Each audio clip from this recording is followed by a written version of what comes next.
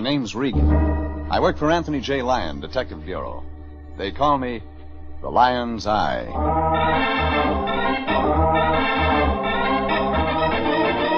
Jeff Regan, Investigator, starring Frank Graham as Regan with Frank Nelson as Anthony J. Lyon. So stand by for mystery and suspense and adventure in tonight's transcribed story. If I knew you were coming, I'd have wrecked a train.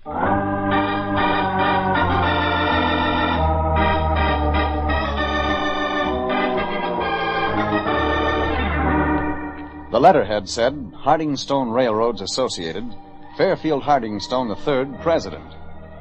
Only it turned out they owned less than a mile of track, there was no passengers, and you couldn't even buy a ticket to Pomona. It was a one-man corporation with a one-track mine. But before it was over with, all the competition was dead. I made the mistake of showing up at my boss, the Lion's office, too early on Tuesday. He was holding a letter. From the look on his face, you could tell in another 10 minutes he'd have run out to handle this case himself. Hardingstone Railroads Associated, Fairfield Hardingstone III. Name of a new wonder drug, Fatso? Jeffrey. Oh, don't be ridiculous. That's a man's name. Fairfield Hardingstone III, President of the Hardingstone... I got it the first time. Yeah, but Jeffrey, you don't understand.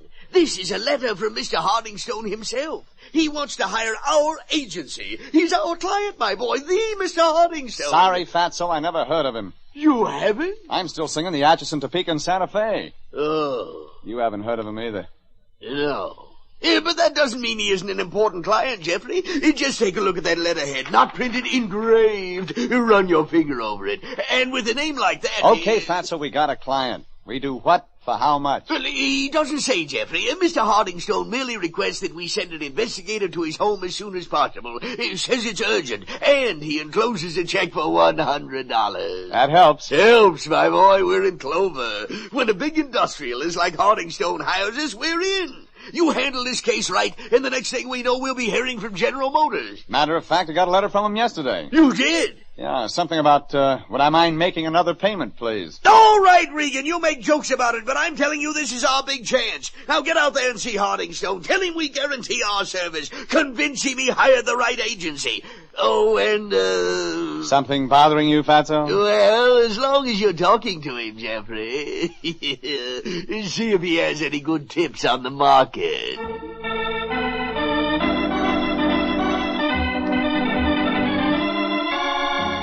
I left Anthony J. Lyon digging through the stock market reports in the morning papers. It was a cinch he was counting future shares of Hardingstone Railroads. The letter the Lion gave me said nothing, all right, except that Hardingstone lived in Cheviot Hills just off Motor Avenue. I fought traffic all the way out Olympic and pulled up in front of a brick mansion just after 1 o'clock. It took me 5 minutes to make the hike from the street to the front door. I rang and waited.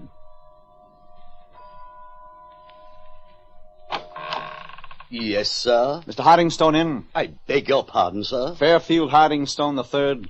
Oh, yes, sir, of course. He's downstairs in the game room. You may go right down if you wish. Thanks. Sir, there's just one request. Huh? Treat him gently, sir. Mr. Hardingstone is in very poor humor today. Instead of getting better, it got worse. I followed the butler's nod and walked down the thickly carpeted stairs into the basement. Only it wasn't a basement the way you think of basements. It was mahogany-paneled walls, paintings in gilt frames, not copies, originals, and indirect lighting throughout. And over against the far end of the room stood a table the size of a tennis court. On it, trains, all kinds of trains, electric trains, all scale model stuff. And in front of a master switchboard, flashing 5 different colors of lights, stood Mr. Fairfield Hardingstone III. Age 12. What you are about to see is a duplication of the famous wreck of the Long Island Railroad, which occurred several years back. A step closer, please. If you will notice, the engineer of the train does not see the red warning signal up ahead. His approximate speed is 70 miles an hour, and he's approaching a dangerous curve. Now, he's coming closer. The signal flashes steadily, but he ignores it. The train nears the bend. The engineer moves the throttle up faster. The turn is coming. Now!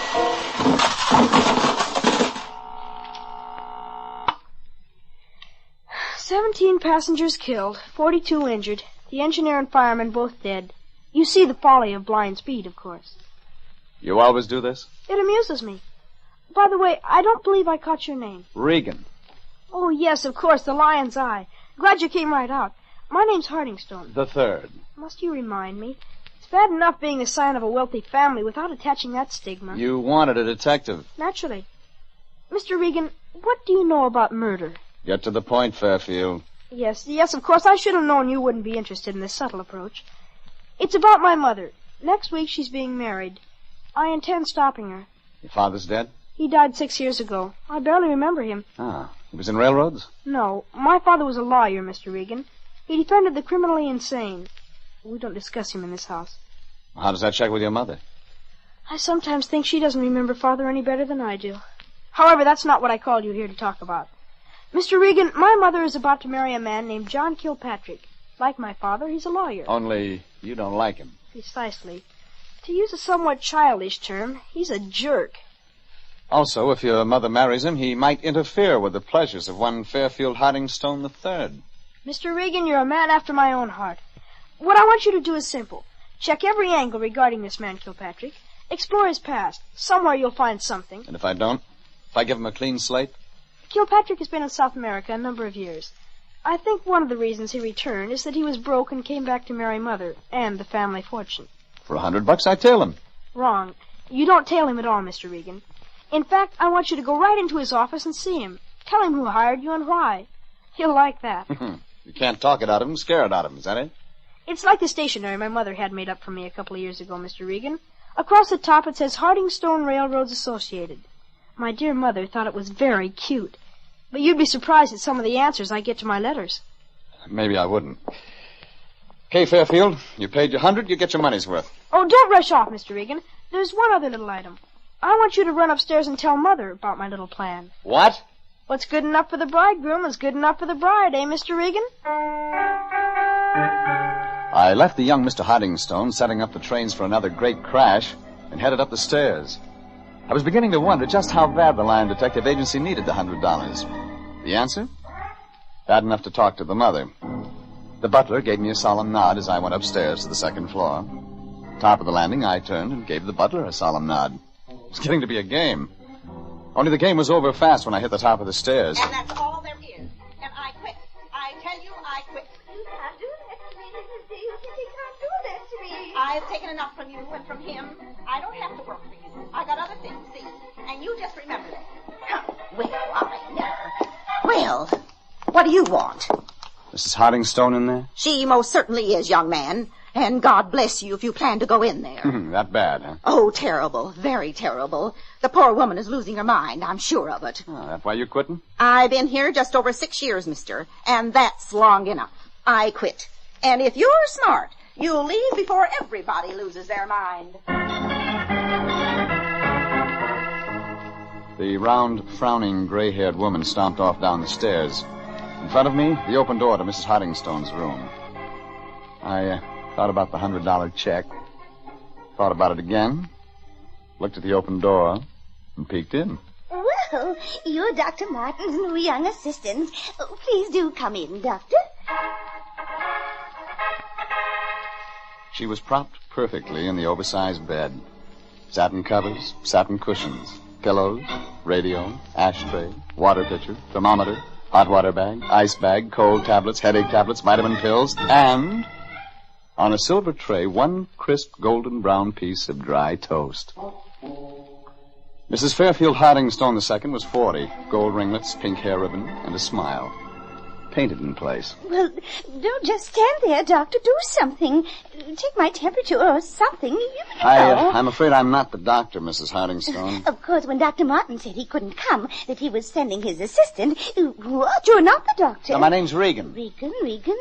I know you'll forgive me, Mr. Regan, but just what do you specialize in? I'm a detective, Mrs. Hardingstone. Oh, I see. No, I don't see. A detective. Well, that is something, isn't it? I could hardly ask you to treat my sacroiliac, now could I? Now, look, lady, your son hired me. He asked me to come up and talk to you. Talk to me? Oh, dear, Mr. Regan, what shall we talk about? John Kilpatrick. Oh. You're marrying him next week. Yes, I am. Providing, of course, my sacroiliac is better. Providing, of course. Oh, John is a fine man. He's very sincere. He loves me. Fairfield has no right to resent my marriage. Do you hear? No right at all. He thinks maybe Kilpatrick's marrying you for your money. Something like that. Well, suppose he is. After all, I'm not getting any younger. And there's my illness. I do need someone to look after me, Mr. Regan. Even if the price is high? Besides, the trip will do me good. What trip? Why, John and I, we're sailing to South America together on our honeymoon. I have the tickets right here beside me, see? And your son stays here? Fairfield doesn't want to go. Poor dear boy, he's old beyond his years. It changed him. It completely changed him. What changed him? Please, Mr. Regan, I can't bear to discuss it. I'm a sick woman, you see, a very sick woman. It's all been too much for me. Too much for a very sick woman. Mrs. Hardingstone sniffled about her high blood pressure, and then her low blood pressure, and her asthma, and her sacroiliac.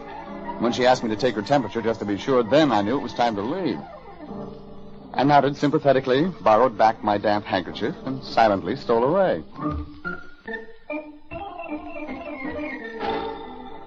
But at the foot of the stairs, I got something else. The round, gray-haired woman who I'd seen leaving Mrs. Hardingstone's room. Just to keep things normal, she, too, was sniffling. Oh, Mr. Regan. Mr. Regan, what will become of us? I don't know about you, but I'm going to try fresh air. Oh, I don't mean to impose on you this way, but the boy, the poor dear boy. The poor dear boy? You mean little Fairfield? And none other. That the poor soul should be brought up in these circumstances. Look, just to fill me in, who are you and what are these circumstances? My name is Mrs. D. I'm the housekeeper. I've been here for 6 years, ever since poor Mr. Hardingstone passed on. God bless his soul. You like Mr. Hardingstone? The second, that is. Oh, a fine man he was. Oh, a very fine man. Tell me, Mrs. D, what do you think of Mr. Kilpatrick, the bridegroom-to-be? They're two of a kind, him and her. It's fitting they should wed. And that is that. I'm leaving tomorrow. Oh, poor dear little Fairfield. Poor. She was gone. Gone with her wet napkin and sad eyes into the pantry. It was getting so moist inside the house, an umbrella salesman could have made a fortune. I got out fast, into my car, and drove down to Hollywood. A quick look at a phone book gave me John Kilpatrick, attorney at law, Taft Building. 10 minutes later, I'd waded through 3 secretaries and reached the inner sanctum. The man across the desk was tall, thin, mustached, beady-eyed. He was Kilpatrick. Sit down, Mr. Regan, do. Sit down. Thanks. I think I may as well be frank with you, Mr. Regan. I know why you're here. Mrs. Hardingstone phoned you. Yes, she did. Well, why the sad look? Oh, it's about Fairfield, Mr. Regan, your client. The kid? Yes.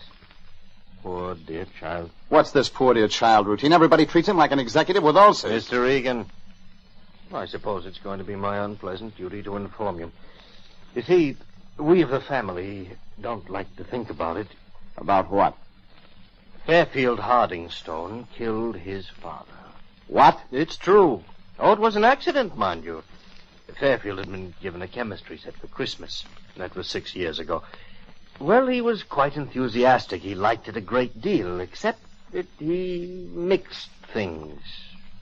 Poisons. Poison? And put some in his father's coffee. As a boyish prank, mind you, poor little fellow had no idea what he was doing. Neither did his father, is that it? Mr. Hardingstone died a few hours later. Kid took that pretty hard. Yes. Sorry. Colored his entire life. I'm sorry. Are you all right, Kilpatrick? Hmm? Oh, yes, of course. Slight indigestion. Something they served for lunch. They? The Hardingstones. I lunched there. To continue, it was quite a tragedy for the family to face, and that's why I believe you ought to forget this case, Mr. Regan. Look, I'll get you some water. No. That won't be necessary. You see, Mr. Regan, poor little Fairfield simply has an overdeveloped imagination. He's simply... I'll be right back. I rushed out to the water cooler and filled a cup. John Kilpatrick looked worse than a case of indigestion. When I went back into his office, I found him slumped in his chair. But John Kilpatrick had water wouldn't cure. He was dead.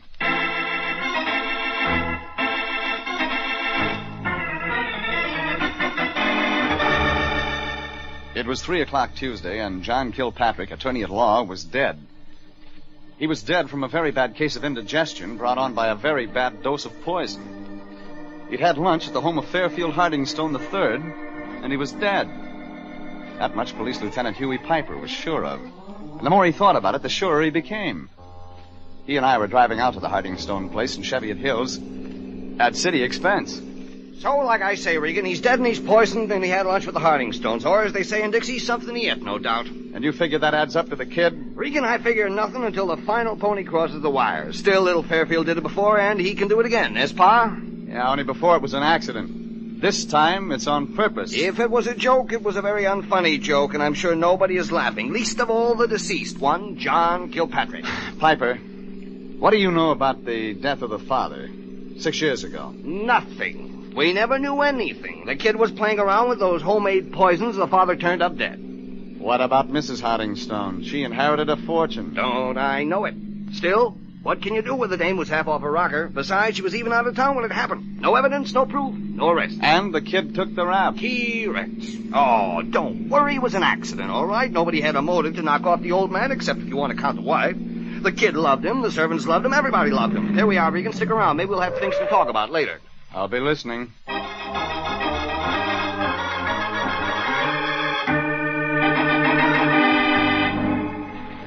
Huey Piper and I went into the Hardingstone mansion. He rounded up little Fairfield, and they went off for a talk. Me, I found a telephone in the hallway and put in a call to my boss, Anthony J. Lyon. Yeah, Anthony J. Lyon, Detective Bureau. Me, Fatso, get a pencil. Jeffrey, I found you. Well, show us what a sharp detective you are. Jeffrey, did you talk to our client, Mr. Hardingstone? Yeah, Fatso, as a matter of fact, I did. Well, did he have anything to say? About the stock market? Yes. You see, Jeffrey, I did a little investigating myself. Hardingstone Railroad isn't listed on the New York Stock Exchange or the curb.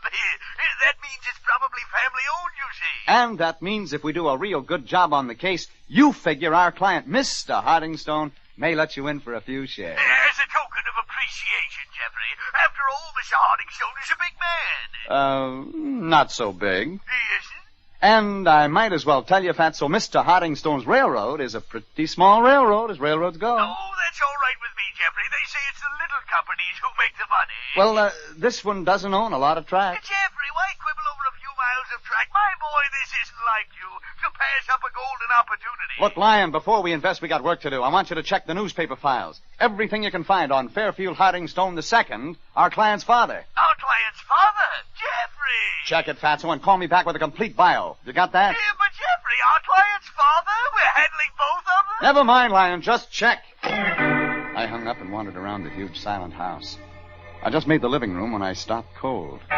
Standing very close to a locked door stood the forgotten member of the Hardingstone clan, the butler. I went over. I beg your pardon, sir. What's your name? It's Timothy Richard Nesher, sir. But they call me Casey. Casey? The boy gave me that name, sir, while playing one day with the model trains. We were reenacting a disastrous crash, and I was... Casey Jones. Yes, sir. You served lunch today, Casey? Oh, no, sir. Who did? Why, Mrs. D, sir. Mrs. D always serves the luncheon meal. Yeah, maybe I ought to have a talk with Mrs. D. Where is she, Casey? Well, sir, I'd like to accommodate you, but the fact is Mrs. D took bag and baggage and departed less than an hour ago. Maybe the look on my face printed it.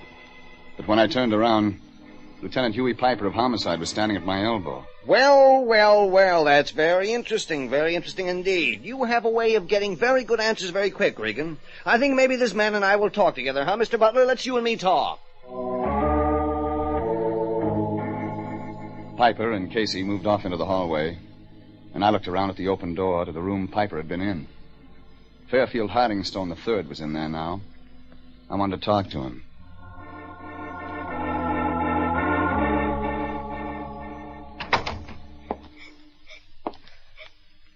Fairfield. Got a minute, kid? Go away. Might help things if we talk. Go away. Detective's job is to protect the client, son. You're my client. All right, I killed him. I killed Mr. Kilpatrick. Is that what you want me to say? I hated him when I killed him, just like I killed My dad. Fairfield,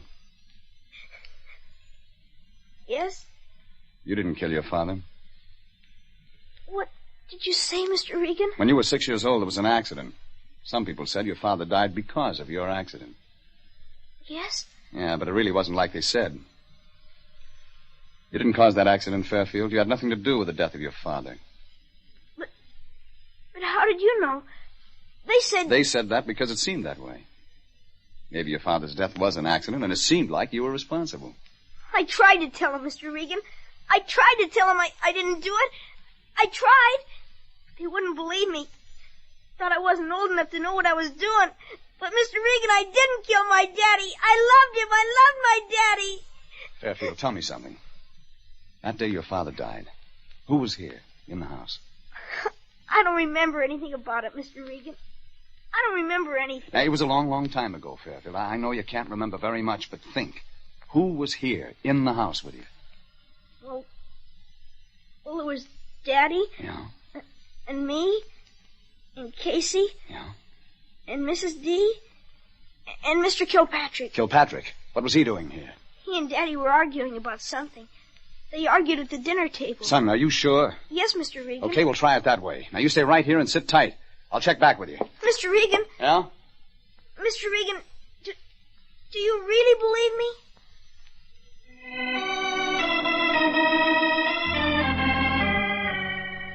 Yeah. I believed him. Now it was really beginning to make sense. Sense for the first time. Kilpatrick was there that day, and that meant plenty. And when I checked back with my boss, the Lion, it meant still more. All he could tell me was what I already knew. The father was a lawyer, a respected man. Everybody liked him. Put it all together, and it spelled murder. I headed up the stairs, double time.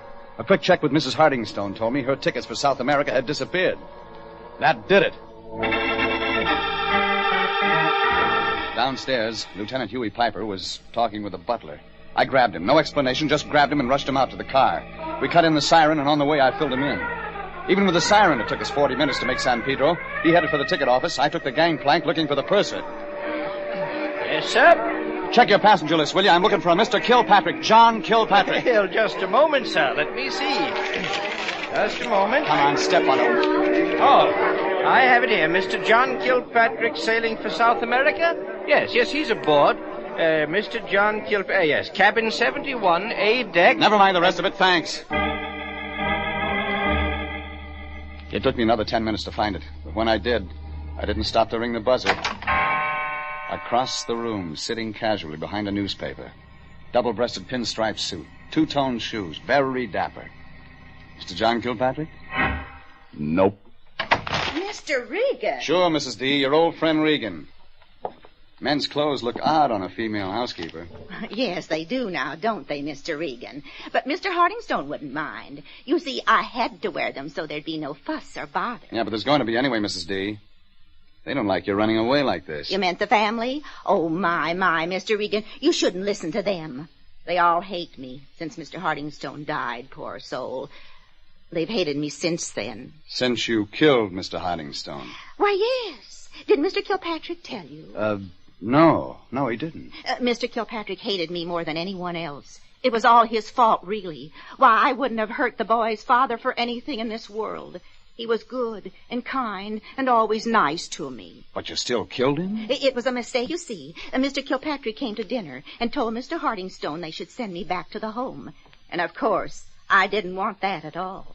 So I put the poison in Mr. Kilpatrick's cup, and then Mr. Hardingstone drank it. Oh, it was all a terrible mistake. Tell me about the home, Mrs. D. Well, you see, I was living at this home, and they said I was sick, but I... Now, look, Hardingstone was interested in the criminally insane, so he got them to release you into his custody. Is that it? Well, I'm afraid you don't understand, Mr. Regan. I'm not insane. It's all those other people. Remember I told you this afternoon that everyone was losing their mind? Isn't it a shame? I think you better come back now, Mrs. D.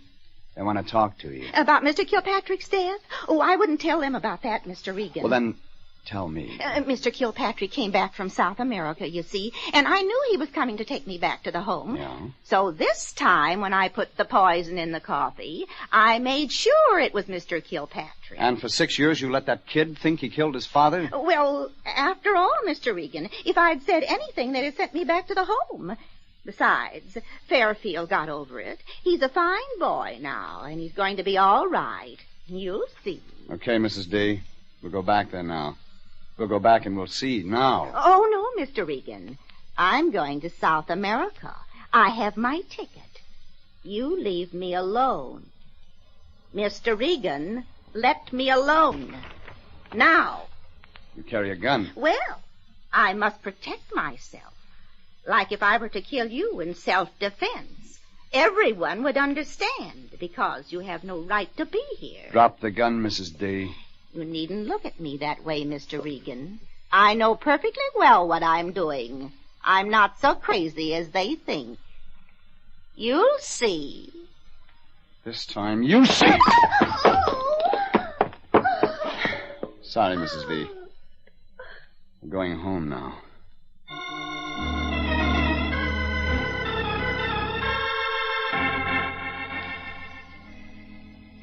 Lieutenant Piper showed up, and together we escorted the protesting Mrs. D back to police headquarters. Her next stop from there was the home, the official title of which turned out to be the L.A. County Home for the Mentally Infirm, the place she'd left just 6 years before. Well, the next morning I checked into the home for the tired and aged detectives, the office of Anthony J. Lyon. That turned out to be the worst mistake of all.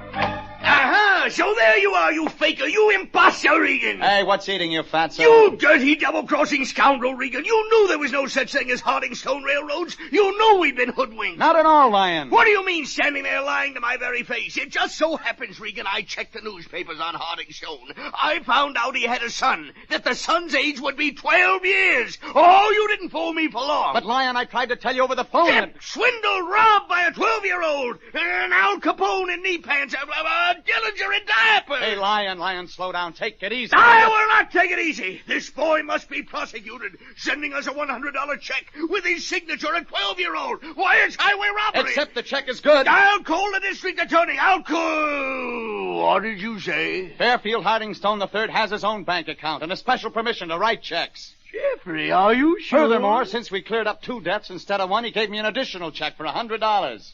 Here. Extra $100? Well... Sorry, fatso. Looks like you just can't prosecute the boy. You prosecute? Prosecute, Jeffrey? Are you out of your mind? You know I wasn't going to prosecute that poor dear boy. Yeah. Oh, why didn't you know, Jeffrey? Some of my best friends are children.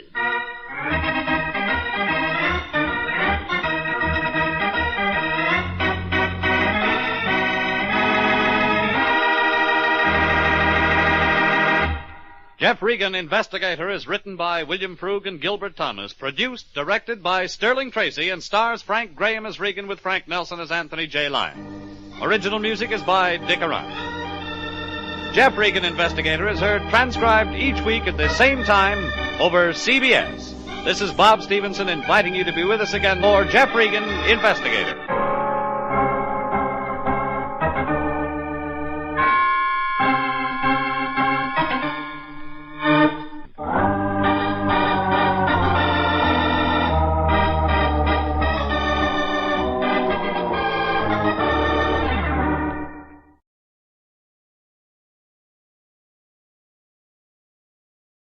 The Adventures of Michael Shayne, Private Detective.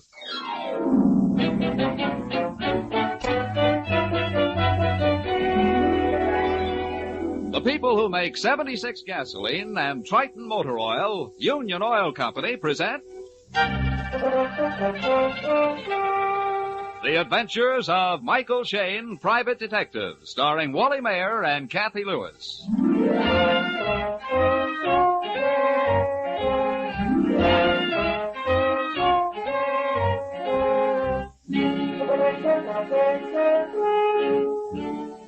Even the busiest detectives can't always be detecting. And on this late Saturday afternoon, we find Mike Shayne and his pretty assistant, Phyllis Knight, driving through the timber country high up near the Nevada border. They're on their way to keep an important date. A date with a wedding. But no, not theirs. It's the wedding of Betty Harrison, daughter of the timber tycoon, and Mike has been unwillingly dragged along to help Phil carry out her social obligations. You know, I ought to have my head examined coming way out here to see two people I don't know get married. Oh, Mike. Betty was my closest friend at finishing school. Yeah, but I only finished high school. Now, where do I fit into this high society stuff? Michael, it's a quiet wedding. We're the only guests. And I'm supposed to hold the bridegroom's fevered head? Mike, where is your romance? Romance I've got, Angel, but when it comes to rice and orange blossoms, I'm strictly allergic. Mm-hmm. You're hopeless. Hey, look. Look, there's the Harrison place. Place, you say? That, my love, is quite a shack. And there's Betty. There's Betty waiting for us. Yeah, say, honey, that guy with her looks familiar. Huh? Mike, that's Inspector Faraday. In the flesh, and that spells trouble. Betty? Phyllis! Phyllis, I'm so glad you've come. Oh, you look wonderful. Me too. Betty, this is Mike Shane. Hello. I'm pleased to meet you. Well, I'll be. Mike and Phyllis. Say, Inspector, aren't you early with your vacation? No, I'm here on business, Mike. Mr. Harrison phoned me. Said he was leaving on the second section of 98. That he transferred to his own private trainer for me to meet him here. Father wasn't planning to come up for the wedding, then all of a sudden I get a wire that he is. Hey, that must be Harrison's train now. Yes, it runs up to a little station behind the house. Well, then why don't we walk over and meet it, huh? Let's. Father will be surprised. Betty, hey, where's the bridegroom? Don should have been here by now. Oh, bridegrooms are always late. Those last 3 hours. You be quiet. Oh, there's Don coming now. Hey, he's a bit of all right. Sorry I'm late. Had a flat tire. Oh, Don, dearest, this is Phyllis Knight, Hello. Mr. Shane, Mr. Faraday, Don Manchester, my fiancé. How do you do? Hello there. How are you? Well, there she is, a-coming around the mountain. You know, this is something to see, an engine pulling one coach. Say, drop the lumber cars off at Camp Junction. Is that what they do? Hey, look. There's somebody getting off. Oh, that's Mr. Oliver, Father's business associate. That's Mr. Miller getting off the back platform. I still don't see Mr. Harrison. No. Oh, Mr. Oliver, Oh, hello, Betty. where's Father? Oh, as usual, in his private compartment. Hasn't even stepped out since we left Northwood City. He's probably napping again. He certainly was fine company. Well, I'm going up to the house. That's one happy character. Let's climb aboard and get Father. Sort of like a welcoming committee, huh? Okay. Inspector, watch your lumbago on these steps. Never mind my lumbago, Mike. Watch out for those fallen arches of yours. Oh, get him. Man. Here's Father's compartment. I'll sneak in and shout boo. Father! Something's wrong. What is it? What is it? It's Harrison stretched out on the floor. Betty's fainting. Here, put her on that couch, Don. Wait a minute. Rub her wrist. Wait a minute, I'll get some water. Well, Inspector, how's Mr. Harrison? He's dead, Mike. Looks like a heart attack. Uh-huh. Maybe so, Inspector, but this heart attack has had a little help. What are you talking about? About murder, Inspector. Froth on the lips and dilated eyes don't spell a heart attack. Somebody slipped Mr. Harrison a nice big slug of poison.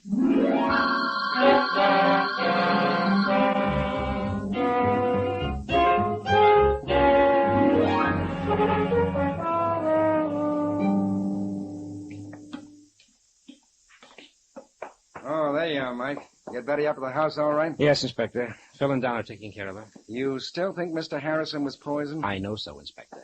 Look at his neck, stiff, and his jaws locked, eyes wide open and staring. Mm-hmm. I've got a little plan, Inspector. Would you like to try it? You know me, Mike. Well, look. No one knows we suspect murder, and whoever pulled this job figured on a local doc calling it a heart attack. So? Now, you take Harrison's body into Northwood City along with that thermos of coffee we found by him. While you're checking for poison, Uncle Shane here will keep his big ears open here.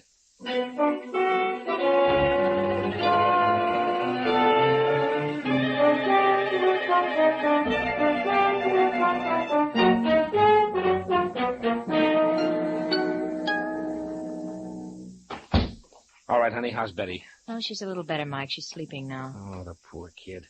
Say, what was that Betty said about her father not coming up for her wedding? Well, originally he didn't like the idea of her marrying. But she was going to go through with it anyway? Yes.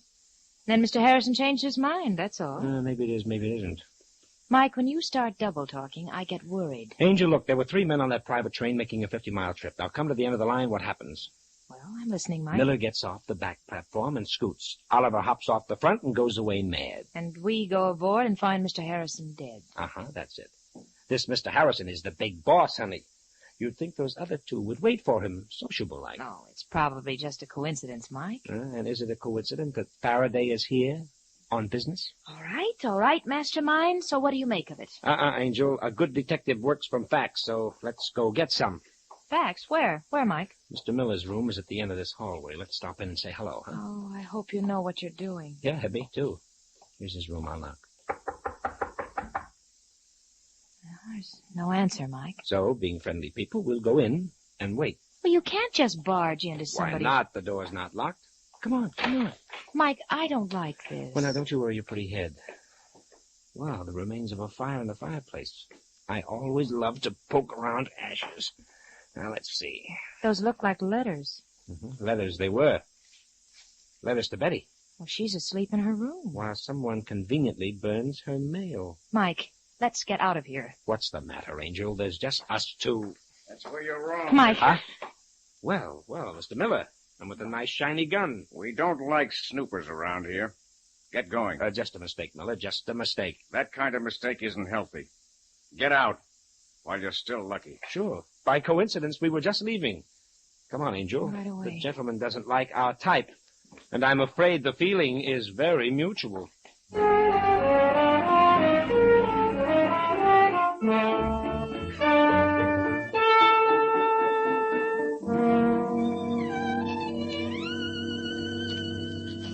These couple of scraps I took from Miller's fireplace don't help much, honey. Well, I can't understand why anyone would burn Betty's letters from her father. Oh, well. Yeah, plenty of books around. Michael, after all, this room is the library. Encyclopedia, modern timbered methods. Look, honey, here's a book, famous Scotland Yard murder cases. Well, that ought to help you, Mike. And here's a bookmark in the section on poisons. Mike, here comes Don. Mr. Oliver's with him. Huh? Mr. Shane. Well, what's up, Don? I told Mr. Oliver you're a detective. He wants to talk to you. Yes, something quite confidential. Miss Knight is my assistant. Never mind. Never mind. I'll go look up a sandwich. Okay, dear. All right, Oliver, now what's the trouble? Mr. Shane, I want protection. Protection from what? Miller. He threatened my life on the train. Oh, what happened? Well, shortly after Miller came aboard Mr. Harrison's private train at Northwood City, I discovered him going through some of Mr. Harrison's private papers. Then what? We had an argument, and he drew a gun on me. What is Miller's position in the company? Frankly, I don't know. He's on Harrison's personal payroll. Betty's been rather worried. She felt that Mr. Miller had some sort of a hold on her father. Yes, that's it exactly. There was a very suspicious relationship. And, you want me to do what? Watch Miller every minute. He's dangerous. Mike? Yes, honey? Mike? Yes? A telephone call for you here in the den. Oh, okay. Inspector Faraday. All right. Okay, Phil, close the door. All right. Hello, Faraday. Well, what's the dope? Yeah? Well, that might help. Oh, sure, they're all here. Don't worry, I'll be careful. Okay, Inspector, hurry back. So long. What'd he say, Mike? I was right, honey, 100% right. Harrison was loaded with strychnine. Well, then it was murder. And that's not all. I heard the click of an extension phone. There are extensions all over the house, Mike. Someone listened. We're keeping company with a murderer, honey. And the trouble is, we don't know who he is. But he knows we're looking for him.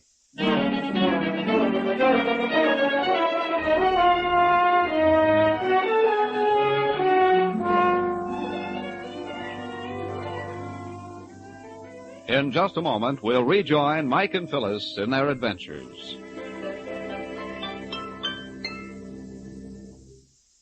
Dirty or burned-out spark plugs can cost you a lot of gasoline. In fact, as much as 1 tankful out of 10. Now, that's a serious loss in mileage, particularly so when it's unnecessary.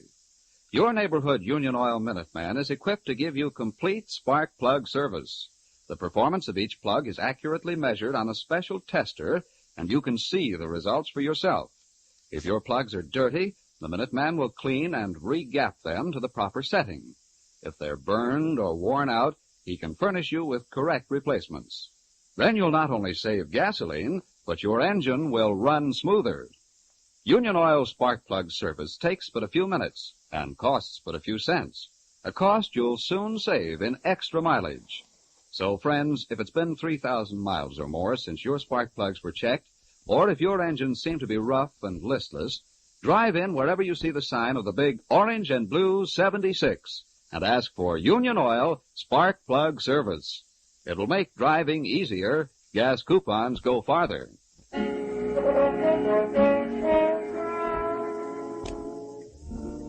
It is a few minutes later. Mike and Phil have learned that what started out as a happy wedding has turned into a grim case of murder by poison. We find them walking rapidly towards the station behind the Harrisons' house. The murdered man's private coach is still there on its siding, made almost invisible by the tall trees which turn the weak moonlight into gloomy shadows. Come on, honey. I'm hurrying as fast as I can. I want to see if that briefcase is still in the car. Inspector Faraday remembered that Harrison mentioned some important papers he was bringing up with him. Well, then whoever was listening on the extension, they know about it, too. Right, and I want first crack at that briefcase. Hey, maybe you do, Mike, but so does someone else. Yeah, a flashlight. In Harrison's private car. Maybe it's the murderer. Hang on, honey. We'll find out. Mike, there he is at the end of the car. Hey, honey, look out! Mike, did he hit you? No, a clean miss. Oh, he got away out the front. Could you see who it was? No, a flashlight in my eyes. Well, we'll catch up with him sooner or later. Oh. Let's go look over the compartment. Here it is, the briefcase. Oh, what a break for us. We frightened him away without the case. Sorry, honey, bad guess. The lock on the briefcase has been forced open. Oh. And whoever was here opened it and got what he wanted. Correct. Now, here's some papers. Business letters, checkbook, some kind of a report. Honey! What's the matter? This report. It's from the Atlas outfit. Atlas? Uh-huh. The detective agency in Los Angeles? Sure. Listen to this. On the basis of our completed investigation, you have sufficient grounds to instigate criminal action against Z. Z? Evidently, Harrison didn't want the name mentioned. Well, Mr. Harrison was certainly checking up on somebody. And getting ready for the kill. I'll bet that's why Inspector Faraday's here. Mike, this is the motive for the murder.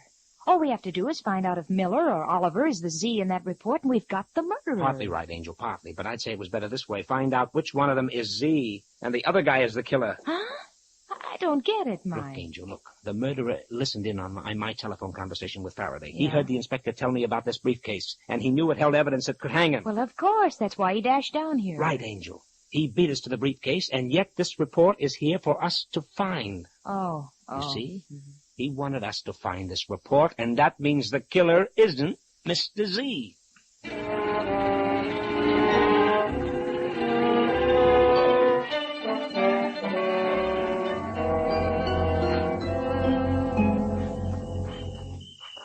As soon as we get back to the house, I'll send a telegram to the Atlas people. Okay, but these high heels don't go very well with forests. Yeah.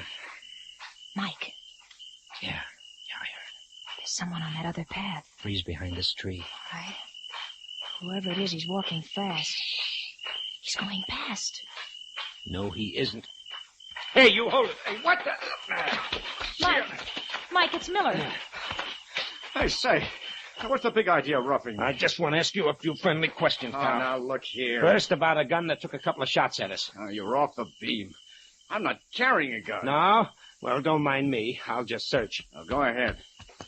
Well, Mike? No gun. But you could have ditched it easy enough. Oh, Miss Knight, Mr. Shane. It's Don. Well, what's the hurry, Don? I was out for a walk. Is something wrong? Plenty. I'm glad you're here. I don't understand. Yeah, Shane. How about you doing some explaining? Okay. Mr. Harrison was murdered. What? Murdered? But why? Who? That's what we're finding out. Miller, you're on the spot, and it's plenty hot. Are you saying I killed Harrison? He was poisoned on that coach, and you and Oliver were the only ones aboard. Oh, that doesn't prove a thing. It proves there's a 50-50 chance that you're it. Listen, smart guy. Your mathematics aren't so good. There were 3 of us on that train. Sure. But only you and Oliver walked off. I don't mean Harrison. Somebody else got on that coach. Oh, now we have the ever-present mysterious third party. No, not so mysterious. He's standing right next to you. All right, Don. That means you. Well, as a matter of fact, Mr. Shane, I did get on Mr. Harrison's train at Mill Junction. Well, Shane, guess I can be running along while you turn the heat on him. Not so fast. I still think you know some of the answers. You know, maybe I do. And maybe I might just do a little talking. To the right party. And when it will do me the most good. You're sticking your chin out a mile. This is murder. Well, I'll be around, resting in my room. No, I don't trust him at all. Yeah? But you're still right in the middle of this, Don. You were on that death train. Oh, but I only stayed a minute. You see, Mr. Harrison was asleep, and I didn't want to disturb him. Which still doesn't explain why you drove out of your way from Northwood City to meet the train at the junction. Oh, it's a very personal matter. Look, Don, look, a man has been murdered. Wait, why should I want to kill my future father-in-law? Harrison wasn't too happy about you marrying his daughter. But he changed his mind. That's why he sent me a telegram this afternoon, asking me to meet his train. Oh, and what kind of a telegram might that be? Well, I have it right here. Read it for yourself. Here, honey. Huh? I'll hold the flashlight. All right, Mike. Wait a minute. Don. Have changed my mind. Happy to have you as son-in-law. Meet my train at Camp Junction. We'll ride in together, much to talk over. Harrison. Sounds all right. Let me see it, Angel. Here. Yeah, from Northwood City at 3:20 today. Yeah, I wish I could help in some way. Yeah, sure, but... Hey, what was that? It's a window. Someone lowered it. That's Mr. Oliver's room. Mike, he must have heard everything. Yeah, something tells me we'll be hearing his little story very soon.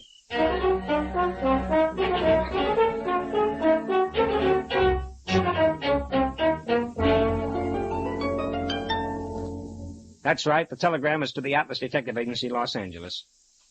This is it. Please advise immediately.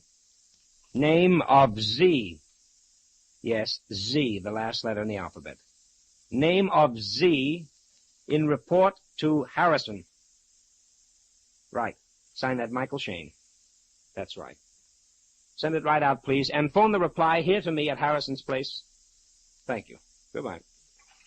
Well, the answer to that telegram should mean a lot, Mike. Well, it'll help, darling, but there's some angles I don't get. Miller is a mysterious employee of Harriet Harrison's, all very hush-hush.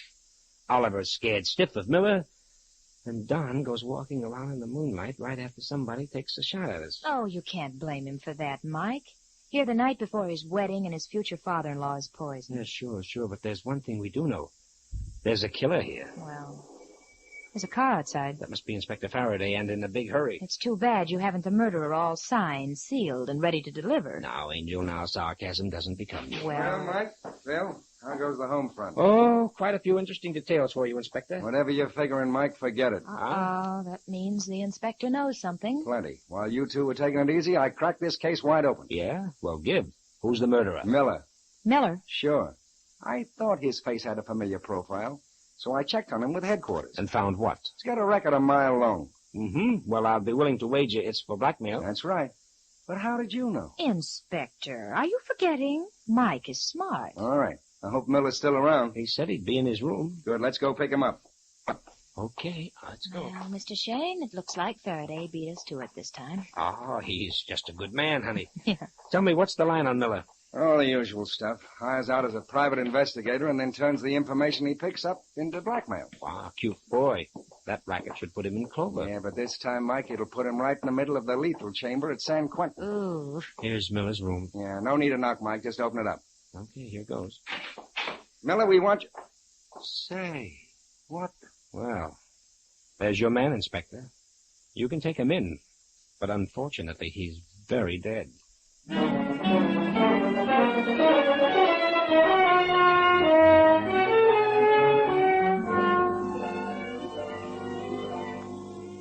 We'll return to Mike Shane and his adventures in just a moment.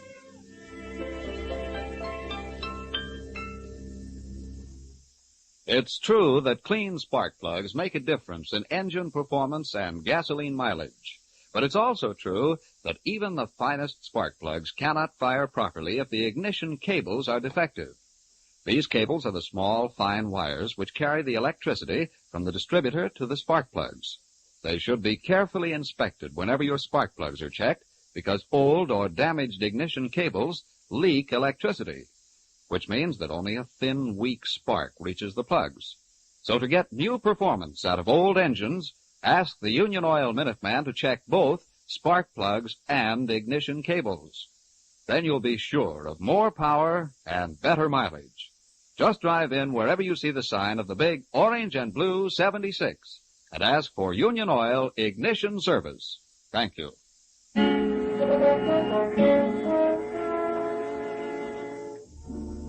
Phyllis, Mike, and Inspector Faraday have just burst into Miller's room, only to find him dead, shot through the heart. This new development has put quite a crimp in the inspector's plans, and Mike is pointing this fact out to him.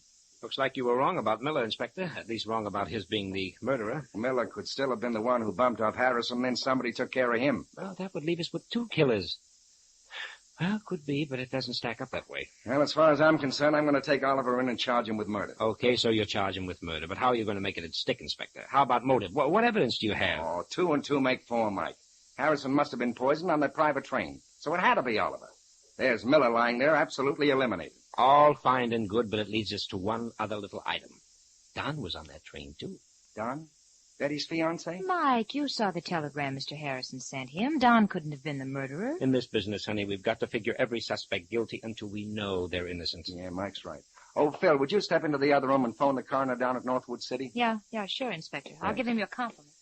You know, this business is beginning to make sense.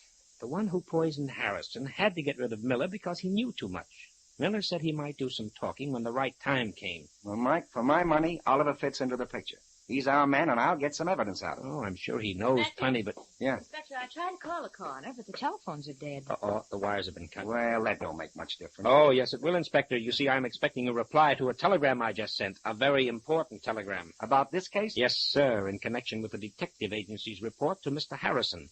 The answer to that why might be just what we need. Oh, now that the phones are dead, what are we going to do? Do? Simple, darling. The inspector will sit tight here while you and I go for a nice moonlight ride back to Northwood City.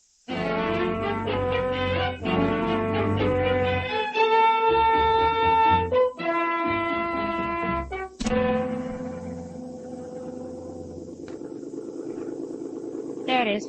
There's the telegraph office just on the other side of the tracks. Okay, I'll park the bus here. Now, watch it. Easy crossing these tracks, honey. Oh, thanks for the tip, old boy, but you could have carried me. Huh? More trains.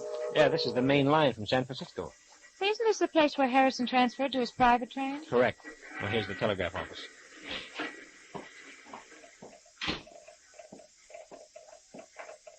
Evening, folks. Can I help you? Yes, I'm Mike Shane. I'm expecting a wire from Los Angeles. Shane. Let me see. Yeah, your telegram's coming in now. I'll have it for you in just a minute. Okay. Look, Mike. Hmm? There's another. The train just pulled in. Now, that's 8:20, miss. Only stops for a few minutes. 8:20? Well, it's late. It's 8:35 now. Nope, train's on time. That there's the second section of the 8:20. Oh, so many people traveling, huh? Yep, too many. That's why they run 2 sections. Like this afternoon, the second section of 98 came in at 3:40 with a whole passel of folks. Is that right? You know, honey, that's interesting. Very interesting. Yeah, of course it is, isn't it? What are you staring at me that way for? Well, here's the telegram, mister. Oh, swell. Come on. Who was Mr. Z in that report? Well, this does it, honey. This does it. That Z is nobody else but Oliver. Oliver? Then Faraday's right. No, Angel. Faraday isn't right. Oliver wasn't Harrison's murderer.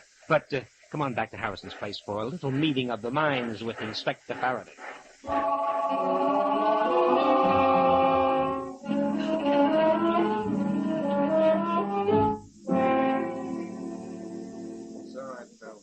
All right, is everybody coming? Yeah, they're coming, Mike. I told Betty, Don, Oliver. Good girl. Now to open these French windows. There. Okay, Faraday. Now out on the porch with you. Right, Mike. Phil, drape that beautiful body in that chair. Oh, thank you. Yes, my Lord Master. Well, here comes Betty and Don. Oh, hello. I'm sorry it was necessary to bother you. Don and I understand. I'm glad to help in any way, Mr. Shane. Thanks, Don. Come over here. Stand by me out of range. Certainly, but out of range? I don't understand. Now, what is all this rigmarole about in the middle of the night? There's nothing to get excited about, Oliver. I asked Miss Knight to call you downstairs for a conference. A conference? About what? About mysterious happenings around here, but particularly about why Harrison had you investigated by a detective agency. Mr. Shane, what do you mean? I mean you've been cheating the Harrison Timber Company out of thousands of dollars. Oh, that's ridiculous. Why, Mr. Harrison trusted me implicitly. He did, until he finally caught up with you. That's why he was going to turn you over to Inspector Faraday today. I won't listen to this. There's no proof. There's plenty of proof, all written down in black and white. What's more, you knew Harrison had you dead to rights. That's why you poisoned him. You're mad. I never killed anyone. It's no use, Oliver. You're hooked like a fish. I didn't murder him. You can't frame Mike, me. he's running. He's running towards that window. I'll stop him. No, Don, no. Drop that gun. That's better.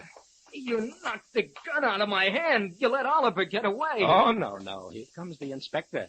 And he's got our friend Oliver by the well-known collar. No, here he is, Mike. Squirming, but safe and sound. I didn't do it. I'm innocent. Take him in, Faraday. You've got enough on him to make it stick and stick hard. Yes, he's a dead duck. Oh, Mr. Shane, I can't believe Mr. Oliver would kill my father. But, he didn't, Betty. What? Well, you just told the inspector to take him in. Sure done. I'm taking Oliver in for theft.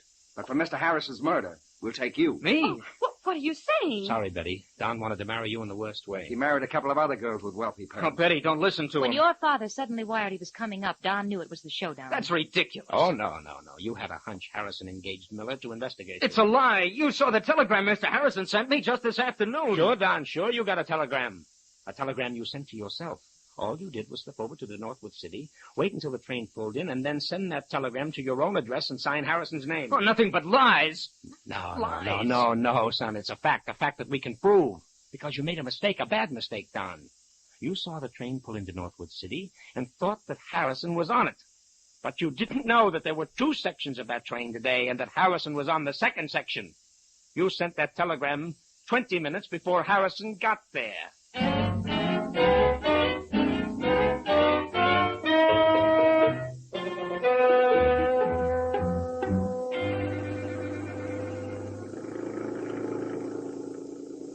Mike, you know it's wonderful to be getting back home, here by the Golden Gate. Oh, I like it.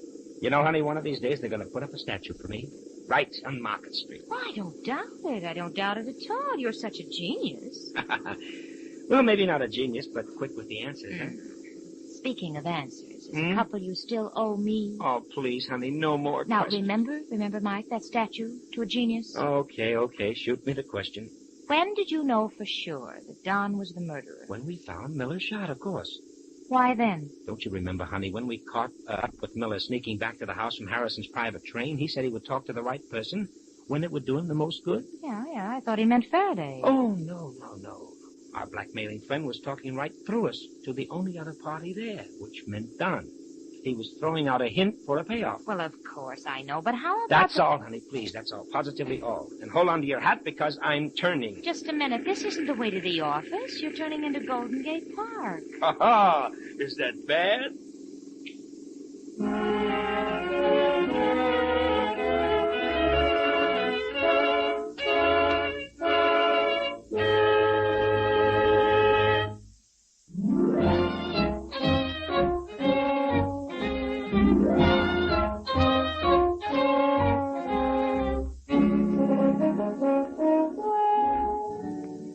Tune in again next week at 8:30 for another adventure with Michael Shane, Private Detective, starring Wally Mayer and Kathy Lewis, with Joe Forte as Inspector Faraday.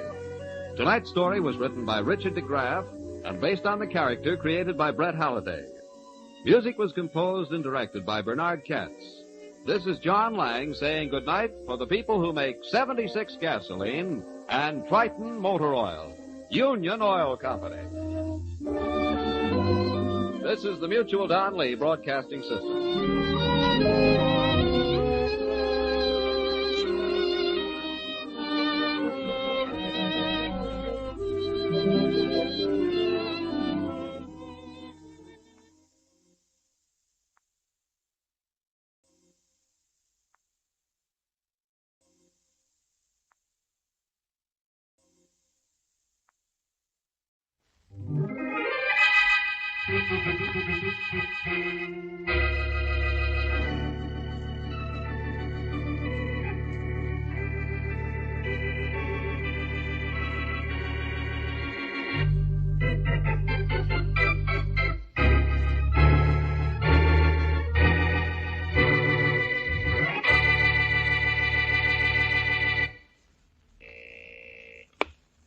National Insurance Company, good morning. Mr. Adams, please. Mr. Adams, one moment, please.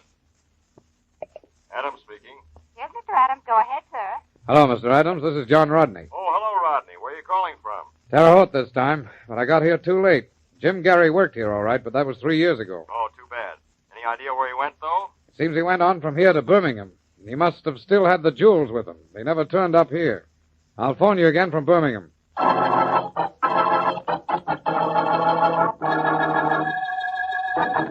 Hello, Mr. Adams. This is Rodney in Birmingham. Oh, yes, Rodney. Any luck? Well, he's not in Birmingham, but he was 6 months ago.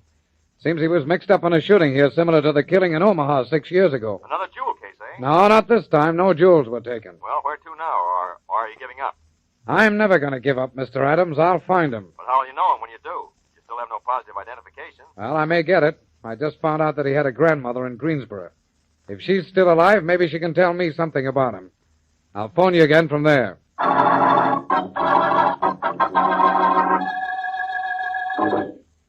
Hello, Mr. Adams? Yes? This is Rodney in Greensboro. Oh, hello, Rodney. Did you find Jim Gary's grandmother? Yeah, I found her all right. Good. But you couldn't tell me much about him.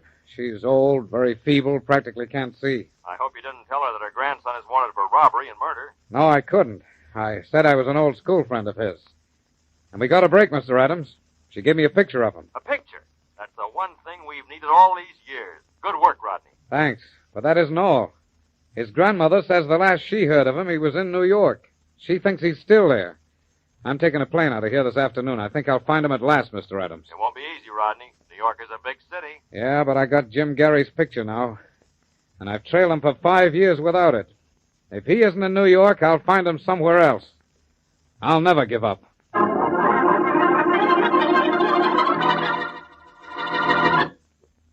And now on to Dick Calmer as Boston Blackie. Enemy to those who make him an enemy. Friend to those who have no friend.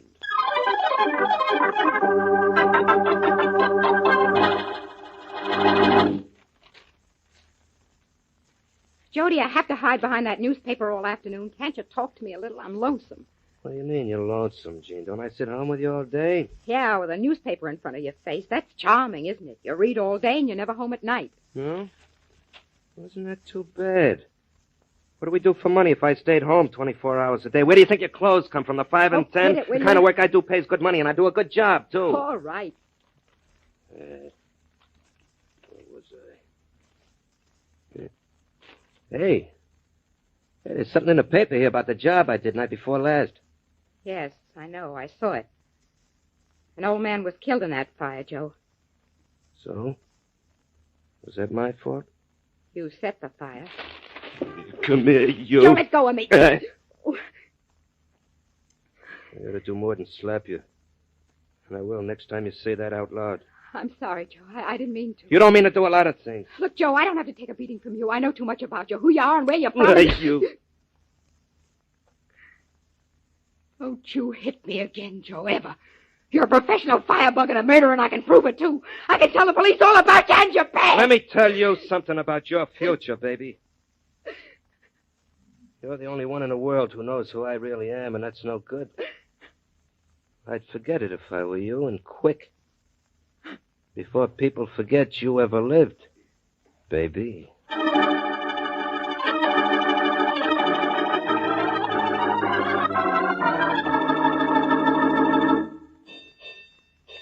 Get that alarm box number, will you, Bill? Yeah, sure, Lieutenant.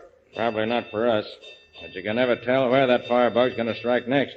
It's Box 234, Lieutenant. Not in our district. Wonder if the police will ever catch that nut, Lieutenant, huh? I think they will. There's a man killed in that fire night before last.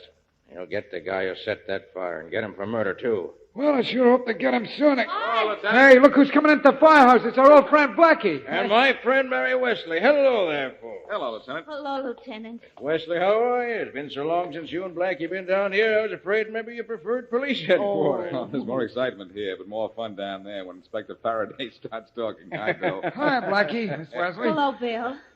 Yeah, the phone bill. Get it, will you? Yeah, sure, Lieutenant. Having a lot of trouble with that firebug, Lieutenant? Yeah, plenty, Blackie. But the police won't let him run loose long. I hope not. What?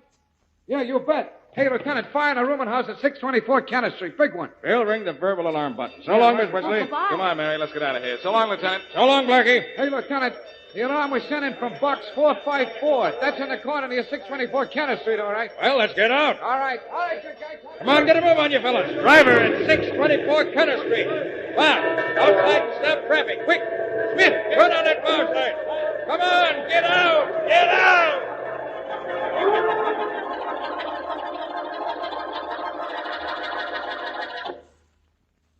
Blackie, why do we have to stop by your apartment when it would be much more fun going by that fire on Kenner Street? There are 3 reasons, Mary. It's against the law to follow fire engines. I have to pick up my mail, and we have a theater date in 45 minutes. Oh, but I just love fires.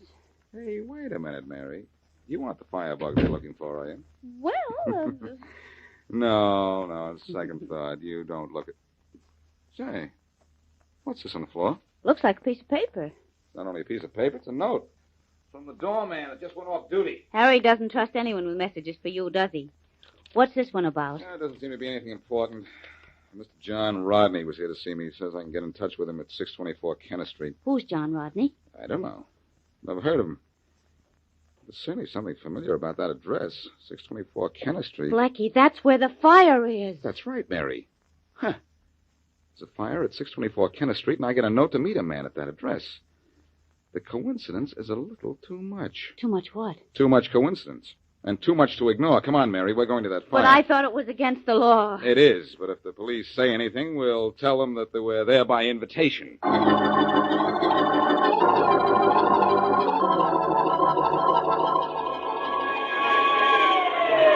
Here comes the salvage crew, Inspector Faraday. A lot it'll have to salvage, Lieutenant. That house is just about gone. Yeah, I'm afraid it is, Inspector. Probably another arson job, too. I wouldn't doubt it. We've got to get that firebug and get him fast. Sure wish we could. This is the 5th fire in the last 2 weeks. And in every one, the building's been almost a total loss. Yeah, and in that fire the night before last, a man died. Any fatalities this time? Not that we know of yet. This was a rooming house. The landlord gave us a list of boarders. Yeah. So far, they all been accounted for, with the exception of... Hey, who's in that car just pulled up? I don't know, but he better get out of here. Hey, you, keep moving. Get that car out of here before... Faraday, at last they've got you directing traffic. Blackie, no, it can't be. Blackie, don't I have enough trouble now? You know that much? No. Now, don't burn up, Faraday. The fire department is busy enough already. Hello there, Lieutenant. Hello, Blackie. Beat it, Blackie. Oh, no, Inspector. Mary and I have an invitation to this fire, and she decided to watch it from the car. Well, you watch it from your car, too. Only park it on the other side of town. Oh, now, Faraday, you wouldn't spoil any fun of mine, would you? I just love fire engines. It's all right with you if I hang around, is it, Lieutenant? Yeah, I suppose so. Nothing to see anymore, though, Blackie. We have the fire about under control. Why did you have Faraday here, Lieutenant? Just for laughs? You know very well why I'm here, Blackie. There's a firebug loose in this town, and a man was killed in that fire the night before last. So I'm looking for a killer. Who invited you here? Well, Faraday, somebody left me a note telling me to come to this address. The firebug sent it, I suppose. No, I doubt that. It was from a man named John Rodney. Do you know him? No. Blackie, did you say John Rodney? Yes, he lived here, didn't he? This was a boarding house. A lot of people lived here. And one of them was a John Rodney. I have a list of all the tenants in the building. They're all accounted for except one. And the only one missing is John Rodney.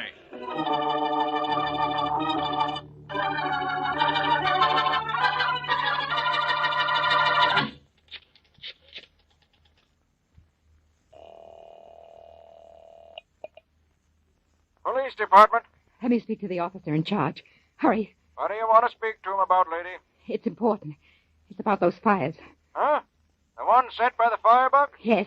Now may I speak to him, Just please? a minute, lady. I'll connect you with the head of the homicide department, Inspector Faraday. Yes? Inspector Faraday, this is Jean Marsh. I know who's setting those fires, and I have proof, too. Yeah? How do you know all these things? Well, there isn't time to tell you. Come to 1414 Well Road, and You'll what? Well, I'll explain all about it.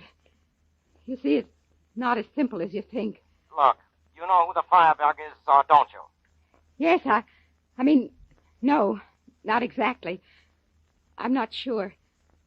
I'll have to think it over a little more. Goodbye.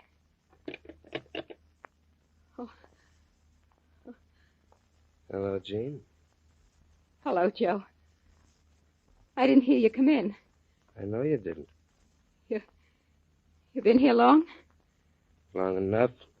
Joe, I'm sorry. Yeah, you're sorry. So am I. I'm sorry you got something to be sorry about. You were calling the cops about me, weren't you? Yes, but I didn't... I heard what you told them.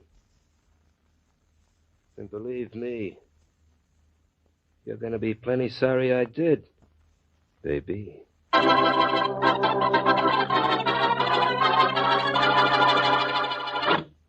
And now back to Boston Blackie.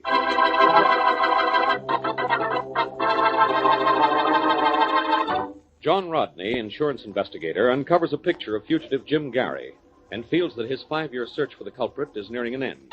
On his arrival in New York, he takes a room at 624 Kenner Street, then sends a note to Boston Blackie to meet him at that address.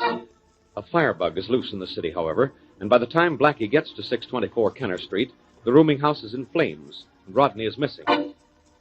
It is the next morning now, and as we return to our story, the missing Rodney is phoning his own office. Hello, Mr. Adams. Yes, this is Adams. This is Rodney, Mr. Adams, reporting from New York. Oh, yes, Rodney. How are things going? Any trace of Jim Gary? Well, not exactly. I want to report that I've been burned out of my room at 624 Kenner Street. Burned out? Yeah, last night the whole house went up in flames. Oh, I'm okay. Only I got a tough break about Gary's picture. What do you mean? What's happened to the picture? Well, it was lost in the fire. What? Definitely lost. My papers and extra clothing along with it. Well, better send me a report on the fire in as much detail as you can. We'll want it for the files. Well, as a matter of fact, I've just finished typing it up. I'll mail it to you this afternoon. Good. Well, keep me posted, Rodney. And don't worry, Mr. Adams. Picture or no picture, I'll get Jim Gary. Well, good luck to you, Rodney. Thanks, Mr. Adams. Goodbye. Goodbye. Yes? I'm Boston Blackie. You sent for me, Mr. Rodney? Oh, yeah, I did, but that was yesterday. I know, but there was a fire at your address last night, and you weren't home.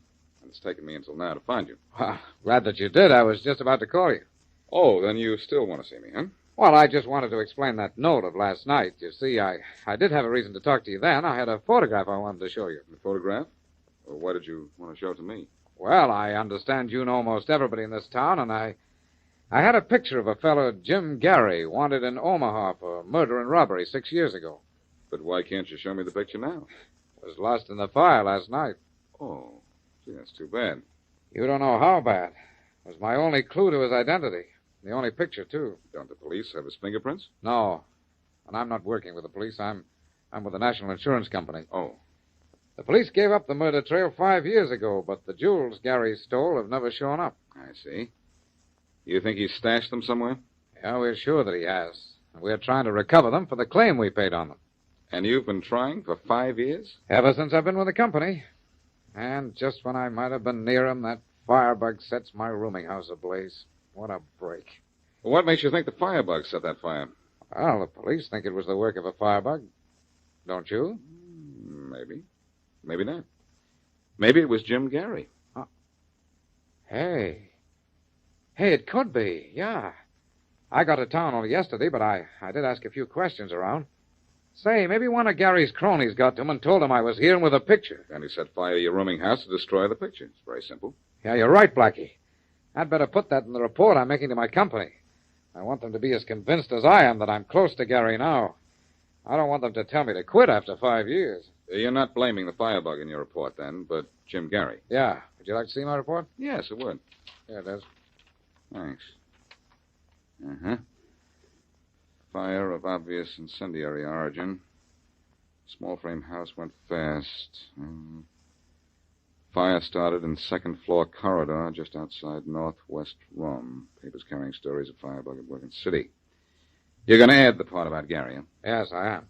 Well, still going to be a tough job finding Jim Gary, whatever he calls himself now. This is a big city. I know that, Blackie, but I spent 5 years tracing that guy, and now I'm positive I've caught up with him. And I'm not leaving here either until he leaves with me.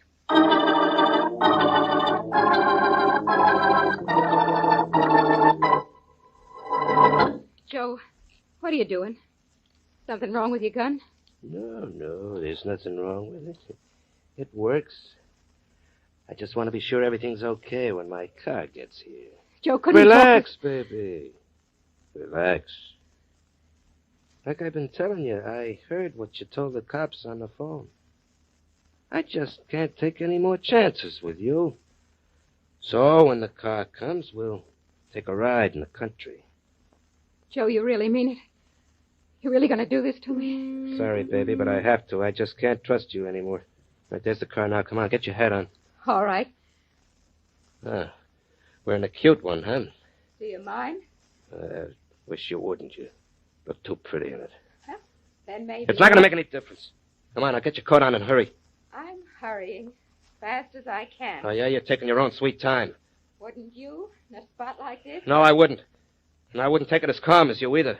You sure are taking this calm. I gotta give you credit, baby. You really don't seem scared. I'm not. No? See this gun? Uh-huh. One wacky move, and I'll let you have it here, and we'll forget about the ride. Come on, you got your coat on. Let's go. And take that pocketbook of yours with you. I don't want it around here. Joe, Come on, quit stalling. Joe, you are serious. You are going to kill me. You were serious when you called the cops. Come on, let's get it over with. Sure, Joe. We'll get it over with right now. What do you mean we'll get it over with? Oh. Gee, baby. That wasn't right. That's not the way I planned it. Where'd you get the gun? From my pocketbook. The one you made me pick up. Open up! Open up in there! This is Inspector Faraday. Just a moment. What's going on in here? Oh. You got here a little too late, Inspector. There's your firebug lying on the floor. I think he's dead. You shot him, huh? With this gun. Here, take it. Okay. And take me with it. I was afraid of him, but I'm not afraid of what you'll do to me. You see, I killed him in self-defense.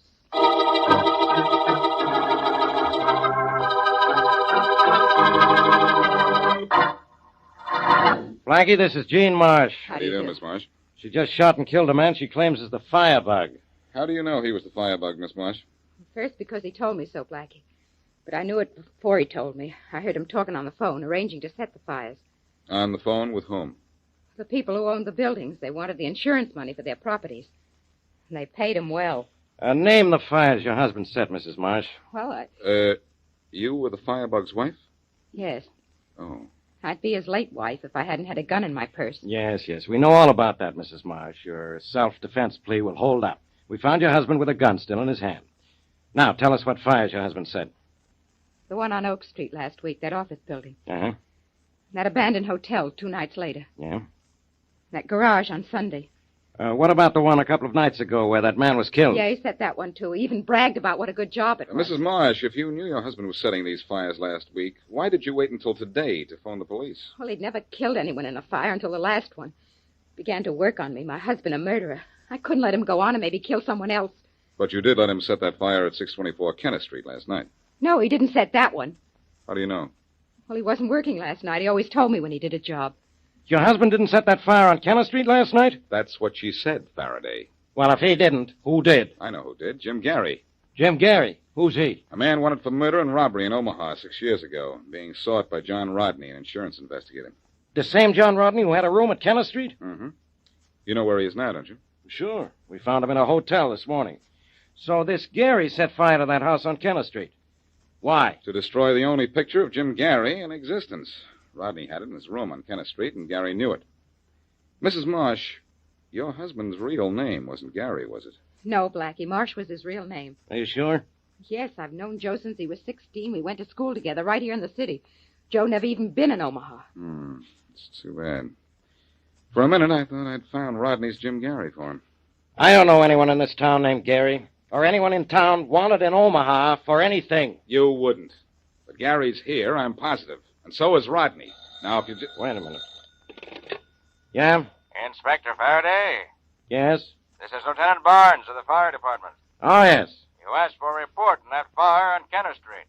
Well, the building just cooled down enough for us to make an investigation. Good. Did you find anything? Nothing we didn't suspect in the first place. It was incendiary, all right. Started in the hallway on the second floor. No trace of who started it, though. Okay, Chief. I've got some news for you, but I'll call you back. Thanks for the report. No trouble. Bye. Bye. Well, Blackie, the fire department finally got into that house on Kenneth Street and found out it was arson. Yes, I had the conversation. Well, guess Rodney was right in his report. See you later. Hey, Blackie, where are you going? Well, all of a sudden, I know exactly where to find the man Rodney is looking for.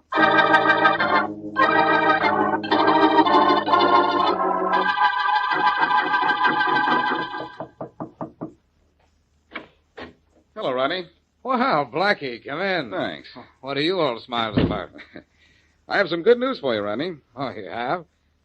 Oh, about Jim Gary? I think so. Well, it's nice to get some encouragement. Inspector Faraday down at headquarters says I'll never find Gary, even if I look for him another 5 years. Faraday's been wrong about a lot of things, a lot of times. Well, I know he's wrong about this. Oh, maybe I am sort of temporarily stopped by the loss of that picture in the fire last night, but I'll find Gary just the same, because I'm never going to stop looking for him. I know you're not, Rodney, and I'm going to help you find him, too. Well, thanks. I'd appreciate that. But maybe you'll run out of patience, Blackie.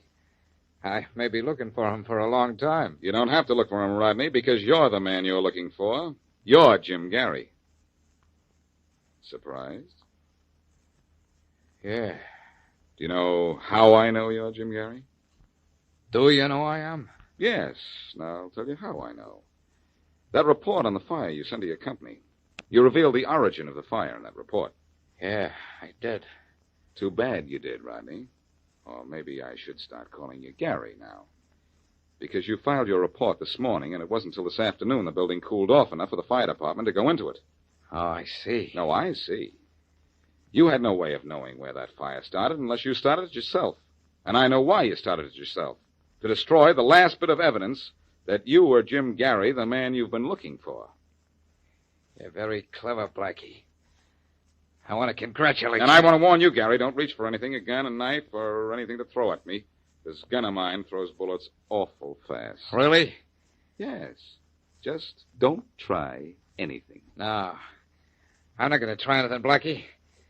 But I don't think I'm going anywhere with you. Oh, yes, you are. Come on. No, Blackie. I don't think so. You're right about everything but one. I'm not coming with you. Oh, but you are. No, Blackie, I'm sorry to disappoint you, but I've taken poison. Gary. Gary! What a guy he must have been. He just couldn't stand being himself.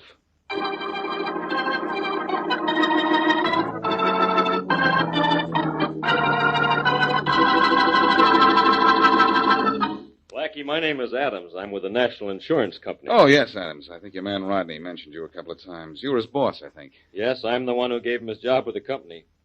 He was a clever man, Blackie. Yes, he was. Getting a job, looking for himself, was a swell idea. He was clever and he was patient. He waited almost a year and proved himself to be a good investigator before he asked to be put on the Jim Gary case. And he seemed to be so resourceful that we put him on that one case exclusively. Getting that photograph of himself from his grandmother was certainly a stroke of genius. That was the last possible clue to his real identity. He didn't destroy it then because he was afraid his grandmother might report that she'd given him the picture. Yes, that's right. Were you suspicious when he reported that the picture had been lost in the fire? Not a bit. I trusted the man implicitly. That man was a marvel, Blackie. Yes, he was brilliant, all right. But like all men whose minds are twisted, Jim Gary couldn't take it when things were turned against him.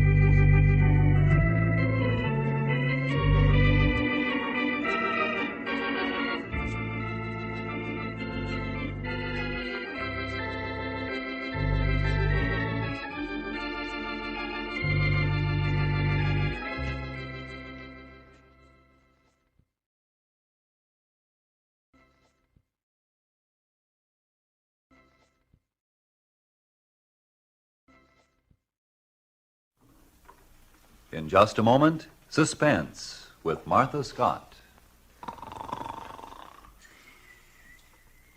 Hey, it's time for the Autolite radio show, Mom. Better wake your dad up. I know darn well he won't want to miss it. You're right. Hey, Dad. This'll get him. Dad, who makes the Stay Full batteries? Autolite. And who makes spark plugs and complete ignition systems for your car? Autolite. And what radio show do the Autolite people put on over CBS every Thursday night? What? Hey, it's time for Suspense. Switch on the radio, Billy. The radio's on, dear. Just be quiet and listen.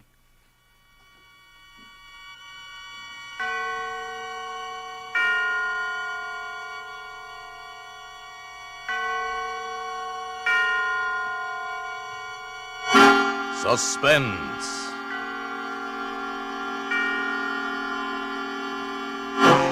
Autolite and its 60,000 dealers and service stations bring you radio's outstanding theater of thrills.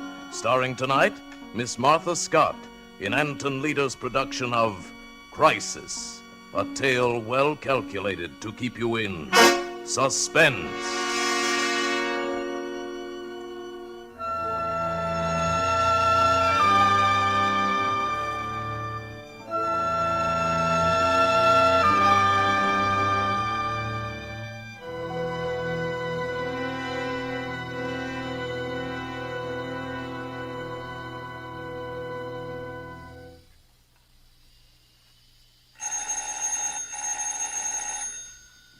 Mrs. Norquist? Mrs. Norquist? It's the doctor, Mrs. Norquist. What? Coming. Oh, I'm sorry, Doctor. I fell asleep. I told you not to. I warned you. I couldn't help it. Let me see the baby.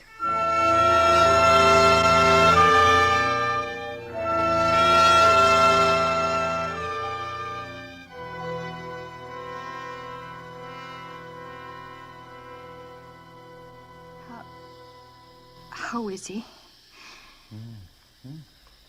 Is he better? Well, pneumonia's tricky. Temperature 106. Oh, all day long it's been 106. If he'd only move, if he'd only cry. Oh, Doctor, you've got to do something. Mrs. Norquist, get hold of yourself. Fasten that sheet down. It's important that you don't let any of that steam escape. All right, it's just that I'm so tired. When will the nurse be here? There won't be a nurse. No nurse, but you said there... I've tried everywhere. It's the worst epidemic since 1918. The hospitals are full. Oh, but I can't go on without a nurse. I can't. Well, isn't there someone who can help you? Some neighbor? There's no one. Well, what about your husband? When's he due back? 2 or 3 days. Maybe you'd better send for him. You don't mean the baby? Well, you can't keep this up. You need help. Oh, I didn't want to worry Paul. This business trip's so important to him. Besides, I expected to get a nurse. Why, he doesn't even know the baby's sick. You'll have to do it alone, then. How's the sulfur holding out? I have enough. Good. Now, don't neglect the steam for an instant. Keep up the warm alcohol sponge bath. Don't leave his side. I'll try to get back in the morning. And don't sleep. No matter how tired you get, no matter how you scream for it, you must not sleep. Here, take these pills. They'll help you. Thank you, Doctor. Doctor, is little Kurt going to make it? Well, that you'll know one way or the other before morning. Oh? Crack that temperature tonight, and he'll pull through. It's the crisis.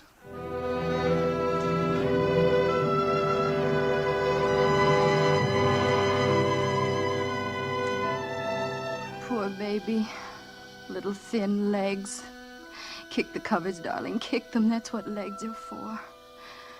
You don't want to give up now, Kurt. You're just beginning. You haven't seen half there is. You've never thrown a snowball or hit a home run or gone fishing with your dad. Oh, Kurt. Kurt, you should be in a hospital. Not in a homemade croup tent with a kettle of steam under your bed. In a hospital with nurses in white starched uniforms. Nurses who are awake. Whose hearts don't break when they look at you. I mustn't think about it. Steam. A kettle under the bed. Steam to breathe. Another kettle on the stove. Sponge baths every few minutes. Every few minutes. Temperature 106. Temperature 106. Temperature 106. How many times I took it, I don't know. Nothing in the room seemed real or tangible anymore. Nothing but the steam. Steam. I watched it, hypnotized. Now it was an eraser on a blackboard removing today's problems. Now it was a windshield wiper pushing aside the rain so I could see ahead of me. The vision slowly cleared. And then I saw it. A light. No, 6 lights. Bright flames, birthday candles, 6 birthday candles on top of a white cake. Happy birthday to you. Happy birthday to you. Happy birthday, little Kurt. Happy birthday to you. 6 years old. You're a big boy now, son. I want my presents. Oh, mercenary little creature, isn't he, Paul? Okay, Muggy, here it is. Here, son, let me help you. Leave it alone. What? Don't you dare touch it. Oh, now look here, Kurt. Please, Paul, it's his birthday. All right. Go ahead, unwrap it. Well, Kurt, don't you like it? No. Oh, why, Kurt Norquist, how can you say such a thing after your daddy bought you a wonderful fire engine? Why didn't you get me one with 1 seat? But what's wrong with 2 seats? When it's got 2 seats, you gotta let some other kid ride with you. But don't you want to share your fun with your little friends? I don't like nobody to have fun but me. Kurt, you come back here. Let him go, Paul. Oh, but He's Mary. just a little boy. He'll get over it. Well, I hope so.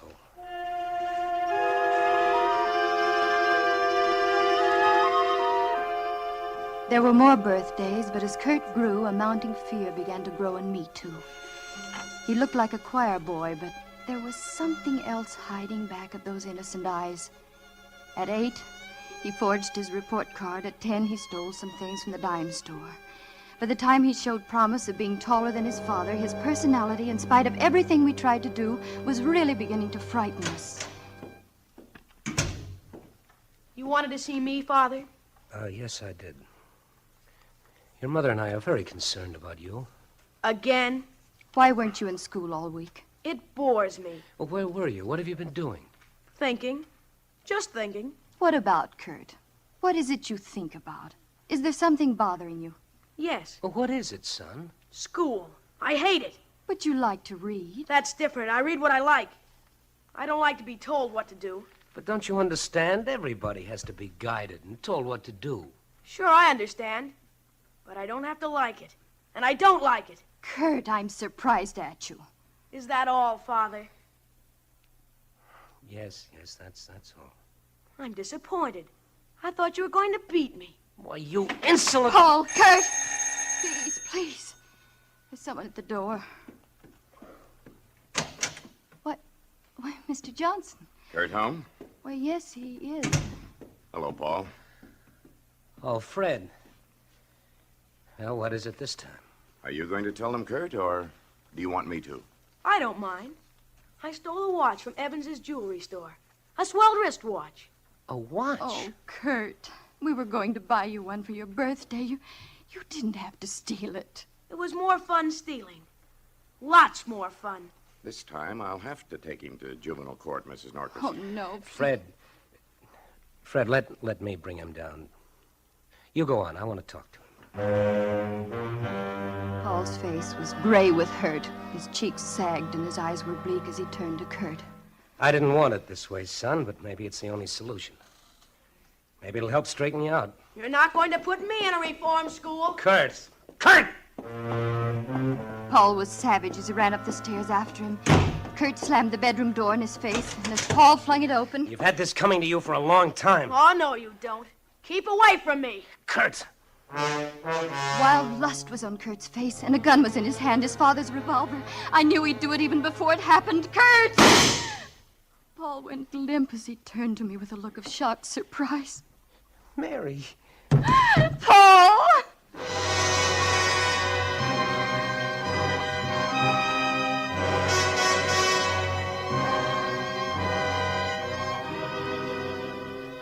For suspense, Autolite is bringing you Miss Martha Scott in radio's outstanding theater of thrills, Suspense.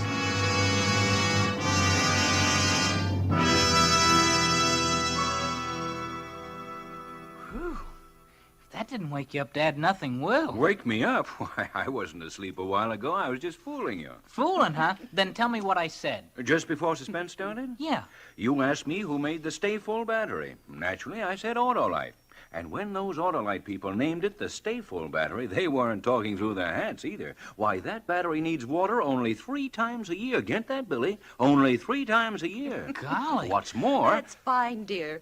But don't you think you ought to let Mr. Martin give the commercial? Yes, folks, what Hap says is true. Autolite Stay Full batteries need water only 3 times a year in normal car use. This means less trouble and care for you. For Autolite's greater liquid reserve practically eliminates one of the major causes of battery failure. Car owners everywhere tell us the Autolite Stay Full is the greatest battery ever built. So, friends, visit your neighborhood Autolite dealer and get an Autolite Stay Full battery for your car. Enjoy the advantages of extra plates and fiberglass insulation. It means so much to long battery life. And remember, Autolite Stay Full batteries need water only 3 times a year in normal car use. No doubt about it. Money can't buy a better battery for your car than Autolite. And now, Autolite brings back to our Hollywood soundstage Miss Martha Scott as Mary in Crisis, a tale well calculated to keep you in suspense.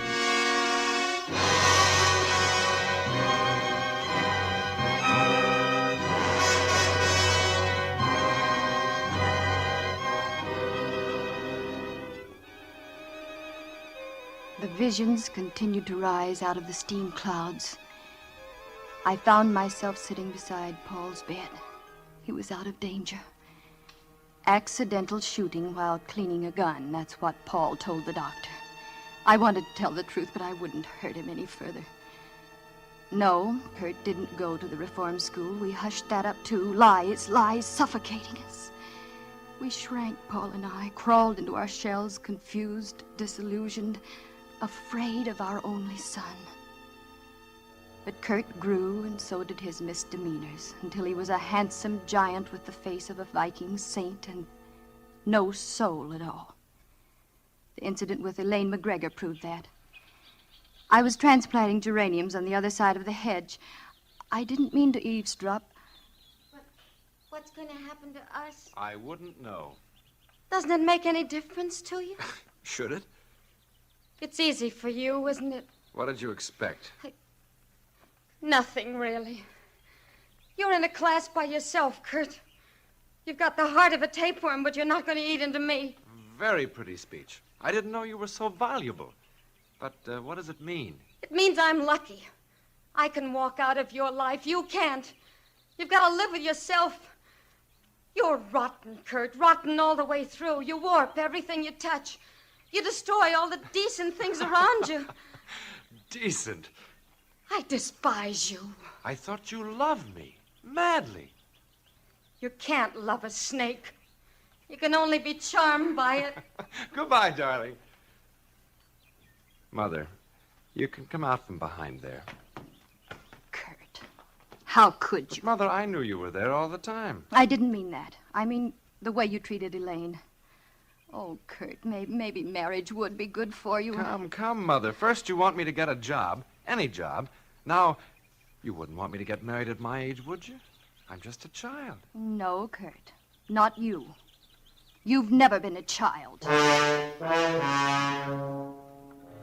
Everything he did seemed to be aimed at hurting someone, and always it pleased him. And then one day, as suddenly as you turn over a page, Kurt was different.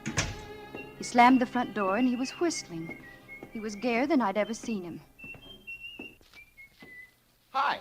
Well, what are you so gay about? The proverbial leaf has been turned, and you see before you a hard-working young man. Kurt, you've got a job. That's right, Mother.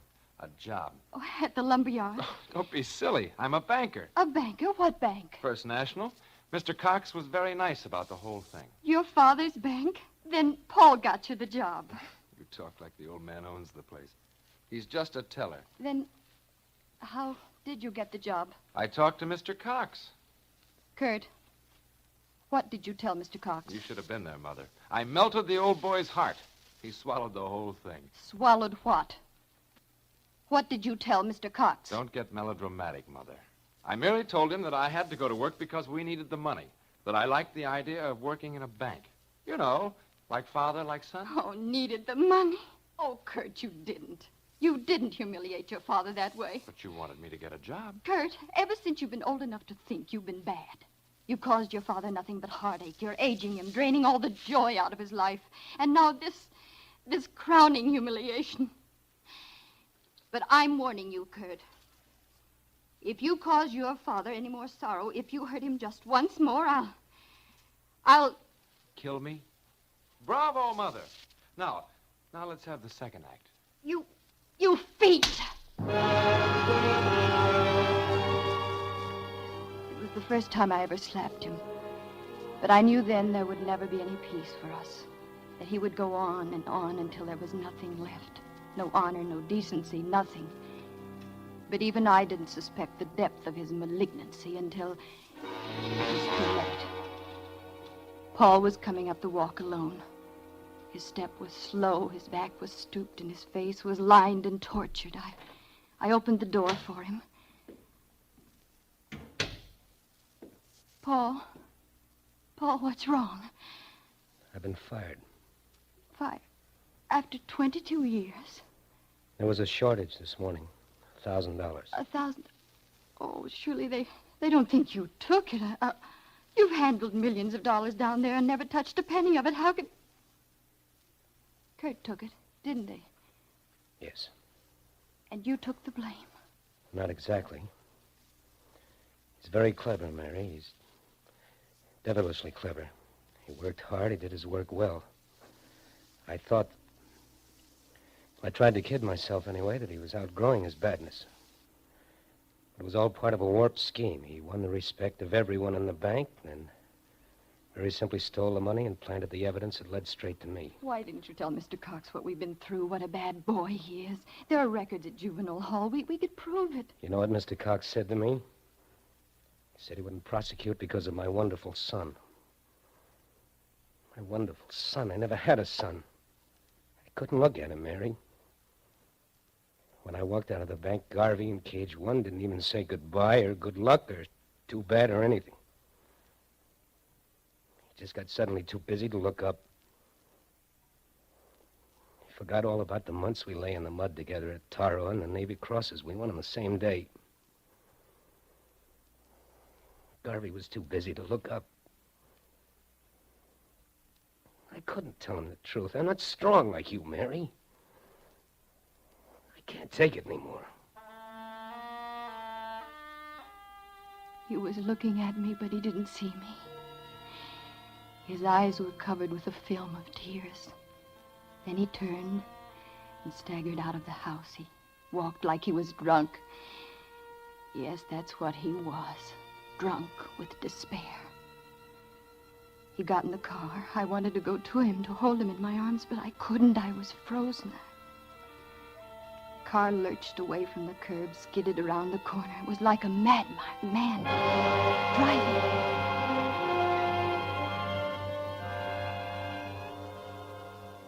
I wasn't surprised when they called me from the hospital. Reckless driving, they said. Accidental death. But I called it something else. I called it murder.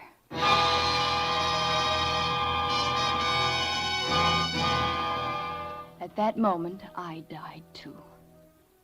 Oh, I went through the motions of living at the cemetery and after. I kept on, not counting the days coming or going, and one day I realized Kurt was 25, a man, a handsome, ruthless man. We lived in the same house, but we had nothing to do with each other. Until one November afternoon, I was in the kitchen making an apple pie. It had always been Paul's favorite. Suddenly, the room was throbbing with Paul's presence. Paul! I dropped the knife on the floor and ran up the stairs into my bedroom. Mine and Paul's. I was wild out of my mind. I turned about the room, everywhere searching. I needed him terribly. I could feel his presence, and yet it wasn't enough. It had to be something tangible, something I could touch. And then I remembered. The Navy Cross and the Purple Heart, they were his. They were part of him. I pulled out the shirt drawer and threw his shirts on the bed. The Purple Heart was there in its satin-lined box. But the Navy Cross was gone. Oh, Paul. Paul. Paul. Oh.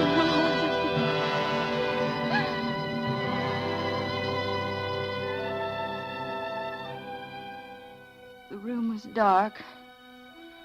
I lay there for quite a while. I had no reason to get up. Kurt was home. I tidied the bed, spread it up, ran a comb through my hair. I walked along the hallway to his room. Yes? You want something? I'm in a hurry. Yes, I do want something. Your father's Navy Cross, where is it? Oh, that. I was holding 3 aces when I ran into a straight. Jack Carnes said he'd take the cross in lieu of $5. How do you like a guy like that? I looked at Kurt for a long time. Then I walked away. It didn't matter. Nothing mattered. Not that day or any other day. Not even later when the policeman came to the door. I have a warrant for the arrest of Kurt Norquist. On what charge? Murder.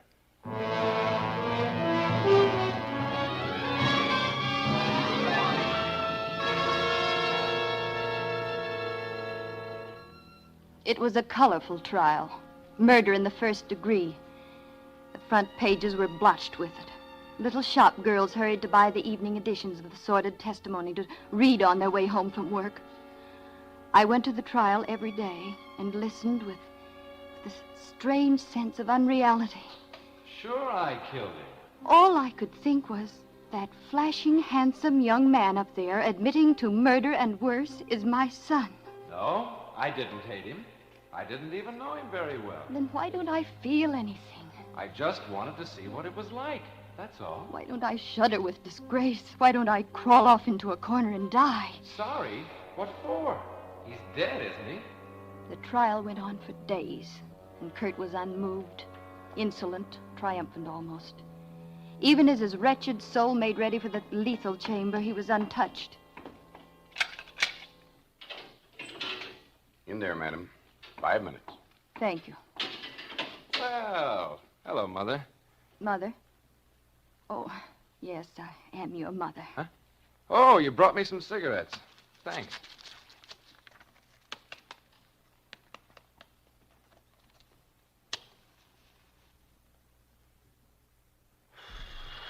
Well, I wonder what it's going to be like. What? You know, that last mile. I'm a queer guy, all right. I don't feel sorry about anything. As a matter of fact, I don't feel anything at all. Never did. Except that maybe this is a good smoke. I looked deeply into his face, beyond the pale blue eyes, into the black soul. I gave him life, but I couldn't give him honor. He exhaled. Smoke came out of his mouth and nose and spun around him, enveloping his face, framing it in a circle of fog. Then he smiled. Not the smile of a murderer, more the slow, wistful smile of a small boy. And abruptly his face was changed. I've been here before. I watched the smoke rings as they billowed upward. I couldn't take my eyes off them. In each smoke ring was a face. Kurt's face. And the faces kept changing, getting smaller, smaller. The eyes were round, full of wonder, changing, and slowly the vision faded. They all converged into one face. And Kurt was a baby again. In a croup tent. Fighting for the right to live a useless life. I've seen ahead. That's what it was. I know what's in store for him, and it's all bad. Steam. Steam. Not much left.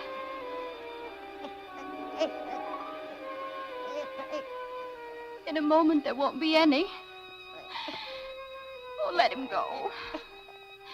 He'll turn out bad. No good, not worth my tears. It won't be wrong. Let him go. Steam. It's gone. I won't get the kettle. It isn't wrong. Let him go. No. Oh, no, little Kurt, wait. Don't go. Oh. The steam. Kettle. Get the kettle. Don't take him. Oh, please don't take him. He's just a little baby. He doesn't know. Steam. I must take his temperature. Oh, I'm afraid. Crisis. Temperature 106. 6/10. 107. Oh, no, no. He's gone. He's gone. He's dead. Oh.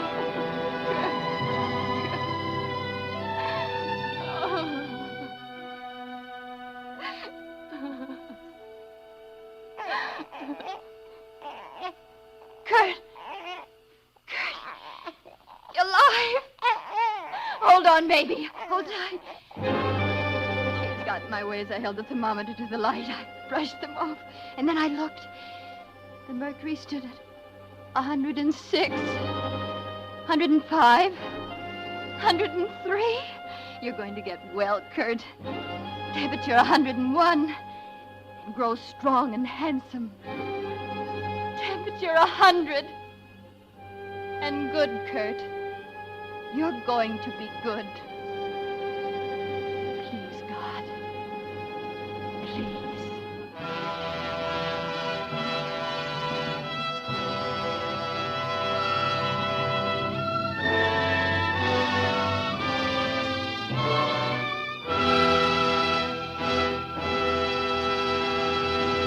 Thank you, Martha Scott, for a splendid performance. Miss Scott will be back in just a moment. Billy, would you mind getting me a glass of water, dear? You ought to install a stay full battery, Why, Mom. Billy. Sure. Then you'd only need to take a drink 3 times a year. Oh, you men. Can't you talk about anything but that Autolite battery? Now, look, honey, if you wanted to go downtown tomorrow morning and the car wouldn't start, you'd be pretty mad, wouldn't you? Why, of course I'd be mad. Sure, so would anybody. That's one reason why we have a stay-full battery in our car. And listen to this. Yes, friends, Autolite Stay-Full batteries are designed to save you trouble and care by practically eliminating one of the major causes of battery failure, lack of water. You see, Autolite Stay-Full batteries need water only 3 times a year in normal car use. And remember, when it comes to automotive electrical parts, Autolite means batteries. Stay-full batteries. Autolite means spark plugs. Ignition-engineered spark plugs. Autolite means ignition system. The lifeline of your car.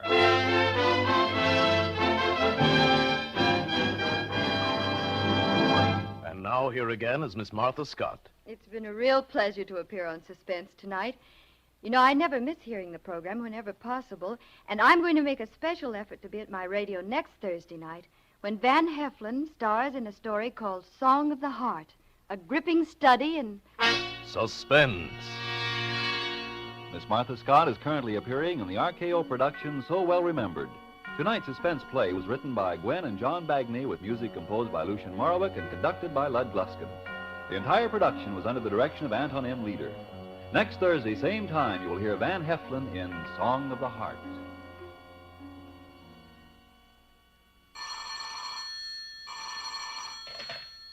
This is the Autolite Suspense Show. Drive carefully. Save a life. It may be your own. Good night.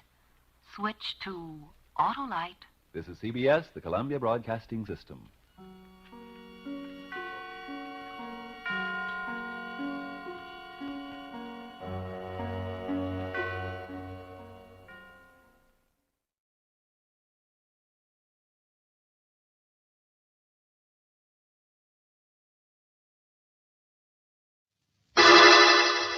Personal notice, changes my stock and trade. If the job's too tough for you to handle, you got a job for me, George Valentine. Write full details.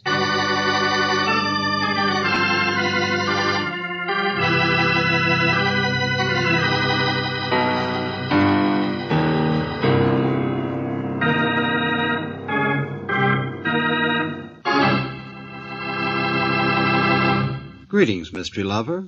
Welcome to another George Valentine adventure, better known as Let George Do It.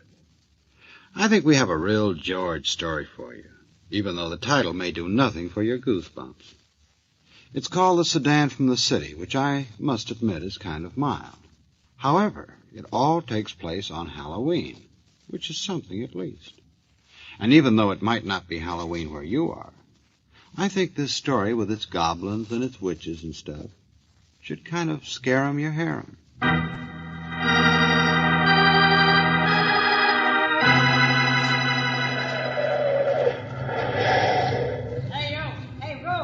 You want some gas, mister? Better drive closer to the...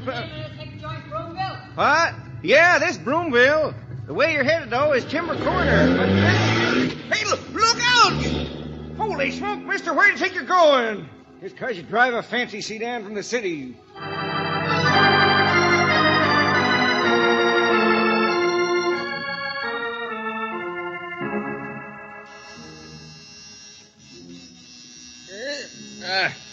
Yeah, I know. I heard your car. Heard it drive up. I'm coming. Oh, shoes now. Where to put those? All right. Just a minute. Wonder who it could be. Yeah, I bet I'm going to be surprised. Now, wait a minute. I got a little surprise for you, too. Don't go away. Just take a minute. Yeah, big sedan. Whose car is that, for gosh sake?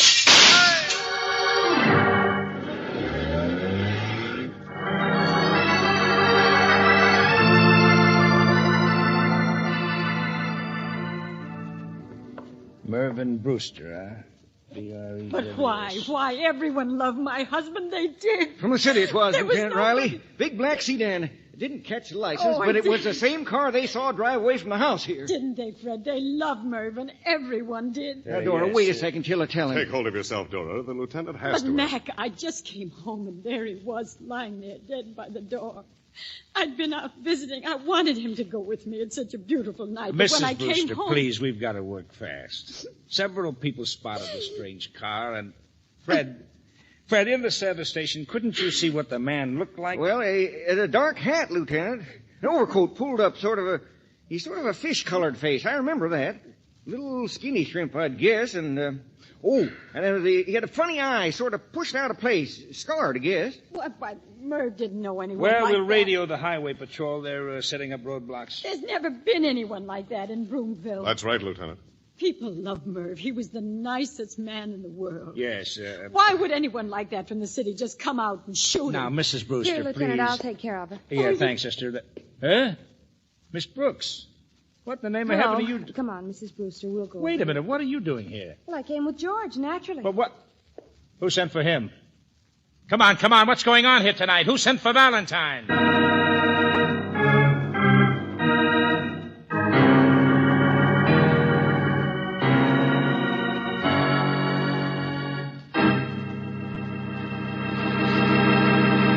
You are listening to Let George Do It. Our adventure will continue in just a moment. Now back to Let George Do It and George Valentine.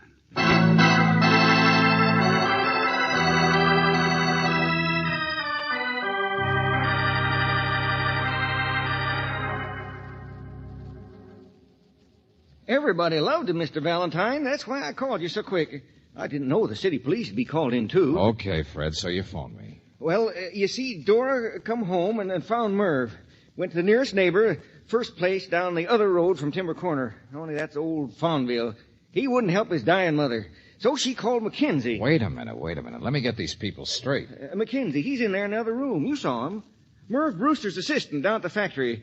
Whisk Broom, Merv called him. Gosh, Merv always had a funny word. What's this factory you're talking about? Brewster's Brooms. Haven't you heard of them? Sweep the skies, sweep the world. Yeah, that's Merv. Well, it's his factory, and this is his town. Gosh, he built the whole You mean thing. the chubby man in the suspenders in there who's dead, Merv Brewster? You mean he owned a factory? Well, sort of one. But it don't make him no rich man. He never cared about profit, just for the good of the town. See, practically everyone here works in the... Okay, I understand. Brewster's Brooms. But you didn't work for him. You own a service station, so where do you fit in? Well, but Merv's my cousin, don't you understand? Gosh, I'm the only relative he had. Always a joke for everybody. And you should have seen how the kids loved him. And then an hour ago comes a big sedan from the city, and this stranger... He didn't know anyone in the city, Fred. Huh? This is Mackenzie. You saw him. Hello, Mr. Valentine. I suppose it's confusing when you Yeah, first... sure, of course it is. Every murder is. Until it's solved. Merv was a genius in his own way, you know. He drew his own labels. Witch riding on a broom is the trademark.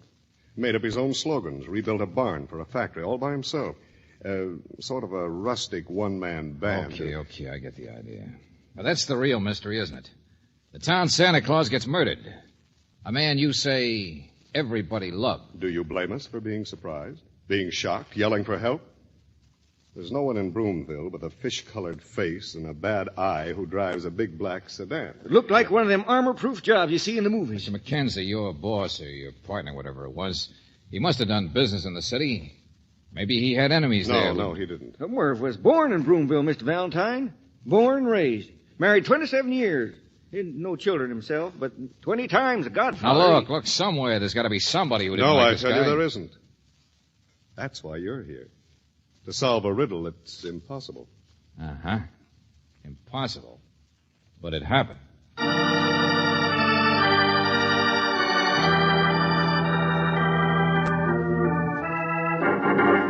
Valentine, forget the sedan. Just think about Brewster. He sat here. Room was dark. Doorbell must have rung. Walked to the door. Well, of course, Lieutenant. Just a minute, I said. Little alcove by the door, see? Did Brewster go straight to the door? Did he flip on the porch lights like a friendly guy in a small town would do? He was shot from the porch through the alcove window, that I know. He was peering out to see who was ringing the bell. Now tell me Merv Brewster wasn't afraid. Now tell me he didn't expect a strange caller in a big sedan. And the person saw him through the glass and shot him. Shell casings, 2 of them, and they checked with the slugs. Found them right on the grass, right next to the window box here. What kind of a gun? A Luger, my friend, the special type with a special shell. A very popular gun in the city, in the dirtier parts of the city. And gang killing. Exactly. But we already know it has all the earmarks Of of a rubout, Miss Brooks. Yeah, a killer and a rubout. Ronnie, if the killer stood here in the wet grass by the door, there's bound Now to be... you're getting it. Now you see him. Oh, we'll chase the sedan from the city, sure. But right here in Broomville, we've got something. No? Because where the killer stood, there are no tracks. Hey, wait a minute. Oh, But yeah? there were. Yeah, sure. But some of these local lovable people have very carefully trampled all over them with a pair of rubber boots. You see, somebody's been killed that everybody likes. Then we find that he really sneaked to the door like a rat in a trap to peer out. Look, we don't know what kind of motives people really have underneath all that. Okay, Riley, go ahead. Make like a detective. Huh? Me, I'm going to follow the footprints. The footprints of the rubber boots that spoiled the killer's tracks.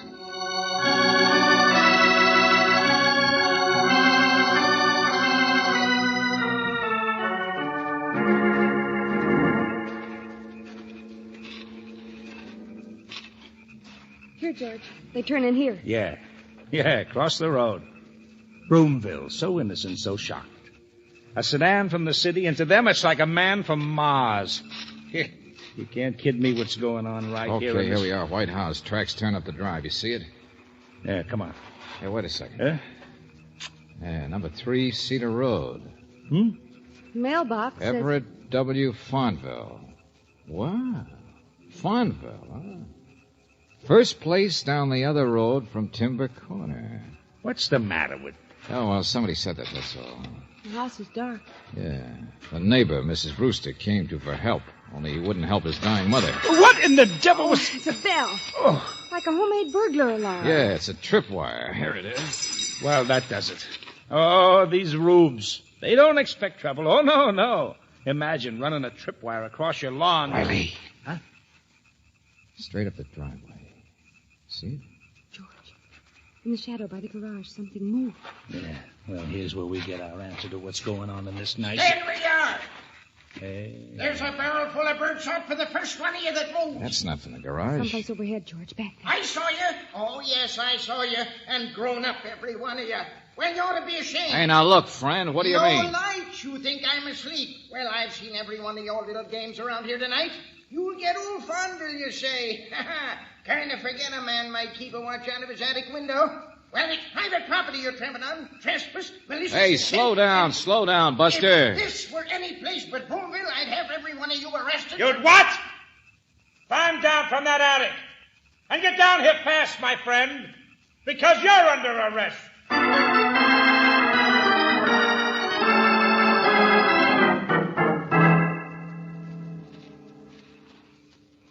So Mervyn Brewster was murdered. Huh. That's too bad. But I don't know anything about it. Is that so, Mr. Fonville? I've hardly met the man. You what? But everybody in town... I'm not from this town, lady, though sometimes I wish I were. Far from it. Brewster's brooms. Huh. That's all you hear. What a funny thing Mr. Brewster said. Well, I've had enough of it. I retired here for my health and let For me your tell you- health? And a lawyer, too, huh? From the city, no doubt. And your doctor says surround your house with burglar alarms and sit up nights with a shotgun across Hold it, the Riley. road. You're barking up the wrong tree. Huh? He didn't trample around in rubber boots. George, can you still... Yeah, still by the garage, Angel. There's somebody else here, all right, Riley. What? No, wait a minute. I'll do this. I don't want you embarrassing yourself anymore, barking at all the wrong things at the wrong time. Valentine, what are Saying the small town must be up to something mysterious tonight. Broomville with a trademark as a witch on a broomstick. George, right Uh-huh. there. Now, who it is, Riley? Wearing great big boots and sneaking around? Oh, I know. We've still got a crime to solve. Only tonight it's going to be a lot tougher than you ever figured. Well, who is it? Who is it? Just Take it don't- easy now. It's only a little short guy carrying his head under his arm. Huh? But the head is a pumpkin. And the rubber boots are his father's. What? It's all right, Sonny. Come on out. The man here comes from the big city. He just forgot the date, that's all. Trick or treat, sir. Yeah, Riley. It's Halloween.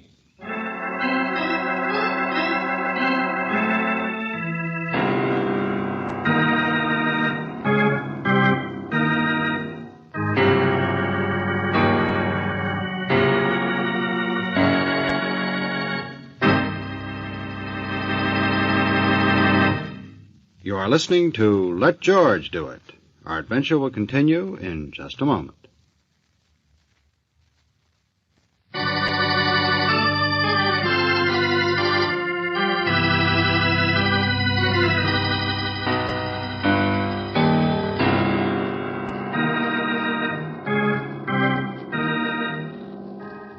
And now, back to George Valentine. A sedan from the city. Before the car disappeared into the dark again, its driver had murdered Broomville's leading citizen, Marvin Brewster, the man that everybody loves. Well, naturally, the highway patrol is out frantically searching for the big black sedan. But if your name is George Valentine, your problem is right here. Your problem is why. Why would anyone even think of killing a jovial man like Brewster?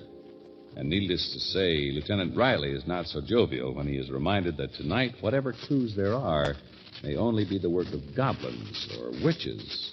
That tonight is Halloween. All right, Mrs. Brewster, so none of it makes sense. Well, this part does, Riley.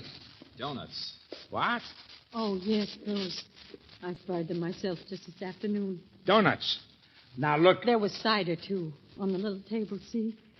Poor Mervyn always liked to have something ready for the kids. It was sort of his day, you know, Halloween. We built this factory out of a witch's broom. He was so full of fun himself, you know. He wouldn't let anyone interfere, the police or anyone on Halloween. No, sure, a big joker. Only Valentine, Look, the donuts mean this, Riley. He wasn't sneaking to the door when he was shot into the alcove to peer out. He was just reaching for some donuts to give to the kids. That's what he must have thought the doorbell was, a trick or treat. So he wasn't scared. He didn't expect a stranger from the city tonight. Oh, brother, the man that nobody hated. So maybe it's true that... What? No, everybody loved him. That's what I told you. Until I heard about the telegram, I still don't believe... What's this What telegram? Well, didn't Mr. Mackenzie tell you? He's the one who took the message from Priscilla. Maybe he told the local police. Priscilla, what are you talking about, Mrs. Brewster? Well, she's down at the telegraph office. It's really a part of the post office, and that's part of the general store. Priscilla's a lovely person. What's a telegram? A carbon or something that came through. The telegram somebody in Broomville sent today to somebody in the city. Somebody who came out here in a sedan.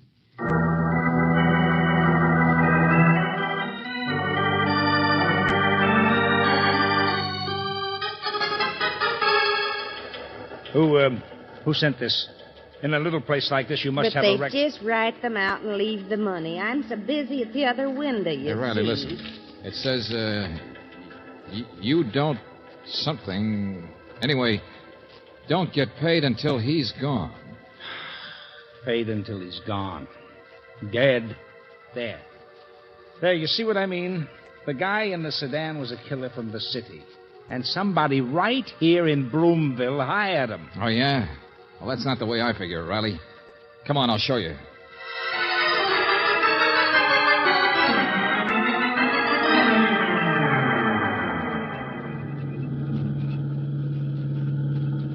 Okay, here we are, Timber Corner. Now, give me your flashlight. What in the world? Riley, what's the Brewster's address? Huh? The house on Cedar Lane beyond the corner. That's what I phoned my crew and wrote in the report. Sure, but you've never been here before. You came out with a native cop. He wouldn't notice. But look at the street sign, you idiot. Take a look at that. Wait a minute. Get out of the way. Huh? Right here, Miss Brooks, cutting out paper dolls. You check at the newspapers, Brooksy? If you ask me to look up Mr. Farnville, George, it's true he's a lawyer from the city, sort of a big-time ambulance chaser. Uh-huh. Now, Riley, I said there was another way. Even the telegram could work. It didn't have to be sent by somebody from town, did it? Huh? Gangland stuff. Somebody might have spotted the victim and wired the killer how to find him. Hey, I'm beginning to get you. Yeah. And this street sign is loose, all right. Don't you remember Farnville's mailbox? It said Cedar Lane. George, the street sign... Sure. It turns. Now, which street is which? First house beyond the corner. The oldest Halloween trick in the book. Changing street signs. So maybe Merv Brewster didn't have any enemies. Just a big, loud, lovable guy who was so crazy about Halloween that by some kid's prank he died for it. Farnville. He was the one they meant to kill. Come on!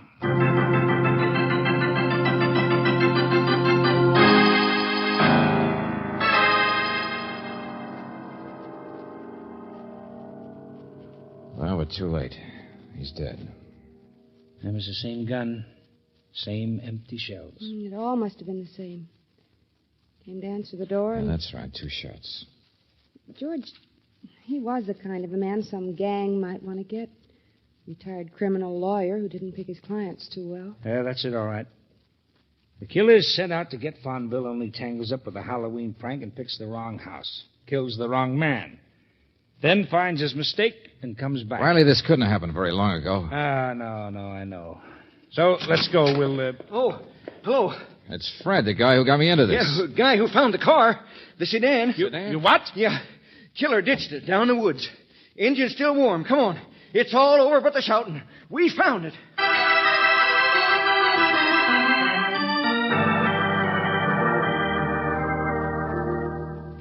Not surprising you ditched it, sir. We got 100 patrol cars out on the highways, roadblocks set up at every crossing. It's the same sedan. I'm sure of that. I'm positive. Not going to be easy to trace, neither. There's no registration. The driver will be easy to find.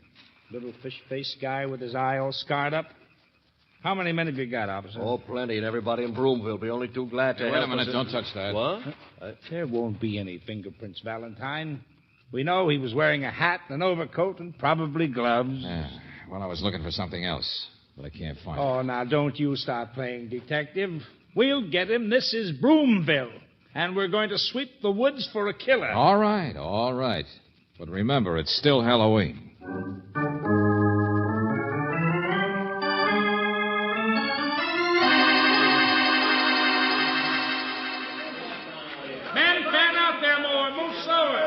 Keep the flashlights on the ground. I hope they find him. Yeah. Mind if I take a look at something inside your house, Mrs. Brewster? Oh, no. Miss Brooks is already in here someplace, I think. Well, hello. Remember me? Oh, yeah, Mr. Mackenzie. I thought you were out on a manhunt. I thought Dora might need me. They're coming closer, you know. Yeah, looks like he's hiding right around Timber Corner here someplace. Right close. And the closer they get, the more wrong I am. Wrong? What do you mean? Oh, something Lieutenant Riley said earlier. And he was right. When you investigate a case this fast, you don't know what kind of motives people really have underneath. Motives? Everyone around here knows that old Farmville was mixed up in all sorts of things. Back in the city, that is. Halloween. Gosh, if Merv hadn't always been so considerate, telling the cops to lay off and everything, then the kids never would even thought of twisting that road sign. George, what's happening? What? Oh, excuse me. It's all right, Angel. What'd you find? Well, I looked for it. I've been upstairs. She's what? It's all right. But I didn't find it. And it wasn't around the car anyplace. Someplace in between, I guess, huh? Hey, how you doing out there?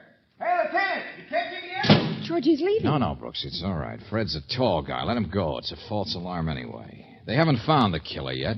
They won't. Mr. Valentine, will you please tell me what in the name of blue blazes... Yes, I'll tell you, Mr. McKenzie. Now, suppose somebody wanted to kill Mervyn Brewster. Oh, I don't know why yet. But everybody loved my George, husband. Upstairs. Suppose that person set up the phony telegram. Suppose that person dug up a big sedan from the city. That part'd be easy. Why, and most important, suppose that person took advantage of Halloween by twisting the road sign. On purpose. George. Sure, Brooksy. What would everybody say? Kids. An unfortunate accident corroborated by the Halloween road sign and the telegram. Oh, yeah, sure. Everybody knows Farmville has enemies. And forever after, the police would be combing the city for some mythical gangster killer. Mythical? When people saw him, Fred saw him, of all Mr. the McKenzie, what do you think I was looking for at the deserted car? Miss Brooks looking for here? I haven't the slightest idea. It's Halloween, Buster, remember? Well, what's been the greatest boost to Halloween since the Headless Horseman? The rubber mask. The skin mask. The rubber horror mask. You've seen him. And think back, Mackenzie. Fish-colored face, a funny eye, sort of pushed out of place, all scarred. Oh, no, it couldn't possibly have been anyone. Those guys outside are getting closer and closer, lady. And I'm getting more and more sure all the time. It was somebody from Broomville, changing his voice and wearing a mask and an overcoat. It was somebody in this room. Mr. Valentine, I think you're forgetting Farmville. He was murdered, too, you know. The killer made a mistake and then killed Farmville. Yes, but Mr. Farmville told us he'd been watching from his attic. He'd seen every one of the little games around here tonight and the pranks. Exactly, Angel. And he could have, from that attic, very easily seen who changed that road sign. Mr. Farmville? As I remember, there's only one person who's been over to talk to Farmville since Brewster's death. Who might have guessed and been told that the old coot had been watching from his attic, who would have known that he had to be killed, too. I'm afraid You, that Mrs. Brewster, when you went for help. No, what are you trying It was dark. If a stranger from the city came out and did get mixed up by road signs, how would he know it was your husband or even a man behind that darkened glass in the alcove? How would a stranger standing at the door think to look in that window and see him? Stop it. But if you heard Stop him it. trapping around, you'd know what he was doing, you and nobody else. If he stepped aside to get a surprise for the kids, some donuts maybe, you'd know where to look for him, wait for his shadow to fire at. Because you were the one who put him in the alcove with the cider. Put your hands up, all of you. Oh. Yeah, sure. He loved Halloween.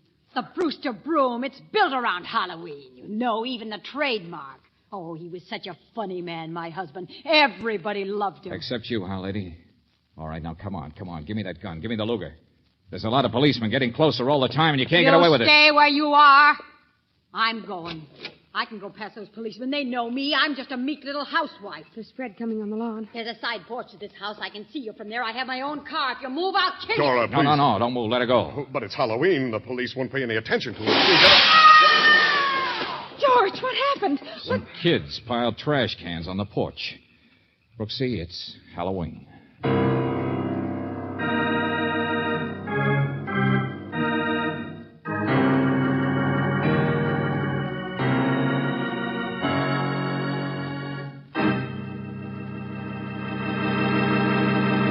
Back to the conclusion of our Let George Do It adventure in just a moment.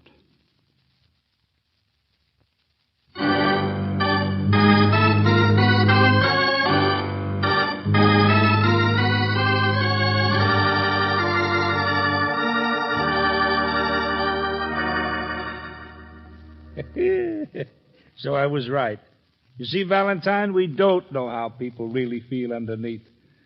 There she is, married for 27 years to a perfectly nice guy. Oh, just a minute, Lieutenant. It must have worked both ways. Huh? Well, when I was upstairs, George, I started to tell you. In Mervyn Brewster's study, he drew his own labels, remember? The witch riding on the broom. Yeah, that's right. It's on every broom. It was a big sketch. The original, I guess, in the drawer. Oh, he must have been a lovely man to live with. What do you mean? Well, you can't see it on the little ones. But guess whose face he drew on that witch? And then probably laughed about it, thought it was funny.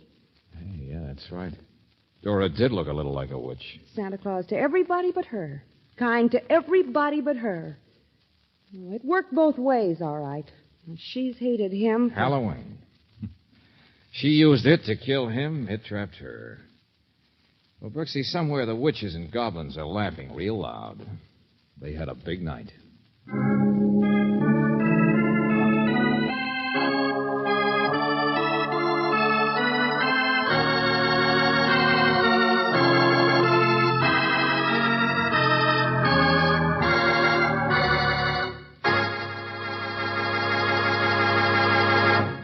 You have just heard The Sedan from the City, another Let George Do It adventure. Robert Bailey was starred as George Valentine, with Virginia Gregg as Brooksy. David Victor and Jackson Gillis wrote the story, with music by Eddie Dunstetter. Now this is yours truly, inviting you to another visit with Valentine, when you will again hear what happens when you let George do it.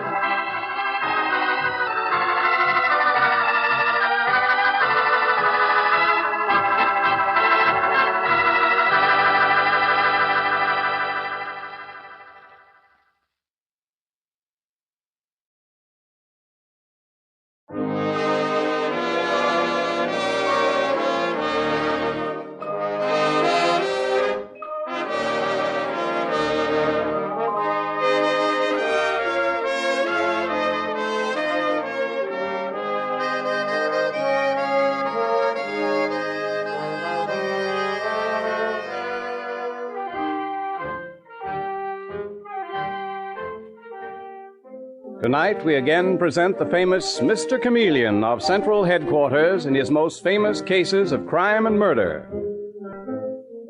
For those who do not know who Mr. Chameleon is, we give a quick sketch of his character. Born of a well-to-do family and a college man, he tried from childhood to live up to the name he bore, Chameleon, by taking on the color of whatever situation in which he found himself, appearing in endless guises, finally entering the police force, where he became known as Chameleon, the man of many faces, the underworld's most dreaded man. Throughout this series, the listener will invariably know who Mr. Chameleon is, no matter in which disguise he appears. But the criminal he's tracking seldom does. Tonight we give you Mr. Chameleon and the case of the blood-stained dollar bills.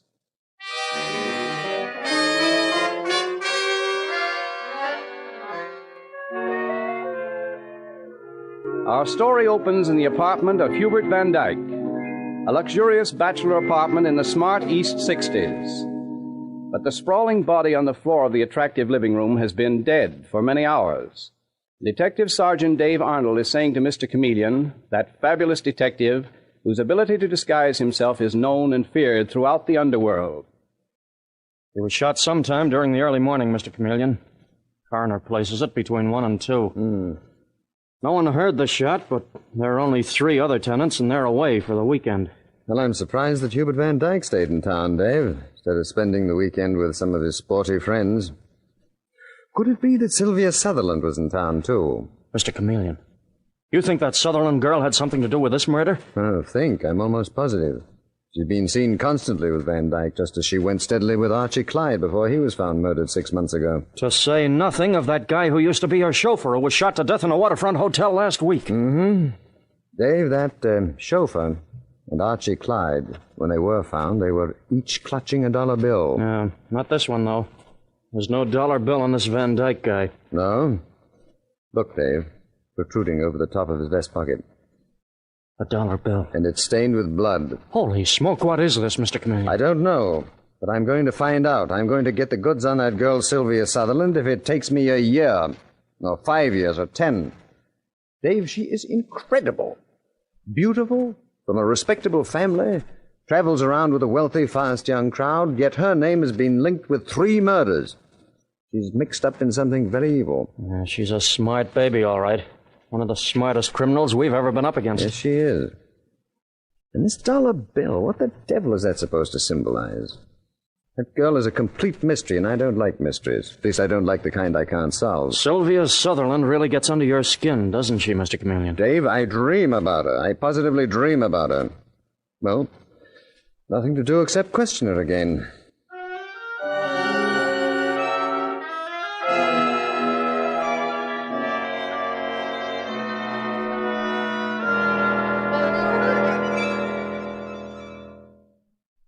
Mr. Chameleon, don't you ever get bored with this questioning routine?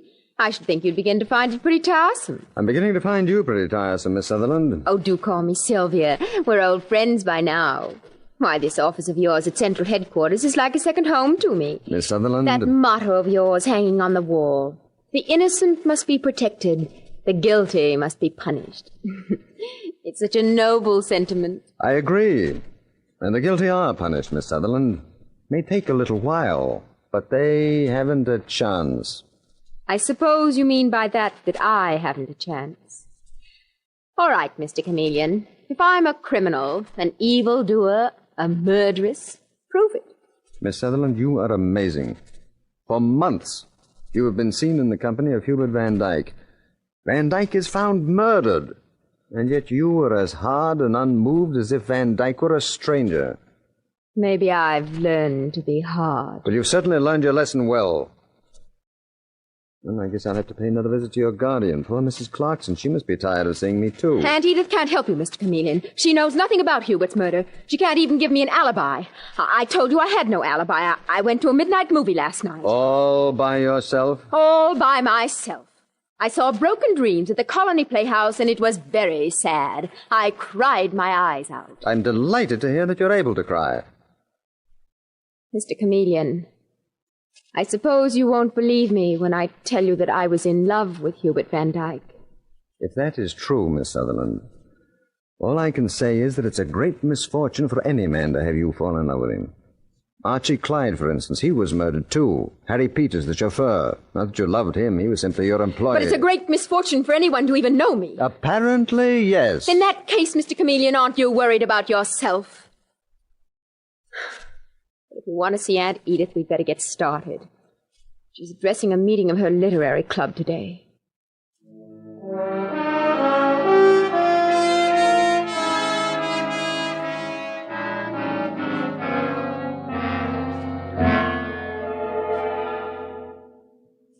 Mrs. Clarkson, I'm sorry to bother you again, but your niece Sylvia Sutherland is in trouble once more.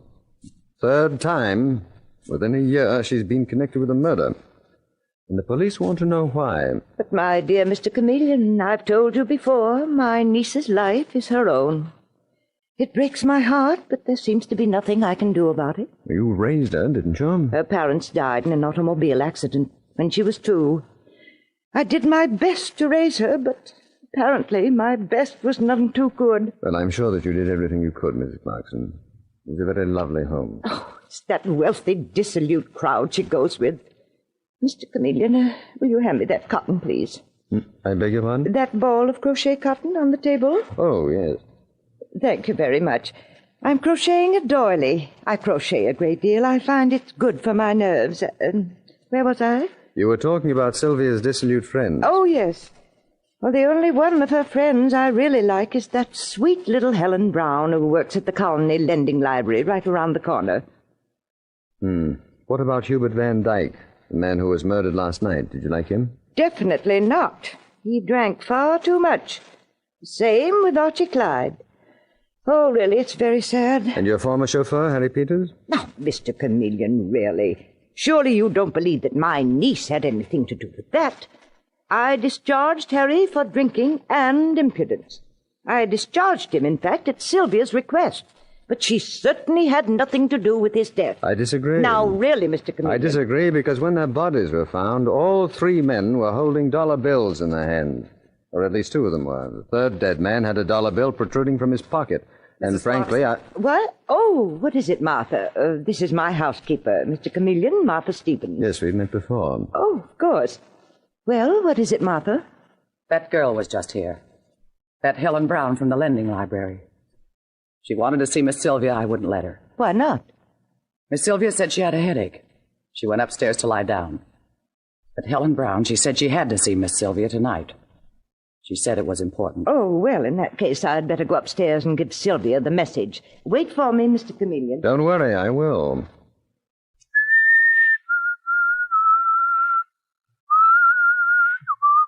What's that you're whistling? Oh, you still here, Martha? That is Who is Sylvia? What is she? You familiar with it? Yes. Really, a very beautiful room. Took good care of it, Martha. I do. Mrs. Clarkson likes beautiful things. Yes, that's quite evident. Martha, where was Miss Sylvia last night? What? Where was Miss Sylvia last night? Let's say between midnight and 3 in the morning. What do you want to know for? Can't you leave her alone? You cops make me sick hounding her like you do. Where was Miss Sylvia between midnight and 3 a.m.? She was right here with me. You mean here in this house? You sure about that? Yes. She came downstairs to the kitchen just about midnight. We sat there talking until after 3. And you needn't look at me so funny, Mr. Chameleon. I'd swear to that in court.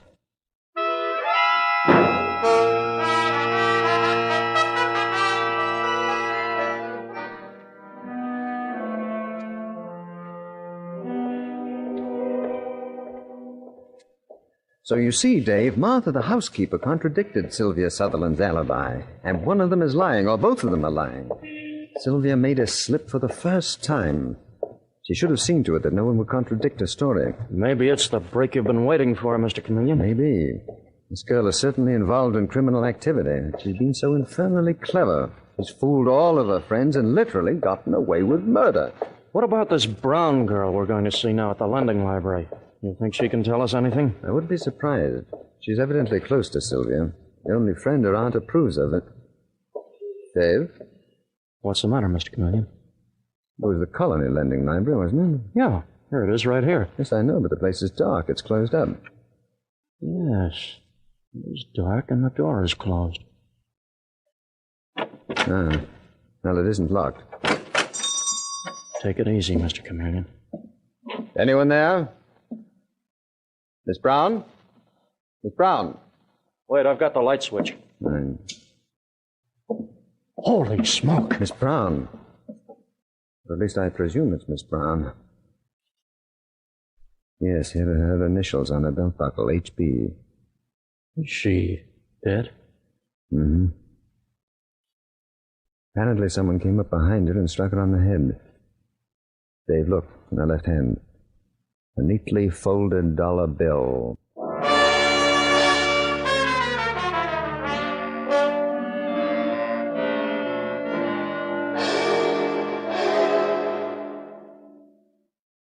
There were no fingerprints on the dollar bill, Commissioner. Just as there were no fingerprints on the one we found on Van Dyke. Mm-hmm. But there it was in Helen Brown's hand, the mark of the killer. The victim, as usual, was a friend of Sylvia Sutherland's. Did you check on the dead girl's background, Chameleon? Yes, indeed. Well, little Helen Brown was just an average girl, obviously dazzled by Sylvia Sutherland's glamour. But she was being used, Commissioner. And my guess is that lending library is being used for some purpose. Who operates it? Very nice couple named Hawley. They were horrified, naturally. To them, murder is something that takes place only between book covers. Which reminds me, Commissioner, Harry Peters, the chauffeur who was murdered in that ratty little waterfront hotel. You recall what he was doing when the killer entered his room? Why, yes, he was found sitting up in bed. He'd been reading, Commissioner. The book fell to the floor. We attached no importance to it, but it was impounded, of course. I want to see that book. You think it came from the Colony Lending Library? Yes. Commissioner, the Hawleys are reopening the library in a couple of days. Don't you think that the police might be able to persuade them to hire a man to succeed Helen Brown? And that man would be you, Chameleon, in disguise? Well, yes, who else? I'll take the name of Wilbur Wilcox. Rumpled hair, rumpled clothes, pasty skin, plus a perpetual cold in the head. Yes, well, that does it. You may be walking into a hornet's nest, Chameleon. Yes, I think so. I hope so. If you could only put the finger on that incredible Sutherland girl. By the way, where Sylvia Sutherland is concerned, I have a brand new theory. From now on, Commissioner, everything I do will be based on that new theory.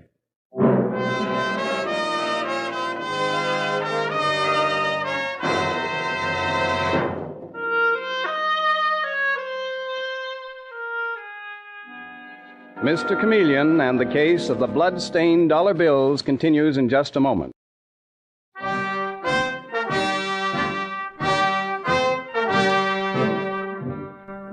And now back to Mr. Chameleon and the case of the blood-stained dollar bills. It is several days later, and the Colony Lending Library has reopened its doors just a few minutes before. Inside is Mr. Chameleon, the famous detective, disguised as Mr. Wilcox, the librarian. Mystery novels. Mystery novels, nothing but trash. People should be forbidden to read such rot. Morning. Morning. Do you mind closing the door, please? I can't stand drafts. Okay. What could I do for you? Detective novel, no doubt you're the type. Yeah? And what's wrong with detectives? You should know, Detective Sergeant Dave Arden. Huh? You should know. Mr. Chameleon, I didn't know you. I thought you were some kind of an assistant librarian. Wilbur Wilcox requires no assistance, Dave. He's quite capable of running this place by himself.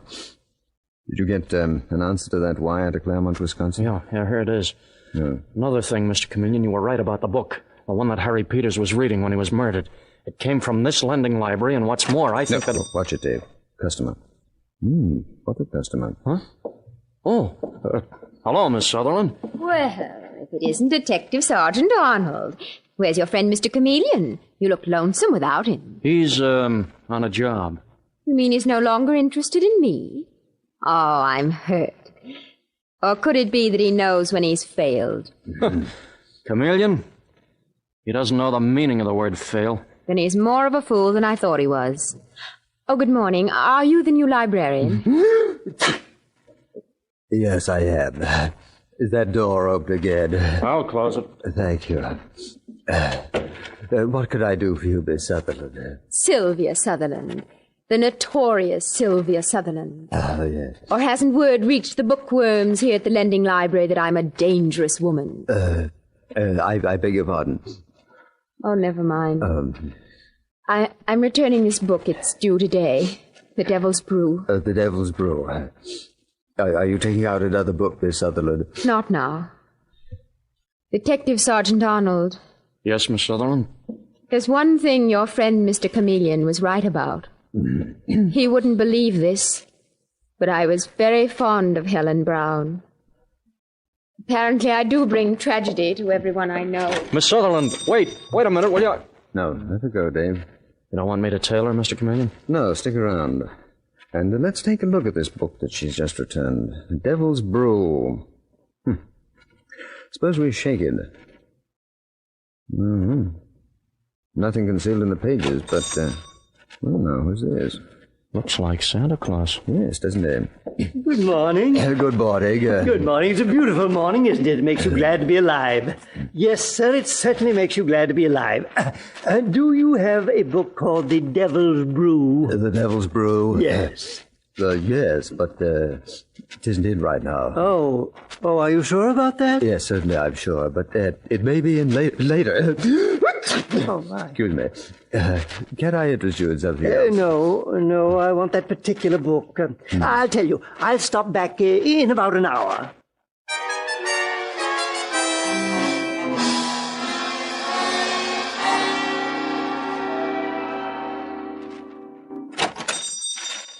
Well, good morning again. Has the book come in yet, The Devil's Brew? I have it right here for you. Ah, that's splendid. My name is Hilton. J.M. Hilton, East 61st Street. And thank you very much for holding it for you're me. very, very welcome, Mr. Hilton. Okay, Dave, don't let him out of your sight. Right, Mr. Chameleon. And call me the minute that anything develops. I'm closing up the bookshop in half an hour. After that, you'll find me at Sylvia Sutherland's.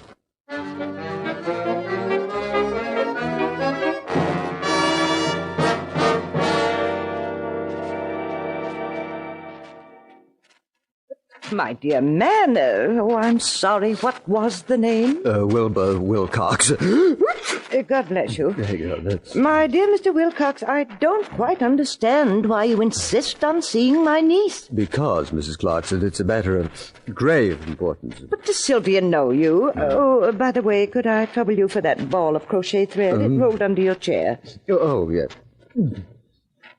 Here you are. Thank you.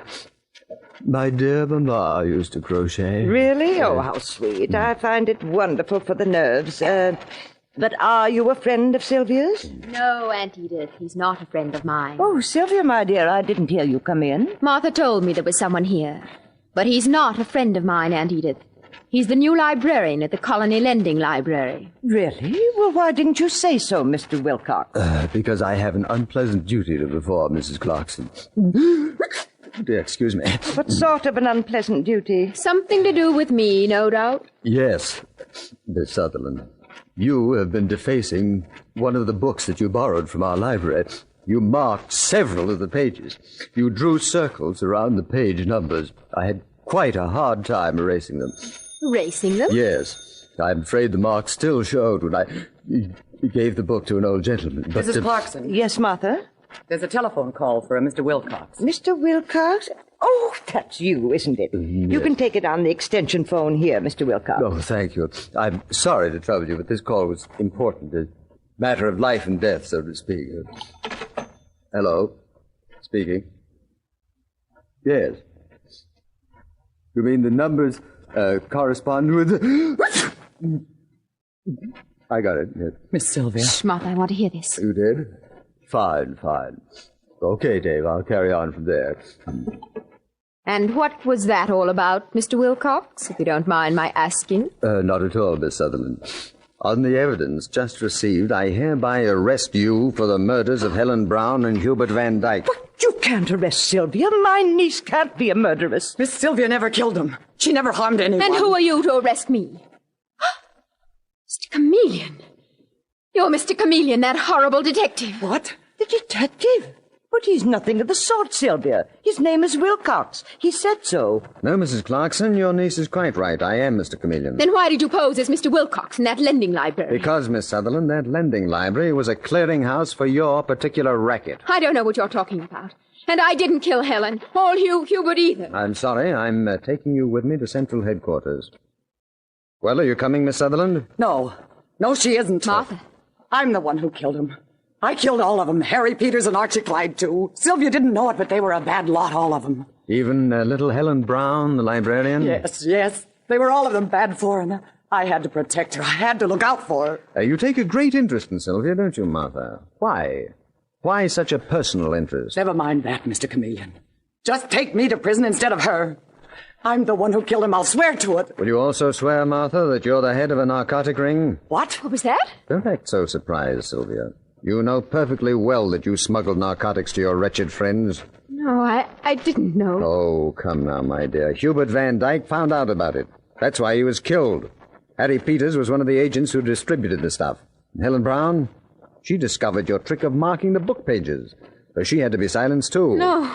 Detective Sergeant Arnold trailed the old man who picked up that book, The Devil's Brew, and he went straight to a bus terminal. In that terminal, there are lockers, and he chose the 3 lockers whose numbers correspond with the marked pages in the book. And in those various lockers, he placed packages of narcotics. I didn't know. Whereupon he locked the lockers and hid the keys underneath a bench in the waiting room, fastening them there with wads of chewing gum. Later, you or one of your gang would go to the terminal and pick up those drugs. I tell you, I didn't know. And not only that, you abused your Aunt Edith's kindness. For the narcotics were concealed, where do you think? In the center of the balls of crochet cotton, which you presumably bought for your aunt. Only to use them for smuggling purposes. Oh, Sylvia, you didn't do a thing like that. Oh, how awful, how perfectly awful. Stop play acting, Edith. What did you say, Martha? I said stop play acting. You can't let Sylvia be arrested for something she didn't do. If you won't tell Mr. Chameleon the truth, I will. Mr. Chameleon. That's enough, Martha, quite enough. And Edith! Edith, put away that gun! I've always told you, Martha, what would happen if you were stupid enough to speak out of turn. Well, now it's going to happen. You mean, Mrs. Clarkson, that you intend to kill your sister and your sister's child with that gun? The way you coldly killed those others who threatened your safety? Mr. Chameleon, you said Martha's her sister? And your mother, I imagine, Sylvia. What? Quite right. You've been right about everything, Mr. Chameleon. Too bad for you it worked out like this, with nothing and no one between you and this gun. Edith, you're not going to kill him. Oh, not just yet, Martha. Sylvia comes first. Sylvia? And then you, and last of all, the great Mr. Chameleon, with a dollar bill in the hand of each of you. A dollar bill. You remember, Martha, years ago? $1 was all that stood between us and complete starvation before I learned that Before you learned that you had a first-rate criminal mind, Mrs. Clarkson, and could hit a narcotics ring. Yes, and it paid off well. It's given me all this luxury, and no one's taking it away from me, and Sylvia goes Dave, first. don't shoot that woman. I want to take her alive. There, I knocked the gun from your hand, Mrs. Clarkson, and now I have But it. where's Detective Sergeant Arnold? I didn't know he was here. He isn't, Miss Sutherland. I wanted to take Mrs. Clarkson's eye off you and give me time to get the gun and work. Don't move, Mrs. Clarkson. You've got me covered. What can I do? Well, just let me put the handcuffs on you, that's all. Oh, just a moment. I have something I want to slip in the bracelet on your right arm. A brand new dollar bill.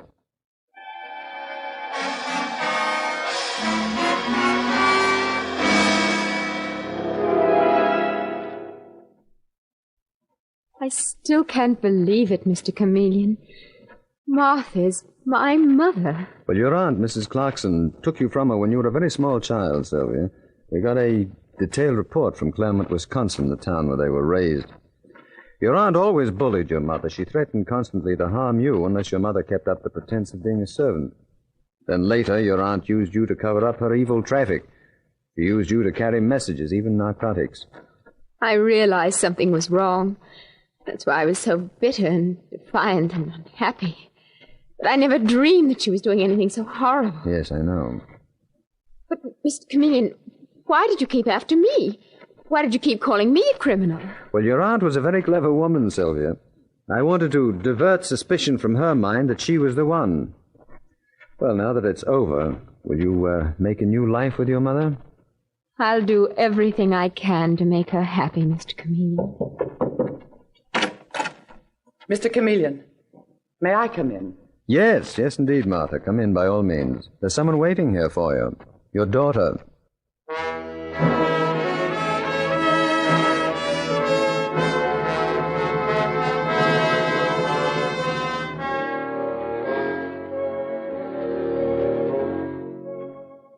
And with these words, Mr. Chameleon concludes tonight's murder case.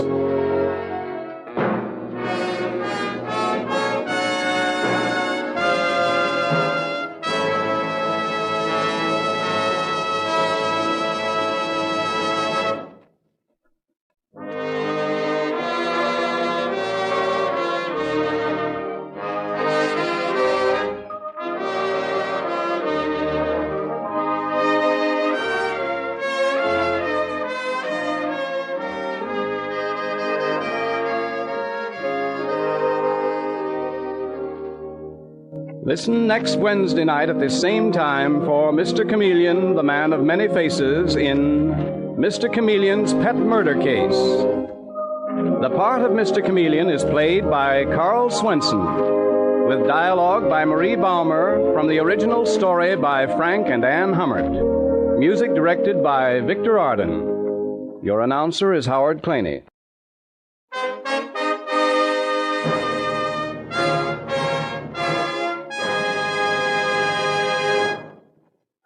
Mr. Chameleon, the new mystery drama, will be heard in another performance next Wednesday night at this time. This is CBS, the Columbia Broadcasting System.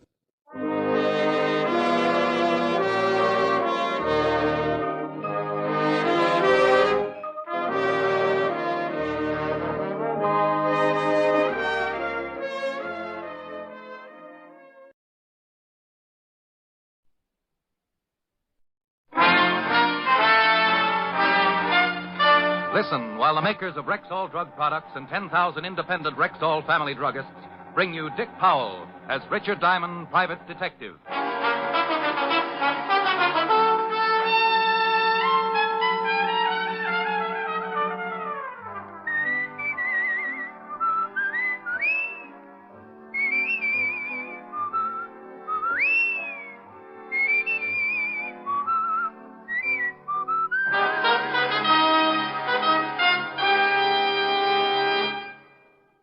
Good evening.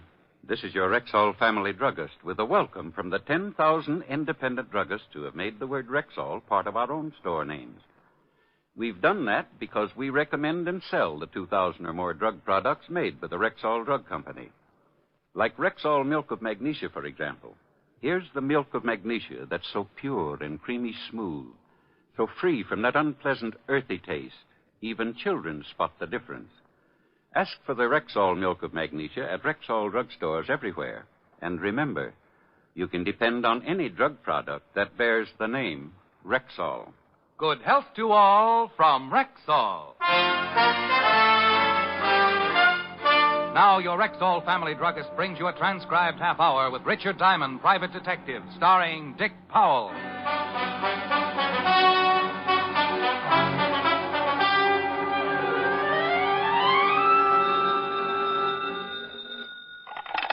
Diamond Detective Agency. With camels who know their detectives best, it's Diamond 2 to 1. Ricky? I won't admit a thing. Last person who called me Ricky sold me stock in a bubblegum factory. Whole deal blew right up in my face. Ricky, this is Pat. I'm in trouble. Bad trouble. Somebody steal your last name? This is Pat Stens. Pat Stens. An old friend of several years' standing. Blonde, attractive, and the owner of a plan to eliminate cranium luster. To the aging juveniles of the world's biggest city, she might easily be called the mother protector of hairlines. In other words, like the sign says on the front of her uptown salon, she grows hair. You've just got to come down to the place. Honey, I've graduated. You told me so yourself. Another treatment, and I'll be wearing a snood. Ricky, I'm on the level. I'm in trouble.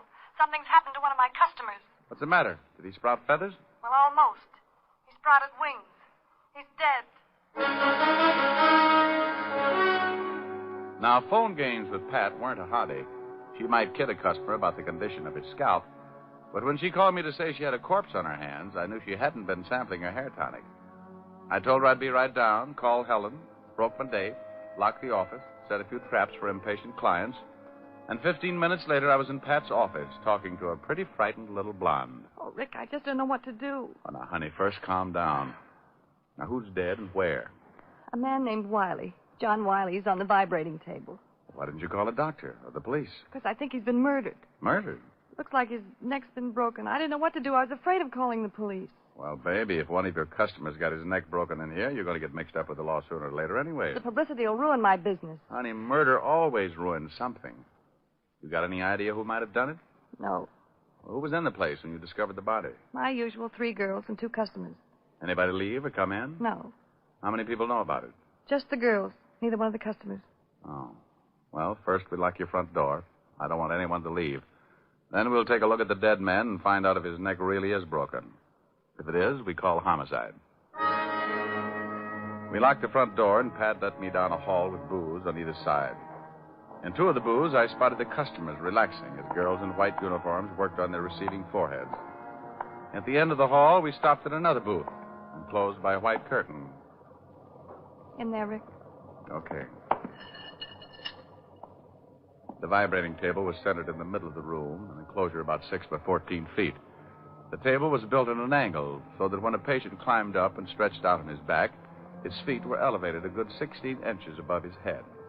The angle and the vibration increased the flow of blood to the scalp, and under normal conditions, it's considered very healthy. But the man lying on the table now wasn't getting the full benefit of the treatment. His shoulders extended over the end of the table, leaving his head hanging down at a grotesque angle, rolling from side to side with the monotonous rhythm of the vibration. Oh, Rick. Not very pretty, huh? I forgot to turn the table off. I think I'm going to faint. Just take it easy. Was I right? You had to be. A circus rubber man would need vulcanizing if he turned his head that far. Busted neck, all right. Guess we better call the police. Can you keep the customers out of here? What if one of them gets inquisitive? Tell them the table's out of order. I'm going to call homicide and tell them Mr. John Wiley's in the same condition. As frightened as she was, Pat played it pretty well. She tipped off the girls and started swapping jokes with their balding clients to keep them happy. I went in the office, put in a fast call to the 5th Precinct Homicide, and 10 minutes later, Lieutenant Walt Levinson and Otis, his trained anthropoid, were looking at the late John Wiley. Sure looks like murder. I guess it would be better if he had a knife in his chest with a sign on it. Who was in the place when it happened? Pat, 3 girls, 2 customers, and a dozen assorted gay gypsies. Oh, for Pete's sake. Pete has an alibi. What was the dead man doing on the table, anyway? Trying to grow hair. Oh, that's silly.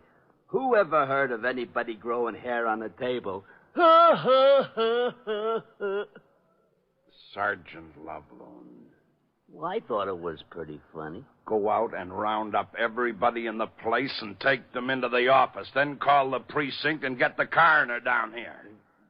Then, if you're a good little boy, you can go out and play in the traffic.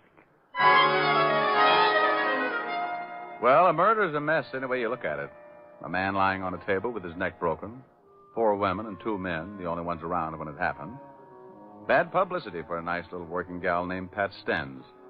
But you can't hide it when it happens. Someone gets killed, someone gets hunted. And everybody concerned gets mixed up in it. Walt herded everyone into the office, and the questioning started. The men were very unhappy. That bad publicity, it couldn't be helped. Mr. Robert Wells, songwriter. Look, I don't know anything about it. I never saw the man before. Surely you can't possibly suspect me. Why in the world would I want to kill him? It's ridiculous. And the other, Mr. Jacob Green, jeweler. Oh, my goodness, my head is still wet. John Wiley? I never saw him before in my life. Not in my whole life. Hey, Pat, get me another towel, will you? Kill him? For why? I got a mother-in-law. First things come first. Yes. Now, you see? You see? My death I'll catch from Jersey. 2 prosperous men, 2 prosperous denials. The girls came next. 3 girls who worked for Pat. First, Mary Carroll, the girl who had worked on John Wiley. The one who had helped him up on the table and massaged his neck and forehead for 5 minutes. Sure, I put him on the table, but I left him like always. We let them lie in there and relax for about 10 minutes, don't we, Pat? That's right, Lieutenant. That's the way it works. Mary left him and went over to start on Mr. Wells. That's right, Lieutenant. She did. Mary's a pretty strong girl, isn't she, Mr. Wells? Yeah, she could break your neck. Oh, now, wait a minute, Lieutenant. You think she could, Mr. Wells? She's pretty strong, I guess, but she wouldn't do that. Any one of us could have gone in that back booth at one time or another, Lieutenant. You found him, didn't you, Miss Stens? Yes. Do you usually go back to see how your customers are? Sometimes. Sometimes they go to sleep and the girl who left them's too busy with someone else, so I wake them up. Next girl, Lillian Wooster. Yes, I went back by that booth several times. Why? Wants to make Mr. Green some coffee. You're black and strong. She brung it to me. And the other times? Wants to get some hair formula, later to get a clean comb. A clean comb for him? Don't laugh. I got a few left. Look, up here on top, you see? You're fairly new here, aren't you, Lillian? 3 weeks. How'd you know that, Rick? Well, I completed my treatments last month. Lillian wasn't here then. You mean you? Now. People laugh at psychiatrists, too, Walt, and some of them end up playing canasta with Lady Macbeth. We were rejuvenating his spit curls. Thank you, Patricia Stens. They've been spitting better than ever. All right. You're the last girl. What's your name? Nancy Cummings, Lieutenant. The last girl in her story was no different than the others. Yes, she had left her customer and walked down the hall past the last booth. No, she had not slipped in and popped Mr. John Wiley's neck while he lay resting. The coroner arrived, and the whole party went down to the precinct to sign formal statements. They were then all released and sent home, pending further investigation. I took Pat home to her apartment. Don't you drink, Rick? Oh, yeah, sure. Water? Mm-hmm. You didn't kill him, did you, Pat? Don't be silly. He was growing hair. Kill off my advertising? Here. Thanks. You got any ideas, Rick? No. How long has John Wiley been coming to the shop? Oh, about 6 months. What do you know about him? Not much. He was a wolf. By your standards or Kenzie's? He got grabby occasionally. Put him straight. Know what business he was in? Well, whatever it was, he had a lot of money. Big tipper. Oh, excuse me. Yes. Oh, yes, just a minute, Lieutenant. For you, Rick. Thanks. Hello, Fatty. I got something on the dead man. Got a record. Blackmail. Oh, know where he lives? We're checking. Now, wait a minute. Pat, you wouldn't by any chance know where John Wiley lived, would you? Well, I send a bill to him every month. I've got a duplicate set of books here in the apartment. I'll get the address. Walt, Pat's got his address. I found something else in his personal effects. Key to a safety deposit box. Otis is checking to find out which bank. Well, we should at least have the answer by doomsday. Here's the address, Rick. John Wiley, 709 East 45th Street.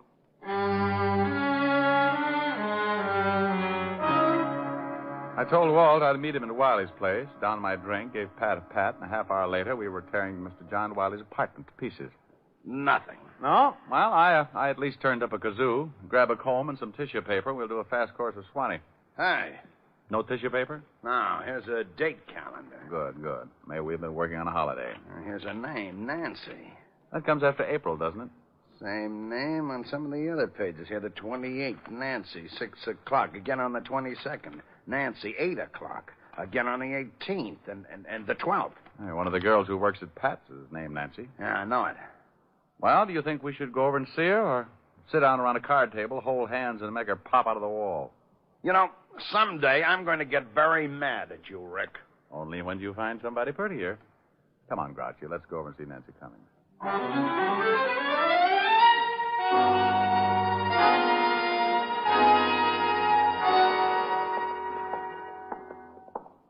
Here's her apartment.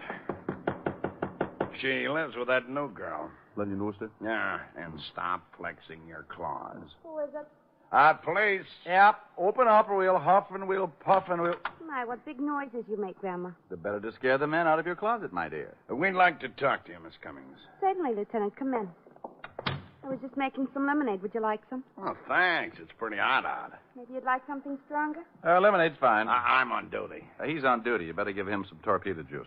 Miss Cummings, you didn't tell us that you had dated John Wiley. Would you like your lemonade, sweet Lieutenant? Medium. Yeah. Thanks. You never asked me if I dated John Wiley. The lieutenant found your name written on Wiley's date book. I've been out with him 6, 7 times, I think. Know what his business was? We never discussed it. Ever meet any of his friends? No. Did he ever mention any of the other girls in the shop? No, I don't think so. You live with Lillian Wooster, don't you? That's right. Hey, whose picture is that on the piano? Lillian's father. You still don't have any idea why anyone would want to kill Wiley? No. How did Lillian Wooster happen to move in with you? I asked her to. When she went to work for Pat, she was living in a terrible place. One small room. I told her she could come in with me and share the rent. Well, how well did she know John Wiley? She'd seen him at the shop, seen him here when he came to pick me up. Where's Lillian now? Shopping, I think. Well, thanks, Miss Cummings. We'll be talking with you again. More lemonade? Or later, maybe. When things start getting a little hotter.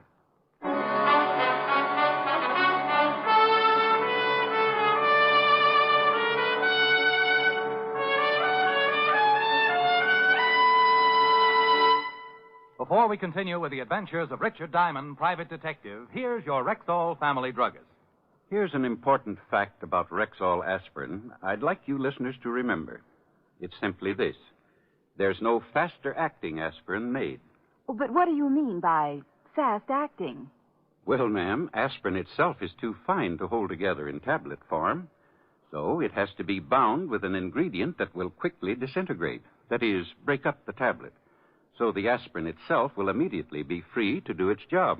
Well, you mean the aspirin can't go to work until the tablet breaks up? Exactly.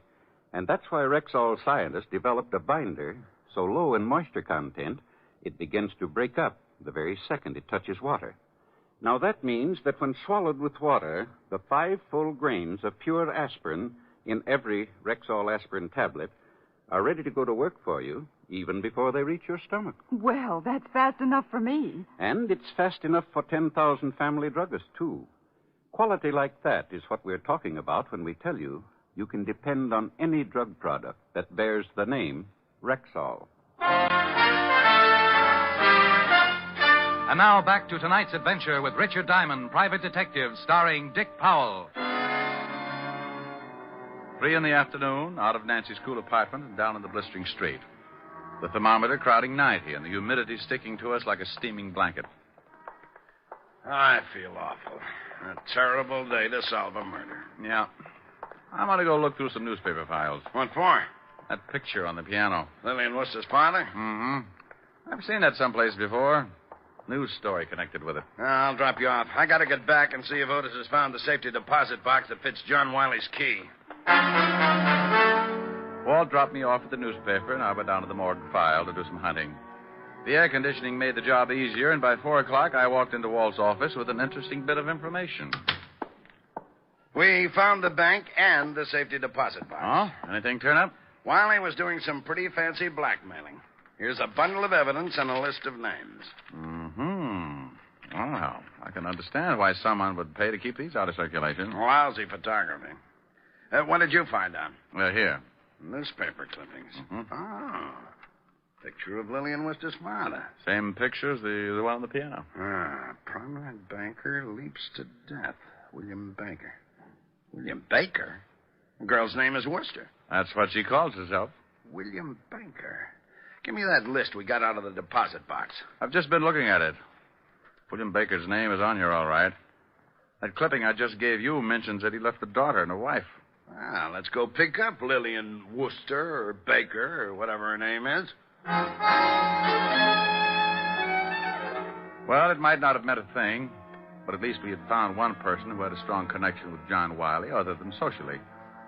The girl who called herself Lillian Worcester was the daughter of one William Baker, deceased, and one of John Wiley's blackmail victims. We climbed to the squad car and hurried back to Nancy Cummings' apartment, where Lillian Worcester lived as roommate.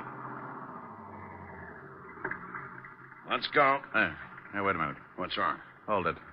Lillian Worcester coming out of the building. All right, we pick her up on the street. The doorman's hailing a cab for her. Let's see where she's going. Wouldn't it be easier to just ask her? Oh, stop trying to ruin my afternoon. There's nothing more relaxing than a pleasant drive through quiet, peaceful little old Manhattan. We started tailing Lillian Worcester's cab, across town, along the river, and across the George Washington Bridge. She's headed for Jersey. You looked at your compass. That's not fair. We kept going through Hackensack, past the outskirts, and on out Route 17. Pretty expensive cab ride. Pretty expensive makes it pretty important. We kept following like that. Lillian's cab a good quarter of a mile ahead, so she wouldn't notice us. They're turning off on that road. Oh, you're absolutely amazing, Fatty. I probably would have missed it completely. No. We took the road to the right off the highway and spotted the cab up ahead, pulling into the entrance of a large white building. The sign over the tall iron gate read, Woodview Sanitarium. She's getting out of the cab and going in. Wait till she gets inside. Then let's go up there and find out who Lillian Worcester's visiting in the Woodview Sanitarium.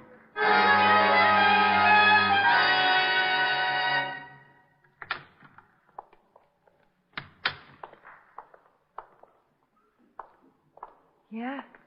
Something I can do for you? I'm looking for a girl. You know, honey, something that doesn't look like a man. Now, you stay out of this, Diamond. Don't you start getting me confused again. He gets confused? At the drop of a hat. Watch, I'll drop my hat. Now, you stop that. He doesn't like it, does he? Oh, it nearly drives him with... Now, you understand. Yes, of course. Where are you going? I think you better talk with Dr. Gerson. All right, run him out. Temper.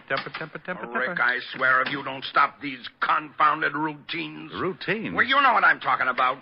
Who's on first base? Oh, don't you know who's on first? Huh? I'm Dr. Gerson. My friend here is given to mass demonstrations in the aisle. Oh, shut up, Rick. I'm Lieutenant Levinson. I'll bet you're with the cavalry. You get wise with me, Mac, and I'll bust you one. Extreme persecution complex ever since Uncle Julius took away his mandolin. Well, we have some lovely mandolins here, Lieutenant. I am Lieutenant Levinson, New York Police. Now. It's more fun in the cavalry. Maybe you'd think it was more fun in the South. Well, it's wonderful. We have some very nice ones. Let me show you. Now, listen, I am Lieutenant Levinson, New York Police, 5th Precinct Homicide. And if you don't lay off this foolishness to help me, I'll tear you limb from limb. I'll get some help. You won't get anybody. Get away from that phone. Look, I think you better let him tell you why he's here. Will it calm him down? I'm here trying to catch a girl. Rick. That's right. He's here trying to catch a girl. Certainly. Why don't we all try and catch one? Look, would you do me a favor, friend? Why, of course, Lieutenant. Take a look at those credentials. Certainly. Oh, my goodness. I'm afraid he's a real policeman. I need no help from you, Mr. Diamond. Grouchy. Oh, my goodness. Satisfied? Well, yes. Aren't you a little out of your territory, Lieutenant? I am not making an arrest. Just trying to catch a girl. I am following a girl. She may be a murderess. She came in here a few minutes ago. You mean Miss Baker? Then Baker is her right name? Who's she seeing? Her mother. What's wrong with her mother? Mrs. Baker is seriously ill. Have anything to do with her husband's suicide? Everything to do with it? I doubt Mrs. Baker will ever recover. We went back out to the car and tried to put it all together. Lillian's father had jumped off a roof. He was being blackmailed and couldn't take it. The shock had driven Mrs. Baker into a permanent breakdown, and John Wiley had been responsible for the whole thing. Motive enough for Lillian to get a job with Pat Stenz so she could get her hands on John Wiley's neck. We waited until Lillian's cab turned out of the driveway and headed back for New York. We stayed close, watched her get off at her apartment. Then we went over to see Pat Stenz. You gonna get a hair treatment tomorrow, Rick? That's right, honey. I want you to be sure that Lillian takes care of me. Did she do it, Rick? I think so. But why? She seemed like such a nice girl. Well, she had pretty good reason. But we need a confession, and Rick's got an idea how to get it. I want Lillian working on me through the whole treatment, especially when I get on the vibrating table.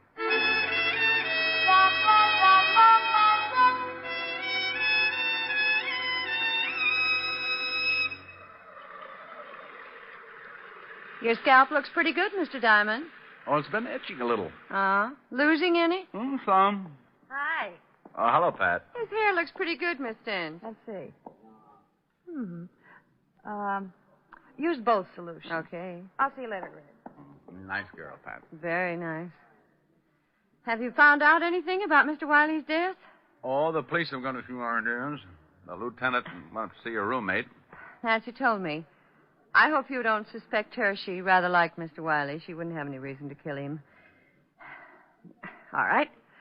Let's go down to the other booth. Huh? You mean you're going to stick me on that vibrating table? Not if you don't want to. Well, full treatment. That's what I came here for. Let's go. You don't mind going in there, do you? No. Why should I? Oh, some people are funny about rooms where a murder's been committed. It doesn't bother me, Mr. Diamond. Give him a good rub and let him relax for about 10 minutes, Lillian. Yes, Miss Stenz. All right, up on your back. Lie down, little, please. All right, yeah. That's good. What did you do before you went to work for Pat, Lillian? Oh, not much. Went to school. Finally decided to look for a job and found this one. Ever study this sort of thing? No, there's really not much to it. Pat shows us how to wash, apply the formulas, and rub the neck and shoulders. And all you need is a strong pair of arms, huh? I guess so. Your family live in New York? No. Oh. I noticed a picture of your father on Nancy's piano. A fine-looking man. He's dead now. Sorry. So am I. Mother still living? No. Oh. I'm sorry. Am I rubbing too hard? It's okay. Well, you've got the strength for the job. Did the police find out anything about Mr. Wiley? Yeah, he was a blackmailer. Oh, I'm terribly sorry. I'm a little nervous today. Maybe I better get one of the other girls. No. That's okay. I'm just a little tied up. Neck stiff. Yeah. Try and relax. I guess I keep thinking about Wiley and his broken neck. Think I might break yours, Mr. Diamond? Well, it wouldn't be hard. If I was good and relaxed, you could snap it in a minute. I guess I could. So Mr. Wiley was a blackmailer? Yeah. I had a record. They're the foulest people on earth. They certainly are. You think he was blackmailing someone here in the shop? Oh, not necessarily. Well, if he wasn't, then no one in the shop would have a motive for killing him. Well, I've got a theory about that. I think someone in the shop hated him so much they waited until no one was looking and the girl was out of this booth. And they slipped in on him and twisted his neck until it broke. Why would they hate him that much if he wasn't blackmailing them? Oh, somebody else he might have blackmailed. Someone very close and dear to the killer. Maybe the person Wiley was blackmailing couldn't stand it and committed suicide. Interesting theory. Take your family, for instance. Ouch. Sorry. You aren't relaxing. Supposing Wiley was blackmailing a member of your family, your father, for instance. I can't rub your neck unless you relax more. Maybe your father couldn't take it. Maybe he couldn't pay him anymore. Instead of disgracing his family, he committed suicide. Just turn your head a little to the side, Mr. Diamond. Better? Much. Well, if that happened to my family, Mr. Diamond, I guess I'd kill Mr. Wiley and not mind it a bit. Think of the shock. I even put the wife in a sanitarium. It probably would. How did your father die, Lillian? He jumped off the roof. Now, if you'll turn your head a little more, I'll try to pop your vertebra.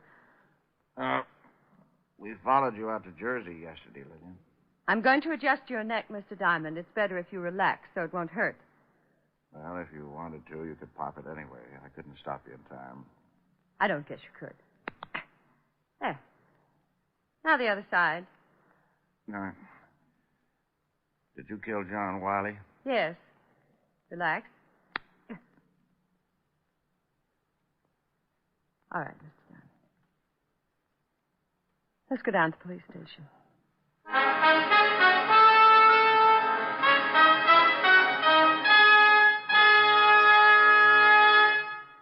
Again, here's your Rexall family druggist. If you're looking for a way to save money on drugstore needs, buy Rexall MI31, the triple action antiseptic that makes an ideal mouthwash, a soothing gargle, and an effective breath deodorant. What's more, Rexall gives you a full pint of this quality product at the same price as other leading brands of smaller quantity. Ask for Rexall MI31 at any Rexall drugstore. And remember, you can depend on any drug product that bears the name Rexall. Good health to all from Rexall.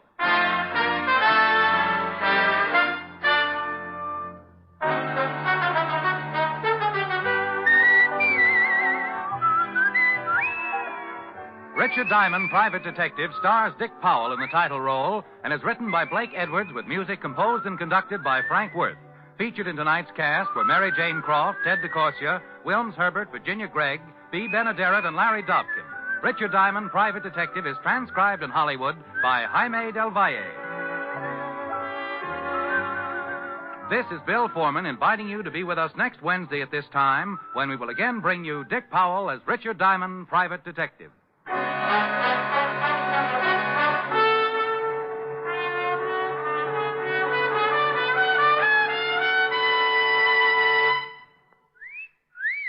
Hiya, beautiful. Get lost, Bristlepuss. You need a shave. But I have shaved. What else do you want me to do? Silly boy, she wants you to go Stag. Go Stag? But why? Because Stag is Rexall's exclusive line of men's good grooming aids, like Stag Brushless Shave Cream. No fuss, no massage, just smooth it on, and presto, you get a clean, close shave. Your face stays smooth and whiskerless all day long. I'll do it. I'll go Stag. That's it. Join the Stag line now at Rexall drugstores everywhere. Yes, to make girls care. Go Stag.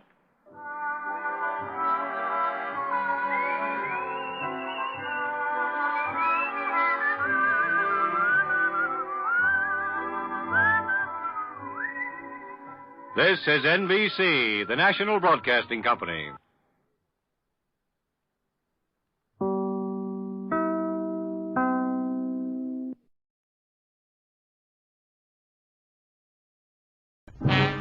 Time now for Rocky Jordan.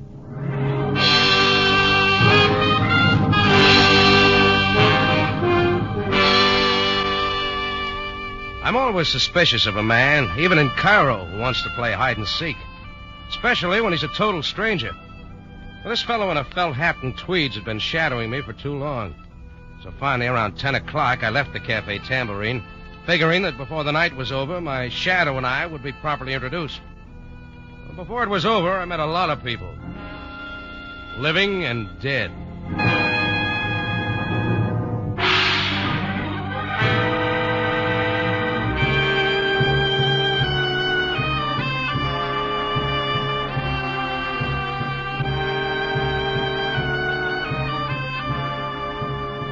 Again, we bring you a story of adventure with Rocky Jordan, proprietor of the Cafe Tambourine, which stands in a narrow street off Cairo's native quarter within sight of the Mosque Sultan Hassan. The Cafe Tambourine, crowded with forgotten men from the world's waterfronts, alive with the babble of many languages. Now, Rocky Jordan, and tonight's story, Strangers 3.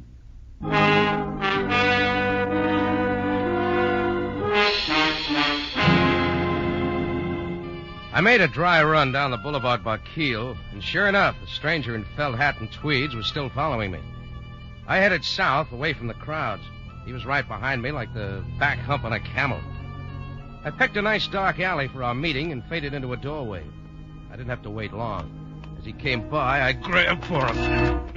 Mr. Jordan, stop it. Who are you? What do you want? Take your hands off me, Mr. Jordan. You've been tailing me all day. Why?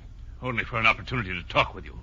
This is a very personal matter. All right, from the top of the page, mister. And start with your name. Feder Brahms. I'm delighted. Now, just what do you want? After I explain, you will understand why I did not wish to show myself. You see, I knew you were a good friend of Angus Morgan. Angus Morgan? You and he were once partners in Istanbul, I believe. Well, what about it? Mr. Jordan, I've been trailing him for over a month. Well, then stick to him. Why trail me? A short time ago, I lost him. But I have reason to believe he is now in Cairo. At first, I hoped that you would unwittingly lead me to his hiding place. Perhaps even your Cafe Tambourine. Want to stay with that story or try another one?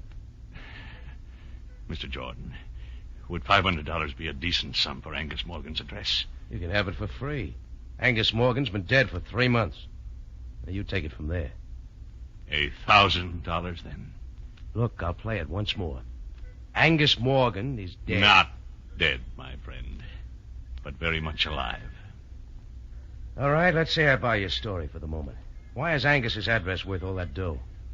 You are very cute, Mr. Jordan. Well? You have the dough with you? Certainly not.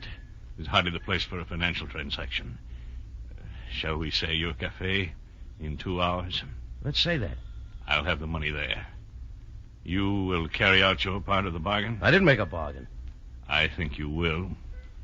In 2 hours, Mr. Jordan, at the Tambourine. I watched Brahms fade off up the street and then detoured by way of the Cairo News Gazette. It was true, Angus Morgan and I had once been partners in Istanbul. Only Feder made one mistake. Angus and I were not friends, not even poor ones. Angus had double-crossed me and run out, owing me $15,000. If Angus was alive, only one thing interested me, my 15 grand. It took some fast talk and 20 piastres to get me into the newspaper morgue that time of night. But from then on, the night clerk was cooperative. Hey, what was that name again? Morgan. Angus Morgan. Oh, yeah. Moody, You know, I wouldn't mind this night job if it wasn't for my wife. You married? No. There was a story in the paper about his death about 3 months ago. Don't ever get married, not if you work nights. What'd you say that name was? Morris? No, Morgan. Now, take my wife. Always wants to know what happened. What Oh, wait. That's the one I want right there.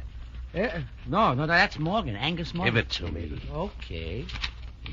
What can I say to her? She wouldn't believe me anyhow. Angus Morgan, killed in mysterious explosion, salvaging operation off coast of Ras El Had. Yeah, then she says, why can't an alert, energetic man like me get a day job? Sure looks dead, all right. Yeah, she's just that way. Huh? My wife. Oh, yeah. Well, thanks for everything. Here, file this back under Rocky Jordan. Sure. Good night, Mr. Morgan. I decided to make one more call before keeping my date with Feder Brahms at the Tambourine. The authorities seemed sure Angus Morgan was dead. But if he was alive and in Cairo, he was here for one reason. A reason named Sabina. She wasn't too much to look at now, but at one time she was the toast of Istanbul. These days she ran a Turkish bath near the Sharia El Mudafar. It was late, but our office door was open, and the sign said, "Come in." So I did. I can't believe it. When can I see him? He's waiting at the Sharon Sanitarium. Philip, wait. Hello, Sabina. Did I interrupt something? Rocky Jordan. Yeah, we meet again, Sabina, like old times. Don't tell me you want to lose weight. No. There's enough hot air over at the Cafe Tambourine to keep me in shape. I'd like a word in private with you, Sabina, as soon as you're through here. Why, I am in no hurry, Sabina, so suppose you go ahead and see what Mr. Jordan wants. I will wait for you. Why, that's very kind of you, Mr. Tornay. Yeah, thanks. We'll only be a minute. Yes, Rocky? Who's the overgrown Frenchman? Oh, Mr. Tornay was arranging for me to give someone a massage at the sanitarium. Please, Rocky, what do you want? Sabina, what do you hear from Angus Morgan? Angus? What are you talking about? You know I've got a hunch he's alive. What kind of a cruel joke is this? I got reasons for believing it. Rocky, I know how you hated Angus for double-crossing you. What good can this do you? Can't you let the past sleep? Still do anything for Angus, wouldn't you? Get out of here, Rocky. Sure, Sabina. Get out! I got out. If Sabina was putting on an act, she wasn't doing a good job of it. But I knew my visit with her was a sure way of making Angus show his hand, if he was around. I went back to my Cafe Tambourine. It wasn't yet time for Feder Brahms to show up, so I sat down in my office to try and decide how I could handle him. Hello. Hello. Is this Mr. Jordan? Yeah? Good. I want to speak to you, Mr. Jordan. It is very important. Who is this? Oh, yeah. We have never met. My name is Svensson. Swenson? Jan Svensson. Oh, naturally. Mr. Jordan, I saw you talking to a man named Feder Brahms. Nice of you to tell me. I don't know what he offered to pay for information leading to Angus Morgan, but I can guarantee you I will double his price. I didn't know a dead man was worth so much. Mr. Jordan, a man does not yoke when he is 40 fathoms under. Look, drop the salty talk and get to the point, huh? I am staying at the Hotel Mala, room 6. Will you come see me right away? How much money did you say? I'm sure we can strike a bargain. Well, then get ready to bid, Swenson. You got competition. I hung up knowing that Feder Brahms wasn't the only one who'd been following me. Add one Jan Swenson. I figured Feder and his appointment could wait. 2 heads were better than one, and if my 15 grand was around, I wanted to be sure of it. The Hotel Mala wasn't far, and I was there in 5 minutes. Room 6 was on the first floor. There was a light on inside the room, and I knocked on Jan Svenson's door. No answer. I tried the door, but it was locked. So I called the hotel manager, and we went in. Oh, what has happened? That bed does not belong in the center of the room, and the dresser upside down. It looks like somebody went through here with a bulldozer. Oh, there has been a fight. But Mr. Swenson's clothes are still here. Yeah, a few of them. Yes. Oh, what are these? Oh, heavy rubber gloves, like a deep sea diver's, maybe. Nice and new. Oh, this is terrible. Dust all over everything. Yeah, even the phone. We must call the police. Yeah, do that. I left the hotel manager wringing his hands and got outside. I checked my watch. It was time for my date with Feder Brahms at the Tambourine, and this time I really had some questions. As I turned to go, I felt something tugging at my coattail. It was a small native boy. He handed me a white envelope and dodged away into the crowd. I opened the letter, and it read, Mr. Jordan, before you see Angus, see me. I will meet your price. Signed, Captain Maury. Address, 62 Fernier Road. It looked like time for me to tally the score. First on base was Feder Brahms. Next, Jan Swenson. Now coming up to bat, Captain Maury. I figured that Feder could wait for me at the Tambourine, and I caught a taxi to 62 Fernier Road. It had all the earmarks of a sedate rooming house. The skinniest woman I've ever seen opened the door. I'm Mrs. Phipps. May I help you? Yes, I'm Rocky Jordan. Shh. You'll have to keep your voice down. My guests have been asleep for hours. Oh, sorry. Captain Maury's expecting me. Captain Maury? You don't say so. Well, I can't imagine... Look, I got a letter from him. Shh, please. I've got to see him tonight. I'm so angry I could scream. It couldn't have been 10 minutes ago. He skipped out of here bag and package. Out the window, if you please. and not paying me 1 cent for his board and room. Take his clothes with him? Yes, everything except these awful rubber boots. Here, you can have them. Forgot his sea boots, huh? Better give him to the police. The police will be here. I've already called them. Oh, just one more thing. What did Captain Morey look like? Simply horrible. Grotesque and horrible. Oh, thanks. Shh. I left Mrs. Phipps standing there, a big new sea boot in each hand, and moved out onto the dark street. I got to the nearest payphone and called Chris at the Tambourine. He said nobody resembling Fedor Brahms had made an appearance there. We were both late for our appointment. Well, there was something else in my mind as I left the phone booth. I wondered if my visit with Sabina was going to pay off. And then it did. The shots were wild, and there were holes in the wall all around me. I dropped to the ground, rolled up in a dark corner. The guy with the gun must have thought he got me because he took off down a side street.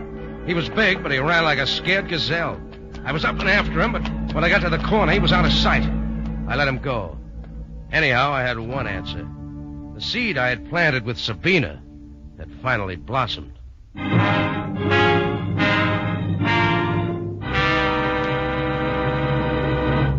Rocky Jordan returns in just a moment. On CBS, My Friend Irma is now one of the most popular comedies on the air, and the two characters, Irma and Jane, are familiar to millions. You'll enjoy Irma to her last dumb remark on My Friend Irma, following CBS Radio Theater Monday night. Now, back to Rocky Jordan with tonight's story, Strangers 3.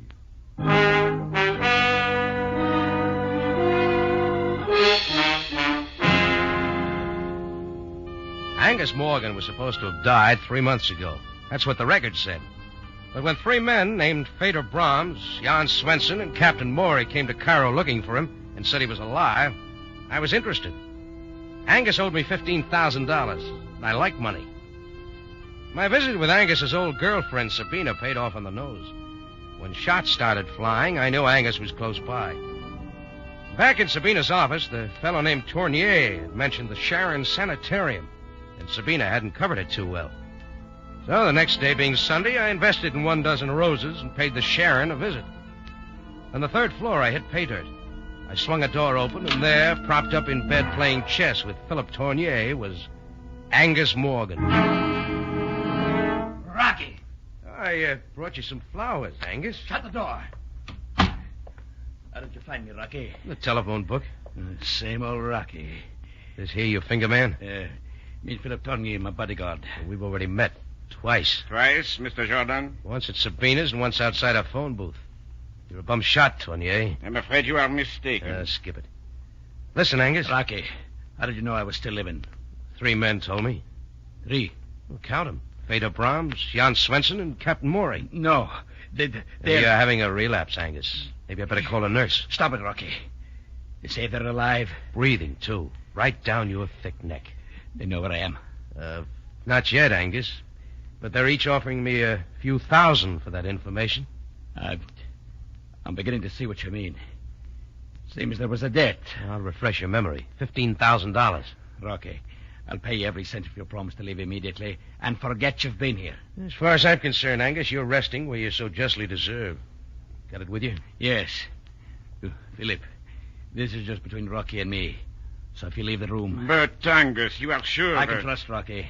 You can get me some cigars while you're out. Go on. Very well. I will be back shortly. Well, Rocky, it's been a long time. The money, Angus, remember? Very well. You hand me that valise on the lower shelf of the cart there. Oh, sure. Well, feels loaded. I'll have a little left. Yeah. Here you are. $15,000. Cut it if you like. Don't worry, I'll be back if it's not all here. Angus, I'm overwhelmed. You're paid. Just keep your promise and get out. Sure, I know when I'm not wanted. Just one more thing. Yes? Tell Tournier to stop using me for a clay pigeon, or I'll have your 3 friends up here next. I'm gonna show you, Rocky. You'll never hear from me again. Angus put his valise back where it was, and I got out. I walked slowly down the stairs, trying to decide what I was going to tell Fedor Brahms. He still hadn't kept his date with me. Well, I had my dough. I promised Angus to keep my mouth shut, and that's the way it was going to be. I just about reached the main floor when Bedlam broke loose. It was coming from the third floor. I raced back up the steps, two at a time. Down the hall, a crowd was gathering in front of Angus Morgan's room. I saw Philip Tournier come out of the elevator when we reached the room together. We pushed through the crowd of Sunday visitors and into the room. And there was Sabina. Angus. Sabina, what is it? Pull yourself together, Sabina. What happened? I walked into the room and there he was. There's no doubt about it this time. Angus is dead. Stabbed to death. From there on, things moved fast. Sam Sabaya, captain of the Cairo police, took over. A very thorough man, he rounded up everyone connected with the case. Down at headquarters, I was kept cooling my heels while Sam talked to Sabina and Tournier. He called me in last. Well, Jordan, I'm afraid you have a great deal to explain. Well, by this time, Sam, I thought you'd have the murder solved. Jordan, this time, let's get to the point. I suppose Sabina told you I had it in for Angus Morgan. That is correct. And Tournier happened to mention that I threatened Angus. Just one more thing. In Angus Morgan's room at the sanitarium was a valise containing $300,000. $300,000? He is missing. I believe $15,000 of it is in your pocket. Tournier did talk, didn't he? May I see it? Sure. Thank you. Hey, what are you doing, Sam? That's my dough. We shall see. Right now, it is Exhibit A. Where is the rest of the money, Jordan? How should I know? Well, now, wait, Sam. You don't think... Would you like to tell me everything now, Jordan? Of course. I was as sure as anybody else that Angus Morgan was dead. Then people came to me looking for him, said he was alive and in Cairo. What people? Well, first a guy in a felt hat and tweeds named Fedor Brahms. Then Jan Swenson and Captain Morey. They both skipped out, but I'll give you their former addresses. You better look them up, Sam. Getting back to Angus Morgan, how did you find him? Philip Tournier let his whereabouts out of the bag when I went to see Sabina. Oh, by the way, an hour later, somebody tried to kill me. I think it was Tournier. But about that $15,000, Angus owed it to me. I will do my best to find this threesome you speak of. But, Jordan, the facts remain incriminating. I was halfway out of the building when the murder took place. Save that part of your story for the inquest tomorrow. We will notify you of the time. Okay, Sam, we'll play it your way. Good night, Jordan. Good night, Sam. Oh, and by the way, when you give me back my money, I'm going to buy you a present. Oh? What, Jordan? A can of oil. Your chair squeaks. I went out into the street, and when the air hit me, I knew I was sweating. If we were all released, that meant Sam was playing cat and mouse with us. And everything pointed in my direction, much too conveniently. I had to act quickly while I still had a few hours of freedom. I had a hunch the police were following me, but I didn't care. I had nothing to hide. Sabina was first on my list. She took my bait once before, and she might again. When I reached Sabina's Turkish bath, she was already there. Rocky, what are you doing here? Who let you in? I've got to talk to you. Haven't you caused enough trouble? Leave me alone. Who's Fedor Brahms? Jan Swenson, Captain Morey. Why don't you ask Philip Tournay? Well, I will. Where is he? He's staying at an apartment over the open-air market on Faran Street. Oh, thanks. I got a good hunch who killed your boyfriend, Sabina. Maybe you have, too. Who did it, Rocky? That's what I got to find out, Sabina. Or I may be next. I went to the open-air market on Faran Street. Philip Tournier's room was on the second floor. I knocked. When he finally opened it, he was either out of breath or awfully scared. Jordan! I'm coming in, Tournier. Yes, of course. I thought you were in jail. Oh, weren't we all? There is a policeman watching my apartment? Two of them now. One for each of us. All right, start leveling with me, Tournier. You tried to kill me last night, didn't you? I could have, Rocky, but I shot wild, purposely. I was Angus Morgan's bodyguard, not his finger man. When did Sabina arrive at the sanitarium Sunday? I do not know. You ever hear of Fedor Brahms? Why, I have never seen him. Well, try these for size. Jan Swenson, Captain Morey.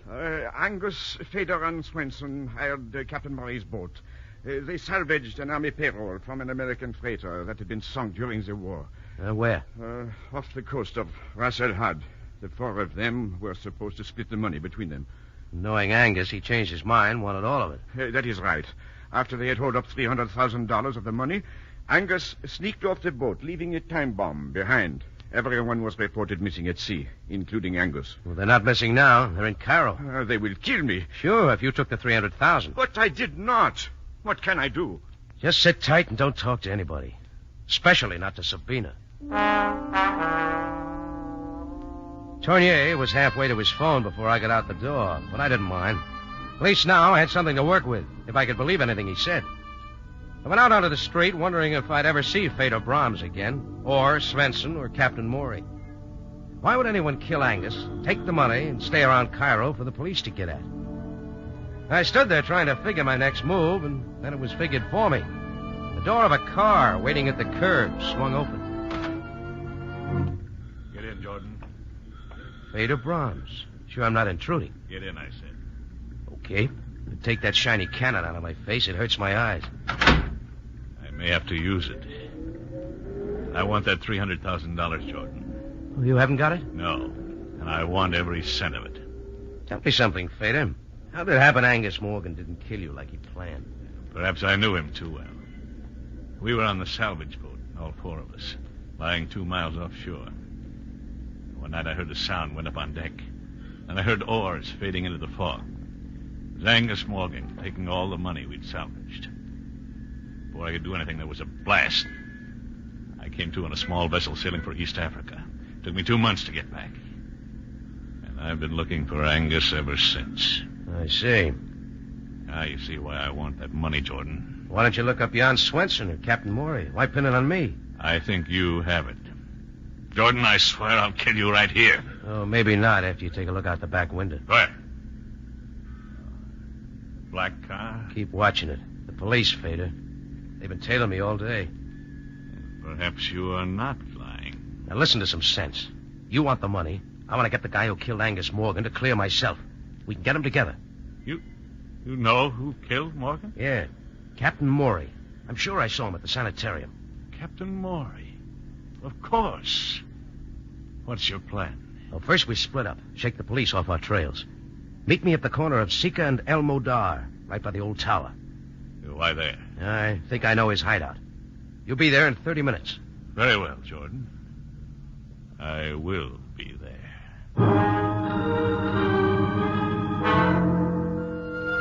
I waited till Fedor Brahms drove off around the corner. Then I got to a phone, called Sam Sabaya. It wasn't long till Sam's sleepy voice came on. Sabaya speaking. Listen, Sam, I think I got your man. You got... What is this? Captain Maury. If you'll be at Sika and El Modar in half an hour, I'll produce him. Jordan, go home and go to bed. Sam, listen to me. But I am glad you called, though. The inquest will be tomorrow at 11. Will you be there, or should I send an escort? Sam, I told you where to be. Now, don't let me down. Good night, Jordan. Listen, Sam. Sam! Okay, I'll go it alone. Sam was in no cooperative mood, but it was too late to change my plan now. My watch said 11 o'clock. That meant I had just 12 hours to dig up somebody to take my place at the inquest. I walked the whole way to our rendezvous spot, through the twisting, narrow streets that led to the old tower, a familiar, dismal landmark in the lower quarter of Cairo. I finally stopped at the tower. No one was there, but I was a couple of minutes early. Laughter sounded from an upper window across the way. It stopped, a light went out, and all was darkness and quiet. I leaned against the wall and waited. Once I thought I saw a figure in the shadows. I glanced back, and it was gone. Shadows play tricks sometimes. Then I heard it. A quick rustling motion that resolved into a figure as I turned. I felt it coming, but I was too late. Pain stabbed my right shoulder. I tried to move, but the knife had me pinned to the wall. Through a blinding fight to keep my senses, I heard a confusion of sound. A pistol blazed almost in my face. And everything mixed into a whirlpool of shouts and footsteps and went spinning off into nothing. With Rocky Jordan right in the middle.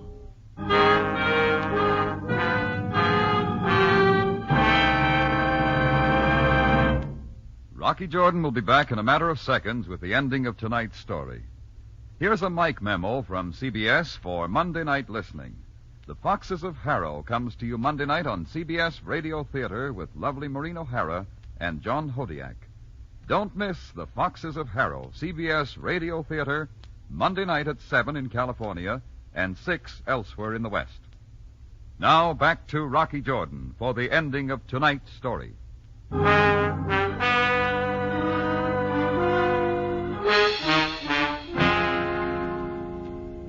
When I opened my eyes, the darkness of the night under the old tower had changed to all white. White walls, white sheets, white bedshirt. The sun was coming in the west window, and seated beside my bed, looking me over like a hound looks over a fresh bone, was Sam Sabaya. Well, Jordan, you missed the inquest. Oh, you're breaking my heart, Sam. Where am I? In the Sharon Sanitarium. Oh, Sharon again. Why here? We thought you might feel right at home. Well, I'm not. Ooh. What happened? Only a knife wound. Your shoulder will heal. You were more fortunate than Angus Morgan. Yeah. Then all that shooting was the police. Sam, I thought you weren't coming to the party last night. Oh, Jordan, you wronged me. Fedor Brahms is now in the Cairo jail. A little worse for the wear. Okay. Now, Sam, when do I get my 15 grand back? Remember? Exhibit A? Jordan, you promised to lead me to Captain Maury. Where is he? In jail. Captain Maury, Jan Swenson, Fedor Brahms. They're all the same man. Oh. It's no wonder we couldn't find the other two. When did you know this? I should have known from the beginning. Fedor was too elaborate with his plans. I figured he invented the other two to keep me on my toes, make sure I didn't lose interest. Mm-hmm.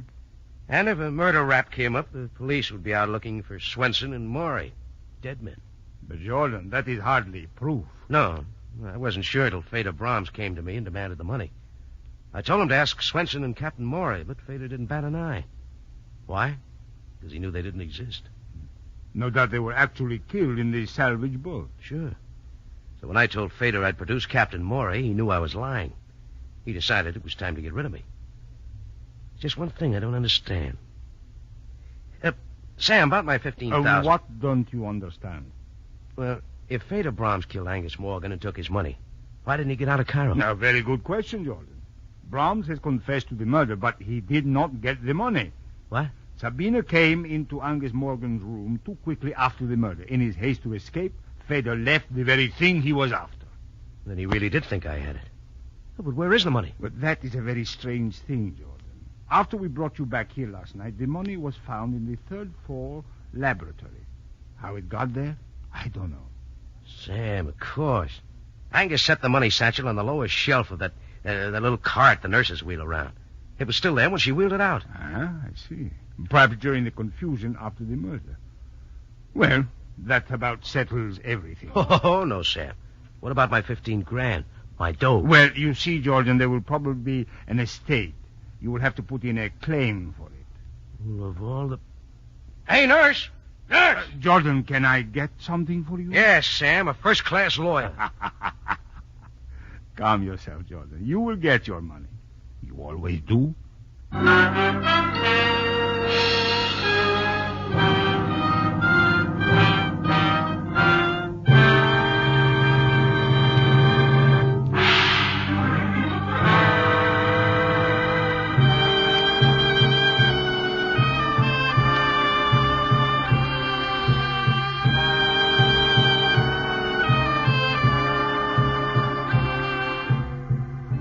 Rocky Jordan is presented from Columbia Square in Hollywood and stars Jack Moyles in the title role.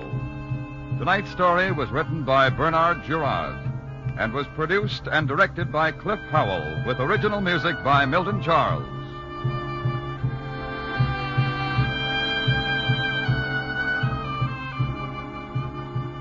This is CBS, the Columbia Broadcasting System.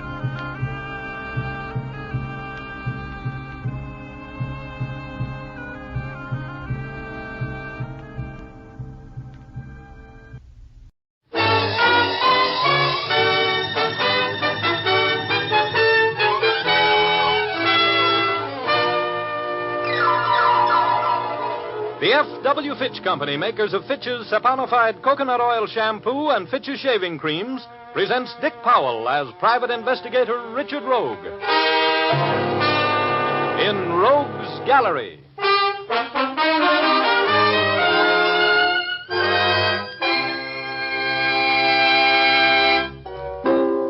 Rogue speaking. First off, today being Thursday and things being the way they are, I want to thank my Aunt Beulah for sending me those pork chops from Barlow, Kentucky. She doesn't know it, but she's made me the most sought-after man in town. Oh, well, next week, spinach. Anyway, to get back to business, I didn't know that my old friend, Judge Robert March, was having a cocktail party the afternoon I dropped by his place to say hello. But as I walked into the patio, I was Richard the Glad Rogue. My old friend, the judge, introduced me to an amber-eyed blonde who answered to the name of Pamela Leeds. And I smartly opened the conversation by saying, hello. Oh, Judge March. Do you mean to tell me that this is the famous Richard Rogue? The investigator? I know it's disappointing, Pamela, dear, but nevertheless, that's the Rogue. Oh, really? You're not really disappointed, are you, Miss Leeds? You're just amazed that a man who has done so many brilliant things could be so young and handsome. Of course. Well, I can see that you don't need me, Richard. I think I'll go and circulate among my other guests. I'm sure that the two of you will never miss me. See you later, Judge. Thanks. You can believe almost anything he says, Pamela, unless it's about himself or you. Thanks for the tip, Judge. Would you like to take a walk around the garden? There's a bench under a weeping willow tree over there by the wall that always makes me feel very poetic. Oh, I hate to miss that, really, but I was just leaving. I have to leave, really. Oh, you do? Oh. Well, how are you going to leave? You have a car here? No. No, the judge was going to send me home in his car. Well, that's silly. Oh, yes, especially when I'm going out that way, right past your house, as a matter of fact. I'll drive you home. Were you really going out my way? Of course. Well, then, I'll go with you. Oh, that's swell. Oh, incidentally, where do you live?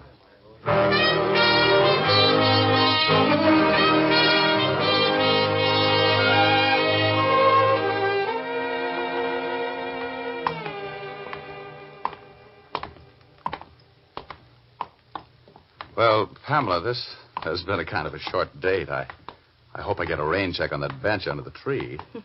I have a lot of fascinating statements I'd like to make to you. Oh, we'll see each other again, won't we, Richard? Or how about tomorrow night? It's Sunday, you know. Great nights, Sundays. Mm-hmm. The moon will be full. There's dining and dancing at the Macombo and... Oh, Pamela. Dr. Stevens, what's the matter? Is Father... Pamela, we've been trying to reach you. Yes? You better come with me, Pamela. Your father is dead.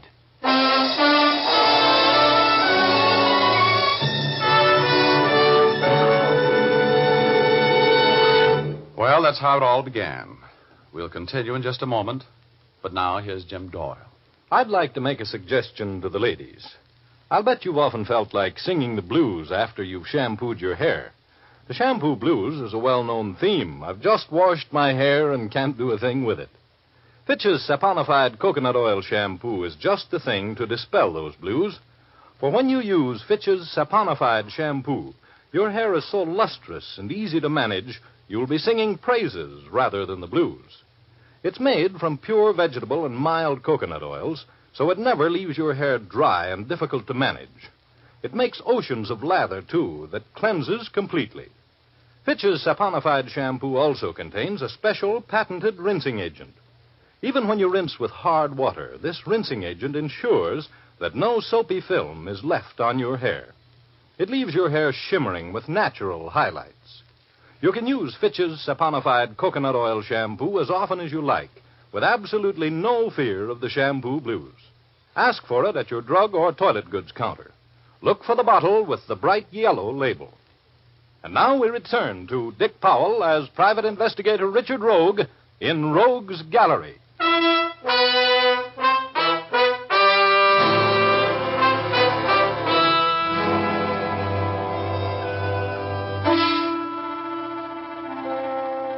I'm fairly familiar with death in most of its forms. And maybe familiarity with a man with a scythe breeds contempt. But I felt awfully sorry for Pamela Leeds when her father, Ansett Leeds, died. I was more than ordinarily interested when my friend Judge Robert March called me the evening after Leeds' death and asked me to come to his office. Richard, I am the executor of Anson Leeds' estate, and I think there's something strange about his will. Yeah? This is, of course, confidential. Mm-hmm. But he left the great bulk of his estate to a nephew, his sister's child, Peter Moore, with only a $50,000 legacy for Pamela, and the rest of the estate going to the servants and various charities. Oh, only $50,000 to Pamela, huh? You think that's a little strange? I've been Anson Leeds' attorney, and I think his closest friend for 30 years. Rogue, I know how fond he was of Pamela, but Pamela was not his daughter, you know. She was adopted by Anson just before his wife died 20 years ago. Oh, legal adoption, huh? Yes, and I'm in a position to know that Anson couldn't have loved Pamela any more if she had been his own daughter. As a matter of fact, I drew up a will for him about 6 years ago in which he left almost all of his money to Pamela, with other small legacies to relatives and servants and charities. Was the old gent a little flighty in his last years? No, sound as a dollar. Extremely bright right up to the last. And, Rogue, there was no change in the way he felt about Pamela. I know that. But I cannot understand this new will. When was it made? What's the date on it? Just a year ago this month. Here it is. Oh, I see. Typed.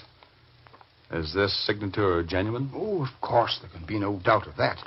I know that fancy Spencerian signature as well as I know my own.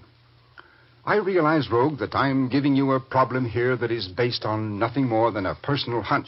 But I would never be at ease about administering the estate if I didn't have the will thoroughly checked. Uh-huh. Well, let's see. This will mentions only Peter Moore. That's the nephew. Mm-hmm. Pamela Leeds. Kate Schumann, 5,000. Oh, Anson's nurse. Been with him for, 6 or 7 years. A fine woman. And Fred Kraft? Anson's gardener. Been with him, 15 years, I guess. They, the nurse and the gardener, witnessed the will, as you'll notice. I want to retain you to investigate that will for me, Rogue. Oh. Well, Judge, ordinarily I hold my clients up for a fee. But for you, Judge, I guess I could toss you a couple of parking tickets. Richard, this is very important to me. Will you handle it for me? Well, of course, Judge. Now, first, looks like my first move is to go out to the Leeds estate and talk with the witnesses. See under what circumstances this document was written and signed. I'll see you later, Judge.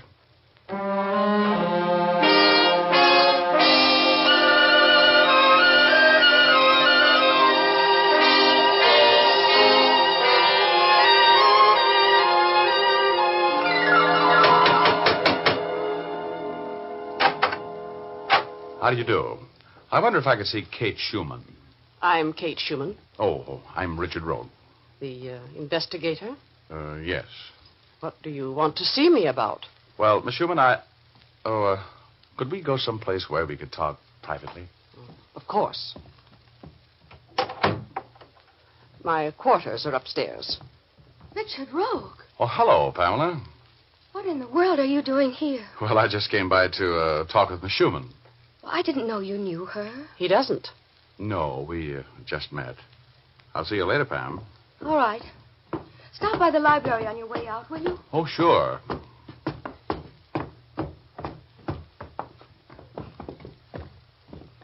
Right in here, Mr. Rogue. Thank you. Now, Mr. Rogue. I came to talk with you about the will which you witnessed for Anson Leeds about a year ago. Oh, cigarette? No, thank you. I don't smoke, but I don't mind if you do. Thank you. Tell me, Miss Schumann, who typed the will? I'll tell you the whole story. Mr. Leeds called me in one morning and asked me to do some typing for him. I often type letters and business things for him. Yes? I got my portable typewriter, and before he started dictating, he made me promise that I'd never mention the fact that he'd made a new will until after he'd passed on. Then he dictated the will to me. I see. Did he seem in good mental health at the time? He was perfectly normal. I was a little surprised at his terms. I mean, the way he left the money.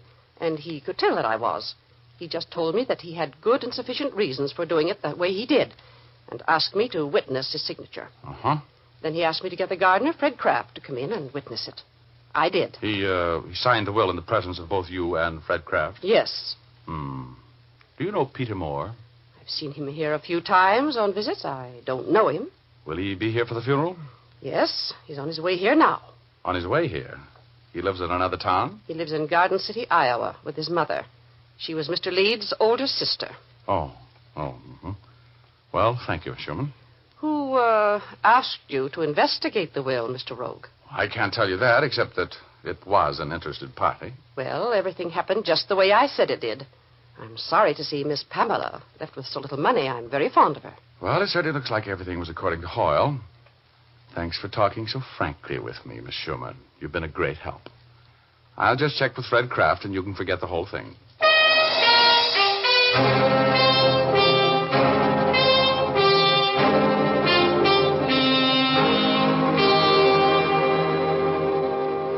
I didn't expect to see you out here today, Mr. Rogue. Well, I didn't expect to be here, Pamela. Judge March asked me to drop by and do him a little favor, that's all. Oh, excuse me. It must be Peter. Certainly. Hello, Peter. Hello, Pamela. I guess there isn't much I can say, is there, Pamela? I know, Peter. Well, where's your mother? Didn't she come with you? No, you know Mother. She was very upset. She just couldn't make it. Oh, I'm sorry. Oh, this is my cousin, Peter Moore, Mr. Rogue. Hello. How do you do? I think I'd better run along, Pamela. I want to talk to your gardener. Name's Kraft, isn't it? Fred Kraft. He'll be in his cottage. It's out and back. It's a little white cottage. He's probably asleep by now.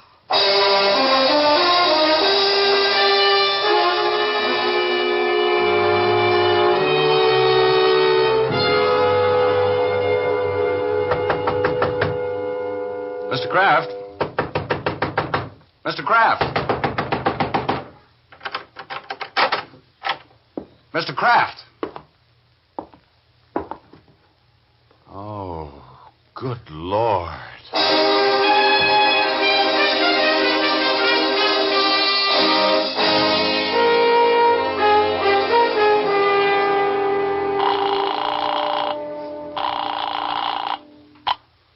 Homicide. Lieutenant Urban speaking. Hello, Urban. Richard Rogue. No kidding. Cook up some more business for me, Rogie? Well, you know me, Urban. The Anson Leeds estate this time. The Leeds gardener was just chopped to death with a hand axe while he was asleep. Better get your boys and get out here.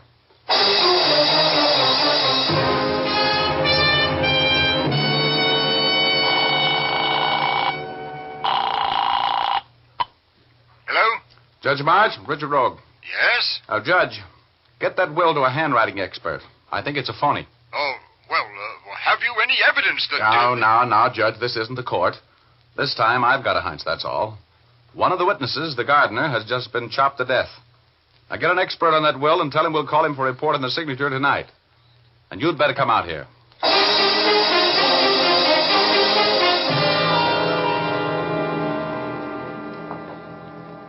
One of the things I like about you, Rogie, the corpses you find are always so dead. Oh, I see what you mean, Urban. Say, from the looks of this room, the late Fred Kraft put up quite a row, didn't he, huh? Uh-huh. But not enough of a row to get out of that couch he was lying on when he got that first blow with the axe. Let's shake the joint down, shall we? Uh-huh. Why was he killed? Well, all I have is a theory. I don't want anybody in the house to know that. But he was one of the witnesses on a will made by Anson Leeds. The will is in question. I get it. You think he might have been put out of the way to keep him from testifying as to the validity of the will, eh? That's my theory. Oh. And there's something that might back it up a little. What? Look. There on the floor. Yeah? Stub of a plane ticket. From Garden City, Iowa. You sound like Garden City means something to you. Come on, no tricks, Rogie. What's with Garden City? That's the town where Leeds was born and raised. That's the town Peter Moore just arrived from. Oh, I got here as soon as I could, Rogue. Oh, good heavens. Hello, Judge. Kind of a mess, isn't it? Judge, are you having that will checked? Yes, I have Carl Friend, the handwriting expert, working on it. What did you know about Fred Kraft, Judge? Oh, he was an old family retainer in the best sense of the word, Lieutenant. He and Anson Leeds were more friends than they were employer and employee. How come Anson only left him $5,000 then? I don't know. Fred was a thrifty man. He had quite a nest egg saved from his salary and from investments he had made on tips from Anson. His estate will be worth, I should say conservatively, $60,000. Oh. Who gets it now that he's dead?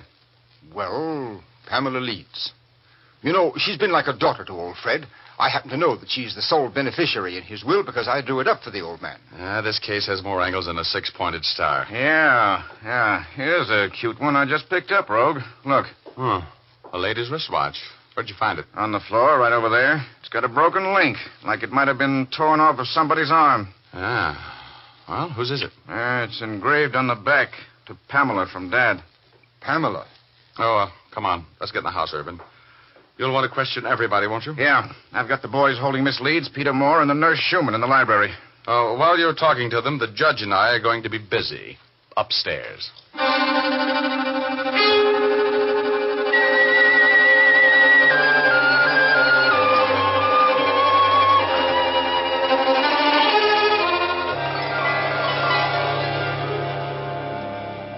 I'm afraid I don't understand, Rogue. Just what is it we're looking for in Kate Schumann's room? I don't know. But she's mixed up in this thing someplace. Take a look in the bathroom, will you, Judge? If you see anything the least bit out of line, call me. Okay, Rogue. Oh, look. Here's pay dirt. Yes? Kate Schumann's diploma from nursing school. See where it was issued? School of Nursing, City Hospital, Garden City, Iowa. Yeah, that town keeps popping up, doesn't it, huh? Yes. Well, look, I want you to witness this, Judge. Here are 2 cigarette stubs. Lipstick on the tips. Fresh. No, don't touch them. Just leave them right where they are. All right, but Rogue, you said yourself that the nurse couldn't have killed Kraft. She was in the house at the time that he was murdered. Yeah, I know. But I've got an idea that's beginning to make sense. You got a pencil? Yes. Now, let me use it here. I want to copy this phone number from Kate Schumann's scratch pad. BL6791. Room 323. You know, Rogue, we have no right... Now, look, Judge, this is beginning to weigh on your conscience. You better get downstairs with Urban. He's a warrior, too. I've got a lot of work to do and a long-distance phone call to make. You go downstairs and tell Urban I'll be down as soon as I have convicting evidence on a murderer.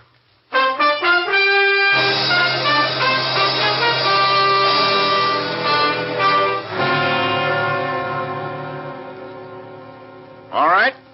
I'm going to have to impress on you that I mean business. There's been a murder committed. Now, one of you knows something about it, and We don't, Lieutenant Urban. I tell you, we were all here in the house when Fred was killed. I wish you'd go away and leave us alone. What was your wristwatch doing lying in a pool of blood near the body of the murdered man, Miss Leeds? Why was a link torn wide open on the band? I don't know. It was on my dressing table this morning. I know it was. Yes? Well, 3 witnesses saw it lying at the scene of the crime. Look, Lieutenant, why don't you let the poor girl alone?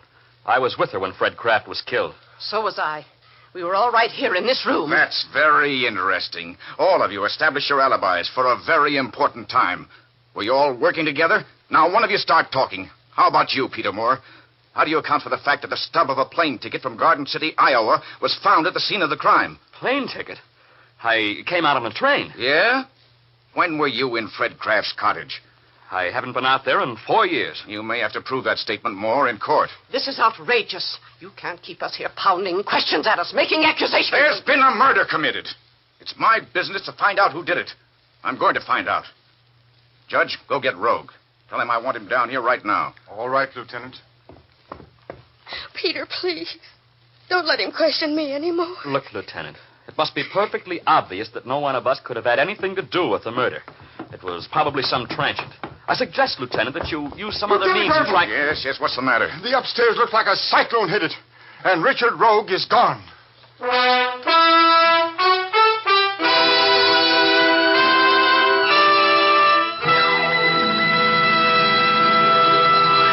Yes, I was gone. And I'll tell you more about it in just a moment. First, here's Jim Doyle, who wants to tell you some facts about shaving. Yes, men, it's a fact. Fitch's No Brush shaving cream does give as smooth and comfortable a shave as you could hope for. Plenty of research and testing have gone into the making of this fine cream, and now it combines the qualities you want. Smoothness of texture, a clean, tangy odor, and a skin conditioning ingredient for sensitive skins. Fitch's No Brush softens up the toughest beards, so your razor will glide easily, giving you a close, clean shave without scraping or irritation. It leaves your face feeling smooth and cool, leaves your disposition calm and cool, too. For Fitch's No Brush Shaving Cream is designed for sensitive skins. For men who prefer a lather cream, it's Fitch's Brush Cream. Gives lots of creamy lather that stays moist all during the shave, giving a smooth, comfortable shave. Rinses off easily, too. Both Fitch's Brush and Fitch's No Brush Shaving Creams come in economical 25 and 50-cent sizes. Ask for either type, but for solid comfort shaves, be sure it's Fitch, spelled F-I-T-C-H.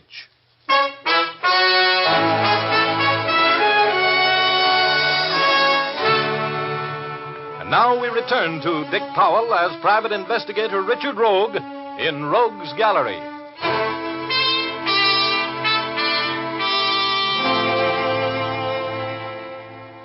The more I looked around the upstairs room in the mansion of Anson Leeds, the more I suspected that what started out to be the investigation of validity of a will had turned into the investigation of not one murder, but two. I made a long-distance call. Then I called a doctor friend of mine who admitted that a clever murderess could disguise the effect of morphine poisoning. Then I checked the telephone number I found on Kate Schumann's scratch pad. Found that it was the number of the Hotel Splendide. I went there. In the lobby, I was stopped by my friend Todd Reeves, the bellboy. Hello, Mr. Rogue. What are you doing? So, take a ride with me in the elevator, will you, Todd? I'm calling on a guest of yours in room 323. Yeah? What's the matter? They in trouble? Now, just don't ask any questions. You want to make $20? Oh, sure. Who do you want killed? Just take a ride with me and do me a favor.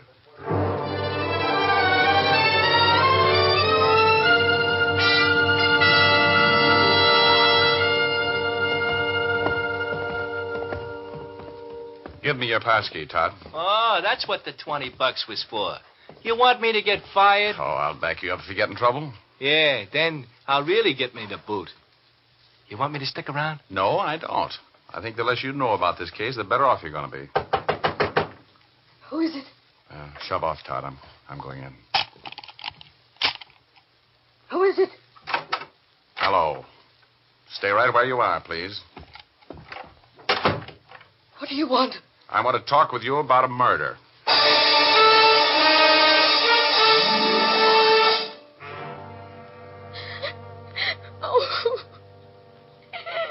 Oh, this is a typical rogue trick. Telling us to wait here and disappearing. If I ever get... Oh, I'll get it. Hello? Hello, Urban? Hello, rogue. Where the devil... Look, Anson Leeds was murdered. Don't say a word to the people you're holding there. One of them is the killer. Right. The will is a forgery, and I have the proof. Hold everybody until I can get there for the payoff. Be about 10 minutes.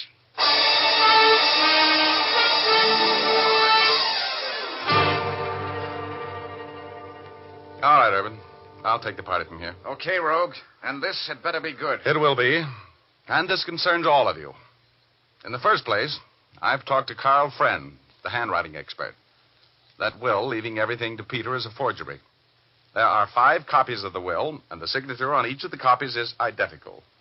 It's impossible for anybody, even a man in the best of health, to write his name exactly the same way 5 times. That's not true. I tell you. Shut up.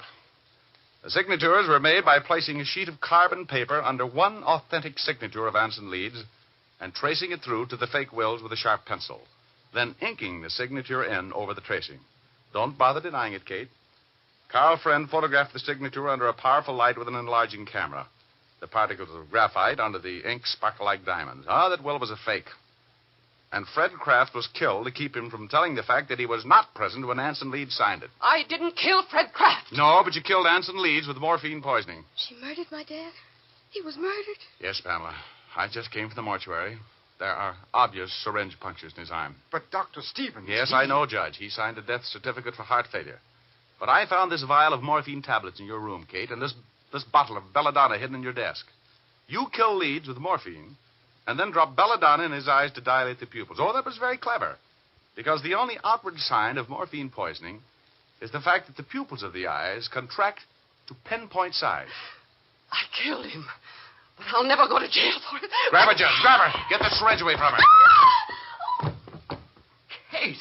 I was too late, Rogue. Yeah, she was too fast for us with that shot of poison. Kate. Kate. Too late. She's dead, Rogie. I don't understand. Why did she do it, Mr. Rogue? For gain. You were an innocent part of the plot to kill Anson Leeds, Peter. Peter. Oh, no. Stop being so mysterious, Rogue. If you know who killed Fred Kraft, say so. Was it Kate? No, it wasn't. The murderer of Fred Kraft is in jail. I put her there a few minutes ago. She was a good friend of Kate's, who was resentful of you, Pamela, and ambitious for her son to be a wealthy man. Peter, she needs you, kid. Better get down to the jail and see your mother. She loved you so much that 2 people died, so you could inherit $1 million.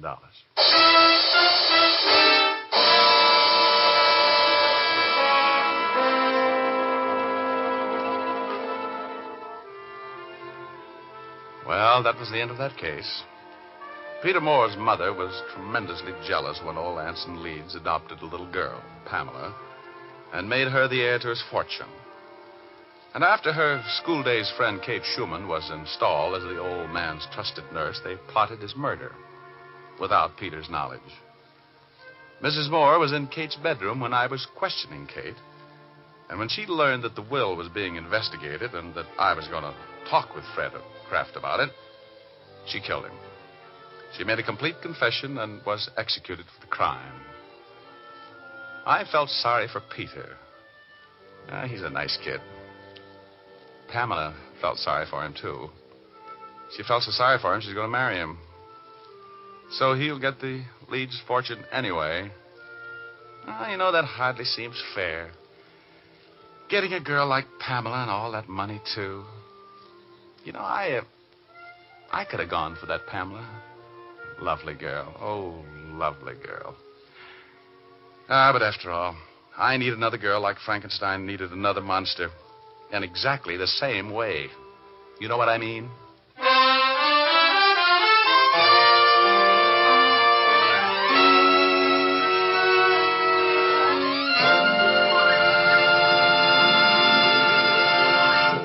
This is Dick Powell again, ladies and gentlemen.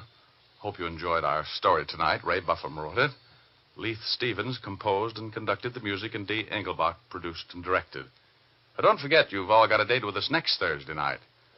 We have a story for you about an alibi that is blown up by gunfire. There are some lovely people in it. We call it the murder habit. So make a date with us, will you? Thanks for listening, and now here's Jim Doyle. Be with us again at the same time next week. Oh, and by the way, be sure to see Dick Powell in his latest RKO picture, Cornered, at your local theater soon.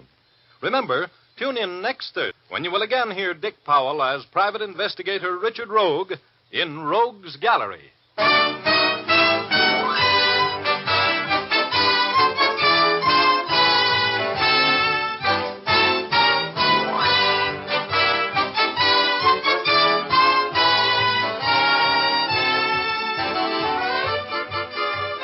Remember, if dandruff is your problem, ask for Fitch's Dandruff Remover Shampoo. It's the only shampoo made whose guarantee to remove dandruff is backed by one of the world's largest insurance firms. No other shampoo can make this statement. Ask for Fitch's Dandruff Remover Shampoo at your drug or toilet goods counter, beauty or barber shop. Fitch is spelled F-I-T-C-H.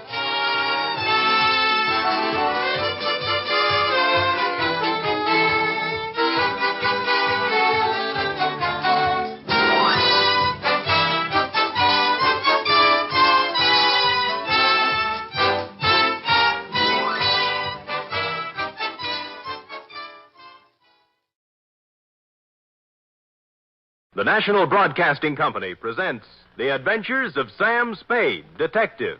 Sam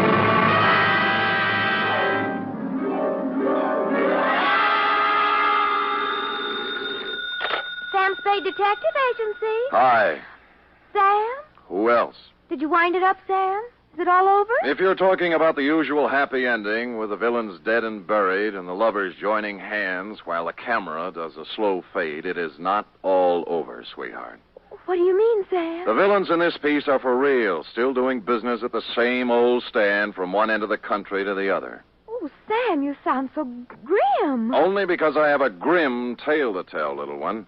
So warn all within earshot that if they seek bluebirds of happiness, sweetness, and light, and love conquers all, to try another detective. Because even now I am on my way with something that might butt into your sleep for the next few days. To wit, my report on the Denny Shane caper.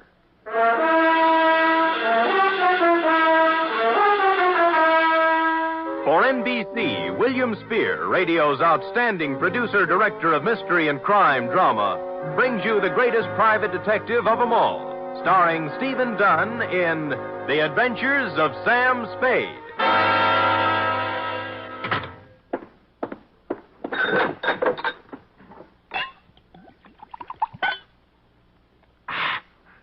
Effie! Sam? Yeah. Oh, I'm sorry, Sam. I didn't hear you come in. Ooh. Oh, tired, Sam? Yeah. You look pale. I guess maybe I'm a little sick, too. Now, Sam, I warned you about heavy lunches when you're on a case. Not that kind of sick, Angel. This kind starts at your shoe tops, runs up your backbone, and kicks around in your head till you're...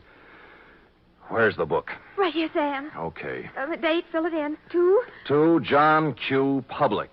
From Samuel Spade, license number 137596. Subject, the Denny Shane caper. Dear John Q. She was sprawled in the corner chair when I got back from lunch. A kid of 16 or so, complete with bobby socks, hair ribbons, and shoulder bag. The kind you see every afternoon in the drugstore near the high school, making jive talk over a soda. But she looked up as I walked in, and the eyes didn't look like jive talk at all. There was trouble in them. You're Mr. Spade? Yep. The detective? Well, according to some people. Fine. I need a detective. You're sure now? Mm-hmm. Positive. What would you be doing with a detective? Your ad in the classified section said you find people.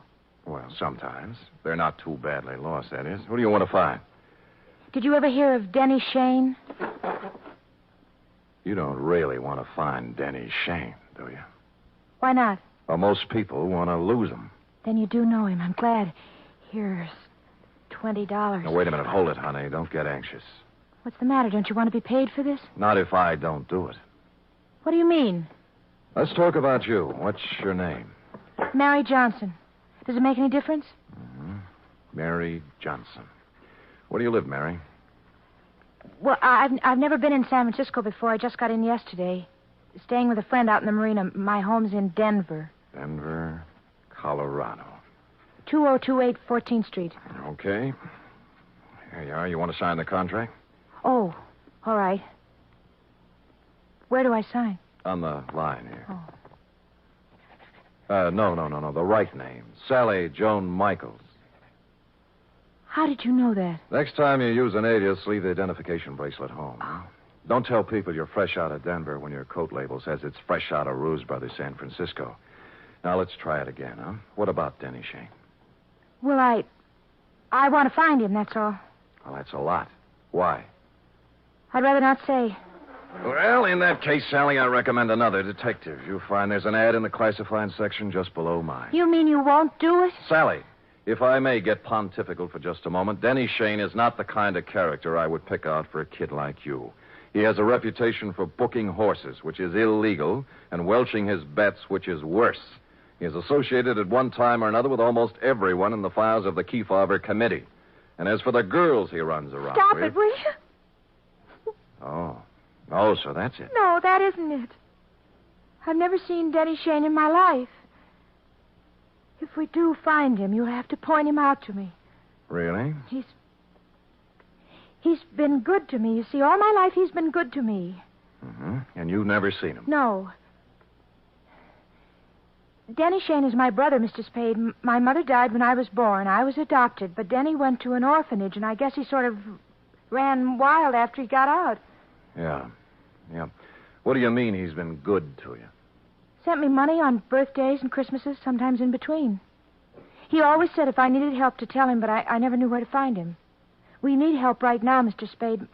My stepmother has to have an operation, and I know Denny will give me the money if I can find him. Why did you tell me all those black lies? I was afraid you'd call my folks. They'd be horrified if they found out. Oh. Mm-hmm. This is the truth now. Girl Scout's honor. Yes, Mr. Spade. Okay, you run home and study your algebra, and I'll look up Shane in court. No. I've got to talk to Denny myself. You're sure you want to come along? Oh, yes. Okay, but I'm going to have to leave you outside while I talk to his friends. Let's go.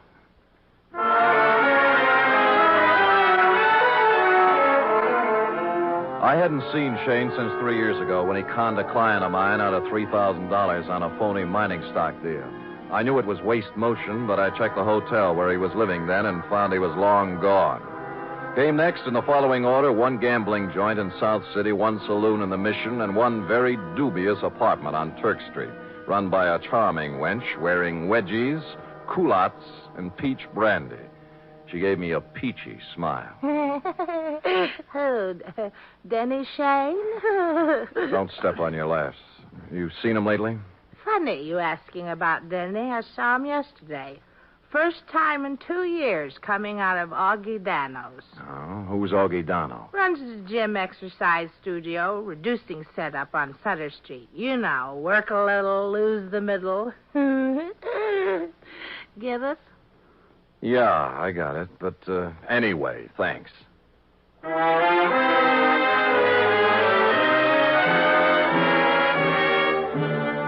So we took off for Augie Dano's. We'd been together 2.5 hours so far and exchanged maybe 2.5 sentences. She'd just sit quietly in her corner of the cab with her hands folded on her lap, looking straight ahead. Sally. Hey. Oh, What's the matter, honey? nothing. Oh, now, come on. You can tell your Uncle Sammy something's eating you. Now, what is it? I told you. You're sure it has nothing to do with Denny and you? We settled that. I don't know, did we? You know, I got an ache in my bad knee. Is that good? Nope. I only get it when things are going sour on me. Well, here's Augie Dano's. Come on, you can go in, too. This place looks respectable for a change. The gold lettering on the door said Augustine Dano, Masseur, Scientific Reducing. And inside was an expensive-looking reception room with birch paneling, potted palms, and antique leather chairs, into one of which I stored Sally while I made bold to enter a door at the rear marked private. Oh, now there. Look what you made me do. I am sorry. Oh, dear me, you should be. My best perfume all over the... I'm sorry. I didn't mean to slam the door, lady. The draft. This is a private office, sir. There is a button outside clearly marked ring and wait. That I did not see, and once again, I am so sorry about spilling the perfume. Oh, my. Toujours, my regret. TV. $12 an ounce. Well, I regret TV, too. Now, look, how about announcing me to the professor? But now, if you mean Mr. Dano, he's quite busy with another... Mr. Rudnick, if the envelopes are ready, Oh, who's this? You've got me. My name's Spade. Spade? Spade. The detective? Yeah. Detective? Oh, what just a minute, Miss Rudnick. Would you have your nerve barging in like that? I thought you were a client. All right, Miss Rudnick. All right, here. Well... 4 bits. Now, buy yourself another quart. Well, I never. This I can believe. Well, what do you want, Spade? I'm looking for Denny Shane. Someone saw him walk out of here yesterday. Shane? That's right. Well, what's the matter? Some trouble or something? No. His kid sister's trying to look him up. Oh. That's funny. What? Well, that someone saw him coming out of here. I'd never heard of the guy. Of course, we got people in here all the time, salesmen, agents, friends of clients, But no Shane. Not that I know of. What's he look like? Oh, about my height, blue eyes, pale complexion, too thin to be coming here as a customer. Well, I wish I could help you, pal, but like I say, so many people come in and out of here, Sure. Thanks anyway. Bye. Bye. Any luck? No, never heard of him. Come on. Too bad. Where to now? Oh, there are a couple of more places. After you. Cab's gone. Well, I told him not to wait. I thought we might have something to eat across the street. I'm not hungry, thanks. Look, you better call your parents. No, don't. I told him I was spending the night with a girlfriend so they wouldn't worry. That's another big black lie. Look, I'm tired of playing this way. I want it all. I told you. You're eating your heart out over something, and it's not Mama's operation. Now, it's something bigger, and it hurts worse. And don't tell me any different because it's written all over your face. Please. Please don't ask me any more, please. Oh, skip it. Where's the cab? Don't take me home. That's just where you're going, honey. Well, What's the matter? look, coming up the street. Is that... Yeah, Denny Shane. You sure? Of course I'm sure. I've got to be positive. I'll prove it to you. Denny? See? Yes. Denny, come here a minute. Oh, Sam Spade, isn't it? Yeah. Well, you recognize the kid? No. She's your little sister. Sister? What are you talking about? I haven't...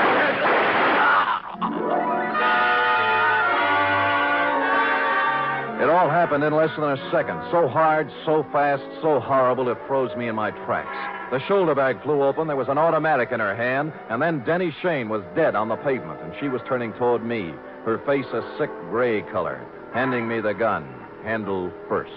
There. It's done now. You can take me to the police.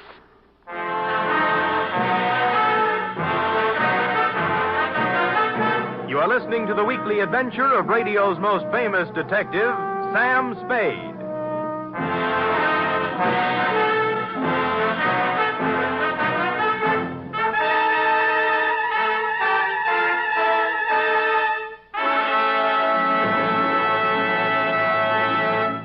Three chimes mean good times on NBC. Whether it's comedy, music, or drama you're after, you'll find it on The Big Show this Sunday. The dynamic Tallulah is your hostess, and her guests include Fred Allen, Jimmy Durante, Vivian Blaine, Jane Morgan, and Rudy Valley. You're invited every Sunday to The Big Show. And this Sunday also brings you a 1-hour adaptation of F. Scott Fitzgerald's exciting novel, This Side of Paradise, presented by Theater Guild on the Air and starring Richard Widmark and Nina Foch.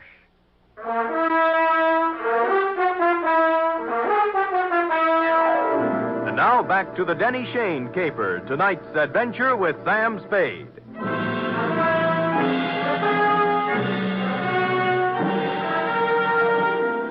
I won't try to give you the play-by-play for the hour following the shots on Sutter Street because I was in no shape to remember things in sequence. In less than a minute, we were in the center of a milling crowd. Cars jammed up. Horns began to blow. Then the morgue wagon and a squad of homicide dicks and flashbulbs going off like firecrackers. And Sally standing them all off with a frozen gray expression on her face that never changed. While I stood at her elbow, me, Sam Spade, who'd seen Lord knows how many murders, with rubber in my knees and a feeling in my stomach like I was going to be sick.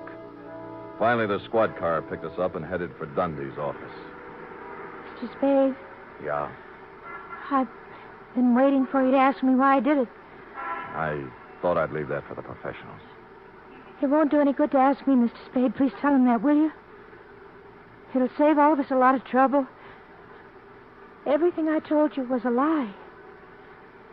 I had to make you take me to him some way because I didn't know what he looked like. I hope you know what kind of a stew you jumped into, Sally, because from here on it's going to be pretty tough.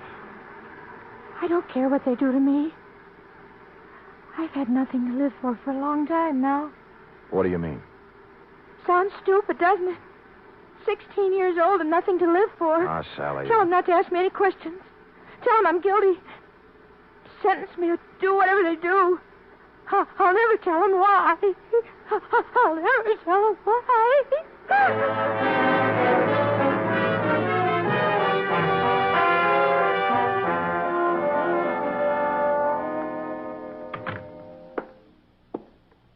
Give me a cigarette, Sam. Yeah. Why did I have to grow up to be a homicide, Dick? No dice, Lieutenant? No dice. It's her old man's gun. Hooked it out of his drawer this morning before she left for school. I still think she's mixed up with Shane somewhere. Dundee, believe me, that's one thing I can guarantee. She didn't know Shane from Hopalong Cassidy. Well, I'm only falling back on the standard answer to this kind of a clam bake, Sam. This is not a standard clam bake. You're telling me. You know, Sam, it kind of scares you. What the Sam hell's happening to our kids? A 16-year-old girl still in high school walking up to someone on the street? Shut up, Dundee. Oh, I'm sorry. Yeah, it's got me, too. She's resting on the couch in there. Stick around till I get back. I gotta go down and wait for her folks.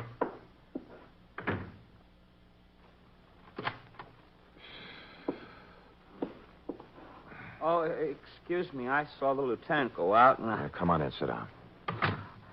I'm a friend of Sally's. Do you think I could talk to her for a minute? Well, I don't think she feels like talking. Look, I got to, mister. I got to talk to her. What's your name? Eddie Tucker. I go to school with Sally. I've been waiting for 3 hours outside for a chance to talk to her. Can't I, please? What's it about? It's kind of personal. Okay, through the door there. Oh, thanks. And leave it open. Yes, sir.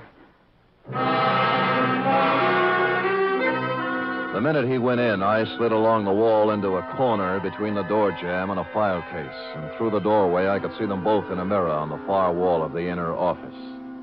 Sally, What are you doing here? I had to see you, Sally. I heard about it, and I had to see you, that's all. You're wasting your time, Eddie. It's all over and you know it. You shouldn't have done it, Sally. You know what I promised you. I know what you promised me all the other times, too. This was for keeps, honest. So are the other times. All right, look. Look at this, see? Out the window. Watch. Now do you believe me? Eddie, it's not your fault anymore. I don't blame you, honest. All those promises... I'll keep this one, Sally. Honest, I will. No. You're a zombie, Eddie. You know what a zombie is? Someone who moves and walks around, but who's dead inside. Go away. Now. Go away. He got up slowly and walked past me out the door, rosy-cheeked, 17, with a tired, old man look in his eyes. A few minutes later, the matron came by, and I left her with Sally. The window in Dundee's office opened onto a second-floor roof below, and directly beneath it, I picked up what Eddie had tossed out. A set of car keys and a leather case, plus a third one that looked like it belonged to a school locker with the number 339 on it. And written in ink on the leather inside, like a memo, was Denny Shane, 778 Turk Street, apartment 4.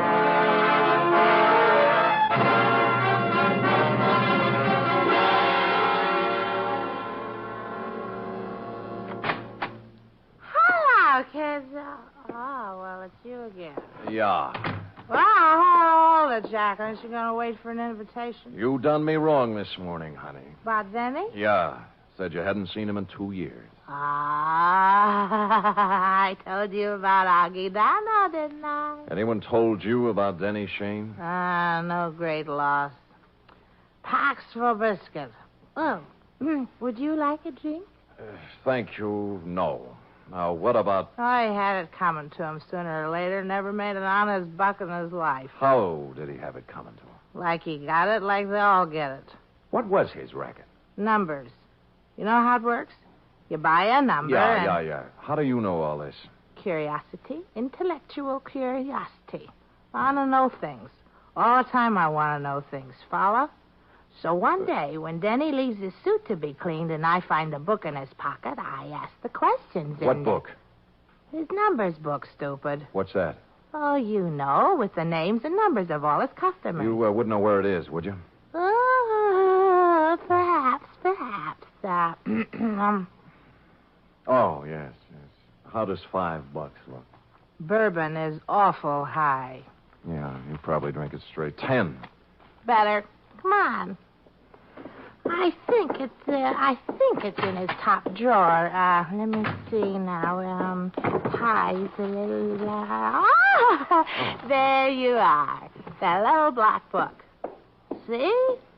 All the names, all the numbers. All the names, all the numbers. numbers, and one other feature. It was divided into sections labeled Galileo, Balboa, Lowell, George Washington, and a couple of more fellows who passed on long before the numbers racket was invented. Under each was a list of names. Eddie Tucker's was on the page headed Thomas Jefferson, and after it was number 339-7th Street. At this point, several bells rang. The odd key in Eddie's case didn't belong to a locker. It went with a box in the main post office on 7th Street. Hey, now look, fella. It's 11 o'clock at night. Yeah, my name's Spade, clerk. Look. See? The license. I don't care about the license. The rules and regulations of the United States Postal Service. I know, through rain and sleet and snow and hail. But there's been a murder, you see. Murder? Yeah. Oh, well, in that case, I suppose we Great, can... great. Where's the mail for the boxes? On the table over there, but it isn't distributed. If you'll wait a shake... I'll wait a shake.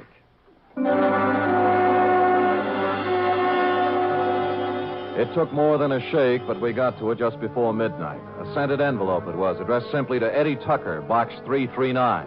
And in it was the answer to everything. The tired old man eyes on the kid Eddie, the zombie. And Sally, who figured her life was over at 16 because Eddie was through. But who had sent it to him was something else again. Just a plain white envelope, the kind you get for a nickel a pack in the dime store. I looked at it a little closer, wondering what manner of stationer would deem it fitting to sprinkle perfume on the kind of envelope most people mail their bills in. And finally, a possible explanation took shape in my mind. You don't have to hit Spade on the head with a baseball bat. Any large-sized mallet will do. Not just a minute, Spade. I deserve an explanation. You'll get it. You'll get it, Augie. I'm in bed asleep. What do you get off buzzing my bell this time of night? Patience. But look. You're alone? Yeah. Good. Yeah. Well, what are you taking your coat off for? Just relax, Augie. Yeah, there's the coat. Tie. And now the shoulder holster. Shoulder holster? There we are. Wait a minute now. What is all this? Well, you know the old saw, Augie. Work a little, lose the middle. What I need is exercise. Great. All right, you come around to the studio sometime. What's the matter with you? Are you crazy? Yeah, get up. I want to try it with the right hand. Look, Spade. They got ground rules over at headquarters now, Augie. No white lights, no rubber hoses, but they don't apply to private dicks. Get up!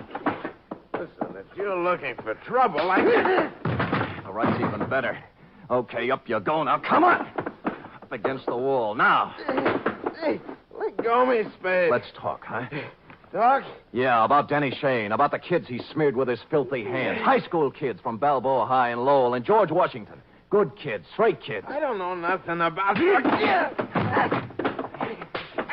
Your outside man, wasn't it? Your roper. Turning up in drugstores and jive joints with those dirty little packets of heroin he passed out as headache powders. No, I don't know nothing about... So they got him hooked hard, huh? Hey, There was no more, and then they got a mailbox number and a key. Then they raised money any way they could. I got nothing to do with it. My studio... Yeah, your studio's a front. Does the dame down there know what's in those envelopes she mails every day, or does she think they're statements? Come on, talk, Donald. Talk! Talk!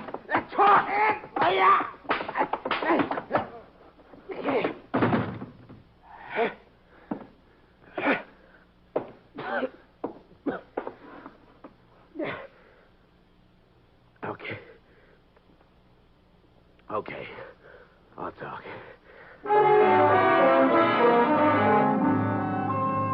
Which he did, a full hour's worth in Dundee's office, and a harrowing tale it was. I felt like printing up 1 million copies and mailing it out to every father and mother in the country.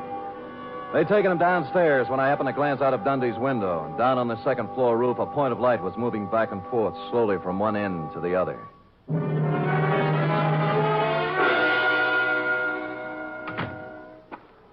Eddie. Where are they? Where are those keys? I've got to have them. Here. Oh, thanks.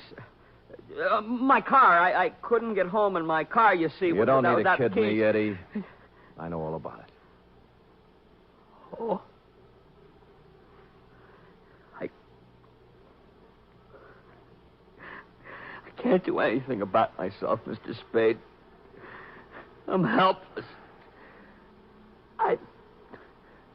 What you said. Zombie. You're not helpless.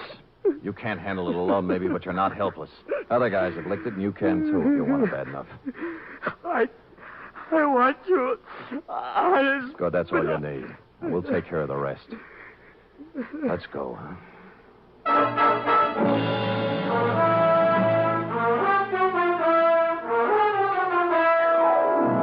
Like I said, this one doesn't have bluebirds at the end. Not yet, anyway. The bold fact is that Sally Joan Michaels is facing the juvenile version of a murder rap. However, the best criminal lawyer in town has volunteered to defend her, and the state will be represented by the most half-hearted prosecution that ever set foot in the courtroom.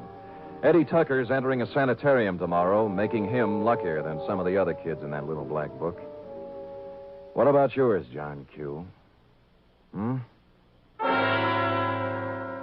Period. End of report. Well? Oh, I don't know what to say, Sam.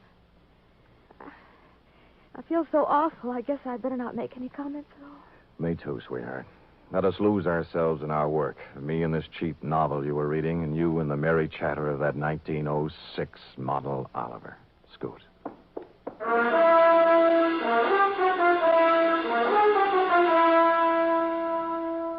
Three chimes mean good times on NBC. This Sunday, there's fun for you with two delightful families, the Blandings and the Harrises. Mr. and Mrs. Blanding stars Cary Grant and Betsy Drake as the troubled but proud owners of the famous Dream House. And the Phil Harris Alice Faye Show brings you Phil and Alice, plus Brother William, darling child Julius, and the ever-present Frankie Remley.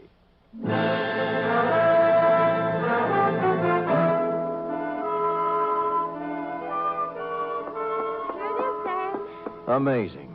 Oh, not really, Sam. There's nothing amazing about... Don't sell yourself short now. Well, I'm just a plain garden variety secretary, Sam. Look at that. Immaculate.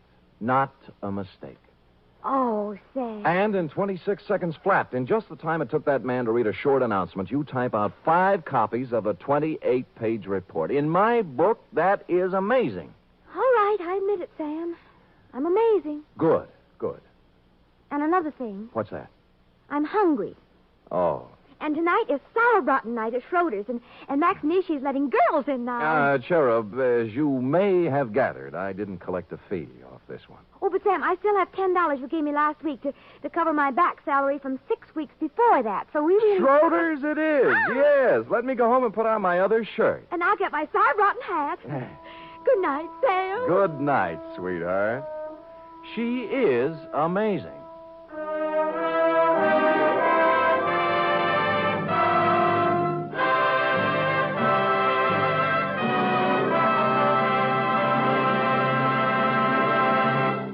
The Adventures of Sam Spade are produced, edited, and directed by William Spear. Sam Spade is played by Stephen Dunn. Lurene Tuttle is Effie. Also in the cast were Kathy Lewis, Paul Frees, Kathleen Freeman, Lou Merrill, Bill Tracy, and Jerry Hausner. Script for tonight's adventure by Harold Swanton. Musical scoring by Lud Gluskin, conducted by Robert Armbruster.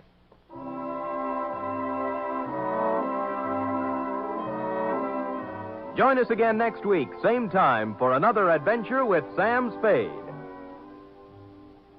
You can help in the fight to conquer cancer. Strike back at cancer by joining the 1951 Cancer Crusade of the American Cancer Society. Help science help you. Give generously to your local unit by mailing your contribution to Cancer, care of your local post office. Cancer is a major problem, and the fight against it deserves major support. Laugh with the magnificent Montague and Duffy's Tavern each Friday on NBC.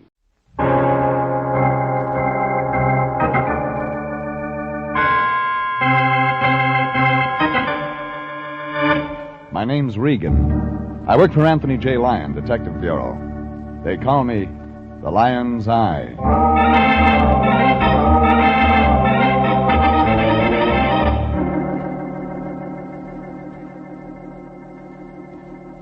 Sunday at 8:30, and CBS brings you Jeff Regan, Investigator, starring Frank Graham as Regan, with Frank Nelson as Anthony J. Lyon. So stand by for mystery and suspense and adventure in tonight's transcribed story, No Sad Clowns for Me.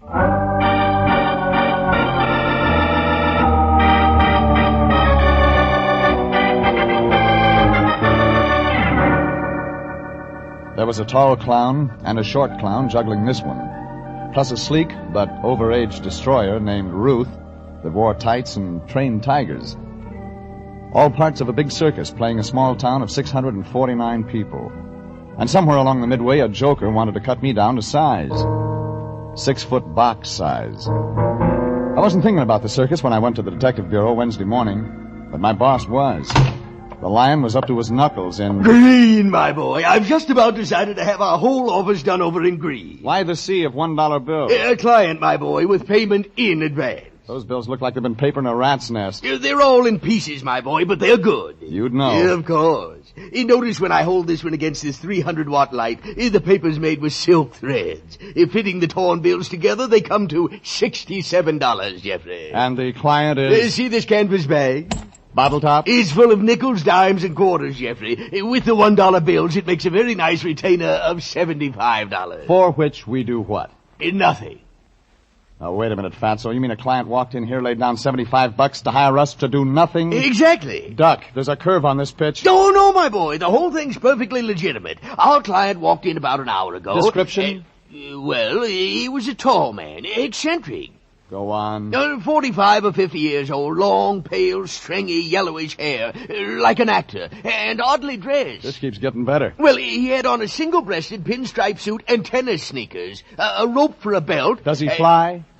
What? No. Anyway, Jeffrey, he put the money down. He saw I was worried about the small denominations, and then he said, "It's not brass." Just like that. It's not brass.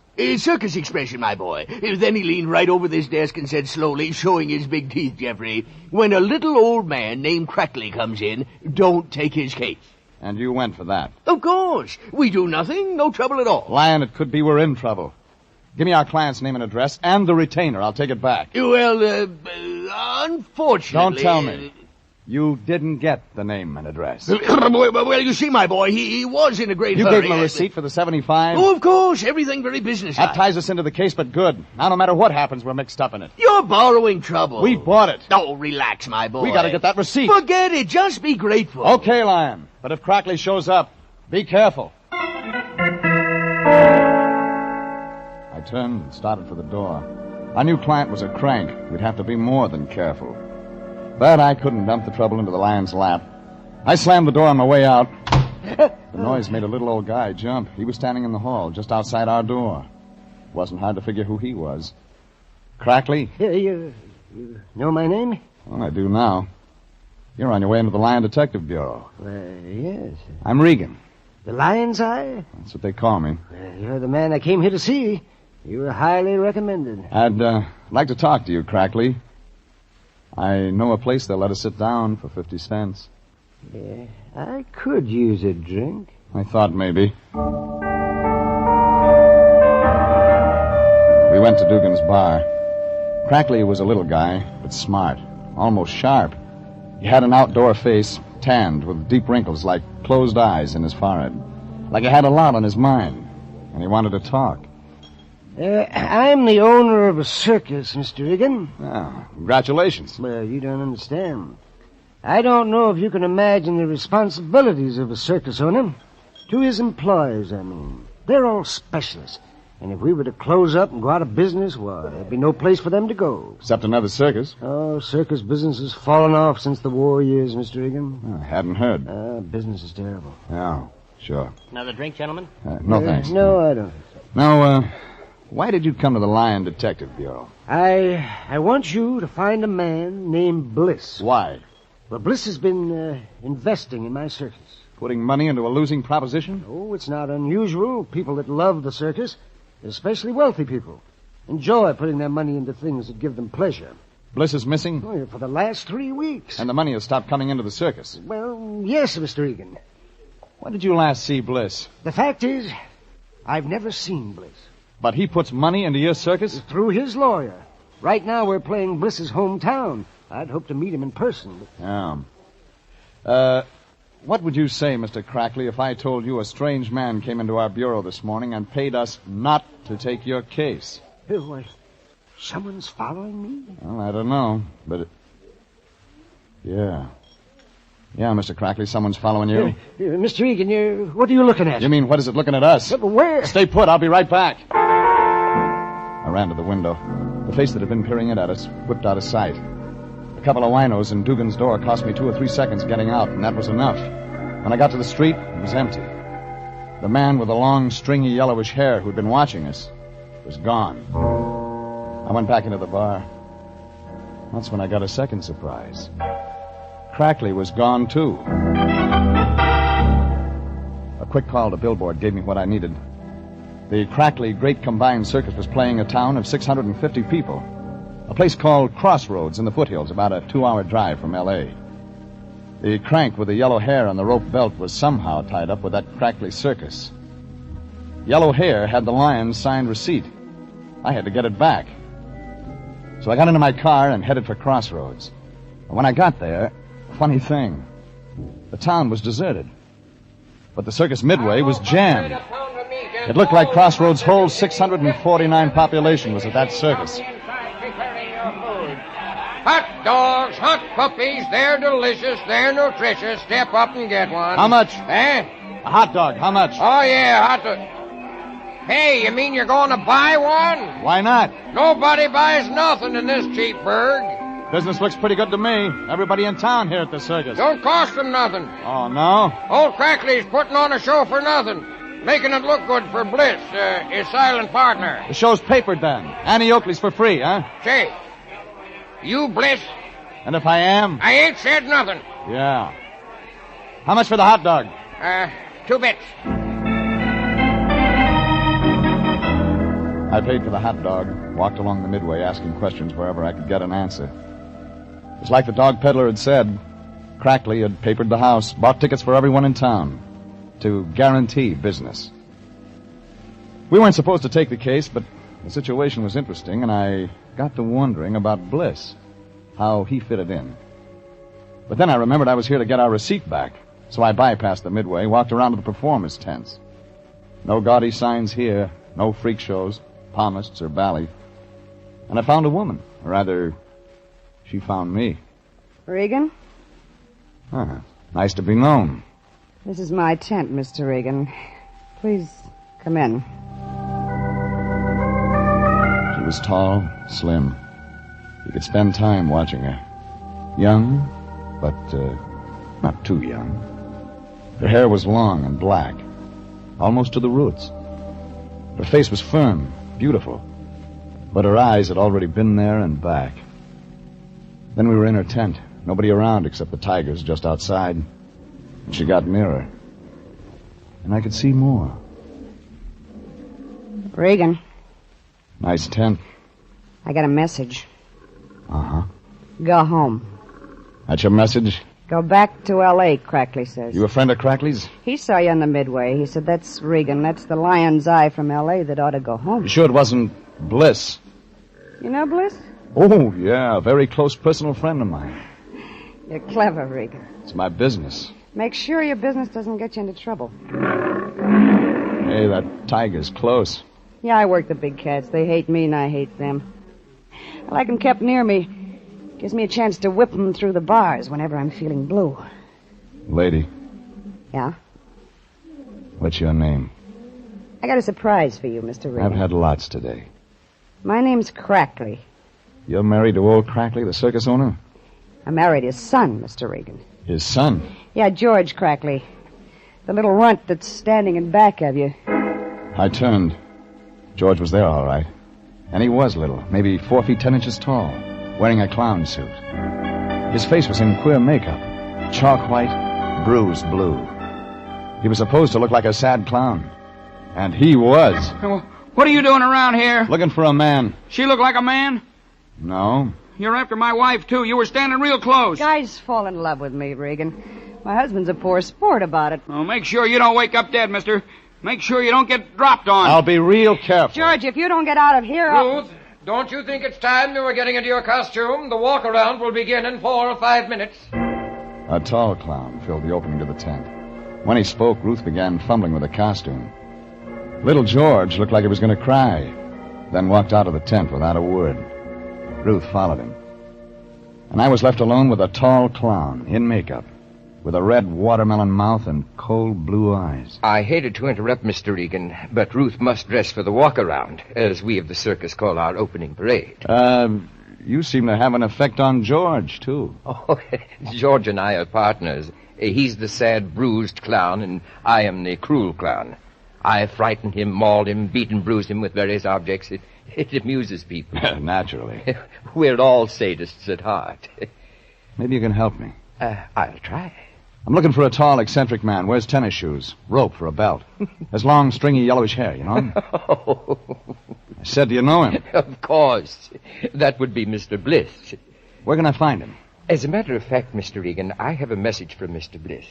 He wants to see you. Oh? Who will I say sent me? Just the cruel clown. He'll know who you mean.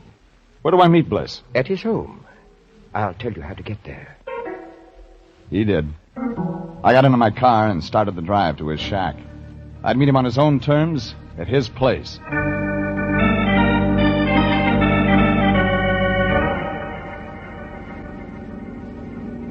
It was a 15-minute drive, most of the way up a side road. I was almost there when a car pulled into the side road behind me, coming up fast, its headlights growing in my rearview mirror. I pulled over to let the speedball pass. He began to cut in on me. The trailer he had hitched on sideswiped me. I felt myself go against the steering post. Then I didn't feel anything for a long time.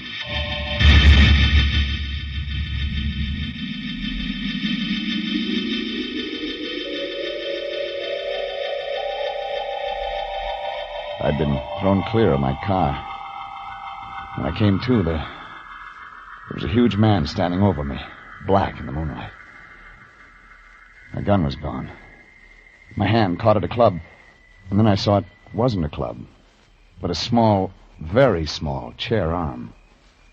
Must have fallen from the trailer. The trailer was gone. The man started moving in. Well, sweetheart. Stand back. Coming to, sweetheart? Get back. I got your gun, baby.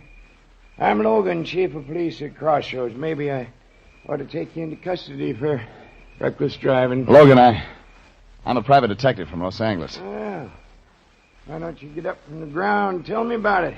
Here. Yeah, thanks. Somebody ran me off the road on purpose. I think I know who. That's so, sweetheart? That's not all. There's something phony about that circus play in your town. Ain't no circus around here. You're real funny. Fact is, I'll make you a bet, baby. You can't show me no circus around these parts. You seem sure of that. Give you 20 to 1. Let's go take a look. All right. We drove in his car to the circus lot. When we got there, we saw the lot was full of color. All of it moonlight. Vacant. Not a candy wrapper. The crackly great combined circus was gone. As though it had never existed.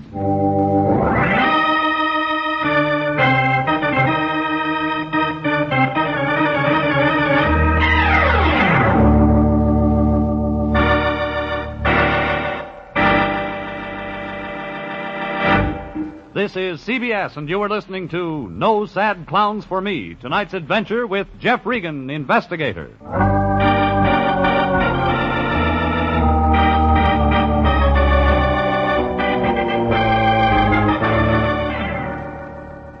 It started bad, and it got worse. The lion had us balled up in it like a cat in a fish line before I even heard of the case. Then I took over. I did fine. Trying to get our receipt for $75 back, I got myself run off the road near the town of Crossroads, got my car smashed up. Then the chief of police told me that the crackly great combined circus where I'd spent an hour wasn't there. And it wasn't. The chief of police thought this was real funny. Where'd the circus go, sweetheart? L.A., probably. You're kind of slick. Couldn't have been gone more than an hour. Look at those filled-in post holes. You're a real bright fella. And I know why I'd left in such a hurry. Oh, you city fellas are real sharp-like. The circus left because of a guy named Bliss. What do you know about Bliss? Bliss was putting money into a circus, not taking any out. Keep talking. Bliss gets tired of this, slaps an attachment on the circus. Crackly pulled the show out before it could be served. Yeah, you're real smart. You'd better come along with me, sweetheart. We better have a little, talkie. It hit the bullseye, and I got more than I bargained for. It seems Bliss had no friends except Logan, who, being the local legal eagle, was also appointed by Bliss as his lawyer, having full power of attorney. Now Logan was ready to talk. Bliss, now, he ain't no dummy. He was in the circus himself years ago, before he got wise and made a lot of dough in plumbing fixtures. Ain't no money in show business, sweetheart. They tell me. Now, Bliss, he ain't old, but he's kind of funny. All of a sudden, he wants to... invest in a circus. His old love. But he also wants to make some money out of it. Oh, Bliss, he likes money. He married a circus gal years ago. Left her because she was draining away his salary. How much money did Bliss put into the Crackley Circus? Well, baby, Bliss bought in deep enough to own, 49% of the show. Bliss isn't getting any money out of his investment, so he slaps an attachment on the show. Crackley gets wind of it, pulls the show out. You were right up to there, sweetheart.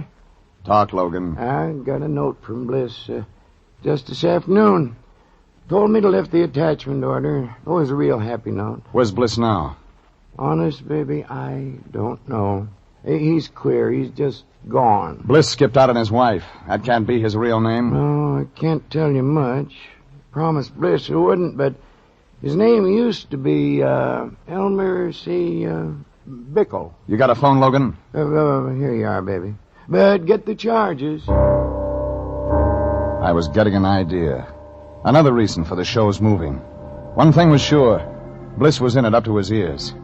It was 2 a.m. now, and I got the Lion at home.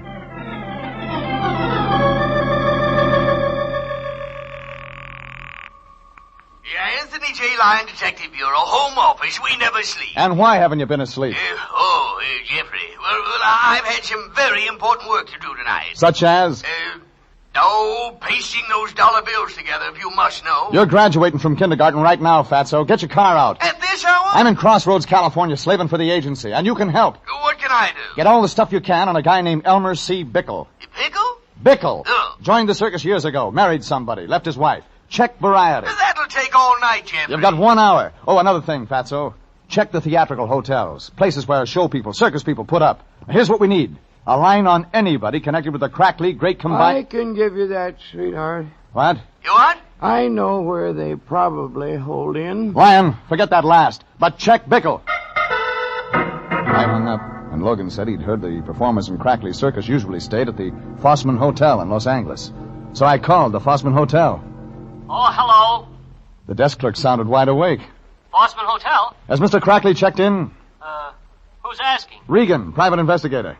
Well, we certainly could have used a private investigator this morning. Why? Heavens, the circus came in without telling us. Everybody's so upset. You better make sure they pay in advance. Oh, well, Mr. Crackley paid everything in advance. He has the finest suite of rooms. Huh?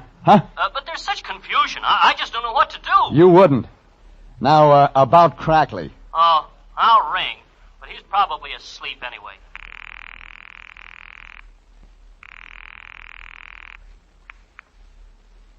Hello? Crackley, this is Jeff Regan. Oh, Regan. Why did you run away? I don't know. Well, I mean, we had to leave because we were so low on funds that the sheriff's office is going to tax the show. We heard of the order and left town to leave their jurisdiction. Yeah, sure. Well, your worries are over, Crackley. I've found Bliss for you. Bickle, too. Oh, no, it's impossible. Well, I mean... Yeah, I know what you mean. It hit me. The circus was making money. Crackley had paid his hotel bill in advance. Fine suite of rooms. Why, he'd probably been keeping a double set of books cheating Bliss. I got Logan, got in his car, and drove back to the deserted circus lot. We drove fast. The circus had pulled out in the middle of the night for another reason. And I knew now we'd better look for that reason. The lot was deserted. Low, cold mist over the ground. Gray morning. A small animal moved through the mist like a creature from another world.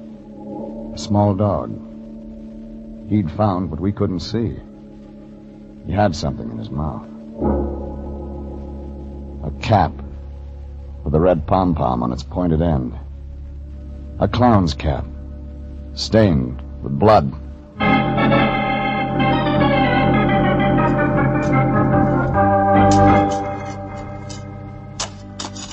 Logan had men digging within minutes. One of the filled post holes seemed larger than the rest. This was it. We found him, Mr. Regan. Yeah. Let me see his face. Yeah. Kind of muddy. Still in makeup. Tall, cruel clown.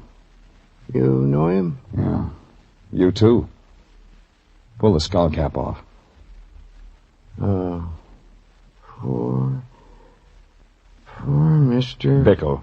Alias Bliss. Long, stringy, yellowish hair like an actor. Only he isn't playing at being dead. Come on, Logan. Keys to your car. I've got an appointment at the Fossman Hotel.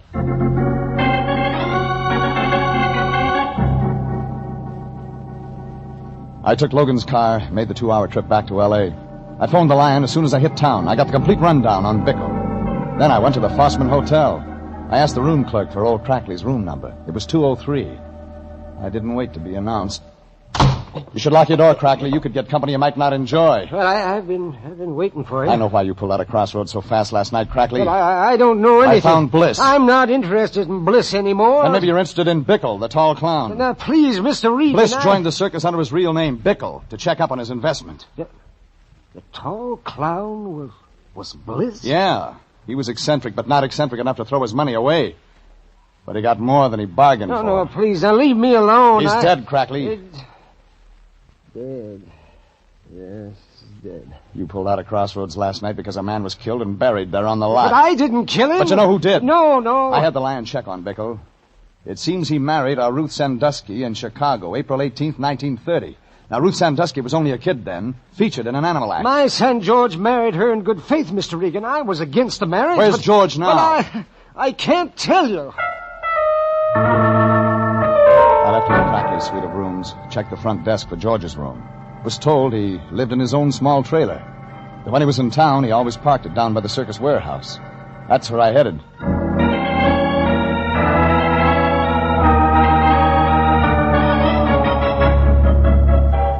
The circus warehouse was down by the tracks. It was a raw wood building that had fallen in on its bones. Most of the circus trucks had unloaded. Things were pretty quiet. I got out of the car, walked around. The rear of the warehouse was parked a small trailer, beat up. The one that had forced me off the highway near Crossroads. Inside, I found Ruth. Ruth Sandusky. Regan. Married Elmer C. Bickle in Chicago, April 18th, 1930. You're a real bright eye. You kind of like being married, don't you, Ruth? So much you get married twice. Girl needs a man. With money. Bickle ran away from me the week we played Chillicothe. The only way I knew he was alive, he used to put crazy ads in the trades every Christmas. You'll be sitting pretty when old man Crackley dies and George inherits the circus. Oh, I try not to think of such things. Bickle joined the circus 3 weeks ago. He recognized you, wanted you again, moved in on George. The thing is, you were still married to Bickle. You'd kind of overlooked getting a divorce, which meant you weren't legally married to George, meaning you had no future claim on the circus. You won't tell George. I'll make it worth your while, Mr. Regan. Trouble is, lady, George saw Bickle, the new clown, moving in on him. And easily, too. You were afraid to hold Bickle off, afraid he might yell bigamy. Real cozy for you, Ruth. Both husbands, clowns in the same act. You better stop talking, Mr. Regan. George had to move out of your tent, sleep in his trailer. He was crazy jealous. That's why he tried to finish me by driving me off the road. He thought I was moving in, too. Stop it while you still got the chance. Bickle said, come back to me or I yelled bigamy, and you killed him. Stop it! Only one thing, lady. You didn't know that Bickle and Bliss were the same man. Bliss? Yeah, the angel. The guy that was pouring all that money into the circus. Bickle was Bliss. I'm still married to him, legally. That's almost right. Yeah. Yes, it was bigamy. What do I want with George now? As the wife of Bliss, or whatever he called himself now, I'll inherit all his dough. You killed Bliss. What? Crackley thinks his son did it. George will go to the gas chamber for me. I'm a bigamist, Mr. Regan, so give me 2 years. No, Ruth, no. No, you won't get rid of me that easy. George. I heard what Little you were telling George, the sad, bruised clown, stood in the doorway of a small trailer. It was like he didn't see me, only Ruth, his almost wife. But he'd heard I plenty. thought you killed him because he was molesting you. Shut up, George. I thought you killed him because you loved me. You stay away from me, George. Ruth ran out of the trailer, followed by George. He slammed the door to hold me back. I got the door open just in time to see little George slip into the circus warehouse. I ran after them, fast. Inside the warehouse, it was dim. There was a sharp smell of circus animals. Little George was flexing his muscles for the first time in his life. I won't let him get you. I'll take you from the gas chamber. A superhuman strength had come into him. He had Ruth by the hair and was forcing her into an animal cage. The tiger was crouched in the corner of the cage, ready to jump. I grabbed both George and Ruth by the hair and pulled them back. I kicked the cage shut.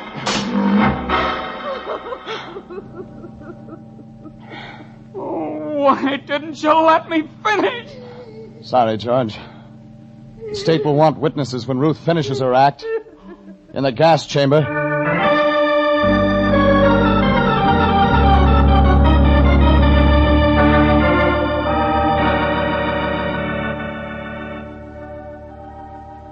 That wound it up.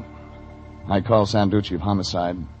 When they came to take Ruth away, I saw little George, the fall guy, standing near his trailer, all alone. 2 hours later, I checked in with the Lion at the office.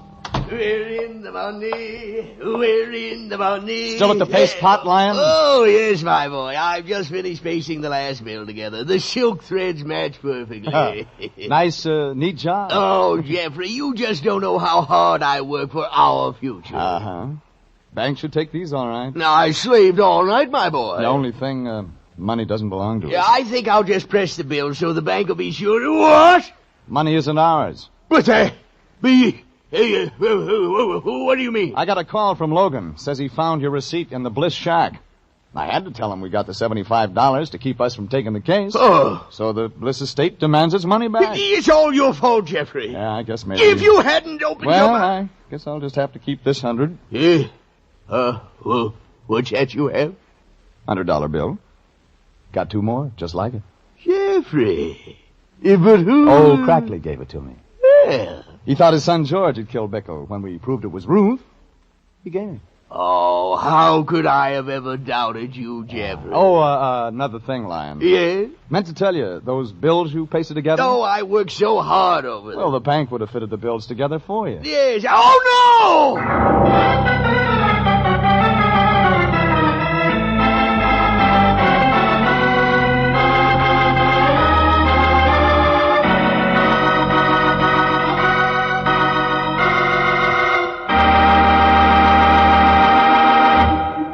Jeff Regan, Investigator, is written by William Frug and Gilbert Thomas, directed by Sterling Tracy, and stars Frank Graham as Regan with Frank Nelson as Anthony J. Lyon. Original music is by Dick Arant.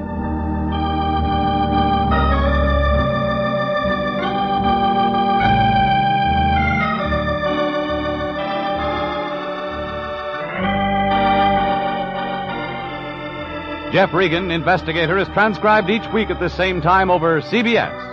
Bob Stevenson speaking, and inviting you to be with us again next Sunday at 8:30 for more suspense and mystery and adventure with Jeff Regan, Investigator. This is CBS, the Columbia Broadcasting System.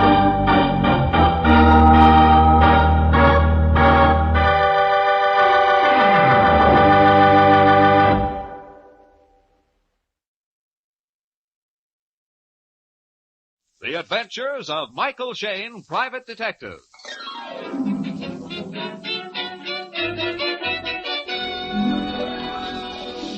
The people who make 76 gasoline and Triton motor oil, Union Oil Company, present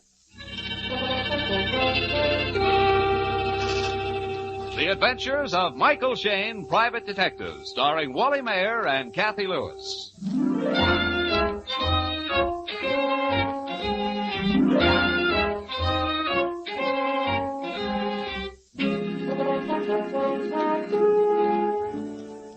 If some of you have wondered where Mike Shayne has been during regular office hours the past few days, you'll find the answer on the front page of this evening's San Francisco papers. That's right, the murder trial of Jack Holmes. At this moment, which is along about 6:30, Phyllis Knight has one of those newspapers spread out on the desk before her. As she glares at the headlines, Mike is talking on the phone to Inspector Faraday. Yeah, Faraday, yeah, I just got back from court. Didn't take the jury long to decide. Less than 2 hours, Mike. That boy is no more guilty than I am. Sure, somebody killed the watchman, but not Jack Holmes. Now, don't take it so hard, Mike, just because his sweetheart hired you to investigate. All right. Maybe I'm sentimental about those 2 kids, but I say Jack Holmes isn't the killer type. And with a nice girl like Janet Miley... Oh, Faraday, I let him down, and Janet was so certain I could help him. Take it easy, Mike. You did your best, but the evidence was against you. Yeah, sure it was. Is that unusual? Why, I've cleared dozens of guys when it looked like... Janet, what's wrong? Hello, Mike. I'll talk to you later, Faraday. The girls just walked in. Janet, are you sick? You're white as a sheet. Here, get her some water, honey, quick. Yeah. Mr. Shane. Yes? Jackie. Yeah? Jackie. Oh, here, sit down, honey. Let me help you. Oh, the poor kid. She's all unstrung about the verdict. No, it's more than that. Her hands are like ice. He didn't do it. I just discovered What? the grocery. What? Janet, what are you trying to say, honey? My room. Somebody went through. Huh? Oh, I just... Here, Janet, drink this water. Janet? 12:15. I just discovered. I went and told him. Thought he would. Mike, she's fainted. I'm going to call a doctor. Phyllis. Yeah? Call Inspector Faraday. She's dead.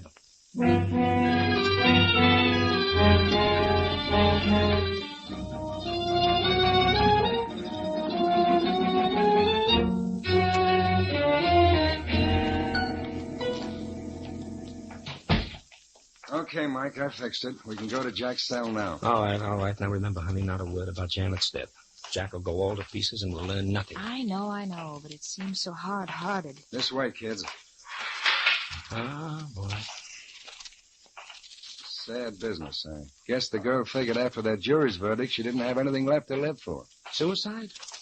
No. If Janet found something she thought would clear Jack, she certainly wouldn't take poison. Unless she took the poison before she got the information that would clear Jack. No, then she would have called a doctor.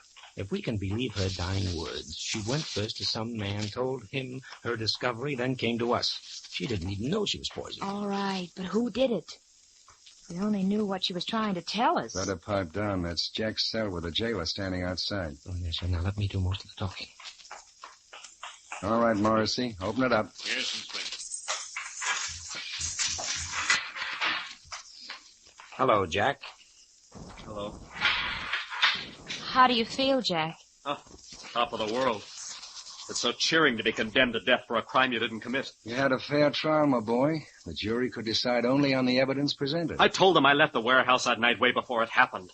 At 12:15, I was at home. But no, they take the word of that cab driver. He did pick you up at the warehouse door, and he said the clock in the drugstore read 12:15. I checked the clock myself the next day. It was an electric, right on time. So did I, Jack. Unless the cab driver was lying, and he seemed like an honest guy. I see. Even my loyal detective, Mr. Shane, says I'm guilty. Oh, no, Jack, you don't understand. Go ahead. Say I killed the watchman. Say I stole the diamonds. You never were working for Janet and me. Yes, we were, Jack, and we still are. That's why we're here. It's about Janet. She's not so good. What? What are you trying to say? She came to the office a little while ago and tried to tell us something, some new evidence she had found, but, well, she got sick. What's wrong? Is she all right? Where is she? Now, easy, son, easy. She's still at the office.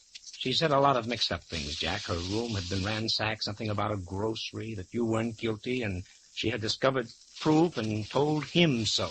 Him? Who's him? Oh, that's what we don't know. Does Janet have any close men friends she might go to? Not that I know of. We've been engaged for almost a year now. She never mentioned any. Our boss, Mr. Phillips, is a good friend of both of us. Yes, he's paying the fee on the case. She might have gone to him. Or maybe to his partner. Mr. Russell? Oh, no, not that old crab. Well, why come to me? Janet's the one to tell you. Well, as we said, Jack, she's all busted up over this thing, and she isn't well. Well, she can talk, can't she? Can she? Jack. I can see it in your faces. Something's happened to her. What is it? Tell me. She's dead, isn't she? We're awfully sorry, son.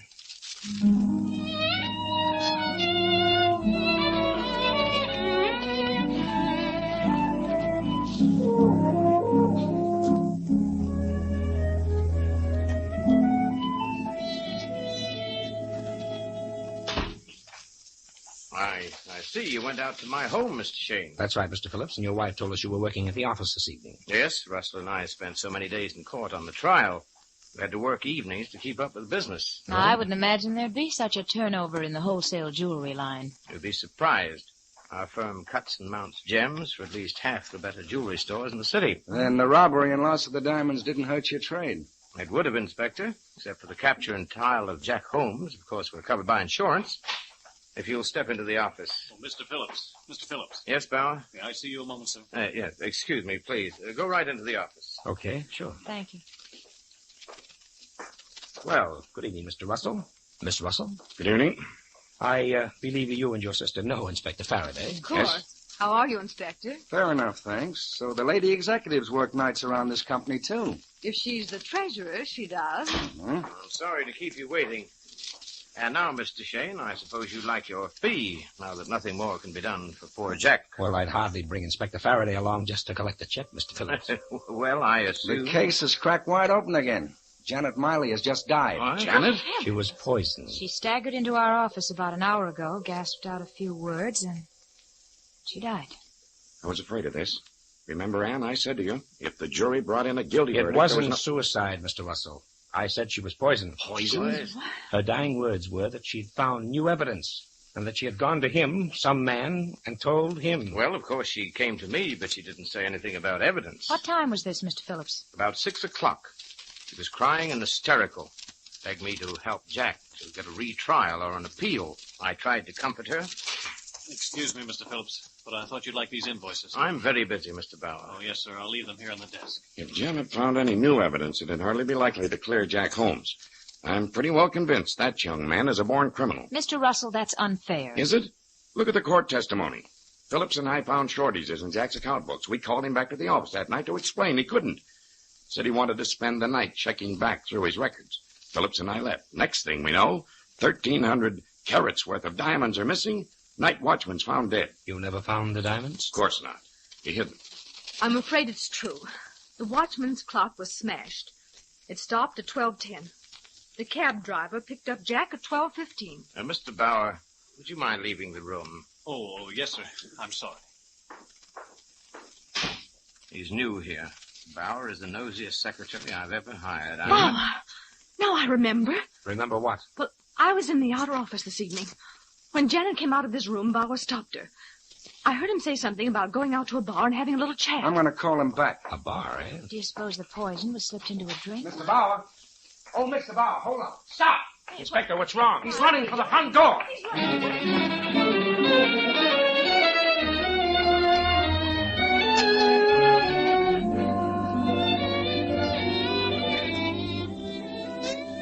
We'll return to Michael Shane and his adventures in just a moment.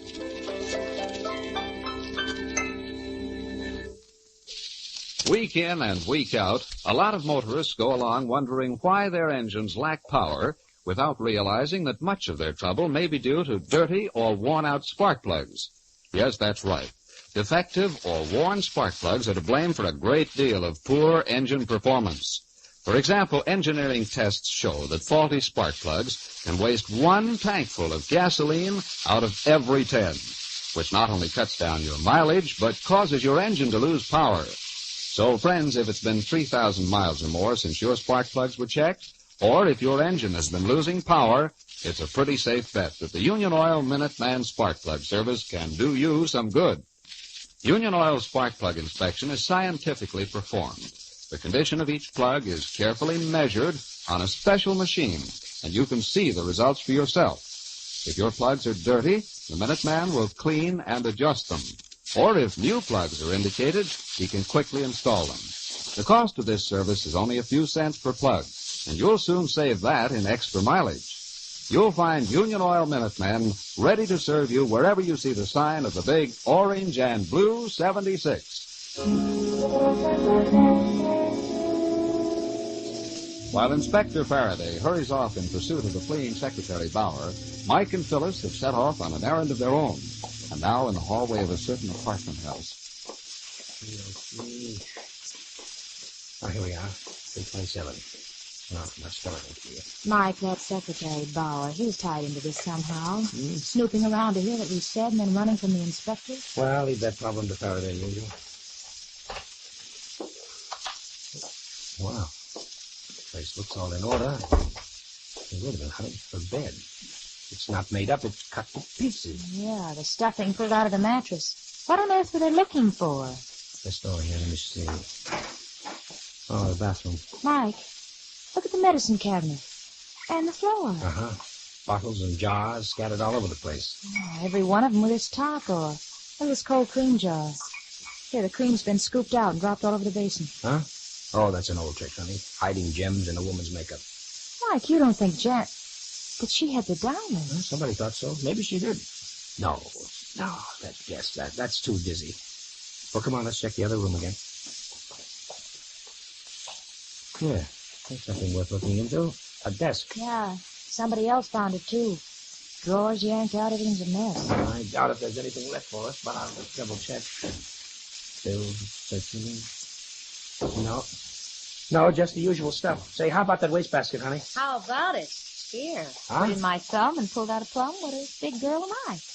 Yeah. A check torn in half. Paid to the order of Janet Miley. $2,000. And signed by... Well, I'll be a... Anne Elizabeth Russell. I think this note went with it, Mike. It's the same handwriting. Janet, take this and do as I say. And that's all. Take this and do as I say. Which apparently Janet did not. $2,000 is a rather expensive no thanks. Well, stuff this in your purse, Angel. We're about to go places and ask questions. You know, if you ask me, Miss honey, Russell... What? Somebody's at the door. Quick, snap out the lights. I'll flatten against the wall. I'll jump him when he comes in. No, Mike.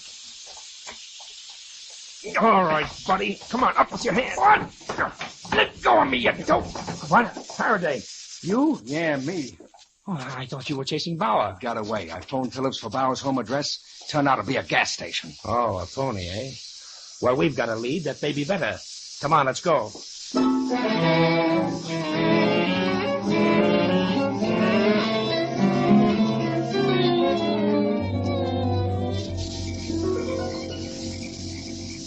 Give the doorbell another push, Mike. You know, I wish these people would stay put. First we go to their homes, but they're working at the office. Now they're not at the office, they're home. Somebody's coming now. Yes? Oh, it's you again. Don't strain your enthusiasm, Mr. Russell. May we come in? Yes. Mr. Russell, we would like to talk to your sister. Anne? Oh, well, she's upstairs. Will you ask her to come down, please? Yes, if you'll go into the living room. Anne? Oh, Anne, will you come downstairs? May I ask what you people want? Oh, you'll hear it. Oh, by the way, sir, I believe your sister is treasurer of your company? She is. For how long? 6 or 7 years. How long was Janet Miley with your firm? Several years. She worked in the same department with Jack Holmes. Look here, I insist on knowing what this is about. Alfred? In here, Anne. Oh, so you're all back. Yes, these people say they want to talk to you, Anne. Phyllis, give me that check and note. Ready and waiting. Miss Russell, would you look at this note and check, please? So Janet gave them to you. What did she tell you? Right now, I'm more interested in what you told her. What was Janet to do for your $2,000? $2,000? And what's the meaning of this? I was merely trying to save you from yourself, brother dear. Save me? I've watched you for a long time, Alfred. What is... I saw the way you were mooning around Janet. I don't know what you're talking about. about. Oh, don't you? I know you proposed marriage to the girl. And now with Jack out of the way, you thought she'd say yes. But I'm not going to have another woman in this organization. I have trouble enough as it is. That doesn't explain the $2,000, Miss Russell. Of course it does. I offered her the money to get out of town and not come back. And what right had you? You're not running my life. Well, this puts a new slant on everything. Could be that Russell wanted Jack out of the way so he could have a clear track with Janet. Mm-hmm. The diamond robbery might have been conveniently arranged. That's a lie. If Miss Russell didn't want her brother to marry Janet, and the girl wouldn't buy off, then perhaps Big Sister thought of another way out. You mean the poison root, Phil? How dare you? You mustn't. I know some naughty names, too. Oh, surely, Mr. Shane, you've got some brains. You don't believe such insane twaddle. Are you referring to my colleagues, Miss Russell, or to your story? No.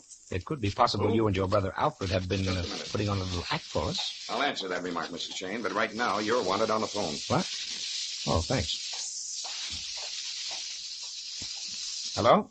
Mr. Shane, this is Bauer. Yeah? I've got to see you at once. What? Where are you? Listen, I have the real dope on the murder. Meet me at the old Dutch windmill in Golden Gate Park. What time? Let's see, it's just about 10 o'clock. Make it 10:30. And come alone. Don't tell anybody. Okay, Bauer. So it's Bauer. Where is he, Mike? Quiet, Inspector. Well, Mr. Russell, I think we'll be running along. If we have any more questions, we'll be back. I'm sure you will. No, please. Don't bother to see us to the door. Mike, where are we going? Golden Gate Park. Bauer wants to talk to us secretly. A great secret with somebody listening on the line. What? Who's listening? Miss Ann Russell on the extension phone right in the hall here.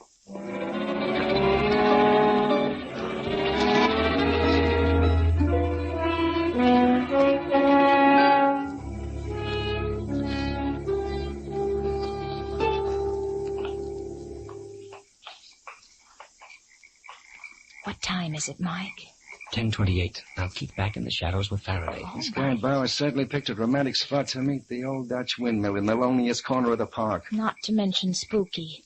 Look at those four huge veins above us, like the arms of a giant hovering over our heads. Oh, Angel, your poetry picks the doggonedest times to bust loose. But I can't help it. I'm nervous. What time is it now? 10:29. I don't know. This may be a trap. Bauer may be after you, Mike.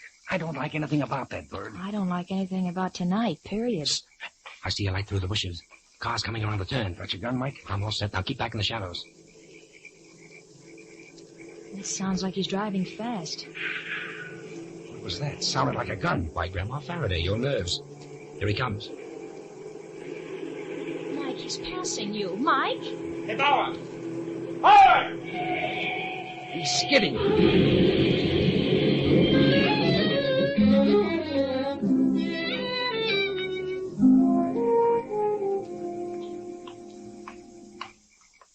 Is he hurt?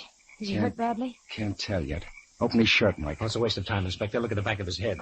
Oh, guess I was right. We did hear a shot. But who would do it? Who knew he was coming here to Oh, that phone call. Yeah, Ann Russell. Well, I guess there's no mystery about this killing. Hey, Faraday, here's his wallet. Maybe it will answer a few things for us. Let's see.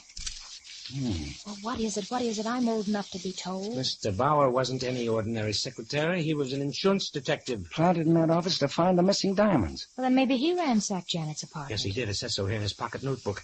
Searched girl's room, no evidence, no jewels. Janet went in to see Phillips. Something's up.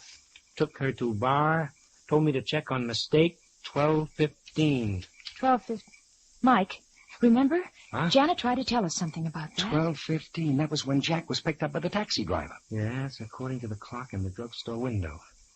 Inspector, let's telephone the coroner and then... Then what? Go take a good look at that clock.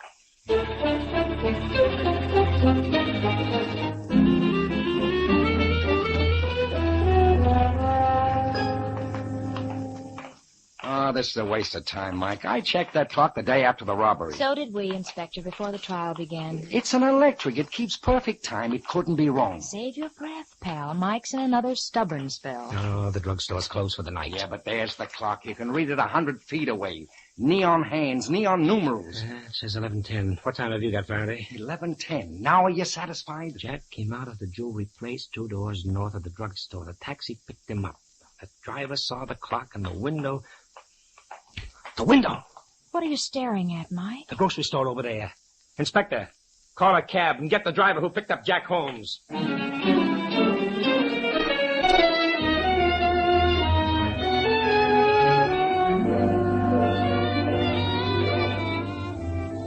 In just a moment, we'll return to Mike and Phyllis.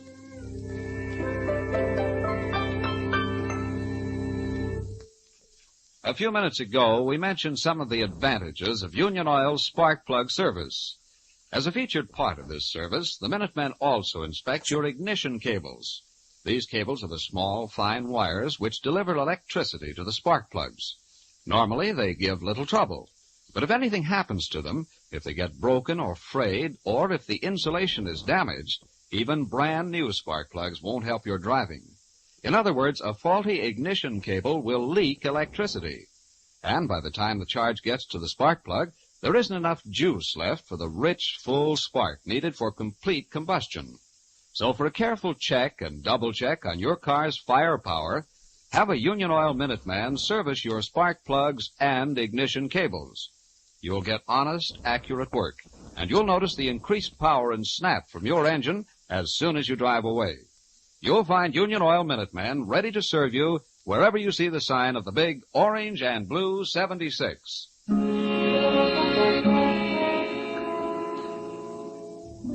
It's a few minutes past midnight.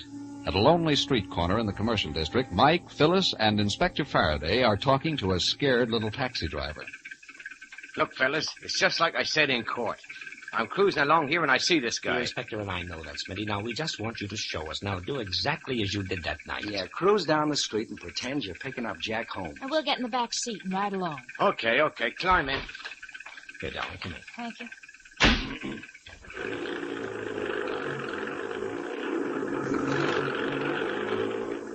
I turns this corner here, see? And I'm moseying along when I spots him crossing the street. He waves at me, so I slows down. I stops right about here. Jack was standing in the middle of the street. You opened the door. Which one? The right one. He climbs in and gives me the address. Well, go ahead. Open the door, Smitty. See, ain't you got no imagination? Now, Smitty, when did you see the clock? Right now, when I leans over to close the door. Everybody's in the window, see? All lit up with neons. Okay, look at it. What time does the clock say? Gee, it's just like that night. 12:15. Mike, you were right. He made the same mistake all over again. Look at it again, Smitty. Look hard now. Come on, look hard. What do you mean, look hard? The clock says, hey, there's something screwy. The numbers, they're backwards. Right, Smitty, right. You're not looking at the clock. You're looking at the reflection in the grocery store window. The real clock is across the street in the drugstore. The drugstore clock reads 12:15, but the reflection looks like 12:15. 30 minutes difference, Smitty. Gee, I could have sworn. Say, I did swear. You ain't gonna pinch me, are you? No, Smitty. Now, are you willing to do something for us? Me? Yeah, sure. Anything, fellas. All right. We're going to pick up 3 passengers, and one of them is the murderer.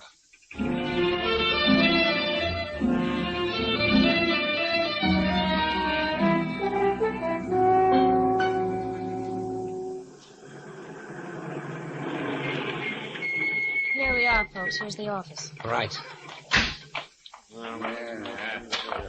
Mr. Shane, I doubt we'll find anything in here that the police haven't already gone over. Well, they had the wrong slant, Mr. Phillips. You see, someone planned to steal those diamonds, but they needed a fall guy, Jack Holmes. So they faked the shortage in his account books. Then they called him that night, very indignant at discovering his dishonesty. Just a minute. I was the one who found him out. Shut up, Ann. Jack said he wanted to check back through his records. He didn't leave till 11:45. About midnight, the thief came here and stole the diamonds. The night watchman surprised the thief and was killed. Then the cab driver blundered about the drugstore clock, and Jack was really on the spot. For the killer, it was a beautiful out. Janet discovered the mistake this afternoon. She told it to Bauer. He checked her story. When he discovered Janet was dead, he tried to tell me what Janet told him. That's why he was killed. Oh, that's rubbish. Bauer ran away from the inspector. Why? He must have had a reason. He had. He wasn't ready to talk yet. You see, there's one detail we didn't tell you people. Bauer was a detective himself. He was what? Oh, yes, hired by the insurance company to find those diamonds. You mean that he was... Do you think he found the diamonds? I'm sure he didn't. If we can step inside the office, Mr. Phillips, I'll show you why. Now, Bauer had a suspect, but it was the wrong one. He did know, however, that Jack was innocent. And when he telephoned me, the same call you listened in on, Miss Russell, the killer knew he was trapped unless... I don't believe it. I didn't hear anything on that phone. Oh, yes, you did, Miss Russell. You ought to have recognized it. Now, perhaps you will now. Mr. Shane, stop this cat-and-mouse business. Please. That clock on the bookcase there, in 5 seconds, it's going to strike the hour. Now, listen. 1, 2, 3... This is fantastic. 4...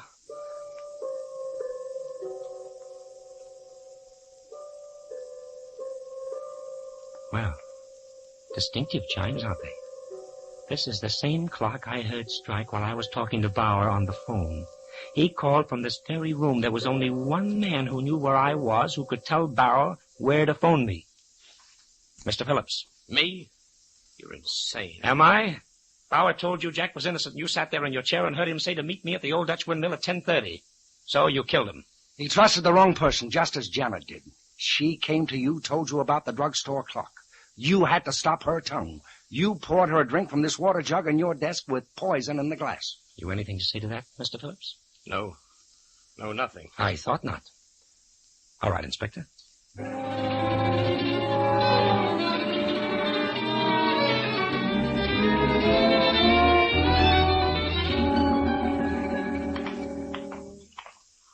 Oh, come on in the house, kids. Huh? Mrs. Faraday will be glad to fix us some eggs and coffee. Oh, no.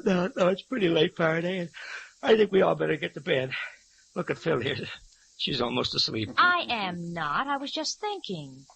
How did you know, Mike, that the clock you heard over the phone was in Philip's office? Oh, I heard it the first time we went there, dear. It just took me a little while to get it placed in my memory. Clocks ran all through this case, didn't they? The watchman's clock stopped at 12:10, the drugstore clock that convicted poor Jack, the office clock that caught the murderer. Yeah, sometimes a clock can tell more than the time of day. Oh, Mike, that's corny, but I knew you'd say it. I was just waiting for it. Well, I guess Michael's entitled to a little corn off the cob tonight. That was neat thinking, my boy. A clock reflected in the window and the hands reversed by 30 minutes. Doubt if I'd have thought of it myself. Oh, Faraday, please, Mike's ego. Huh? Besides, I think I know why he's so leery of clocks lately. Oh, now listen here, honey. If you mean yes, Go on, please. Phil. Let's have it. Well, Mike had a date with me for 6 o'clock, and he was an hour late. No, Angel, please, and no. guess what his alibi was? What? He thought he saw a clock that said 5 p.m. It was a grocery scale with 5 pounds of potatoes in it.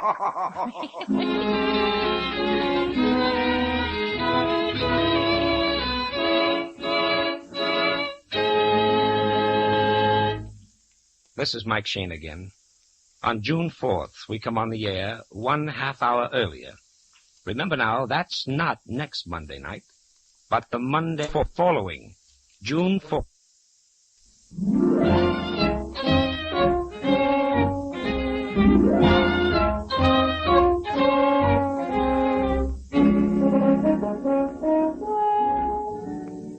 Tune in again next week at 8:30 for another adventure with Michael Shane, Private Detective, starring Wally Mayer and Kathy Lewis, with Joe Forte as Inspector Faraday. Tonight's story was written by Richard DeGraff and based on the character created by Brett Halliday. Music was composed and directed by Bernard Katz. This is John Lang saying goodnight for the people who make 76 gasoline and Triton Motor Oil, Union Oil Company. This is the Mutual Don Lee Broadcasting System.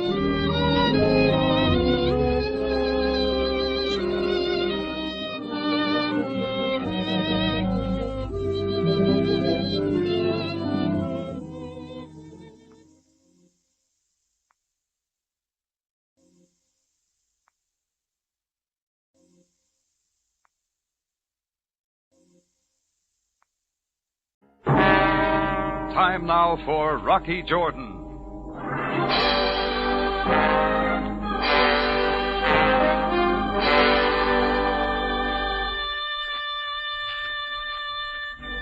It was a hot afternoon in Cairo when she walked into the Cafe Tambourine. She was beautiful, but there was something else. Something so wrong with the picture that I couldn't take my eyes off her. It wasn't the blonde hair piled on top of her head or the dress that clung to her like a football player covering a fumble, nor even the set expression on her face. But when she stopped in front of me, I knew what it was.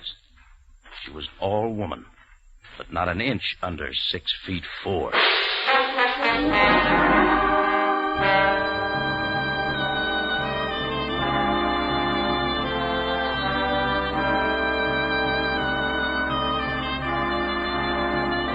Again, we bring you a story of adventure with a man named Rocky Jordan, proprietor of the Cafe Tambourine in Cairo.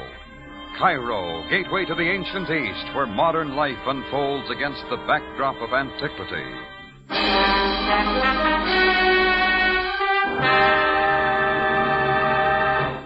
Tonight's story, The Bartered Bridegroom.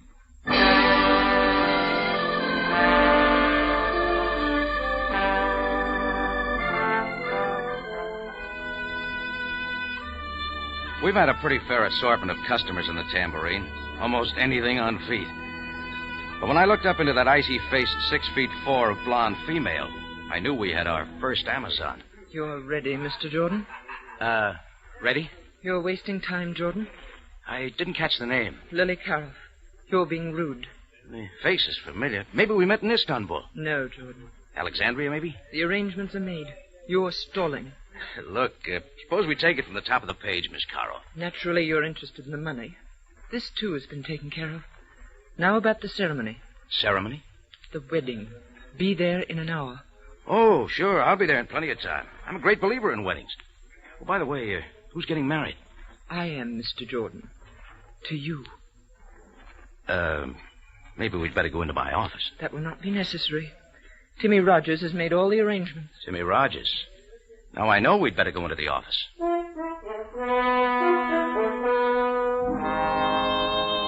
She sat across the desk from me and lit a king-sized cigarette. The hand that held the match wore a queen-sized diamond. It sent a reflection against the wall. I didn't like the way the reflection quivered. Her face was under control, but her hands gave her away.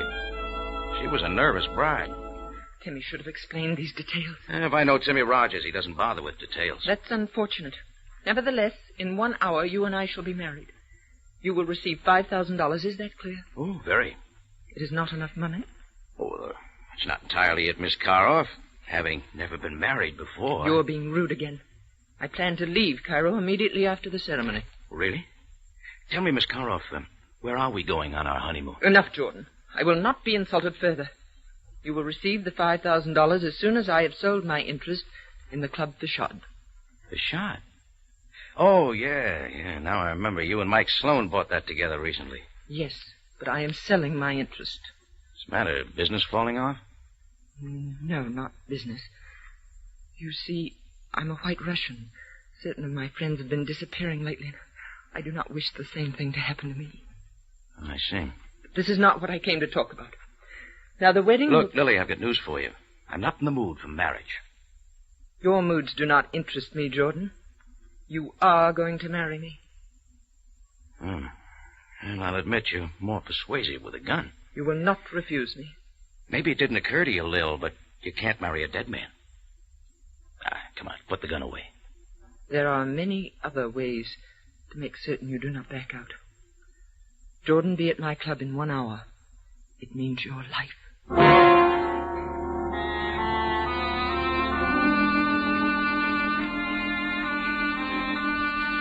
She moved out of the office as silently as an Arab folding his tent. I followed her out in time to see her climb into a black sedan 2 feet shorter than the Queen Mary.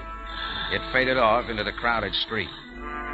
I stood there trying to figure out where I could rent a tux cheap when a hand thumped against my back. I turned to see a watered-down version of Tyrone Power, all of 5'5" in his elevated shoes. It was none other than the little fixer himself, Timmy Rogers. Rocky, old kid, I just saw her leaving. Congratulations, kid. This makes my day complete. I'm so happy for you, kid. You'll make a lovely bridegroom. Slow down, kid. You're drooling on my wedding suit. What a woman. You're a picker, Jordan, if I ever saw one. Aren't you forgetting one little item? You picked her, not me. A mere formality. Greatest girl this side of Minsk. Well, at least the biggest. But, Rock, kid, for $2,000, how can you miss? It's even less interesting for $2,000. Huh? How's that, Rock? Lily offered me $5. Well, what do you know? She really must be scared. Okay, suppose you give me the straight story. Well, Rock, well, I'll tell you. Still listening? Well, look, why don't you and I go into the bar for a drink, Rock, and I'll tell you all about it.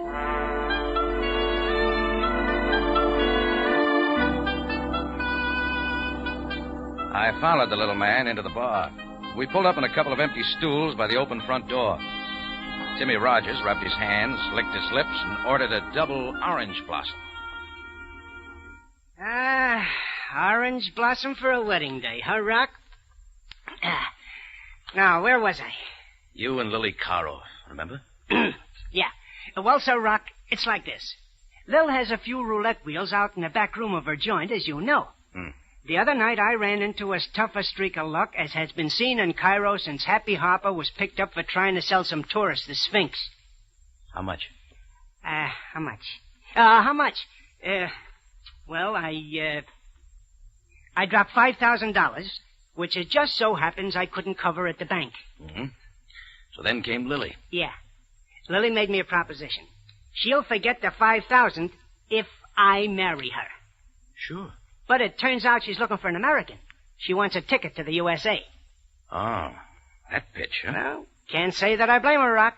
Things can get pretty rough around Cairo for the wrong... Hey, hold it. Huh? That guy's been staring at me too long. Standing there in the open doorway was a brown suit full of balloon-shaped Egyptian. His eyes didn't leave my face as he hooked his cane over one arm and smoothed his white gloves with his hand. He tipped the brown bowler on his fat head and waddled toward me. You are Mr. Rocky Jordan? Yeah? I am Mahmoud Pasha. My card. Yeah, what's on your mind? I will not waste time. Mr. Jordan, regarding your coming marriage to Miss Lily Karoff. Oh, I suppose you're the bride's father. Indeed, I am not. My affection for Miss Karoff is not paternal. I have come to offer you $10,000 if you do not go through with this wedding. 10? Huh. It's the best offer I've had all day. In cash, Mr. Jordan. If it makes you feel any better, Pasha, you can forget...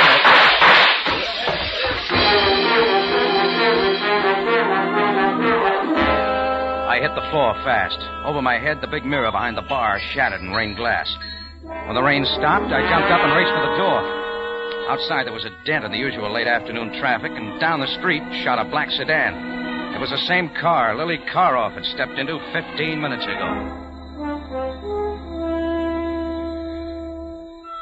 Well, that gave me something to think about as I walked back into my cafe to survey the damage. The man in the brown bowler had vanished. Underneath the table, his broken cocktail glass in his hand, was Timmy Rogers. I helped him to his feet. All right, little man, fit that into your patch story. I had nothing to do with it, Rocky, so help me. You'll have to do better than that. Rock, listen.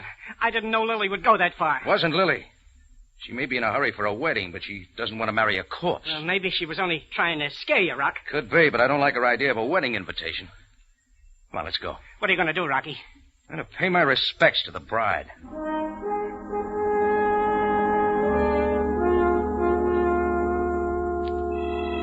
It started with an Amazon looking for a husband, and then a two-bit gambler with a sense of humor. Then in comes a fat man in a brown bowler who wants to pay for no wedding at all. Rocky Jordan, bartered bridegroom. I shoved Timmy Rogers into a cab and hopped in behind him. I gave the cabbie the address, Club Facade. 10 minutes later, we pulled up in front of a big streamlined white building. I paid the driver, and we got out. The sign on the door said not open until 7 o'clock. Sometimes you can't believe in signs. Coming down the corridor was a slim, touched character named Mike Sloan, manager and co-owner of the Club Facade. A nasty smile cracked his face. Oh, I'd seen Sloan kicking around Cairo before, and I didn't like him. I like him even less now. Well, Rocky Jordan, congratulations. Listen, Sloan, I didn't come here for... Oh, now, don't bother to explain, Jordan. I understand. You, got our wedding invitation? Oh, sure. The bride wore a 38. Lily is sometimes a little impulsive, Jordan. After all, no one was hurt. But you'll get a bill for that mirror. We're ready for the wedding. You're wasting time. It's off, Sloan. Couldn't find the right size wedding cake. Rogers, what about that? I thought Jordan was all lined up. I did my best, You're not Mike. backing out of it now, Jordan. Let's go. The bride's waiting. Pack her in ice. She'll keep. I'm out of it. Too easy, Jordan. Not a chance. Just watch me. Rocky, listen, you're making a mistake. You sure are, Jordan. Oh, I see. It's going to be one of those shotgun affairs, huh? Well, I wouldn't want to have to kill you. This way, Jordan. The gun in Mike Sloan's hand didn't move. It buried itself into the middle of my spine. Timmy Rogers wrung his hands and trailed along behind us. Sloan walked me down a thick carpeted corridor, and we turned left into the main office of the Club Facade. The blinds were drawn. Sloan slammed the door behind us. Coming toward me from the other side of the room was Lily Karoff, with gold earrings swinging like pendants. She was poured into a glaring red dress that revealed an awful lot of the new look. Well, Jordan, I see you couldn't pass up the money. Tell your boy Sloan to get the gun out of my back, and I'll show you how fast I can pass it up. Mike, is everything prepared? Ready and waiting, Lily. In fact... Lily, my flower. Lily, what's happening? It was the balloon-shaped Egyptian in the brown bowler, his cane still draped gracefully over one arm. As he paddled toward us, his mouth fell open. Inside was a small fortune in gold fillings. What are they doing to you, my delicate Lily? Ahmed, please leave at once. I do not need your help. But, my Lily, I'm here to protect you. These men, they are making a fool of you. Do not believe Get me. out of here, Pasha. This is out of your range. Please, Lily, my blossom, I beg you to see reason. These men, they only mean to do you harm. The light. Where are the lights? Help!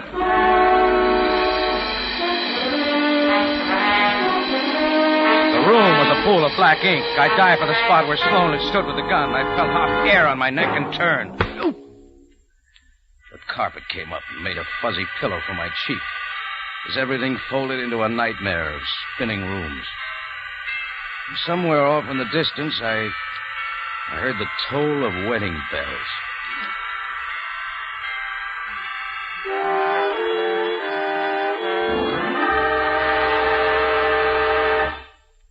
Tonight's story continues in just a moment. We're sure you listeners, many of whom have written letters to CBS, are happy to know that Rocky Jordan is back on the air. Yes, Rocky Jordan joins one of the most outstanding mystery lineups in radio. Over your CBS station every Sunday night, you'll hear not only Rocky Jordan, but Sam Spade, Dashiell Hammett's great private eye, and The Whistler, one of the most popular shows on the air. Remember, this half hour each Sunday evening will be the time for Rocky Jordan. Now, back to tonight's story, The Bartered Bridegroom.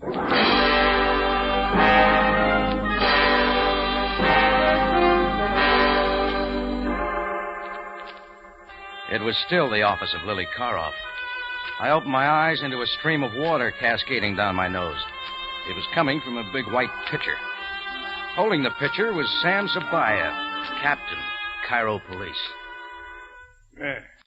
Well, Jordan. You know, Jordan, on you, this carpet looks very good. I wish I could say the same thing for my head.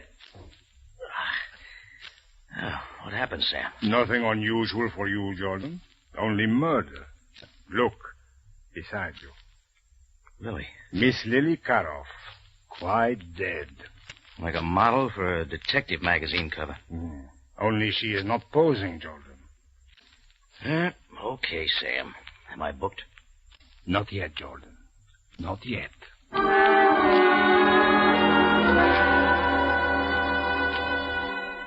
The dialogue wasn't exactly sparkling on the way to the Cairo jail.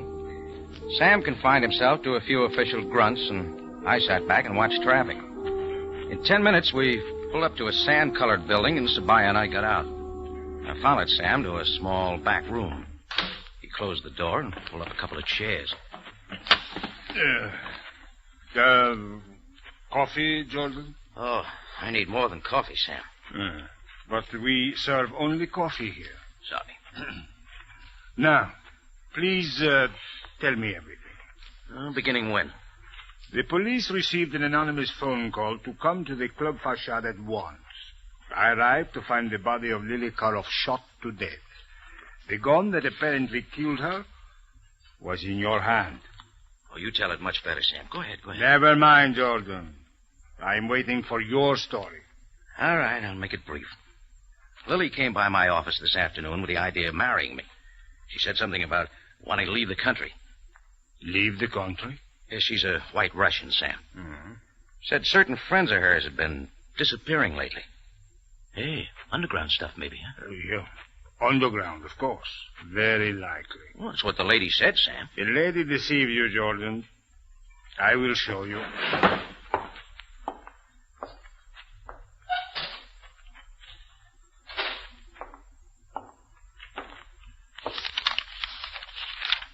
Now, here we are. A complete report on any and all underground activities in Cairo in the past year. Look, not one case of unexplained disappearance, as you call it. Well, Sam, a good job wouldn't leave a case history for the police.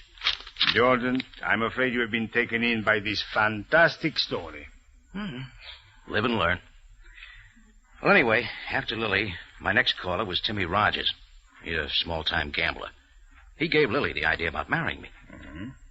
Go on. Then a short, fat man in a brown bowler shows up. Lily's stage door Johnny. He tries to buy me out of the marriage. Jordan, I'm trying very hard to believe you.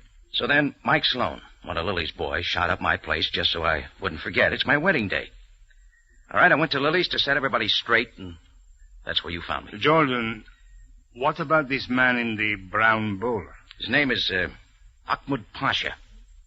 You got anything on him, Sam? Certainly, Jordan. Ahmad Pasha happens to be one of the richest men in Cairo. Yeah, but... And the most respected. He is a business broker of high reputation. He buys and sells business enterprises. Like nightclubs? And why not?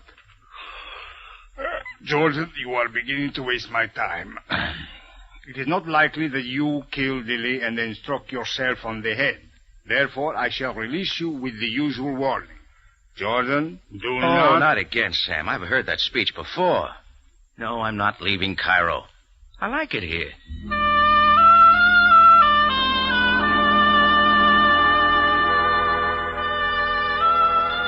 I strolled out of Sam's office and onto the busy street. The neon signs were beginning to light up, which reminded me that the night crowd would be moving into the Cafe Tambourine. But there was one little matter that came before business. Murder. I was only a block away from the station when a small character stepped out of a darkened doorway.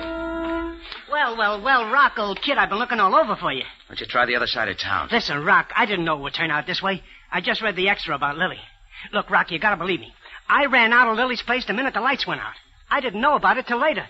Sam Sabaya might like to hear that story. Look, Rock, I saw something in that room. You know who turned out those lights? Sloan did it. I saw him. It's not news, little man. But Mike Sloan has some answers, and that's the man I'm going to see. But, Rock, he wouldn't be hanging around the facade. Maybe we ought to go back to your place and get a drink first, huh? Hey, maybe you're right for once in your life. You give me an idea.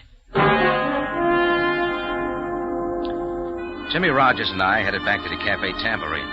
At every corner, Timmy looked 4 ways before crossing the street. It was exactly 7:30 when we walked in the front door. I worked my way through the crowded tables toward my office. Timmy Rogers hung on my coattail like a scared kid at a bargain counter. I opened the door. Just as the books were beginning to balance, I knew I had to throw them all out of the window. Sitting behind my desk was the man I was looking for, Mike Sloan. He was dead. 3 holes neatly punctured the starched white shirt front of his tuxedo. Rocky, is he dead? Shut the door. Rock, what's that? It's a calling card. Sloan had it crumpled in his hand. Gee, Rock, let me see it. Not so fast. Here. What? There's nothing on it. Just a dirty orange spot. Try turning it over, Timmy. Makes more sense that way. Rock, it says Ahmad Pasha. You've guessed it. It's his calling card. Then that means Ahmad Pasha left it there? Oh, not likely. Maybe Sloan was trying to tell us something. You're right, Rocky. Sure. Ahmad Pasha was in love with Lily and she wouldn't have him. So when he couldn't stop the wedding, he killed her. And Sloan saw him do it. It fits that way. And maybe it does, Rocky. What are you going to do now? Find Ahmad Pasha. Well, I don't know, Rocky. The Pasha didn't strike me as that kind of a guy. Maybe we're jumping to conclusions, Rocky, huh? Maybe not. Well, I don't know. That isn't much proof. Ahmad Pasha just doesn't look like the kind of person who would commit murder. Are you going to call Sabaya? Yeah, later. There's one other call I'm going to make first. Where's that, Rock? The card says office number 17 Kadru Street. Well, pretty late for calling at Pasha's office, isn't it, Rock? Just a hunch, that's all. Coming with me? Yeah, well, okay, Rocky. I guess so.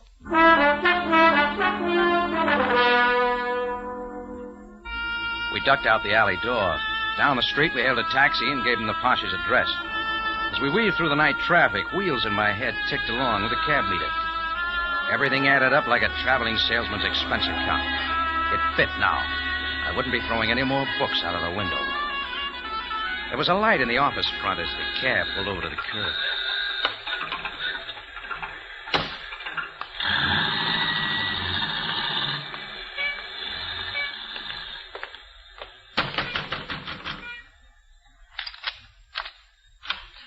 What is it, please? I'm looking for Ahmed Pasha. Is he here?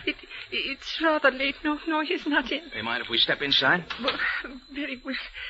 You are also from the police? Rocky, maybe we better get out. No, not exactly, sweetheart. Ahmed Pasha left a calling card at my place. I'm returning the call. Then you are not the police? No.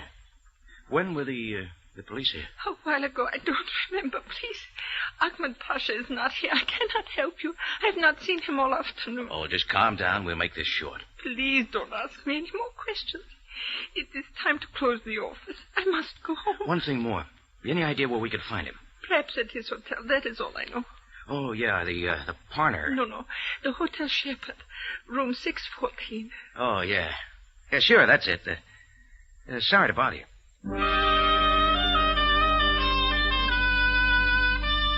I watched the girl bolt the door behind us and pull the curtains.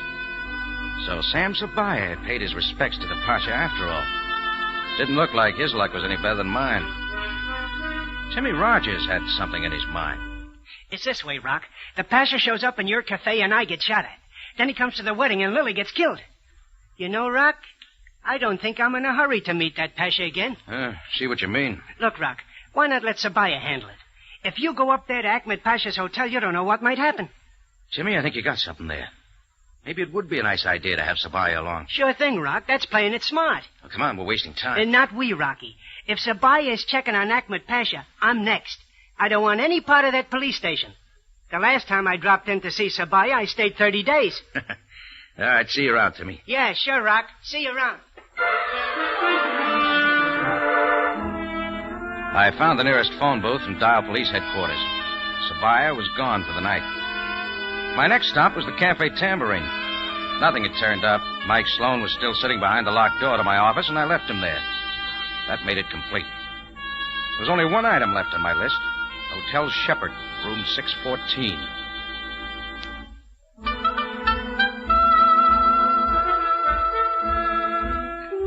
The lobby of the Shepherd was teeming with the tourist trade. I strolled over to the main desk and waited for a pith-helmeted Englishman to collect his mail. Then I moved in. Rocky Jordan. I say, it's good to see you again. Where you been? Oh, usual places, Archie. Ah, what's on your mind, Rocky? Archie, you got a small favor.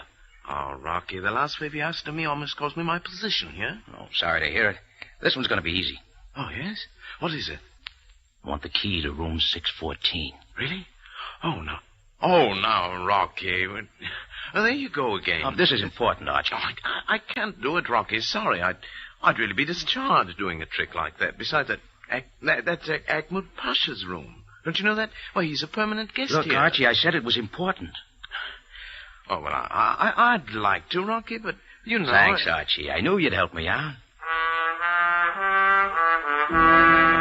Archie's a real friend. He made like he didn't even know I'd slipped him the 10 spot when he handed me the key. Being in Shepherd's was like old home week. When the little numbers on the door said 614, I stopped. This was the end of the line. I put the key in the lock.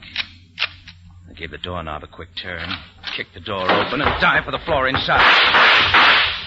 When the shooting stopped, I reached back with my foot and kicked the door closed. In the thick darkness, I started crawling for the spot the shots had come from. I figured he wouldn't move, but I was wrong. I met him halfway. He didn't have time to shoot again.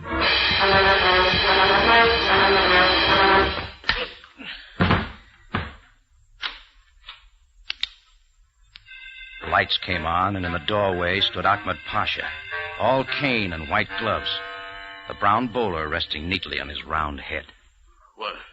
What is the meaning of this? Well, I done time for the shooting. Maybe you'd like to meet the man who murdered Lily Karoff. Take a look. Why? That's right. The little fixer himself, Timmy Rogers.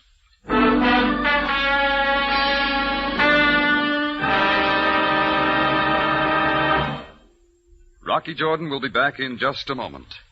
Now a note for you listeners. Remember, Rocky Jordan has joined one of the most outstanding mystery lineups in radio. Over your CBS station every Sunday night, you'll hear not only Rocky Jordan, but Sam Spade, Dashiell Hammett's great private eye, and The Whistler, one of the most popular shows on the air. Remember this same time, each Sunday night, for Rocky Jordan. Now for the ending of tonight's story.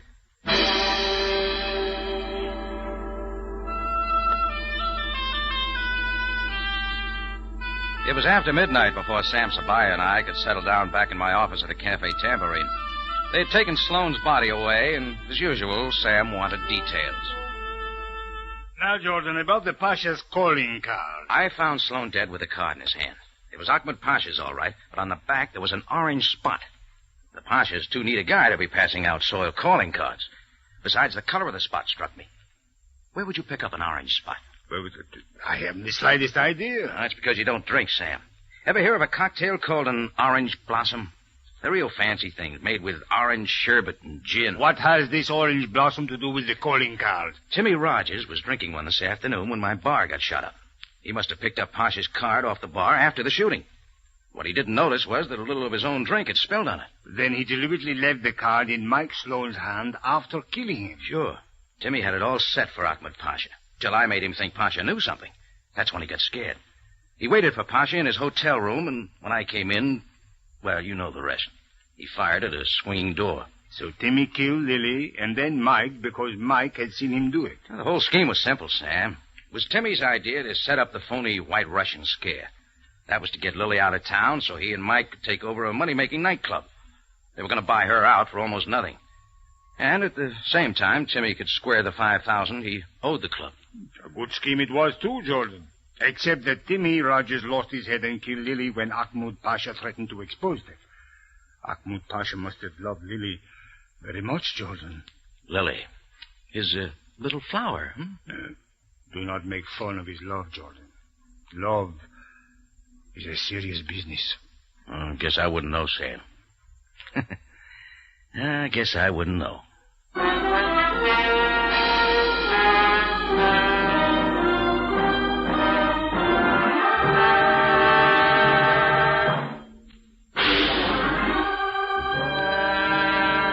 Rocky Jordan is presented from Columbia Square in Hollywood and stars Jack Moyles in the title role. Tonight's story was written by Gomer Cool and William Frug, produced and directed by Cliff Howell with original music by Milton Charles.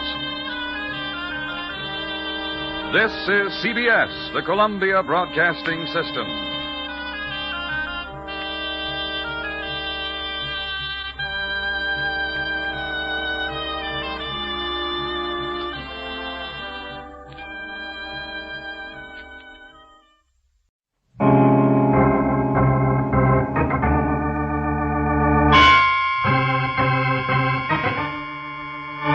My name's Regan. I work for Anthony J. Lyon, Detective Bureau. They call me the Lion's Eye.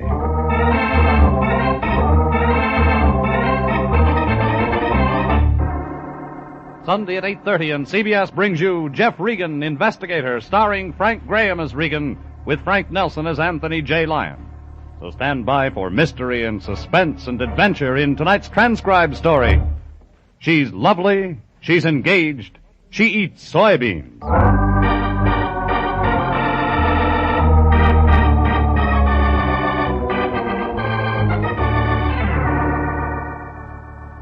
This one revolved around a beauty, the kind that drives some men mad, some to murder.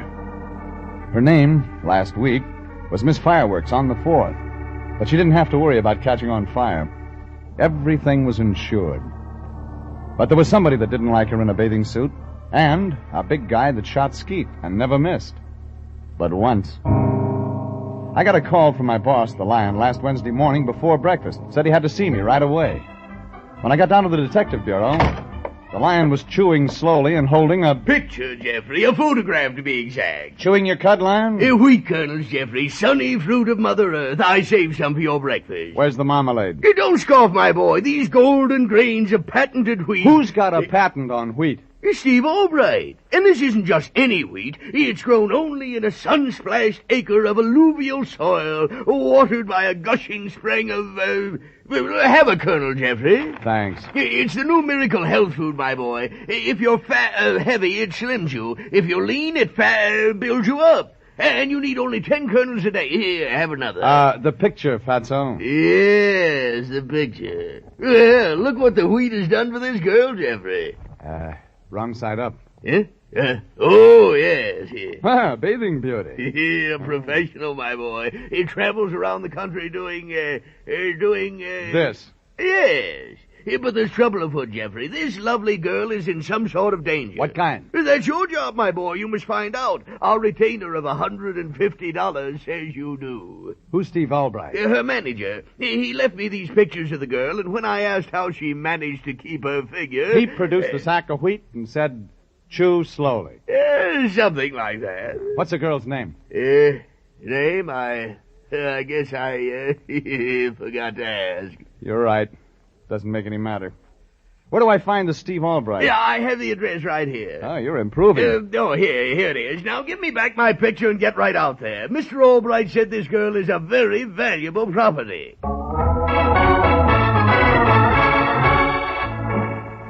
Some photographs lie, but these told the truth. About soft hair flowing down to the waist. A fluted figure, tight in a two-piece bathing suit. If you look real close for it. Now, who'd want to get a girl like this into trouble? But somebody did.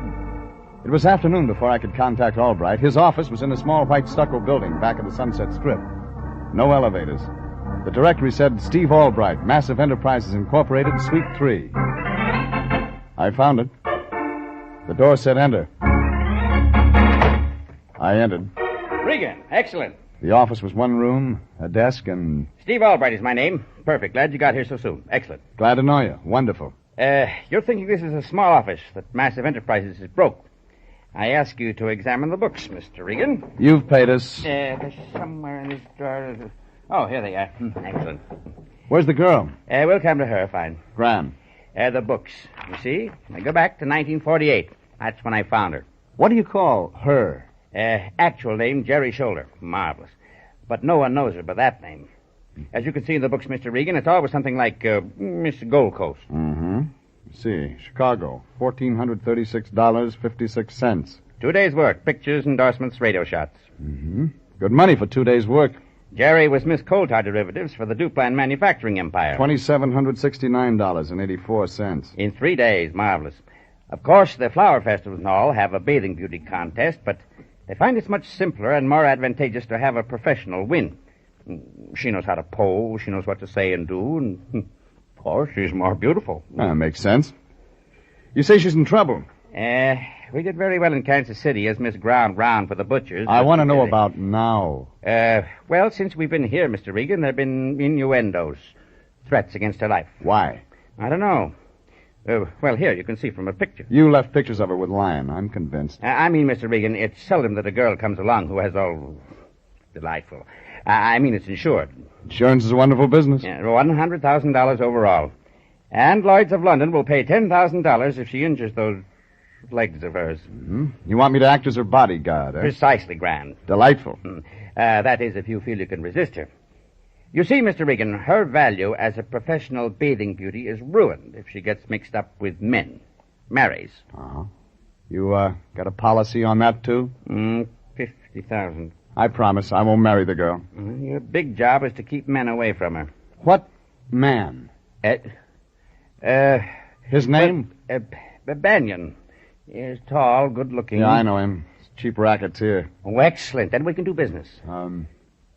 Just curiosity, Albright, but what about the golden grains of patented wheat? Oh, that's just a sideline of our enterprise, Mr. Regan. Women wonder how Jerry Shoulder managed to keep what you see in this photograph, so we started a little health food business on the side. Yeah, another thing, if something happens to Jerry Shoulder, who gets the insurance money? Massive Enterprises. Which is? Me. I checked the insurance policies. They seemed genuine. I asked where I could find Jerry Shoulder and was told the beauty parlor.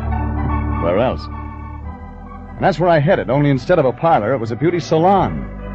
The doors were plate glass, the doorman an electric eye. The plate glass swung out. I swung in.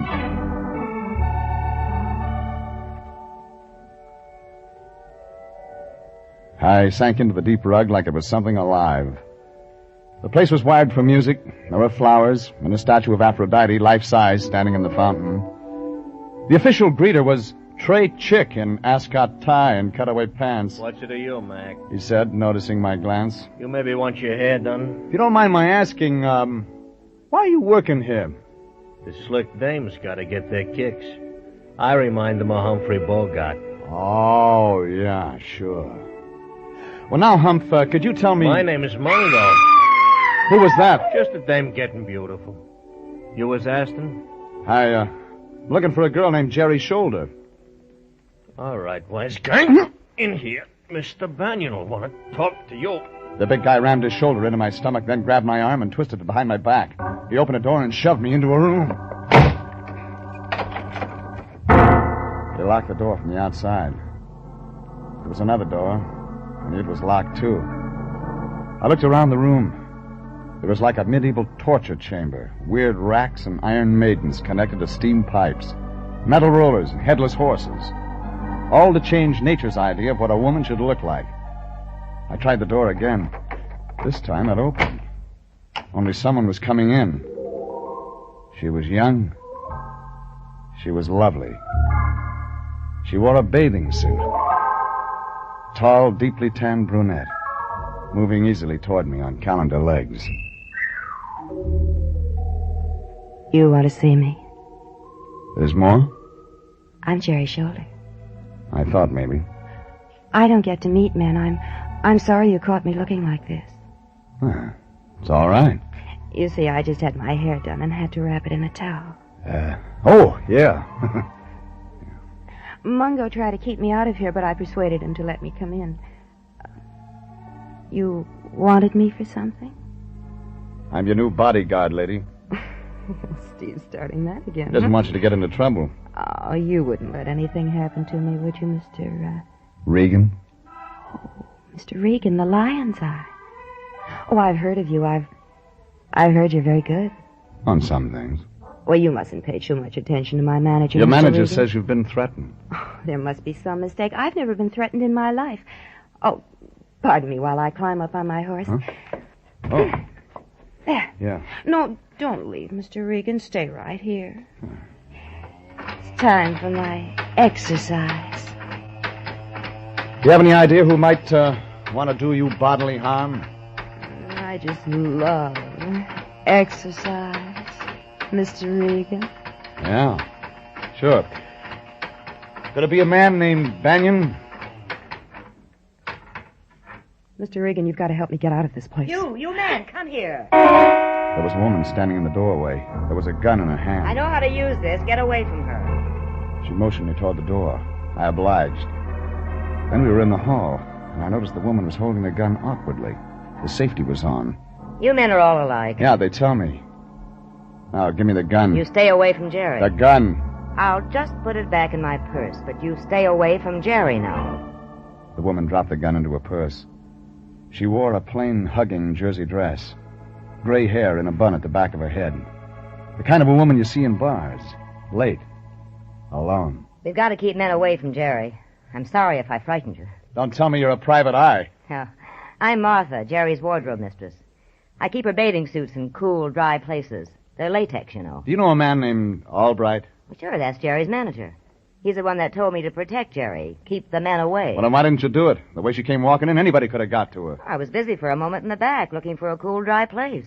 Does Jerry know a small-time racketeer named Banyan? Well, if she does, I don't know about it.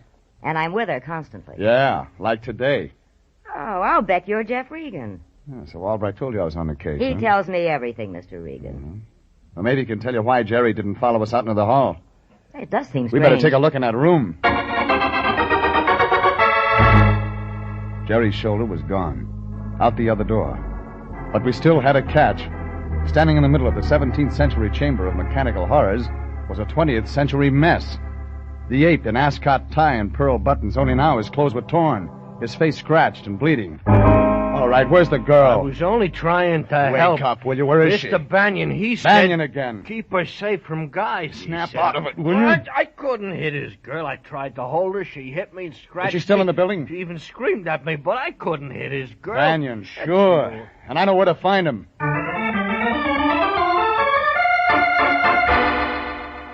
Banyan operated out of the 7 Club. But when I checked, he wasn't there. I finally caught up with him outside of town, in a spot hidden from the highway. A country club. A gambling joint that featured bare-knuckle bouts, cockfighting, and now, Banyan, with a shotgun in his hands, shooting skeet. Pull! Dead duck. Nice shooting, Banyan. Talking to yourself, Banyan? Huh? Oh, Regan. Shooting clay pigeons a little out of your line, isn't it, Banyan? Clay pigeons? You never know which way they'll fly. Sharpens the eye. Pull. Yeah. Makes it easy when you're trying for a larger target. Nice spot you got here. Doesn't belong to me if that's what you're after. No. The way I read it, brand new beauty parlor belongs to you. Likewise, a guy named Mungo. That's your new front. Regan, it's a salon. Oh, yeah, I thought. What I'm after, Banyan, is a girl named Jerry Shoulder. Never heard of her. Beautiful, isn't she? Very. Look, I'm playing for keeps. Oh? You won't mind if I just slip a few more shells into my shotgun? Just remember, I don't scare. Oh, I'd almost forgotten. Open up, Banyan. Jerry Shoulder. You know what my enemies are saying, Regan? That Jerry Shoulder's as good as dead. Pull!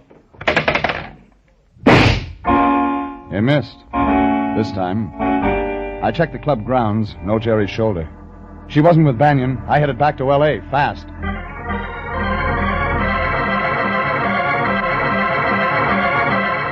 It was late when I reached L.A. I had to get the line. I phoned him at his apartment. Nobody home. I called again 15 minutes later. Still no answer. I was getting worried. I went to his apartment. He wasn't there. I checked with the janitor. He told me the line was on the roof. That's where I found him. In bed. Lion. Hey, Lion. Lion, Detective. Oh, it's you, Jeffrey. Why the Boy Scouting on the roof? I'm sleeping in nature's own clean, sweet air. My boy. I moved my cot up here just this evening. Look, Lion. You're sleeping under the stars, just as Mother Nature intended. Lion, If Mr. Albright says Miss Shoulder sleeps out even when it's raw, it's part of their health plan. Look at me, Jeffrey. I'm thinner already. You know, I've only had 8 kernels of the patented wheat today instead of 10. I did without dessert. Listen, Fatso, I'm heading for Jerry Shoulder's hotel. I want you to check on Banyan. You that low criminal? Find out where he's been the last few days, how he's been spending his time, everything. Keep an eye on him. All right, Jeffrey, if you insist. I insist. Do you think you'll find Miss Shoulder at a hotel? Maybe. If she's alive.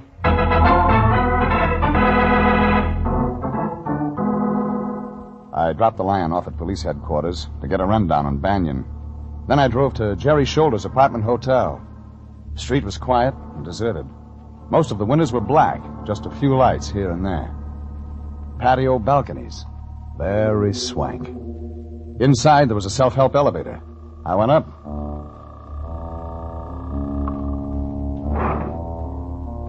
The elevator opened onto a long corridor. A small night light down at the end. The room was 306.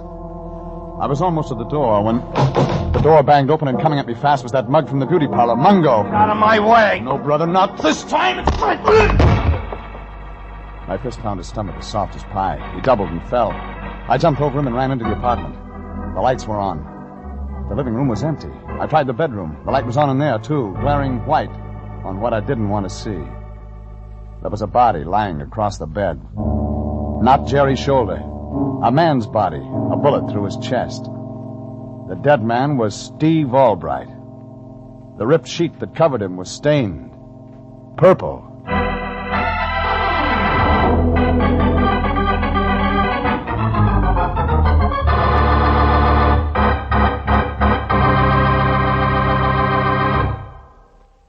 This is CBS, and you are listening to tonight's adventure with Jeff Regan, investigator, entitled She's Lovely, She's Engaged, She eats soybeans. Steve Albright was dead in Jerry Shoulder's apartment. A bullet hole in his chest. And what looked like purple acid burns through the bedclothes. I'd caught Mungo, the well-dressed ape from the beauty parlor, coming out of the apartment door. And I knew that Mungo worked for Banyan, the racketeer. Albright had hired me as Jerry Shoulder's bodyguard. He'd have done better to have hired me as his. I called Candid at Homicide. Now, the police photographers were gone. We were waiting for the coroner. Candid sitting on the bed next to Albright's body. Candid was eating Fig Newtons. Well, I'm glad you held on to Mungo, Regan. You think he did it, Candid? Open and shut case. You know, Jerry Shoulder was insured, but plenty. Yeah, you said. I called the night number of the insurance company right after I called you, Candid. They said all their policies were in effect but one.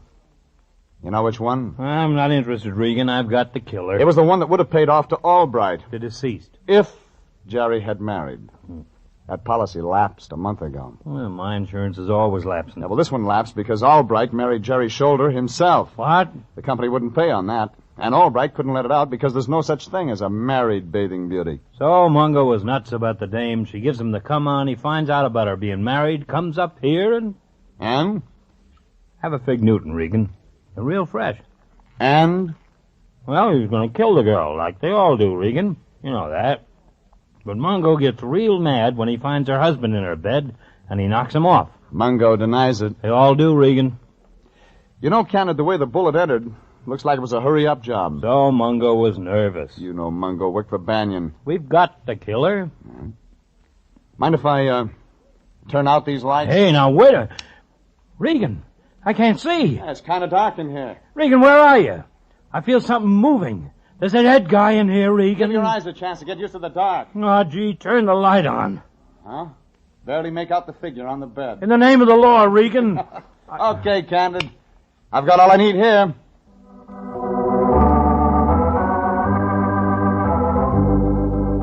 I left Candid and the dead man and headed for my car.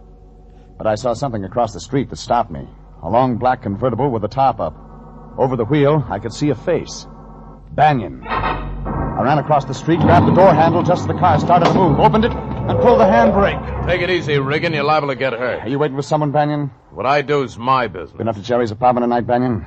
Cops having a ball over there, Regan? Yeah, a real party. They're serving refreshments. Fig Newtons. I stopped laughing in 29. Maybe you've been in the building. Just got out. You were leaving without saying goodbye. Where's Jerry's shoulder, Regan? Let's look in your car trunk. If anything happened to that girl, I'm holding you responsible. Put that gun away. She's the only clean, decent thing I've ever had in my life. Something a peeper like you wouldn't understand. Try me. Jerry's shoulder and I are engaged to be married. You'll have to stand in line. Yeah? Quitting the racket. Sure, at first I was just playing around with Jerry, but then I found she was... different. A decent dame. You've known Jerry's shoulder how long, Banyan? 3 weeks? Ever since she's been in town. Yeah, maybe 3 weeks. How'd you meet her? I answered a lonely heart's ad. Look, Banyan, I know you started that beauty shop front so you could meet Jerry there. Or have her brought there so you could be nearer. Oh, let's stop fishing. Sorry, time's running out, Banyan. I gotta give it to you straight. Jerry's shoulder was married to Steve Albright. What? Why, you lying. Somebody's been killed in Jerry's shoulder's bed, and it looks like it might be her hubby. Maybe you better go take a look. Banyan ran upstairs, but I didn't have time to wait for his reaction. I had an appointment at Massive Enterprises.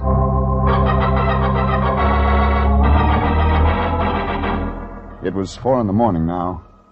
A clear sky, pouring cold moonlight down on the deserted stucco that housed Massive Enterprises Incorporated.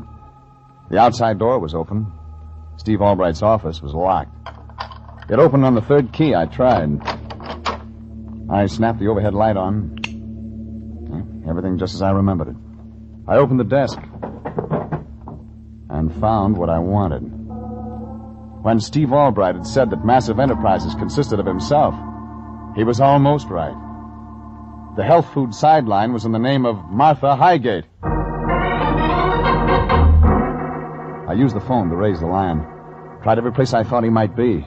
Then tried the office of the Detective Bureau. Yes? Anthony J. Lyon, Detective Bureau. Anthony J. Me, Lyon. Fatso. Oh, Jeffrey, my boy. I've been trying to locate What'd you get on Banyan? That's what I wanted to tell you. I picked up his trail at the 7 Club. He was with Jerry Shoulder. Well, yeah. Yeah, I just talked to Banyan. I'm not surprised, Jeffrey. I took his girl away from him. Jerry Shoulder? Yes, when they came out of the club, Banyan went to get his car. I spoke to Miss Shoulder and told her she was in great danger. Showed my credentials, and she came with me. With you? Yes. Oh, she's a very nice girl, my boy. She said she's had to go around with Banyan. He practically forced her to accompany him. Where's Jerry Shoulder now? Well, she was here at the office up until an hour ago. We had a midnight bite of wheat and quite a nice chat. She's gone? Well, I was out getting a drink of water, and when I came back, she was gone. Anything else on Banyan? Oh, yes. There is no Banyan. Come again? Banyan is just one of the aliases taken by a hoodlum whose real name is Highgate. Highgate? And he has an older sister named Martha. Yes, but how... That's all I needed. Thanks, Lyon. It began to make sense.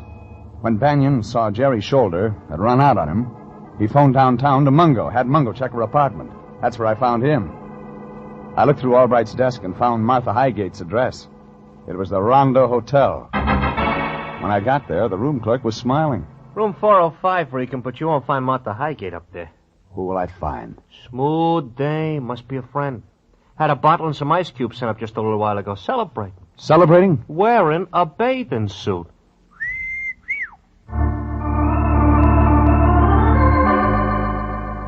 I went upstairs and knocked on the door. I waited. Then I felt the knob turn in my hand.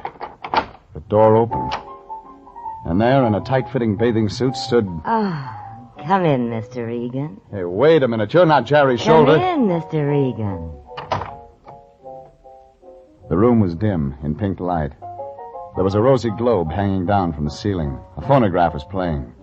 And the woman was the bathing beauty's wardrobe mistress, Martha Highgate. Drink, Mr. Regan. No thanks, lady. Oh, don't you like me? Just a little. I'll like you more after we talk. Do you like me in this light? See, I kept my figure young, Mr. Regan. You can't cheat Father Time with a pink light, lady. My hair looks almost black, if you don't stand too close.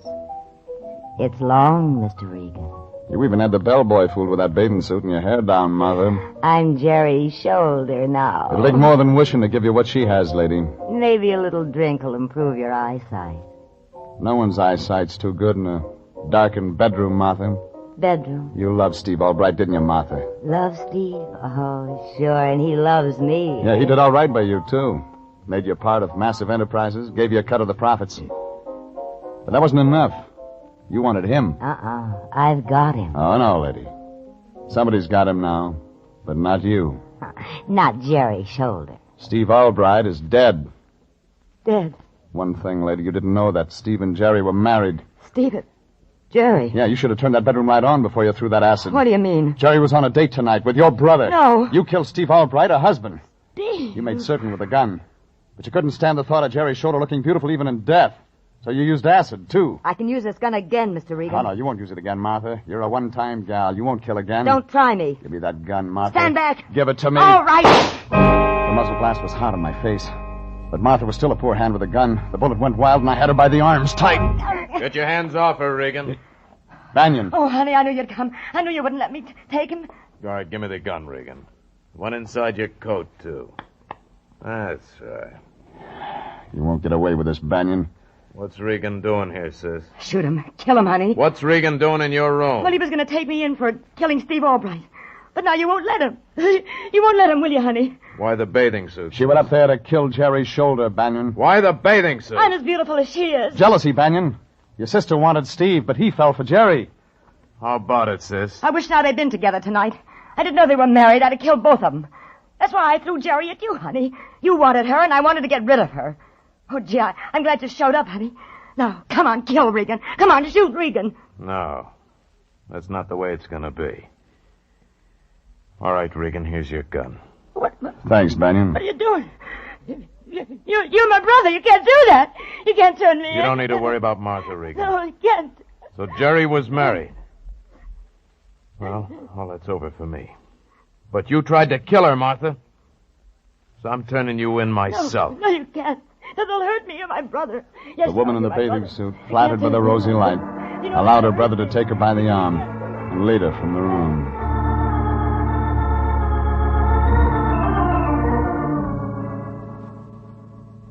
Banyan delivered his sister to Candid down at Homicide. But to make sure, I followed Banyan's car all the way.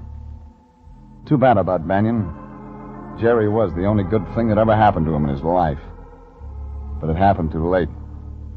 Anyway, Candid finally found the scared Jerry's shoulder, released Banyan's sidekick, Mungo, and that put a period.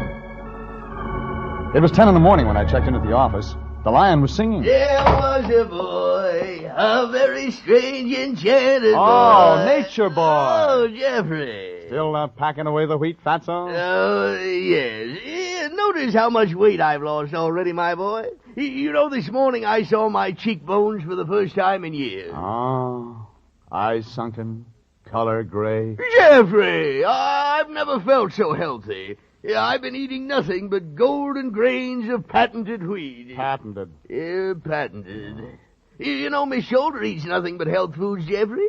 Last night she recommended a health food restaurant where we might have lunch. The Grated Garbanzo Grotto.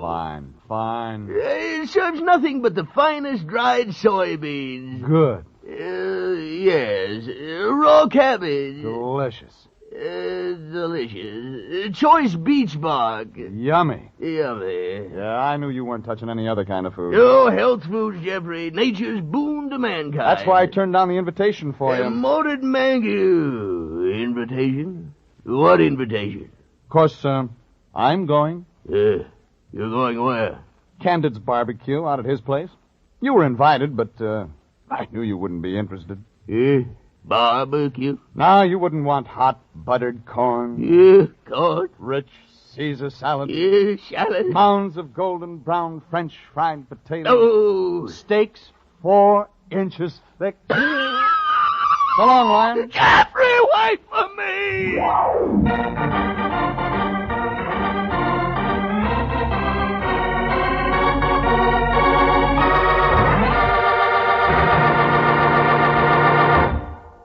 Jeff Regan, Investigator, is written by William Frug and Gilbert Thomas, produced and directed by Sterling Tracy, and stars Frank Graham as Regan, with Frank Nelson as Anthony J. Lyon.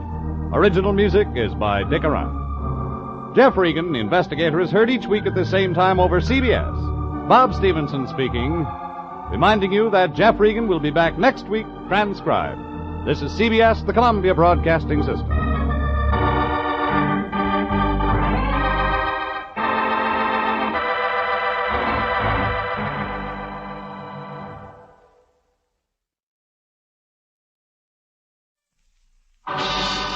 Time now for Rocky Jordan.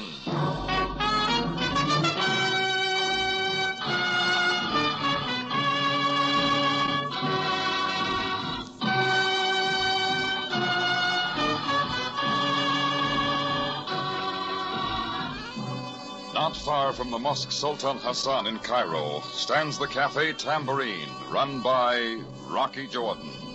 The Cafe Tambourine, crowded with forgotten men, alive with the babble of many languages.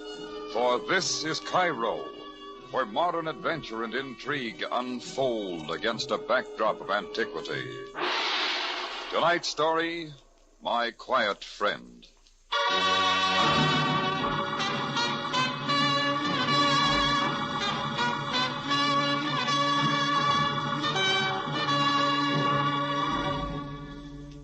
Things had been rather peaceful around the cafe for the past few days, and I was facing the prospect of another dull evening when the door to my office opened and 2 well-dressed guys eased in. Both of them were tall and on the rugged side. They were dressed in identical tan gabardine suits and white Panama hats. There was only one difference in their attire.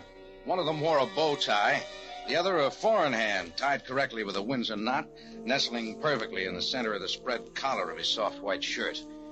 He was the one who broke the silence. You're Jordan, aren't you? Yeah, but I'm not in the market for entertainers, especially a brother act. You're wrong on both counts, wise guy. We just dropped in to sell you something. Sorry, I got all the shoelaces I can use. Pretty funny guy, ain't he, Maxie? Yeah. Your friend's not much of a talker, is he? Only when he has something important to say. My name's Moran. Leo Moran. Jordan, my quiet friend here is Maxie Schultz. Maxie Schultz? Sounds familiar. You two boys from New York? Yeah, but we're operating a little real estate service in Cairo now. Personalized service. Oh, yeah, I've heard about it. On a clear day, you can hear the screams a mile away. Well, that makes it easy, then. It depends on what you mean by easy. We have a client who's interested in your place. It's not for sale. We thought you'd say that, so we figured we could sell you on the idea of changing your mind. How about that, Maxie? Yeah. I thought you only spoke when you had something important to say, Maxie. Better take it on the slow bell, Speedy. I do other things. Yeah, I'll bet. Where do you keep your ventriloquist? Jordan, for your information, you're bandying words with Maxie the mechanic. Expert in death traps. And your customers never complain, do they, Maxie? They ain't ever in shape to complain. Now, about this client of ours, Jordan. You're wasting your time, boys. Beat it. The joint's not for sale. Our client will give you $500 cash for your cafe. $500, huh? That wouldn't buy the furniture in this office. You hear that, Maxie? Yeah. Yeah, shame he feels that way, ain't it? Now, take this little private bar of yours here, Jordan. I don't think it's worth much. And these drapes aren't bad, but they don't go well with the rest of the stuff. You like this mirror over here, Maxie? Why, you dirty... I wanted you, Speedy. I sit still like a good little boy. Maybe you shouldn't have hit Mr. Jordan so hard with that sap, Maxie. You might mess up that pretty face. Oh, yeah, that'd be a shame. Come on, Maxie. We'll see you later, Jordan. Maybe you'll have changed your mind by then. I shook my head a few times, but the haze wouldn't clear, and the range was off. A tap on the side of the head hadn't helped my eyesight any. I remember seeing the Gabardine boys leave. It was like looking through the wrong end of a pair of field glasses.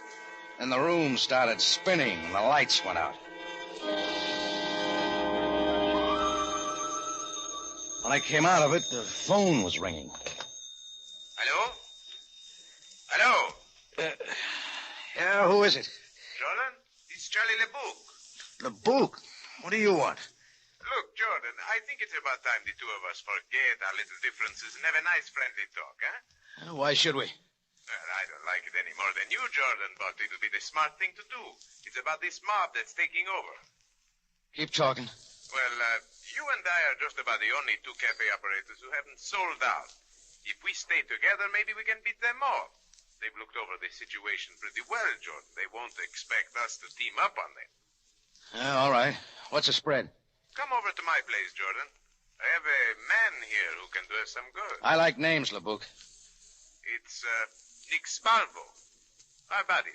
Nick Spalvo, huh? Okay, give me half an hour. Nick Spalvo had owned the Blue Palm Cafe up to a couple of weeks ago. Then, like half a dozen other gin hall merchants, he'd fallen in line with the mob and had moved out without a murmur to the law. Now it looked like Nick had changed his mind. I went out front, hopped a cab, and shortly after 7:30, I piled out in front of Charlie LeBouc's cafe. I pushed my way through the crowd and went up the stairs. At the end of a small, narrow corridor was a door marked private. It was half open. I pushed it the rest of the way. The first thing that caught my eye was the open window and the wind whipping the curtains into the room. Then I saw LeBouc sprawled out on the soft green carpet behind his desk. There were half a dozen bruises on the side of his face and a dark purple crease over the bridge of his nose. LeBouc's company had played a little too hard, and with his weak pump, LeBouc couldn't keep up acting host. He was dead. Then I remembered Nick Spalvo. I went into the room next to the office, but he wasn't around. I started out into the corridor again when I heard voices, and the cigarette girl eased around the corner. Behind her was one of LeBouc's boys with his right hand in his tux pocket. I ducked back into the office and through the open window to the fire escape. I didn't have time to stick around for explanations. And maybe LeBouc's boy wouldn't give me the chance. I had just dropped to the sidewalk when... And then LeBouc's boy suddenly showed up in the window.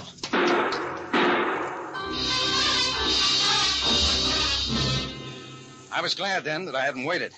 At the corner, I grabbed a hack, and 15 minutes later, I was leaning on the buzzer of apartment 21 at the Sharita house. Yes, what...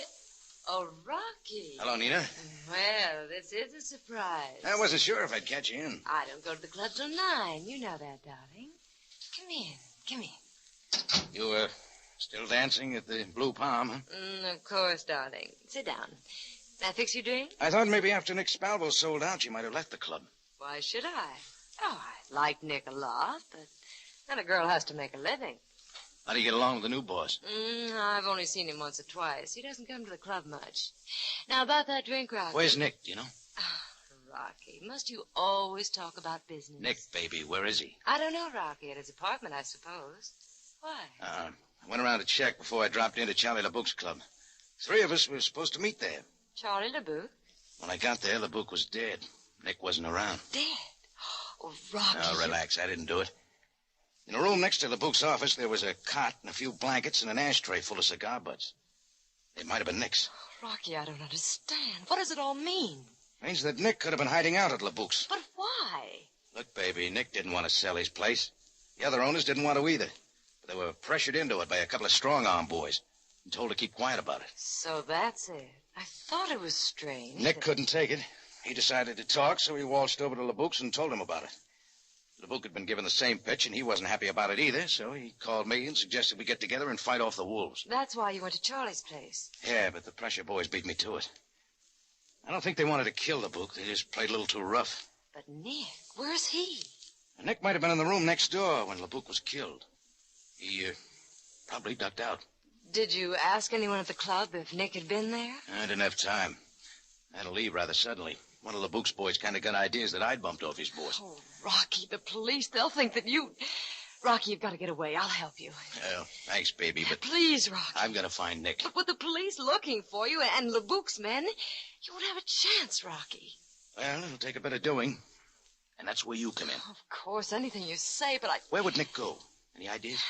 Well, let me think. Girlfriends, relatives? Celeste Donati, but she's in Port Said for a few weeks. Okay, where's her place? The Komar Apartments on Shari Almon. Where else would Nick hide out? Oh, he has so many relatives. Perhaps his cousin's shop in the square. Or his uncle's house. Wait, there's a brother, too. Hey, slow down, baby. I'll need some names and addresses first. Then I'm going to go call him.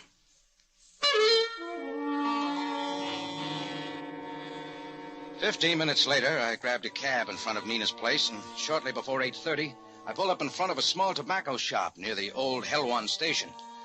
A single light burned in the back of the shop, and beneath it sat a fat-faced Turk, dozing quietly, his feet propped up on the low counter. I went inside. All right, George, snap out of it. You got a customer. Come on, wake up. The Turk hadn't been asleep. He'd been out cold. And when I shook him, he rolled off the chair and dropped to the floor. I noticed a dark purple bruise over the bridge of his nose, the same mark I'd seen earlier on Charlie LeBouk. I worked on him a few minutes, and then he snapped out of it. No, please. All right, take it easy, chum. I'm not going to hurt you. Here, I'll help you up.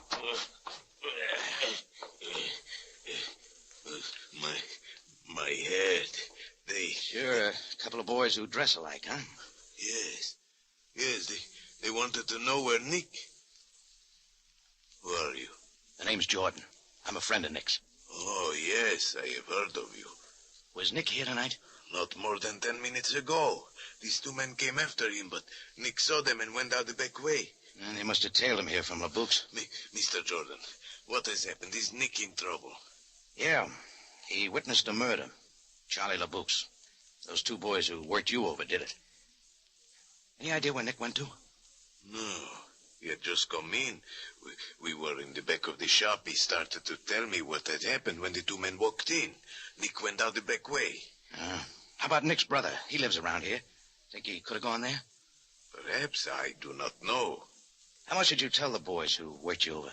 Nothing at all. I could not tell them where Nick went because I do not know. Okay. I'm going around to see Nick's brother. You better fix your face up and close up shop. Those 2 boys are liable to come back for more. And I don't mean cigarettes.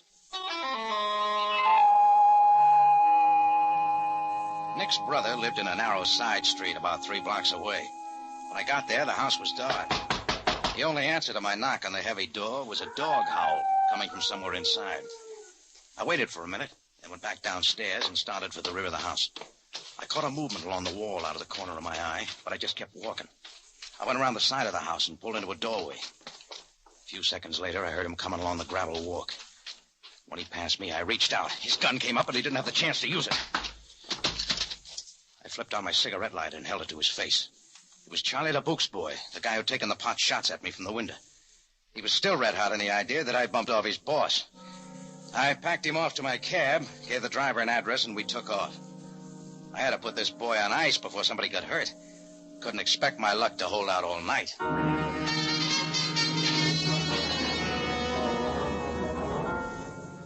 Well, 10 minutes later, I walked into Madame Farid's little establishment down on the waterfront. For a little silver across the pond, the old girl was always more than happy to kick your fortune around in a teacup or even consult the crystal ball. Oh, Rocky Jordan. It is a long time I have not seen you. Come in. Hi, Grandma. Well, how's the future look? You wish to consult Madame Farid? Yeah, got a problem. There happens to be a short, dark, and ugly character following me with murder on his mind. So? He's got the picture all wrong, but I don't have the time to explain it to him now. He's sleeping off our last engagement in my cab outside. I see. Oh, it is a problem, Rocky. Yeah, take a look at my palm, sweetheart. Oh, you'll find it just under this $10 bill. Yes, I see. Well, I would say there is an old woman who can help you. I can see an empty cellar, an excellent place to put this man till morning, perhaps, until you can explain his mistake. That's the best advice I've had all day. It's a deal. Now, where can I find this old woman who's going to help me? Bring him in, Rocky. Bring him in. At least, with LeBouk's boy out of the way, I wouldn't have to worry about his taking a pot shot at me every time I turned around. I still had to find Nick before the Gabardine boys did. And my next stop was Celeste Donati's place at the Comar Hotel Apartments on the Sharia El Mun. Even if Nick's doll wasn't around, he might be using the place as a hideout, and it was worth a try. I was just about to press the buzzer over the nameplate when the door opened suddenly.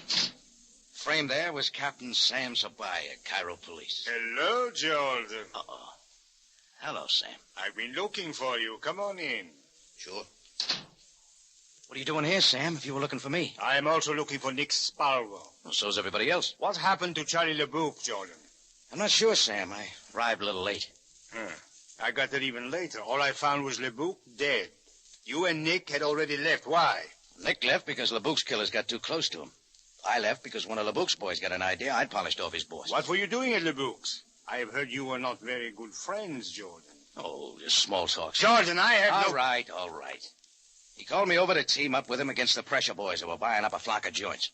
Or didn't you know about that? We know all about it, Jordan. Then why haven't you done something? We have nothing to go on. Absolutely nothing. The cafe owners have refused to talk. Nick changed his mind. He'll sing like a blue jay. Is that why he was at LeBouk's? Yeah. He knows who bumped off LeBouk. Do you? The Gabardine boys, Sam. It figures. The Gabardine? Leo Moran and Maxie Schultz, the super salesman. Oh, Sucamelli's men. What? Frank Sucamelli. He's behind this scheme, Jordan. How'd he get here? Thought after they'd booted him out of the States back to his own country. It is all very legal, Jordan. As long as he stays out of trouble, there is nothing we can do. But he'll slip up here in Cairo just as he did back in the States. He already has, Sam. I think you can make it pretty hot for Sucamelli once you find Nick Spalvo. Well, Jordan, for your sake, I hope we find him alive. Don't you like my story, Sam? Oh, I do. But I am only a captain of police. There are others who may not like it. After all, no one else saw Moran and Schultz at LeBouk's. Which makes me number one boy, because LeBouk and I never get along too well. Sure, Sam. So instead of standing here around here yapping, why don't you go out and find Nick? I intend to. All right. Where do we go now? I'm going to drive you back to the Tambourine, Jordan. The Tambourine? Oh, now, wait a minute. Yes, Sam. and you're going to stay there till this thing is cleared up. Sorry, Sam. My foot's in the door. I want in. This is a matter for the police, Jordan. You'd better stay out of it for your own good. You're not doing very well so far, you know. All right. Come on.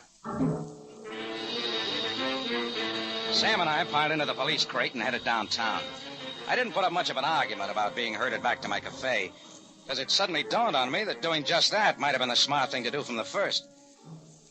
Nick must have known about my coming over to LeBouk's to talk about teaming up, and he'd probably make an effort to contact me. The Tambourine would be the first place he'd try. Sam and his boys dropped me off in front of the cafe, and I went in. I pushed through the crowd to the back and opened the office door. Hello, Jordan. We've been waiting for you. Come on in. Close the door. The Gabardine boys, Leo and Maxie, were standing in the center of the room. Leaning against my desk with a cigar stuck in the corner of his fat face was a short, heavy-set guy. He had a thick mop of black curly hair, eyes that hit you like a hot iron. In his hand was a fingernail file. When I walked in, he went back to work with it on his short, pudgy fingers. Then, without looking up... Hello, Jordan. What are you doing here, Succamelli? Oh, you recognize me, huh? No trouble at all. You used to be the favorite pin-up boy of the post offices back in the States. They were lousy photographs, Jordan. Don't blame the camera, Succamelli. I've seen better heads on a pin. There he goes again, Leo. I don't think All right, Maxie, that's enough. Let Mr. Jordan have his little joke. We have plenty of time. Well, I haven't, Succamelli. I gotta get this place sprayed. You got no idea the stuff that crawls in here these days. What do you think of the offer my boys made to you? I haven't laughed so hard in years. What's wrong with $500 for this dump? You're in a weed field, Succamelli. All right, Jordan. We can talk about that later. Right now, I'm interested in Spalvo. Spalvo? What's that? Something you spread on bread? Where is he, Jordan? I wouldn't give you the right time, Succamelli. Where is he hiding? Get lost, punk. I'm busy. All right, Maxie. Leo. Okay, wise guy. This is as far as you go. Hold him, Leo. Yeah, I got him. Let him have it. Now, Jordan, let's start from the beginning. When the blackjack caught me on the side of the head, my knees started to give out, but Maxie got behind me and held me up. With one hand, he jerked my head back. Leo grabbed my shirt front, pulled the rod out of his pocket, and started tapping the bridge of my nose with a gun barrel. Then I remembered the bruise, that dark purple crease on LeBouk's nose and the Turk's. It was a nice, slow, and easy way of driving a guy off his rocker. The first few taps weren't bad. After that, you lost count. It was like a pile driver coming down on your head. The last thing I remembered was Succamelli. He was still leaning against the desk, working the file and blowing in his fingernails. He was asking me about Nick somebody.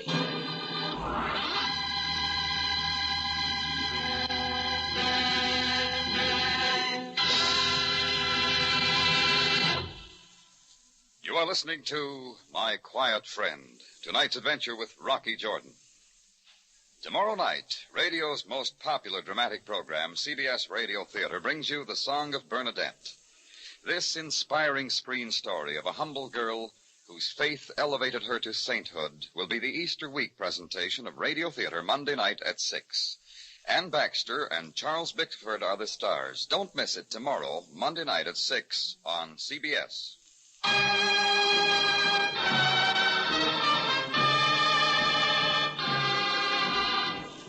Now we return you to Cairo and tonight's adventure with Rocky Jordan, my quiet friend.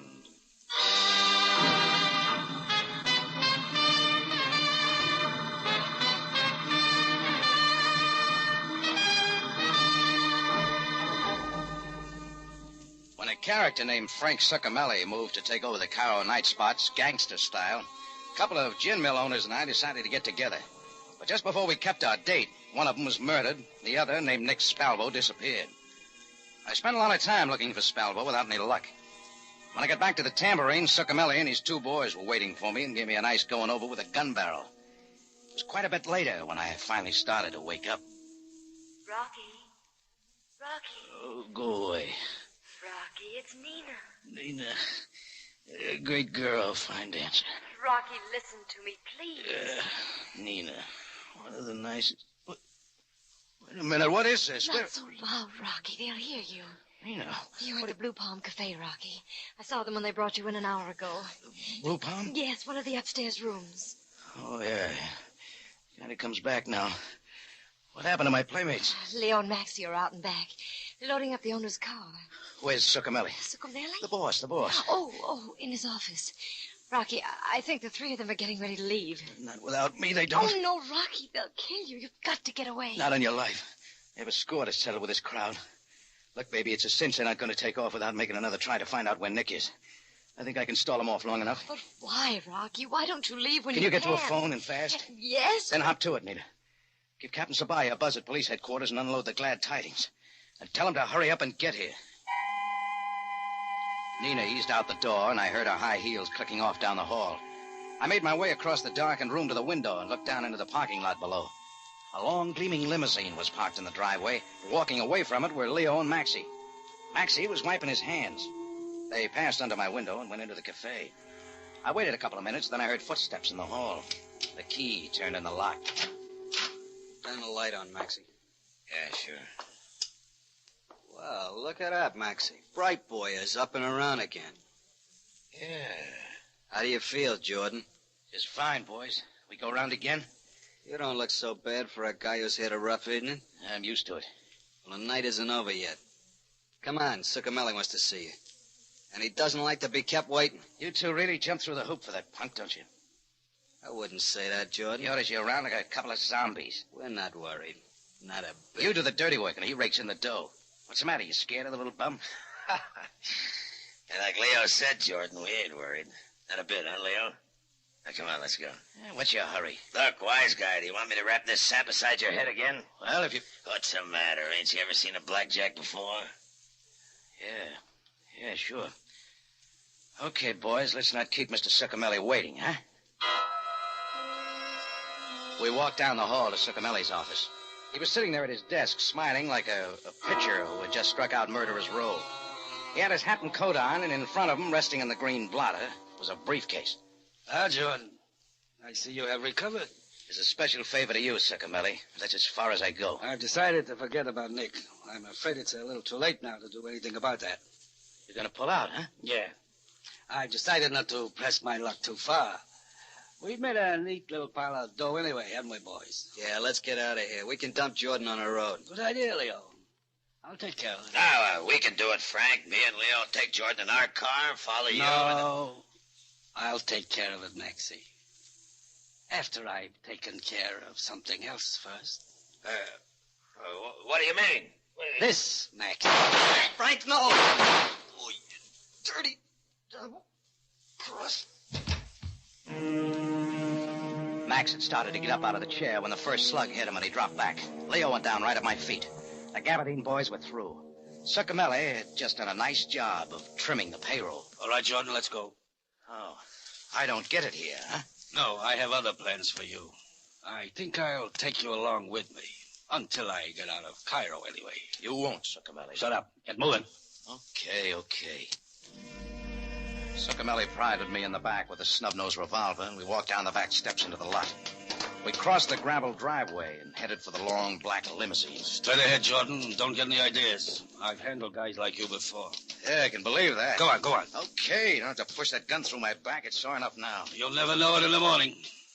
All right, Jordan. Now open it. What's the matter, Succamelli? Open the door. Sure. Now back away. I'm getting in. I'm not invited, huh? Sorry. I'm taking off alone, Jordan. I changed my mind. You'll have to step on it. Sam Sabai will be here in a minute. I'm not worried, Jordan. I'll leave you here to meet him with a bullet in your head. When they stop to investigate your corpse, it will give me extra time. You know, I just thought of something. What's so funny? This is going to be close. The law will be here in a minute. Suppose you can't start your car. Don't worry about that, Jordan. It'll start. Yeah? Why don't you press the starter button? Okay, Jordan. Just so you won't die with it on your mind, watch. I had a hunch what was coming. As soon as Succamelli's hand went for the starter button, I hit the ground and started to roll. But even so, I caught part of the blast. I was shaking the buzz out of my ears and scrambling to my feet when the police car screeched up to a stop.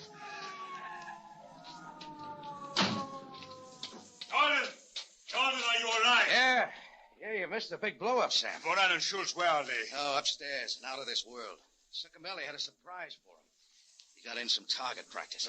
And Succamelli, is he? Yeah, he's in there, in what's left of the car. But don't bother, Sam. How did this happen? Moran and Schultz had a little surprise for Succamelli, too. Maxie's favorite trick, a bomb. You press the starter button and... Well, that's all, brother. How did you miss this? I was scheduled to go along, but Succamelli changed his mind. I was hoping he would. You knew about the explosives? I had a hunch from the way Leo and Maxie were talking that they were up to something.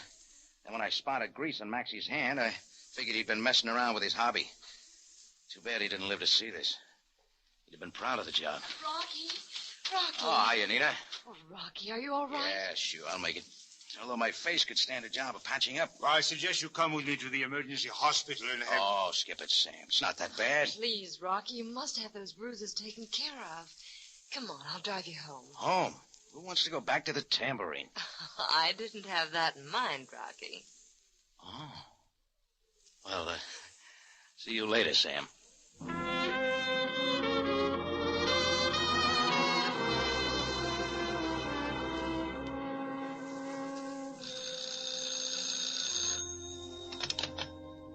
Hello?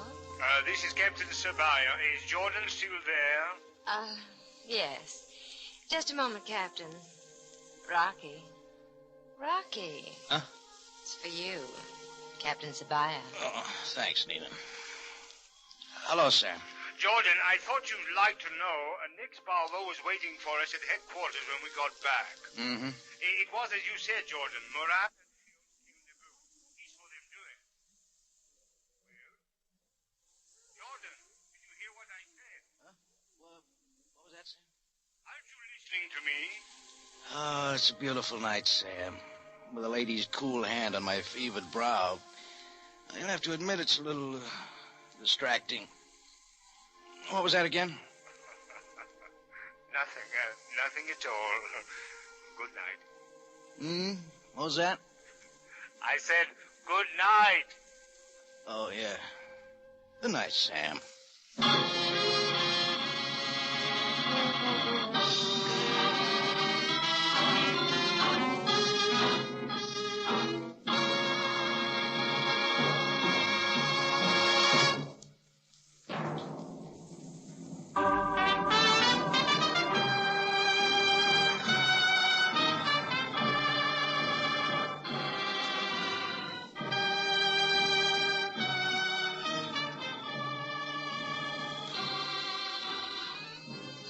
It's CBS, again at this same time next week for another story of adventure and intrigue.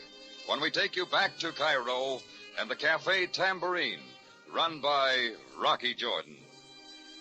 Jack Moyles plays the title role, with tonight's story by John Moore. Rocky Jordan is produced and directed by Cliff Howell, with original music by Richard Arant. Larry Thor speaking. This is CBS, the Columbia Broadcasting System.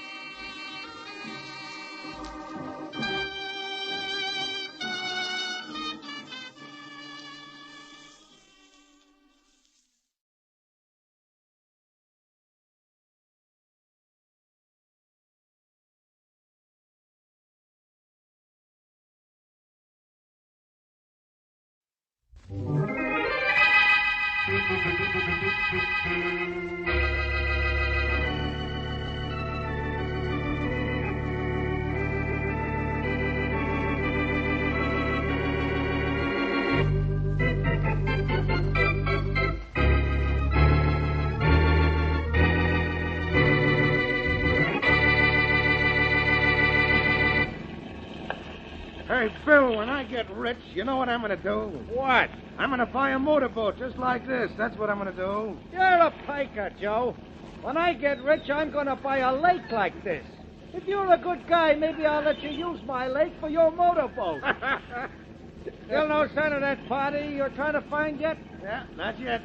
Say, what's the story on this thing we're on? They didn't tell me anything at headquarters except to meet you up here and take orders from you. Well, we got a tip from some citizen that he saw something dumped in the lake. So we got to find it. And, hey, I think we did. Huh? And look over there. That's it, all right, Joe. Nice work.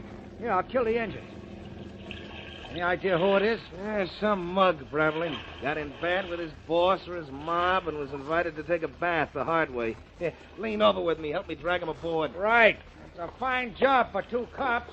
Oh, well, it's better than directing traffic. I'll grab his legs. Get a grip on his coat. Right. You ready? Check. All right, here goes. There you go. All right, that's it. Rest it on the deck, Bill. That's the idea. That's that. Hey, recognize the guy, Joe? No, he's no local hood, I can tell you that. Lapel in his coat hasn't been touched. I guess whoever knocked him off don't care if we are able to identify him. Guess not. Anything else in his clothes? Yeah, this wallet. No dough. Take a look at his identification card. Name, Walter Peters. Address, Harrison Hotel. In case of accident, notify... Hey, do you see what I see? I think so. Well, it's a good thing this was a waterproof wallet, or maybe it was a bad thing. Depends on what Inspector Faraday says when he sees what we're looking at. You got something there. How do you like that? In case of accident, notify Boston Blackie.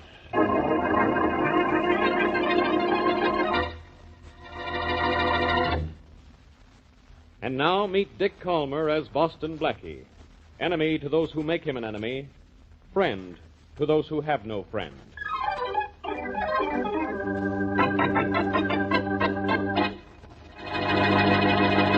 Blackie, what do you mean you don't know the dead guy? Wasn't your name in his wallet? Didn't you see it?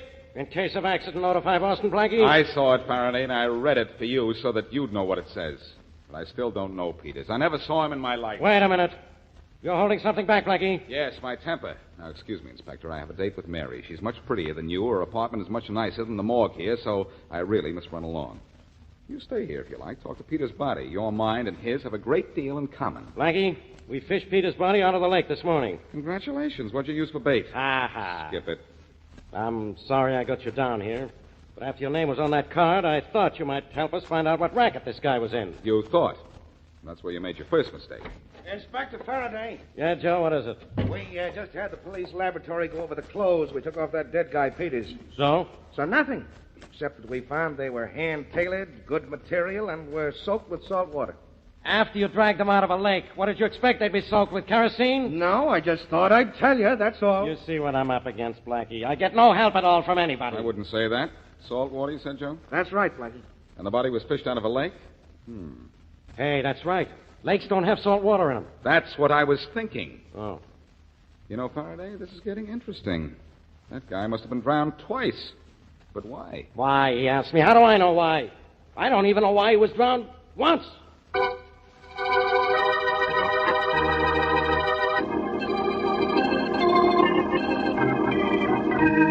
Oh, Blackie, the next time I come to pick you up at your apartment, I'm just not going to do it. You're not making any more sense than Faraday generally does, Mary.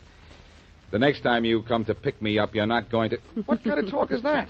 You know just exactly what I mean. Aren't we ready to go yet? Patience, my dear, patience. The show doesn't go on for an hour, and I get bored sitting in my seat reading theater programs. Well, you could talk to me, you know. Well, isn't that what I'm doing now? It's so much more comfortable here. You know, I haven't... Now, I know why I wanted to leave here, Blackie.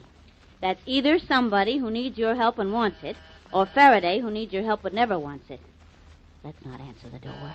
Aren't you at all curious, Mary? Oh, yes, I am. I'm dying to see how the play we're going to starts. Well, suppose that is somebody who needs help at the door. I wouldn't feel right about not answering. Oh, golly, I guess I wouldn't either. I'll go. Thanks, Mary. I knew you'd feel that way. Maybe it's only the boy with the papers. No, nothing that good could happen to me. Yes? Blackie here? Yes. Please come in. I'm Boston Blackie. Thanks. Hi, Blackie. I'm Bess. Bess? That's right. I run a tugboat down at the waterfront. Who's this? I'm Mary, and I'm pleased to meet you. Is there something I can do for you, Bess? Yeah. Get rid of this dame so you and I can talk. Blackie, did you hear that? People on the next block could hear that. Miss Wesley is a friend of mine, Bess. Anything you want to say to me, she can hear. Okay. Blackie, you ever hear of a guy named Walter Peters? Not that I can... Oh, yes, I did. That name belongs to the body the cops fished out of the lake today. It's down at the morgue now. That's the guy, all right. Like to know what the score is about his getting knocked off? Yes. Well, it's nothing to nothing. The cops have got a corpse that means nothing to them, and maybe I can put you next to a murder that means nothing to me, but does to you. In that case, why not tell me about it, Bess? Why not find out for yourself? If you're as smart as you're supposed to be, you won't have any trouble. What am I supposed to do? Be aboard my tug, the Alamo, first thing in the morning. You're on your own from there in. Sounds like you're building a mystery for no reason, but I'll be there. I thought you would. So long. Goodbye. Goodbye, Bess. Be aboard her tug tomorrow morning. Mary, I wonder what that means. Well, for one thing, that means you'll have to wait until tomorrow morning to find out.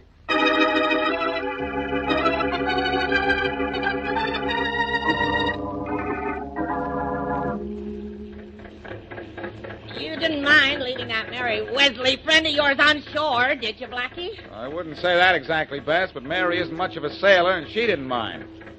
Now, suppose you give me a hint as to why you wanted me on board this morning. Figure that out for yourself. I got trouble enough handling the wheel on this tug. Hey, I want you to take a look at my crew, Blackie. A one-man crew. Hey, Daddy! Yeah, Bess? Come on, take a minute, will you? Hold everything, I'll be up. You want me to take a look at your crew, and Danny's your crew, right, Bess? You don't know how, right? Well, Bess, what is it? What's up? Say, who's this guy? Never mind. Just a paying passenger, that's who he is. I'm heading for my supplies this afternoon. How's the coal? We could use some. That's what I thought. Just wanted to make sure. That's all, Danny. Okay. I'll be in the galley if you want anything. Well, Blackie. I don't believe it. I saw that guy dead in the morgue only this morning. He's Walter Peters. Glad you came aboard, pal. I'll know in a minute after I talk to him. That's where you're wrong. You ain't gonna talk to him. Oh, the traffic's worse in this harbor than at 6th Avenue. Get out of that barge! Out of the way, you! Say, did you say I'm not going to talk to him? That's what I said. You see, this ain't as simple as it seems. Well, what makes you think it seems simple? And, Bess, I don't know what you're going to do, but I'm going to talk to that guy right now. Blackie, come back here. Oh, if I didn't have to handle this wheel, I'd make you come back. You're big enough to have a good chance of doing it, too, Bess. But I've got to find out what this is all about. Hey, you! You down there in the galley. Yeah? You wanted to see me? I most certainly did, and do. Look, who are you? Who wants to know? I'm Boston Blackie. Oh, you're Blackie, huh? That's right, and I think you're Walter Peters, only Peters is dead. I saw him in the morgue myself. Now, what goes on here? I can't tell you on account of Bess, but... Look, Blackie, I'll meet you later. Keep your shirt on. I'll be in your apartment at 4 o'clock this afternoon.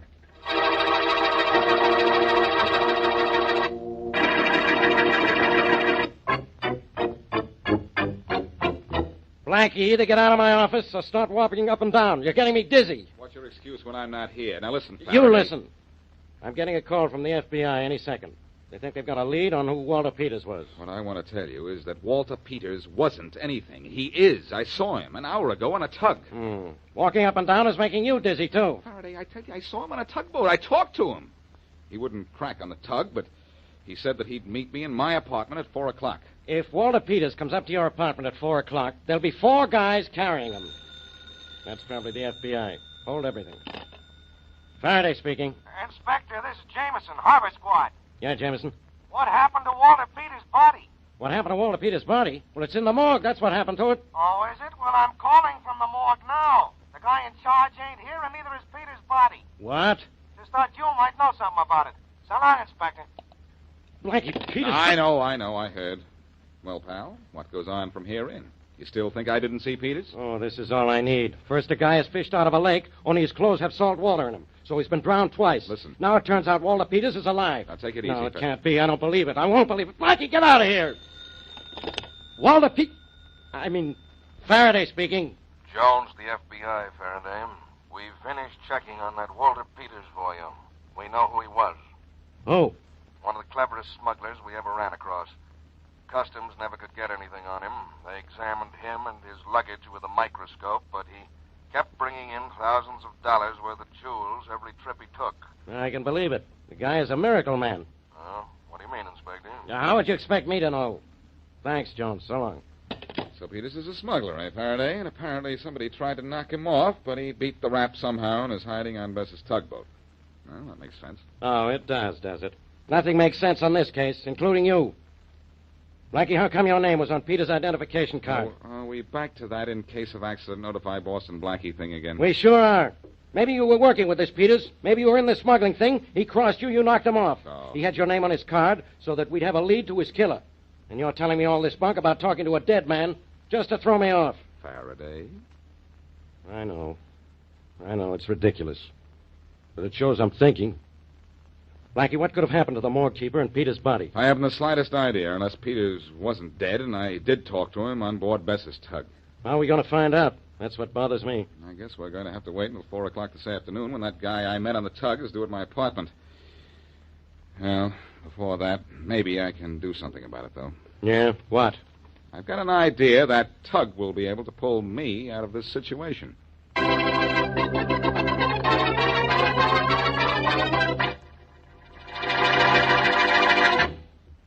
And now back to Boston Blackie.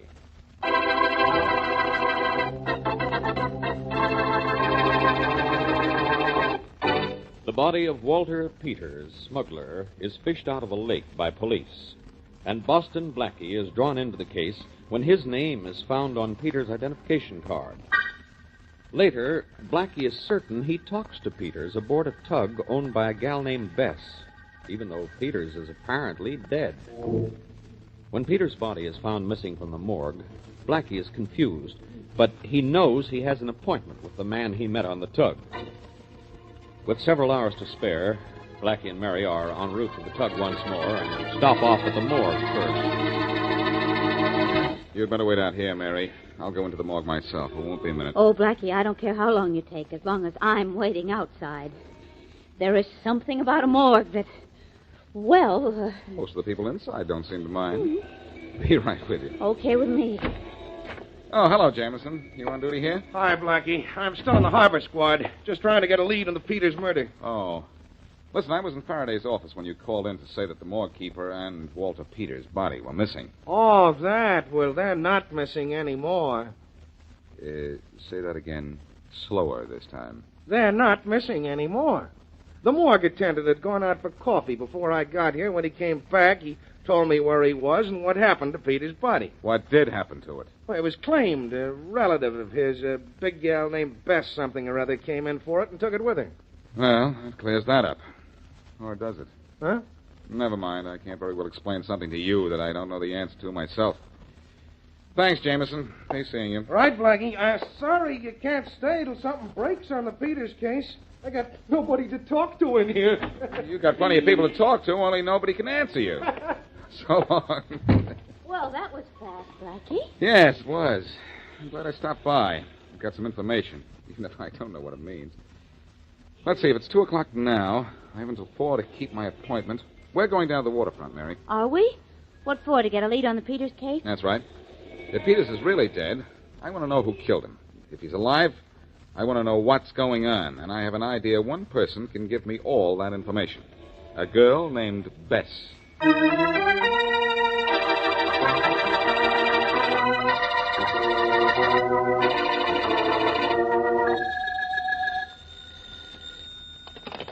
Faraday. Faraday, this is Blackie. Blackie, go away, far away. We'll play a game. You get lost, and nobody will look for you. Blackie, don't bother me. Kid, if you think you've been bothered before, listen to this. Bess is missing. Bess? The gal I told you about. The one that owns that tug. Not only is she missing, but the tug is gone, too. Neither of them are here in my office. Why bother me? She's the key to this whole case, Faraday. I'm down at the waterfront now. Nobody has seen her or the tug since this morning. Now, I want you to call out the harbor squad and try to find out what happened to her. But she's the gal who called for Peter's body at the morgue, isn't she? That's right. Well, what's making you so sure she's the key to this case? Well, I've just figured out something. Peters was a smuggler. She ran a tug. This thing's beginning to make sense. Not to me. It's making sense, not miracles. Yeah? Maybe she and Peters were a team. Don't ask me about the rest of the story. I don't know it yet. But I've got to get back to my apartment to meet the guy that I think is Peters. And I want you to look for Bess. I'll get down to the harbor right away. Blackie, why is it that as soon as you're mixed up in something, all of a sudden everything is mixed up?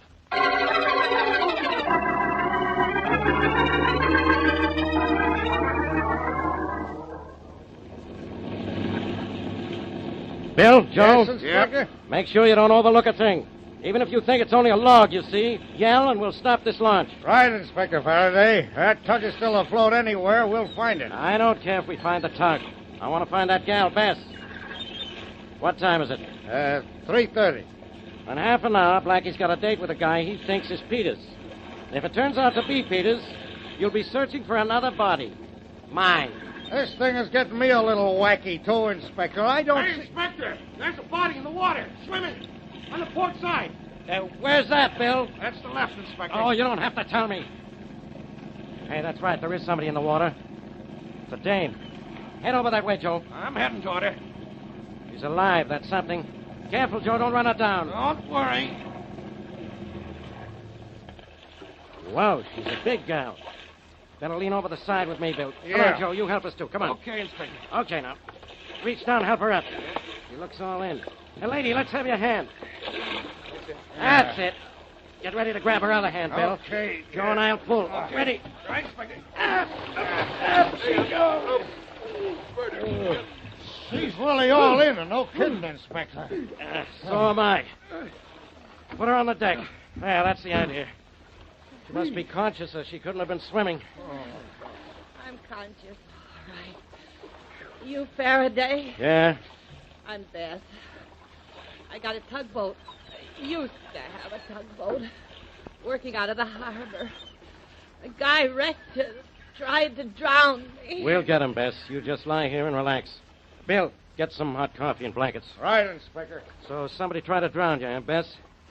Probably somebody who wanted to stop you from telling us who killed Walter Peters. Who was it tried to knock you off, Bess? Who was it? Yeah. It was Walter Peters.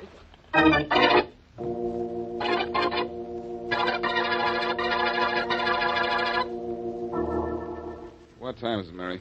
20 after 4. Hasn't changed more than a minute since the last time you asked me, Blackie. Oh, I'm sorry. Yeah, 20 after 4. That guy isn't going to show, no question about that. We're on everybody's hate parade today, aren't we?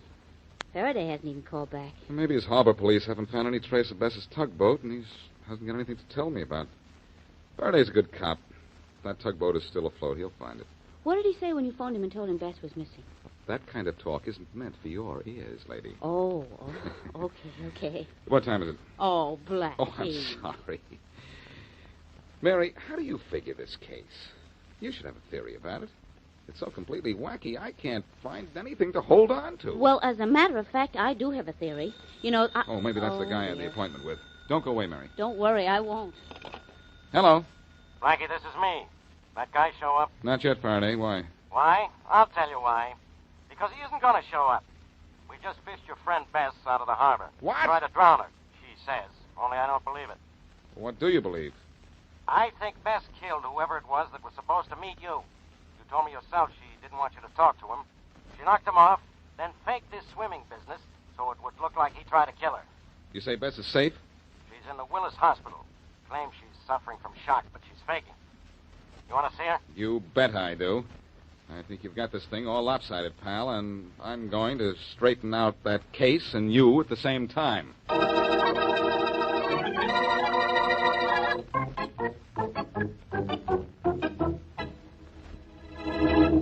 This is the room, Blackie. Bess is in there. Thanks, pal. You're a pal. Come on in. Hello, Bess. Hi, Blackie. Glad you're here. I'm glad somebody is. Blackie, this dame is trying to tell me that Walter Peters tried to drown her just now. Doesn't she know we know he's dead? Wait a minute, Faraday. Danny Peters is dead. Walter Peters tried to kill me. Now, that's really wonderful. As if I understood what you were saying. I can tell you, Faraday.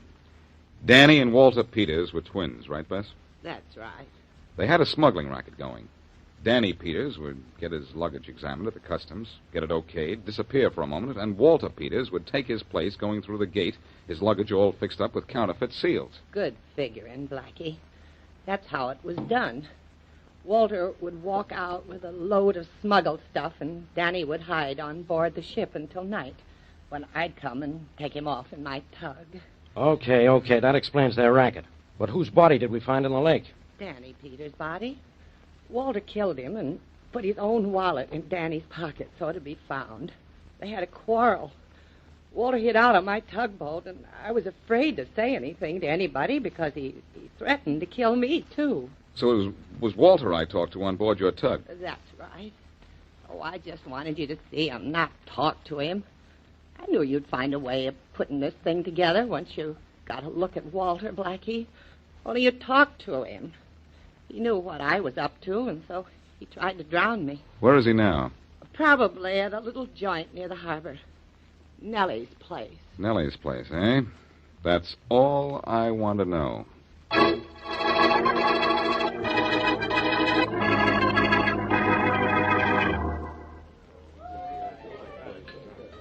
Hello, Peters. Oh, it's you, Blackie. Sorry I couldn't get to keep that appointment at your apartment. I'm not. If you'd come up there, you'd probably have filled me with a pack of lies and got me even more confused. Trying to knock off Bess gave your hand away, but good. Bess is alive? And kicking. Kicking all over police headquarters. My friend Faraday wanted to send some cops down to pick you up, but after all the trouble you gave me, I figured I'm entitled to the fun of bringing you in. You call it fun, eh? What do you call this? I call that a sucker punch, leading with your right. Here, lad, learn a lesson. And here's a little homework to practice on.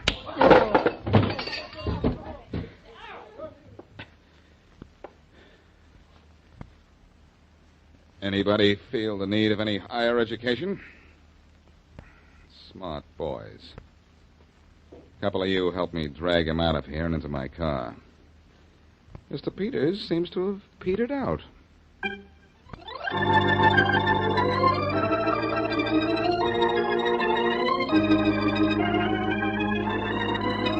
Blackie, about the only thing in this case I don't understand is why Danny Peters' body was drowned in salt water first and then dumped in a lake. Well, I coaxed his killer to tell me, Mary. There was a fight on the barge. Walter knocked Danny overboard, and when Bess fished him out, he was dead. Walter wanted that body as far from the harbor as possible, so he carted it to the lake and tossed it in. Oh, well, there's one more thing I just thought of. How come your name was on the identification card found on that body? Well, that was to make sure that Faraday was called in on the case so that when the body was found, headquarters in the city would list Walter Peters as dead. Walter knew that my name would bring Faraday on the run. That's why he put the name on his identification card and put it in his brother's pocket. All of a sudden, I think of more questions. Here's one more. Why did Bess claim the body of the dead man from the morgue? Well, Walter made her do it, I guess. He was getting a little panicky and didn't want that body around for fear that there was something on it that might lead to him. He hadn't realized the salt water clue we found right away would tip us off that something was screwy. Now, are there any more questions? No more questions. That's good. Say, I was just thinking of something. You know, this business of brother killing brother goes all the way back to the Bible. Yes, I know it does. Cain and Abel. That's right. And Walter Peters tried to emulate Cain and get away with killing his brother. Only he wasn't able. Oh, Blackie.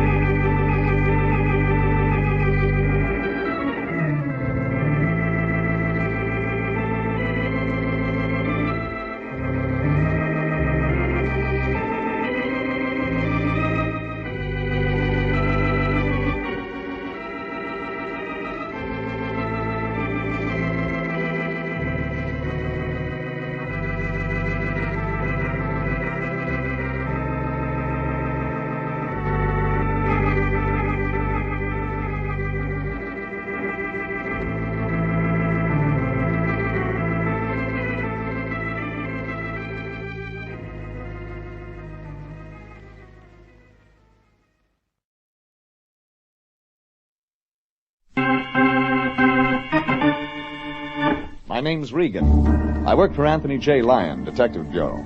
They call me the Lion's Eye.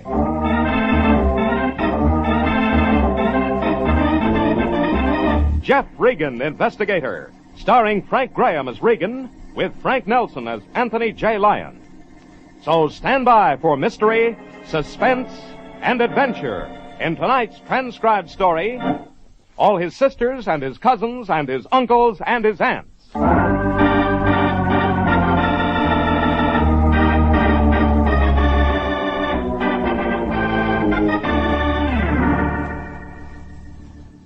His name was Powerhouse Pratt. He probably shot more people, solved more crimes, chased more crooks than all the detectives, police forces, and FBIs in these United States. And you could follow each and every one of his daring exploits in the comics section of your Sunday paper. Only trouble was Powerhouse was just a funny paper character. The artist who drew him was another case. He didn't shoot anybody, couldn't solve anything, and was buried in death threats up to his ears. It all began not on a bright Sunday morning while reading the funnies, but on a dull and smoggy Thursday while entering the Lyons office. My boss, Anthony J., was hanging up the phone with a look of utter confusion on his face. When he saw me, however, he quickly covered it with a broad and cheery smile. Jeffrey, my boy, I'm glad you got here. Bad news, Lyon? No, of course not, Jeffrey. We have a client. Yeah, but you aren't sure. Of course I'm sure. I just talked to Mr. Phineas on the phone. He wants you to come right out. Oh, Mr. Phineas is the new client. Mr. Harold Phineas. His address is right here, Jeffrey, so you just run right out there and talk to him. Just a minute, Fatso. Mr. Phineas must have said why he wants a detective. Now, Jeffrey, I'm very busy, very, very busy. You just talk to Mr. Phineas. I'm sure he'll explain everything. Lyon, I don't talk to anybody until everything is clear first. Come on, let's hear it. Jeffrey, Mr. Phineas has a unique problem. That is, the way he explains it, oh, very well, I'll tell you, but you aren't going to like it. Already I don't like it, so you haven't got a thing to lose. Jeffrey, Mr. Phineas says his life is in danger. He says that every morning when he wakes up, he finds himself dead. What? That's what he told me, Jeffrey. I'm sure of it. That's just what he told me. Like I said to myself this morning, it's a perfect day for the beach. Jeffrey, this man's life is in danger. Besides, he said he was mailing us a check for $50. In other words, you gave him a verbal contract to handle the case. You see, he said, and then I said... Oh, Jeffrey, it has something to do with those cartoons he draws. You see, Mr. Phineas is a cartoonist. Fatso, this man doesn't need a detective. He needs a straitjacket. He needs $50 worth of detective service. Now get out there and see what's wrong with him. The Lion waved the gas bill and the electric bill and the office bill in my face. And I agreed to meet our new client, Mr. Phineas. The address was 3rd Street, Santa Monica, 3 blocks from the ocean.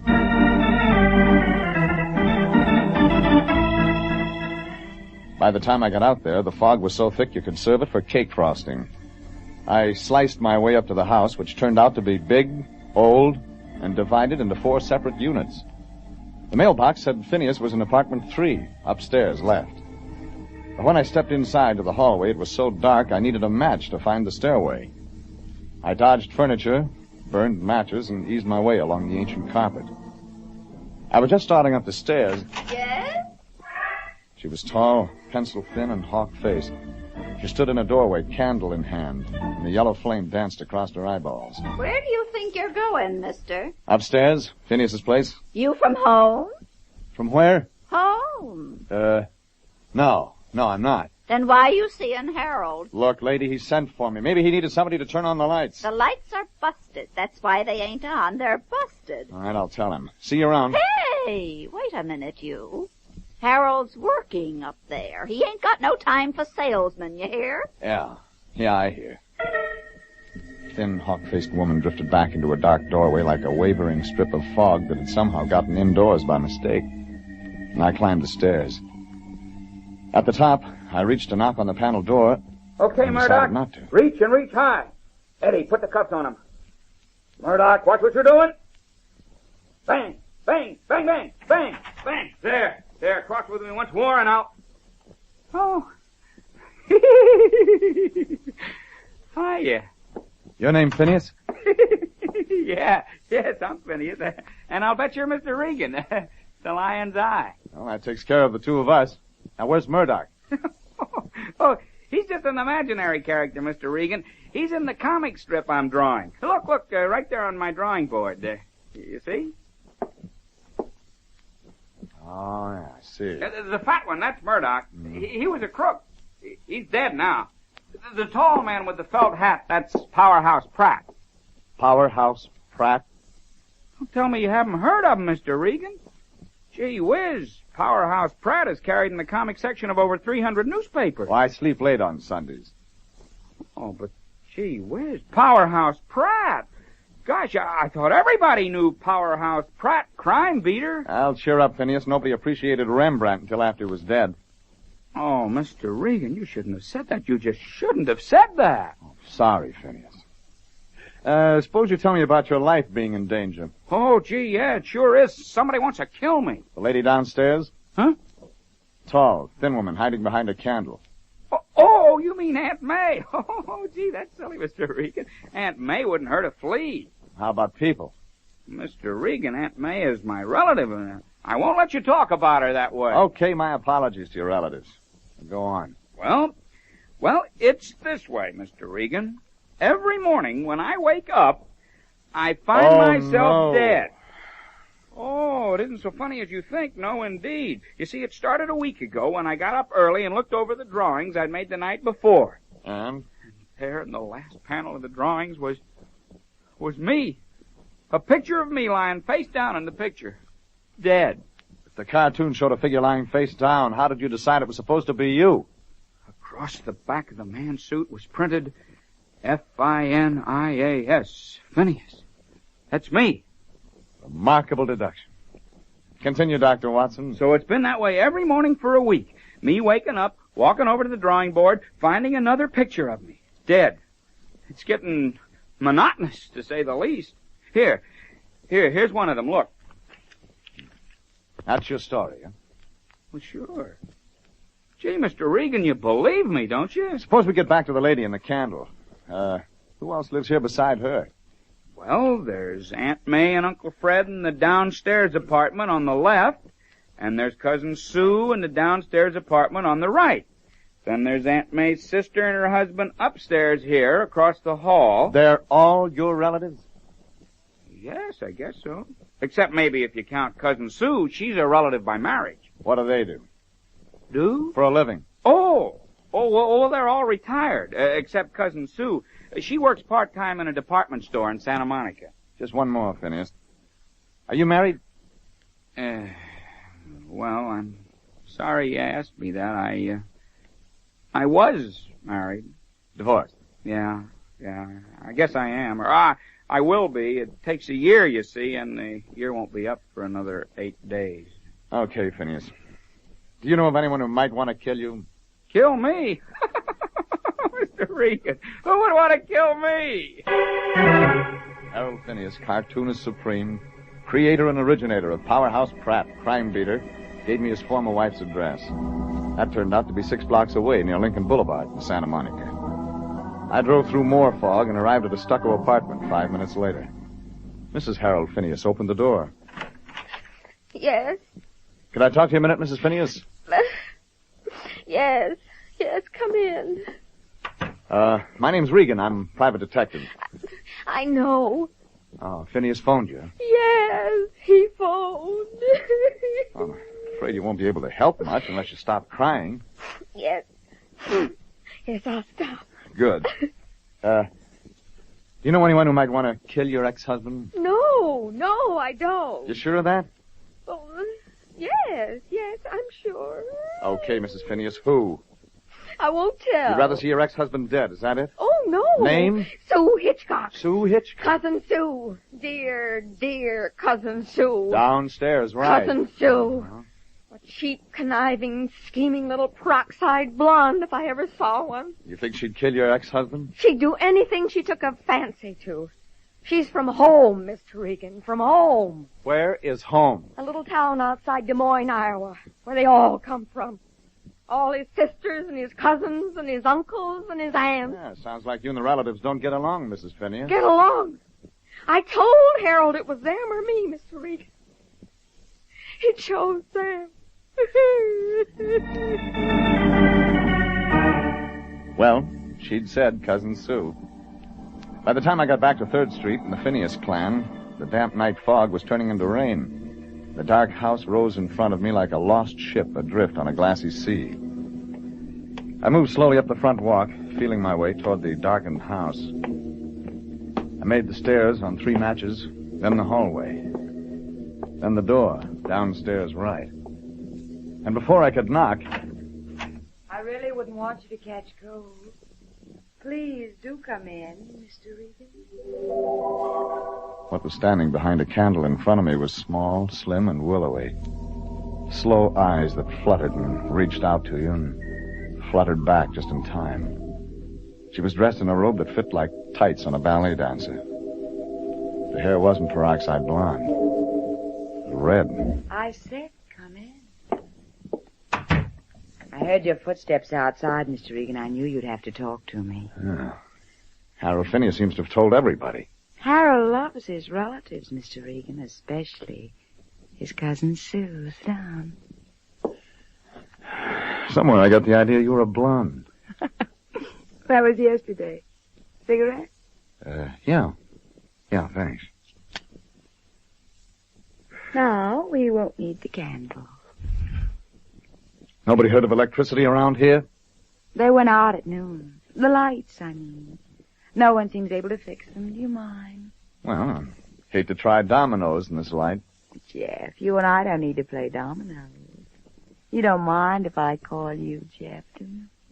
Look, your cousin upstairs, Phineas. Somebody's interested in making his bed into a slab. Let's talk about that. It's an interesting topic, Jeff, only don't put any faith in it. Oh, you don't believe him? Cousin Sue's from home, Jeff. These death threats. That's for yokos. Oh. You've been around, is that it? All around. Phineas's ex-wife has other ideas. Like what? Like you. She's jealous, just plain jealous. I could wrap Phineas around my earlobes anytime I felt like it, and she knows it. Only, you have other interests. Sure. Why not? The adventures of Powerhouse Pratt crime beater don't amuse me, Jeff. I'm just insurance. Insurance? Sure. The family and I have a working agreement. I keep Phineas in line, and we all eat. Off Phineas. Ah. That makes the cost of looking at you come pretty high. Especially to Phineas. Jeff, I'm going to let you in on a little secret. Cousin Sue doesn't have to depend on Harold Phineas for romance. Just remember that. Cousin Sue... Jeff! Later, lady. Later. I moved out of the room double time. Lights or no lights, I stumbled upstairs where the shots had come from. Made the top of the landing and the door to Harold Phineas's room. It was open. Inside, 2 candles gave enough light to show a chair upside down, a drawing board on its side. I moved in slowly. On the floor, in the center of the room, a pile of Sunday funny papers. And underneath, very still, the form of a man, his arms and legs protruding. Harold Phineas. Oh! Hi! They didn't get me that time, Mr. Regan. I guess they didn't get me that time.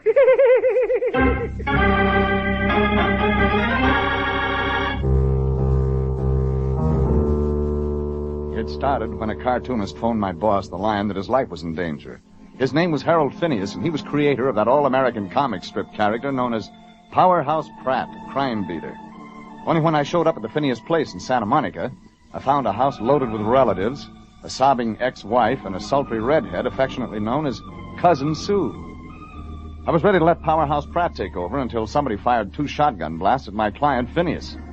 They missed. But you couldn't prove it by Phineas. They tried to kill me, Mr. Regan. Somebody tried to kill me. Since they weren't shooting at flying saucers. Oh, you got to do something, Mr. Regan, right away. I don't like being shot at. Well, maybe we ought to consult Powerhouse Pratt. He's a demon for clues. This is no time to be funny. Powerhouse Pratt is just a figment of my imagination, and my imagination isn't working right now. Oh.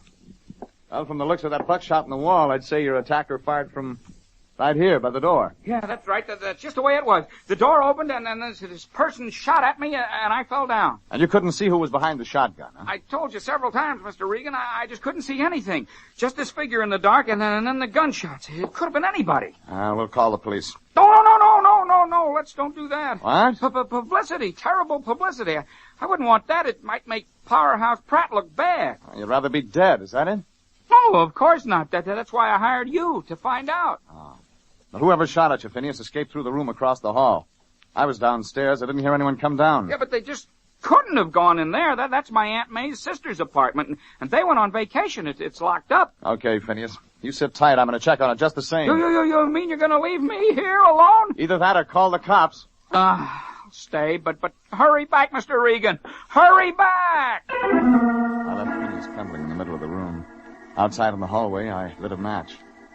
The door of the apartment wasn't locked. It was open. I went in. Off the back porch, there was a wooden stairway that led down to the yard. Whoever had shot at Harold Phineas had escaped through this apartment into the backyard. And the chances were that was somebody. One of the relatives.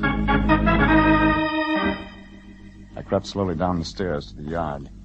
It was like feeling your way into a bottomless pit. The fog and the rain and the night were black curtains circling around you just out of reach. And somewhere in the yard, a man with a shotgun had drifted behind the fog. I reached the bottom of the stairs, turned, Stand where you are! and then out of the same fog bank came two men. One tall and muscular and thick-jawed. The other medium-sized and beady-eyed. The beady-eyed one was the one who'd spoken. In his hands, a shotgun. You heard me. Don't move. I'll see if he's got a gun on him, Mr. Hitchcock. Yeah, he'll have one, all right. Yeah. Now, don't you move, mister. Yeah, Mr. Hitchcock, he had one. Give it here, Carl. What's your name, mister? Regan, what's yours? Don't sass me none. Don't you sass him, mister. That shotgun you're carrying. You like to shoot it? It's mine, mister. I do with it what I please. Like trying to kill people? Hey, who do you think? Shut up, Carl. I'll tell him. Mister, it looks bad you around this here yard after a shooting. You're carrying the shotgun, Mr. Hitchcock. So, you know my name, fella? How could I miss? You're from home. Hey, what does this fella mean, Mr. Hitchcock? You're one of Phineas's relatives. His Uncle Fred, maybe. Downstairs, left. He knows something, I'll bet. You know something, mister. You better come with us. The man with the shotgun, Uncle Fred, walked behind me. The big muscular character he called Carl led the way. We moved around the house, up the front porch, and in through the door I'd seen the hawk-faced woman close. Aunt May's place. May. Yeah? This here fella. Found him outside. You did? Yeah, you know him? Seen him this afternoon. He was bothering Cousin Sue, I'll bet. He was seeing Phineas. Oh. You reckon we ought to call the police, May? Yeah, he did the shooting all right. Doesn't it occur to any of you characters that Phineas might be dead now? That those shots might have killed him? If he was hurt, mister, we'd have heard from him. Yeah, a little buckshot never hurt nobody. Where do you fit in? What? Oh, I'm Carl. I'm from home. You, Uncle Fred, where'd you find that shotgun? In the garage, where I always keep it. Let me see it. What right if... Hey, quiet, Carl. Mister, you're too nosy. I think we'll call the cops. Call them. They'd like to look at that gun, and chances are it's been fired. I'm gonna hit him, Mr. Hitchcock. Yeah, maybe that's a good idea. Okay, mister, you got it coming. Thanks for the lead. You shouldn't have done that, mister. Give me that gun, Hitchcock. Now it's my turn to call the cops. I took the gun out of his hands before I knew what had happened. It had been fired, and I called the police. Then I headed upstairs to see my client, Phineas, only I got a surprise. Coming down the stairs toward me was a redhead, Cousin Sue. There's no use in your going up there, Mr. Regan. Cousin Phineas has disappeared. I chased up to Phineas's room. It was empty. Closets had been ransacked, drawing board bare. Even the candles had gone out. I lit them and searched and got nowhere. And then I went back down to the phone and called my boss, the Lion. Anthony J. Lyon, Detective Bureau, eh? Me, Fatso. Got a job for you. About Mr. Phineas, Jeffrey? Yeah, why? Jeffrey, I just found out who our client really is. He draws Powerhouse Pratt, crime beater. And he won't let you forget it for a minute. Yeah, but Jeffrey, don't you realize this is our chance to find out what happened to Powerhouse? What? Well, in last Sunday's paper, Powerhouse disappeared, completely off the face of the earth. This is our chance to get behind the scenes, find Sure out... thing, Lion. Just one catch. Mr. Phineas has disappeared. What? Oh, no, that's terrible. And who'll ever Lion, find... cut it out, will you? Run down to the Hall of Records. Check up on an interlocutory divorce decree granted to one Harold Phineas and his wife. Find out when the year's up. You got that? Yes, but Jeffrey, if anything happens to Mr. Phineas, we'll never find out what happened to Powerhouse Pratt. Think of the millions of children who'll be broken-hearted. To say nothing of Anthony J. Lyon. Get busy, Fatso. 10 minutes later, the police came into it. They asked questions, got answers, and drew conclusions. Or, as a Santa Monica detective sergeant named Smathers put it, attacked by person or persons unknown, then subducted to place or places unknown. Regan, this guy's a famous cartoonist. He has money. So he gets death threats, then kidnapped. All we do now is wait. Sit tight and watch for the ransom note. only I had other ideas. I called the Lion back. Phineas hadn't been lying. His divorce was final in 8 days. I left Smathers talking with Uncle Fred, Aunt May, Carl, and Cousin Sue. Cousin Sue was doing fine with Sergeant Smathers. 10 minutes later, I was knocking at a door and hoping I'd do as fine with the ex-Mrs. Harold Phineas. Oh. Mind if I come in? Oh. Thanks. Oh. Mrs. Phineas, your ex-husband's in trouble. He is? He was kidnapped. He what? No tears. When I saw you this afternoon, you had plenty. Well, Mr. Regan, You bruise easy, but you heal quick. Yes, that's it, Mr. Regan. There's something funny about your husband's disappearance, Mrs. Phineas. Kidnapper seems to have taken clothes and drawings. He did? I mean, they did? Yeah, kind of odd that a kidnapper would stop for those things. Yes, it certainly is. Of course, if your ex-husband had been going somewhere, he might have taken them. Well, now, Mr. Regan, I don't You see, if a man were pulling out of a tough situation in a hurry, he might stop to grab a shirt or two and let it go at that. Mr. Regan, if you're going to say I am, Mrs. Phineas. Your ex-husband wasn't kidnapped. He sneaked out. He went somewhere in a hurry because he was caught in his own trap. Oh, Mr. Regan. Wouldn't make good publicity for Powerhouse Pratt, Mrs. Phineas. Papers would play it big. Now, do you want to tell your husband to step out from behind those drapes? All right. Okay, Mr. Regan. I give up. Arrest me, put me behind bars. I deserve it. Oh, Harold, no. Oh, Dorothy, Dorothy. Now, take it easy, both of you. Nobody gets arrested. Not yet, anyway. They don't. Phineas, you made one big mistake. You lied to me. That business about being threatened. The cartoon of yourself lying face down. Yeah, but Mr. You drew your own pictures. Your story was so phony it smelled halfway to Ocean Park. Yeah, but... But being shot at. It wasn't your idea. That's when you ran. Your idea backfired. I tried everything, Mr. Regan. I cut off the gas, busted the lights, but they just wouldn't leave. You dreamed up the threat to get rid of your relatives. You wanted your wife back, and she'd said it was her or them. You wanted her. And you only had 8 days. I did it for Dorothy. You wanted the relatives to go back home. Especially Cousin Sue. Yeah, they wanted me to marry Cousin Sue, but I didn't love her, Mr. Regan. I tried to Yeah, tell but you them. didn't threaten them. They're the stubborn kind. That might make them stay longer. So you said your own life was threatened. Indirect scare. Yeah, that's just what I did. Yeah, but there's just one thing, Mr. Regan. Honest, I didn't shoot that shotgun at myself. Yeah, you gave somebody else the idea. As long as you wanted to play target, they decided to help you along. Who? Who? Maybe it's about time you grew up, Phineas. Stick with me and you'll get to meet that somebody yourself. Harold! Phineas turned 3 shades of red, kissed his wife goodbye, kissed her again, exchanged tears, and came quietly. He didn't say anything as we drove back to the house. He said less when we walked in and faced the family. Harold! Well, I'll be dooked. Family, meet your long-lost nephew, Harold Phineas. Say hello, Phineas. Hello. Harold, what on earth's the meaning of this, scaring us half to death? Well, Aunt May, it's like this. You see... No, I don't see. You owe us an explanation and Phineas. an apology. Yes, And Mr. unless you Regan. do it This right would make this hot minute, copy I for the won't stay papers. under this roof another Readers of Powerhouse Pratt. Oh, no, Mr. Regan. Take your choice, Phineas. You either want your wife Oh, you don't? Mr. Regan, What was that you said, Harold? Well, Aunt May... Either apologize or we leave this very minute. We're going home, Harold, the whole family, unless... Well, then I guess you'd better go, Aunt May. What did you say? You'd better leave. Well, I never... Oh, now, see here, You son. listen to me. I didn't mind it when you came out to visit me for a month, and I didn't mind when you decided to stay for the fall. I even had the house fixed up when you decided to stay for the winter. Yeah, take it easy there, son. This goes for you, too, Uncle Fred. But when you decided to stay for the spring and then another summer... Now, Harold, this isn't like you at all, getting picky. I've been supporting the whole gang of you for 11 months now, and I'm sick and tired of it, and I'm broke. I can't feed the whole darn town. You mean you'd let your own kinfolks down, son? Harold, we're from home. Yeah, home. You took over my house, spent my money, and ruined my marriage. So you can all go back home. And you can take Cousin Sue with you. The only person I'm marrying right now is my wife. So there. Were you calling me, Cousin Harold? I sure was. As for you, you no good little... No, you wait a minute, you little shrimp. Carl.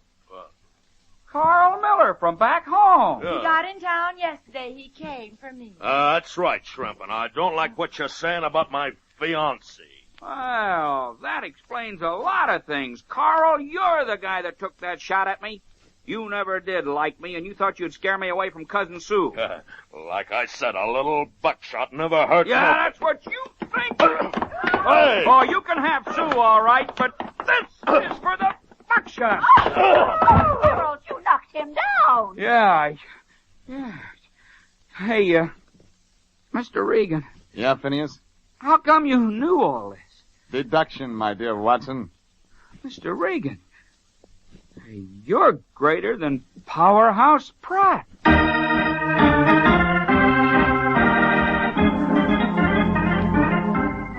Harold Phineas decided not to prefer charges against Carl, and the family took the hint. The whole clan packed up bag and baggage for a long trip. Not back home. Nope. Seems Phineas had a sister living in San Diego. The next morning, I checked in with my boss, Anthony J. Lyon. He looked triumphant. Jeffrey! Well, it was just as I thought. Huh? It wasn't a kidnapping at all. I'll say one thing for Phineas. He planned it carefully. Lyon, where did you learn about the case? To check there, just in case, and sure enough, I was right. The newspapers knew Phineas was building up a phony death threat just to get rid of They it. had the advance story, Jeffrey. Oh, great. And I promised Phineas I wouldn't let a word of it get out. Bad publicity for the comic strip, Lyon. Oh, nonsense. I won't tell anyone, Jeffrey. You won't tell anyone. What about the other million readers? Well, by the time the papers hit the newsstands, it won't matter anyhow. Everyone will know the truth. Although I must say it was pretty clever of me to get it first. Here it is, Jeffrey. Advance copy. Listen, I'll read it to you. Now, Powerhouse Pratt says, so I cleverly disappeared just when the crooks thought they'd killed me. Actually, I was disguised. Lyon, that's the comic section. Yeah, but of course, Jeffrey. Where else would I find Powerhouse Pratt? Oh, here we are, right here. Lyon, Murdoch never says, mind. It curses Powerhouse Pratt. I might have known you weren't really kidnapped. Lyon, never mind. And here's the real clever part. Just as Murdoch tries to flee, Powerhouse Pratt turns suddenly. Hey, Jeffrey!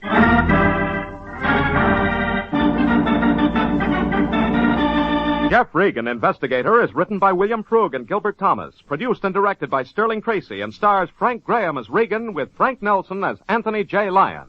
Original music is by Dick Arant.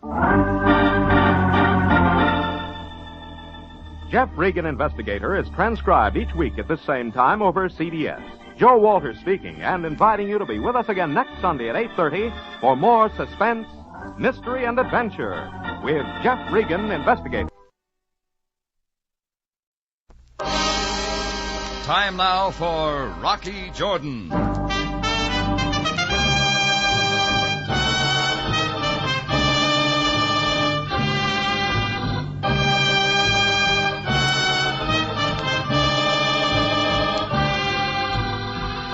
Not far from the Mosque Sultan Hassan in Cairo stands the Cafe Tambourine, run by Rocky Jordan. The Cafe Tambourine, crowded with forgotten men, alive with the babble of many languages. For this is Cairo, where modern adventure and intrigue unfold against a backdrop of antiquity. Tonight's story, Fall Guy.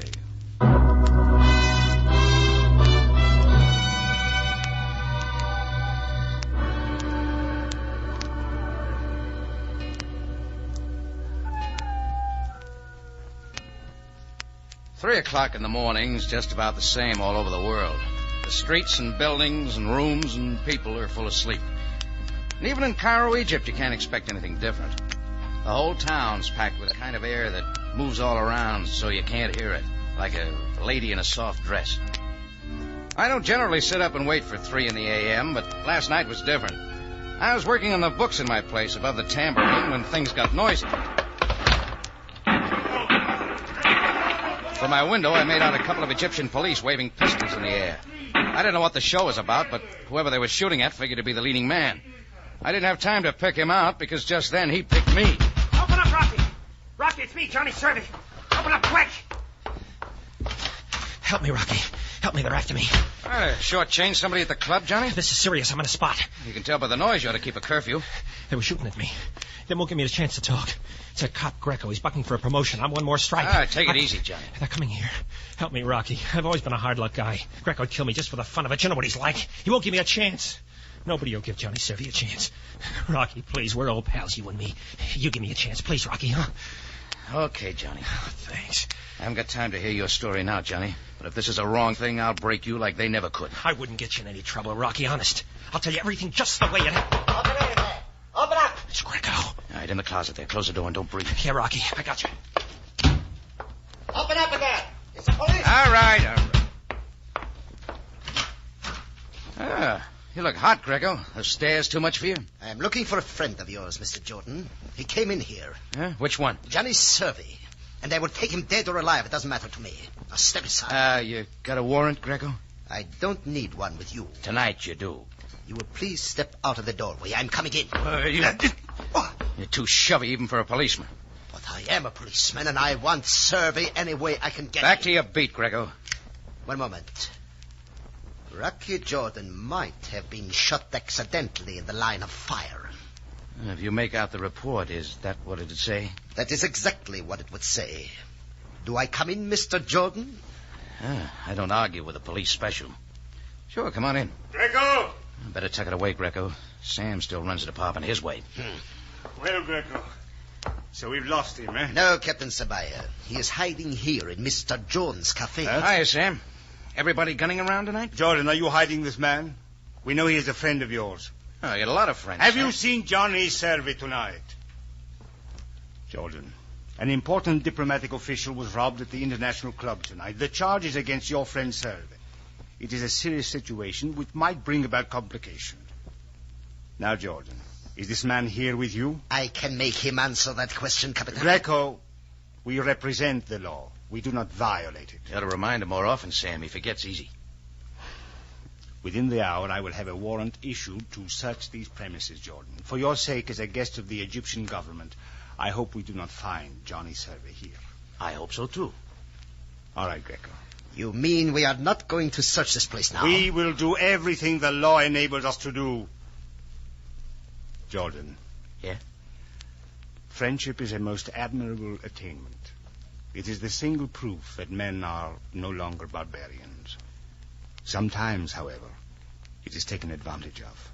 And then it is a sin against civilization. Good night, Sam. Good night, Jordan. I heard their story, Johnny. Hope you write a better one. You covered for me swell. Come on, give it to me. Give it to me. All right. You know, I rake in the chips for Ed Solomon at the International Club. Yeah? Well, tonight a guy from one of the embassies takes the plunge. Loses more than he's got with him. He leaves his briefcase for security. Well, I figure the briefcase full of important papers will bring him back with the money he owes the house. What does that lead to? Well, the next thing I know, Greco and a couple of uniforms are knocking on the door telling me how I robbed the embassy guy of his briefcase. You made a break for it? Well, I told Greco what really happened, but he wanted to write it his way. It'd look good, him hauling me in. Even better if I came dead. People talk in places besides Cairo with an embassy guy in the deal. Greco'd get a promotion, and I'm his water boy. Hey, you did real good, Johnny. What happens now? Big Ed Solomon, he owns the International Club. Greco wouldn't tangle with him, and Ed could do all my talking to the right people. Now, you can help me, Rocky. Keep going. Ed Solomon lives in an apartment on the river. Will you see him for me, Rocky? Will you tell him what happened and get me out of this? I'm not going to get any sleep anyhow. Oh, you're a pal, Rocky. And I sure can use a pal. Yeah, Johnny. That's what scares me.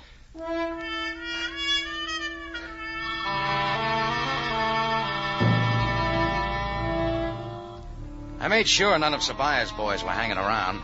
Then I hustled Johnny Servey into a cab and dropped him off at a friend of mine's laundry shop. I didn't figure Sam or Greco would go through somebody's dirty burnouses looking for him. Then I headed over to the Nile Street apartment house where Big Ed Solomon lived. It turned out to be one of those chunks of white granite and copper window frames that makes Cairo, Egypt look like a suburb of Michigan Boulevard. Inside, it took a lot of British pounds and American dollars to keep the place up. I waded over a carpet that dragged on me like a Florida swamp and finally found a door marked Mr. and Mrs. Edward Solomon. I figured £500 a year for a good lease. She was pretty. Black hair and green eyes. 24, maybe. But she could have looked 16. Yes? Oh, I hate to bother you this time of morning, but it's very important. I've got to see Ed Solomon. Who's calling? Rocky Jordan. Oh, come in, Mr. Jordan. I'm Connie Solomon, Ed's wife. Yeah? Perhaps I can help you. I'm doing this for a friend, Johnny Servey. He's in trouble, and Big Ed can help him. I understand. Well, I'm sorry my husband's not here, Mr. Jordan. I've been sitting up waiting for him. I haven't seen Ed for 5 days. Oh? I've heard of you, Mr. Jordan. You run a cafe here in Cairo. You're an American like myself. Let's get back to your husband. Where is he? I don't know. I'd like to see him, too. The world's full of people who want to see him. What's your story? Well, I used to sing. 3 years ago, I was stranded at the Shepherd Hotel. One day, a big man came in and heard me and sent me flowers after the show. That'd be Big Ed. After that, he kept coming in, and, well, I began going out with him, and when he asked me to marry him, I married him. And I didn't ask him what he did for a living or how he spent his time. Oh, he was good to me, and he's always been good to me, and, well, now he's gone. You sound like he's gone for good. We've never been parted more than 5 hours since our marriage. He's given me everything. He's done everything for me. You never asked questions? Never. You want him, Mr. Jordan, and I want him. You know where to look and who to ask. Oh, find him for me, please. Yeah, from pictures I've seen of Big Ed Solomon, he'd be a pretty hard man to lose. Rocky, I'm scared. A partner of his, a man named Axman, was here last Monday night. That was the night Ed left and never came back. Axman? He's new to me. I was in the bedroom. I thought I heard them quarreling, and when I came out, Axman had his hat in his hand and was leaving, and Ed went with him. Is that all? Oh, I haven't seen him since. Do you think anything's happened to him? Do you think he's all right? I think you ought to try the truth. What? All the pictures I've seen of Big Ed Solomon were of a big man with a pipe in his face. I don't see any pipe racks around here, but I see where they might have been. Why, And if I went to the closet, I bet I wouldn't find any of Ed's clothes. What'd you and Ed argue about? The same things we've been arguing about for 3 years. He drinks too much and he plays the horses too much. And besides, he hit me. That's better. So I finally got fed up and I told him to get out. Only now you want him back? Long enough to serve him with some divorce papers and get a property settlement. Thought it'd be something like that. But about Axman, I wasn't lying. He hates Ed, even if they are partners. Well, it's something from the old days. Well, Axman walked in when Ed and me was having our knockdown. If he wanted to bump Ed, he could do it, and well, somehow he fixed it so it looked like I'd done it. He's that kind. It'd make me look pretty sick if Ed turned up dead somewhere. Yeah, it would. Wait a minute. You still want to see Ed, don't you? Yeah. And you're going to look for him? I told you I got a friend who needs... Yeah, that's what you said. Well, remember everything I told you, will you? Yeah, sure. You had a convincing story to begin with. You ever try acting? Yeah, once I eat... Yeah, there's no future in it. Maybe you're right, Connie. Hey, when this is all over, let you and me have a drink somewhere or something, huh? Sure, why not? I'd like to meet a nice guy. A real nice guy. Once. Yeah, just once.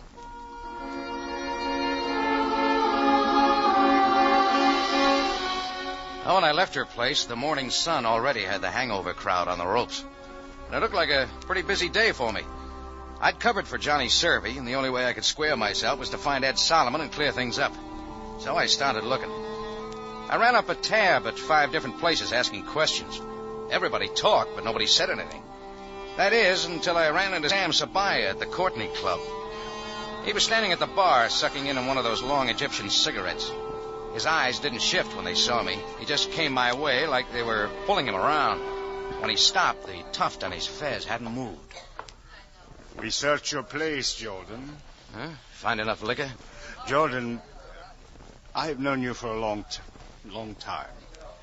You have a code that puzzles me. Hmm? And perhaps it is the difference between the East and the West. Whatever it is, the end is always the same. What are you trying to say, Sam? I know that you were hiding Johnny Survey when Sergeant Greco and I were looking for him tonight. I know that you have hidden him somewhere else in the city. Listen, I posted no men to watch your cafe. I hope you can produce Survey when I ask for him, Jordan. Why don't you try an American cigarette, Sam? And I hope you have done the right thing this time. I'll handle Survey if you handle Greco. Jordan, there are some people who are controlled only with patience. Good night again. Or rather, good morning. See you, Sam.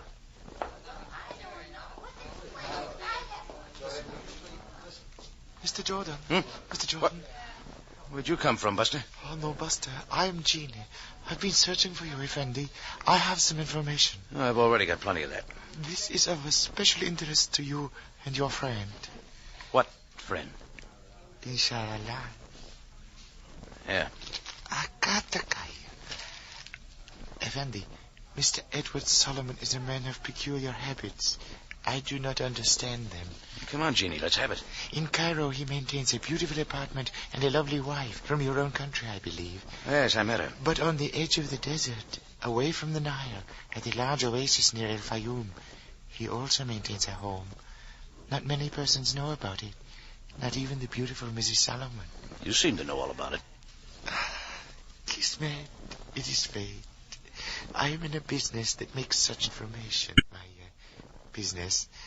Mr. Solomon went to his desert home 5 days ago with a Mr. Axman. Is that all? That is all you need to know, Mr. Jordan. If it isn't enough, I'll want my money back. Effendi, I am superbly honest. Here, my home address in case you wish to talk further with me.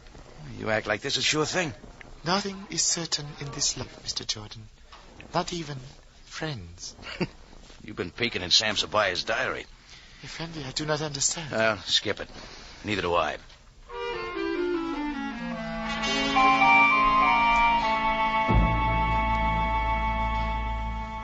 When I left the little guy with all the information, nothing looked right. Johnny Survey's story, Connie Solomon's story, even Sam Sabaya's talk had a rattle in it. But no matter what Sam said at the bar, he was making a deal with me. He meant to have Survey. That meant I had to find Ed Solomon. So I got my car and drove up to El Fayoum. The place looked tired and old, like it was a million years away from Cairo.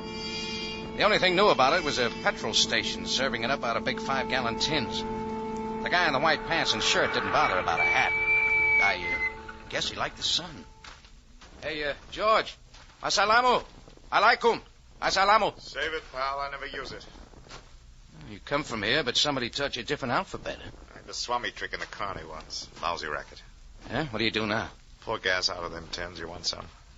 Those look like quartermaster marks. What difference does it make? You need gas to get back where you came from. All right, you got gasoline. What about coke? Try inside. The girl will take care of you. Oh, thanks. Don't mention it, Jordan. Did you say Jordan? I don't know. Did I?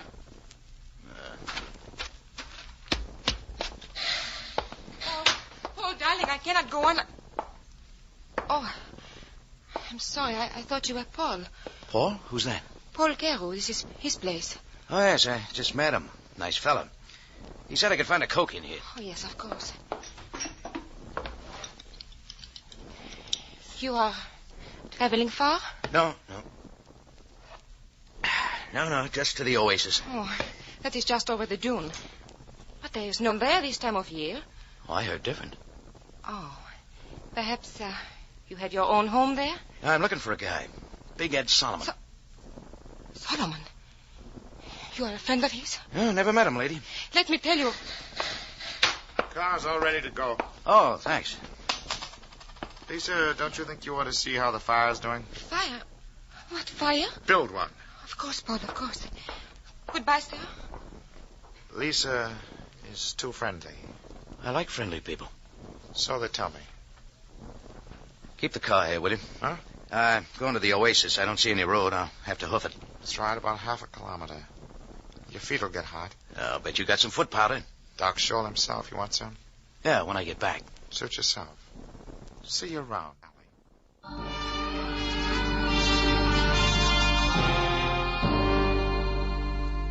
Big Ed Solomon's house was there, all right. Well-ordered palm trees surrounded by an all-white job with a lot of grill work. I pounded on the door, nobody answered. I smelled an oil lamp burning somewhere, so I pounded on the door some more. And some more people didn't answer.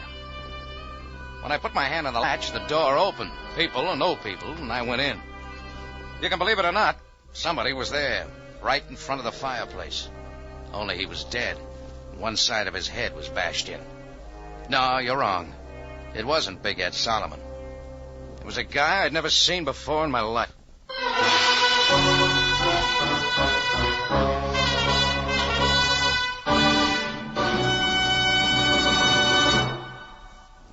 You are listening to Fall Guy, tonight's adventure with Rocky Jordan. For the most exciting mystery, turn first to CBS. There, your mystery programs will be full of the thrills you enjoy, full of the surprises which keep you absorbed in the story until the final climax. On Tuesday night, CBS, at 8:30, turn to a full hour of top mystery. Mr. and Mrs. North first, then Mystery Theater. Two unusual programs, a full hour voyage into the chilling realm of crime and punishment. Beginning at 8:30 on Tuesday night, CBS.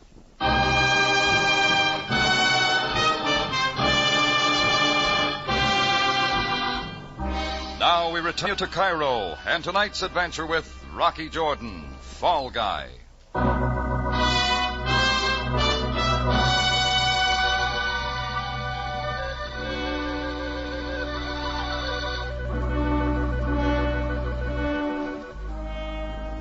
Sometimes you don't know just why you do things. Anyhow, when the police came looking for my friend Johnny Servey, I covered for him.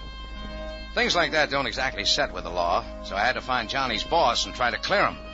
So I started out hunting Big Ed Solomon. All I found was a dead man I'd never seen before. I stood there and looked at whoever he'd been. Nothing in his pockets, labels cut off his blue suit, not even a patch or laundry mark. None of it made sense. I began looking around for a poker or a hammer or something. What I found was a heavy chunk of palm branch that had been polished for a lamp base. One end of it was stained. It was about then I heard somebody come in the door. When I turned around, I was looking at Paul Carew, the gasoline swami I just met back at El Fayoum. He looked at the dead man, at the piece of wood in my hand. But I was looking at the Luger he was pointing at me. Through being friendly, Jordan. This guy's all used up. Know him? Never saw him before in my life. I did. Name's Tom Axman. Friend of Big Ed Solomon. Tom Axman? You killed him? You did. Why, you... There was a big fight. I don't know what it was all about. Just heard parts of it from my place. You conked him with that piece of wood. Pretty neat. I saw it all. And Lisa, she saw it too. And that makes me the patsy. You're it, Pally.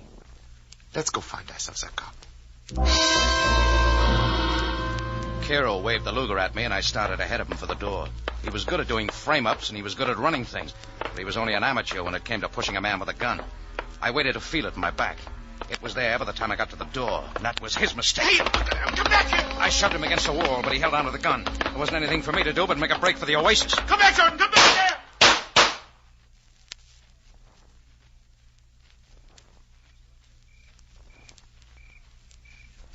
All the rest of that day it went on in the Oasis. Carew crashing around looking for me. I hid behind date palms and in the underbrush. Found out a lot of things that bug experts would have gone buggy about. As far as helping Johnny Servey or finding Ed Solomon, I was doing no good at all. As soon as it got real dark, I figured it was safe enough to cross the patch of sand and hit the highway. Carew must have figured the same way, because I didn't hear him crashing around anymore. So I went back to see Paul Carew's wife, Lisa.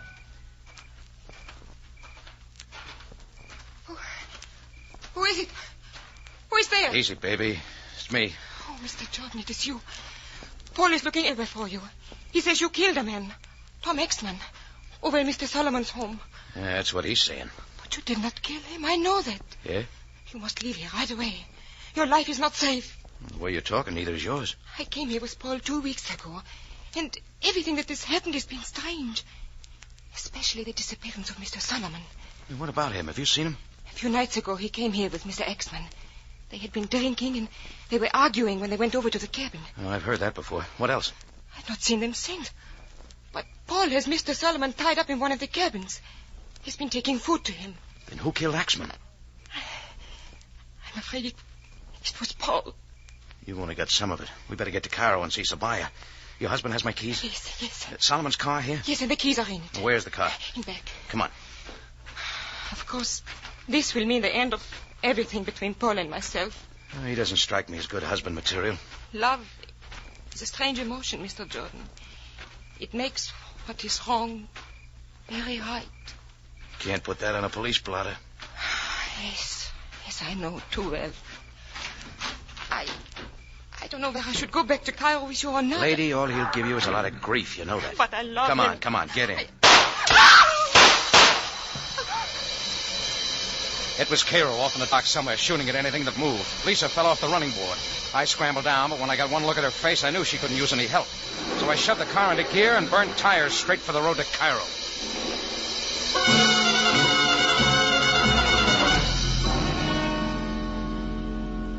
It took me 2 hours to get there. The guy at the laundry said Johnny Serby had taken a powder 10 hours before. The sergeant at the desk said Sam Sabaya was where he couldn't be reached. Well, that left only one guy to see, Jeannie, the information boy who had sent me on the chase to the Oasis. I pulled his card out of my pocket and found his place off in the native quarter, in between a phony rug maker and a lady barber. Mr. Jordan. Buster, I've been up almost 24 hours without sleep.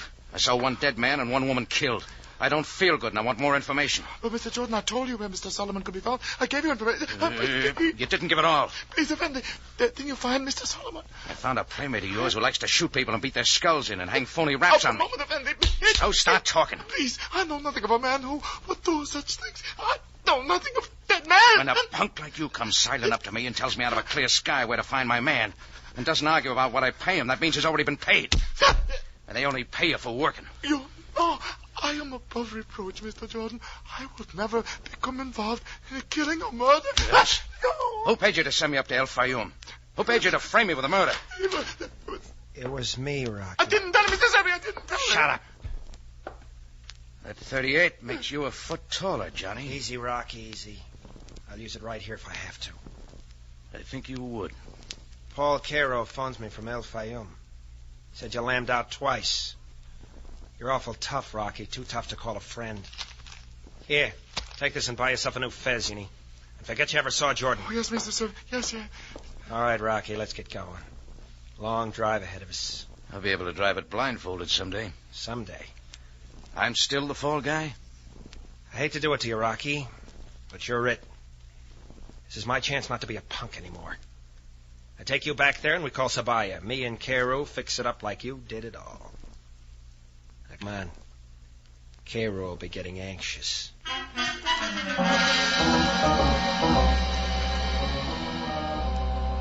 Well, you can't say I didn't help my pal, Johnny Serby. And you can't say I didn't find my man. Even if he was sitting in that same cabin with a couple of corpses on the floor.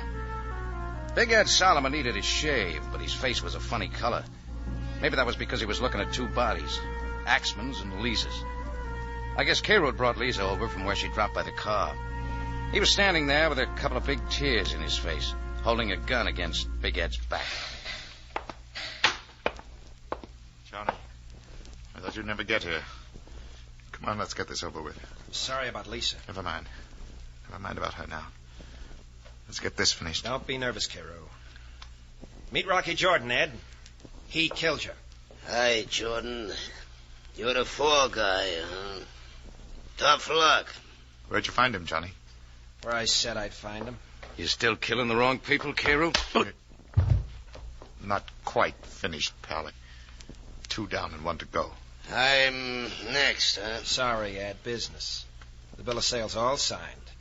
Me and Cairo will take over the International Club where you and Axman left off. That's good enough reason. Hey, Jordan, We're gonna let him rub me out and then pin all this on you? We're gonna do something about it. Take it easy, Ed. I think we ought to do something about Watch it. him, Captain.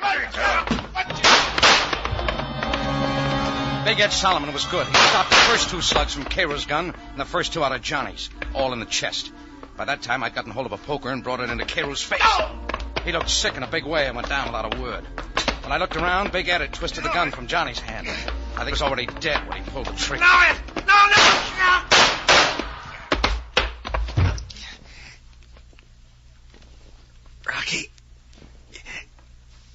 Rocky, help me. I did once, Johnny. Remember? Yeah, no. Why'd you pick me, Johnny? The embassy trick was level. I got the idea a couple of days ago. Figured I could get you looking for Big Ed. You set it up with Cairo. Well, Rocky, you aren't a patsy anymore. No, Jordan. You are not a patsy anymore.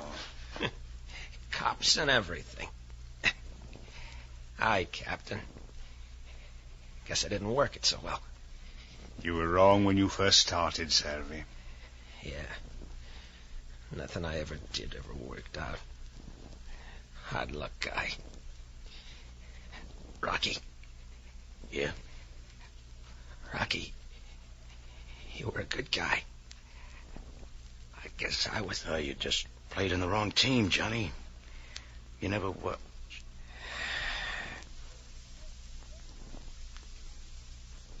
Let's go, Jordan. Yes, Sam. From here on, it's a monologue.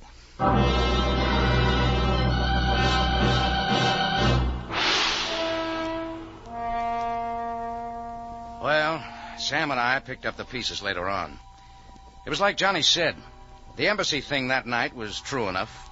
Greco wanted Johnny bad, but Johnny got ideas and figured me for the patsy in his deal with Cairo.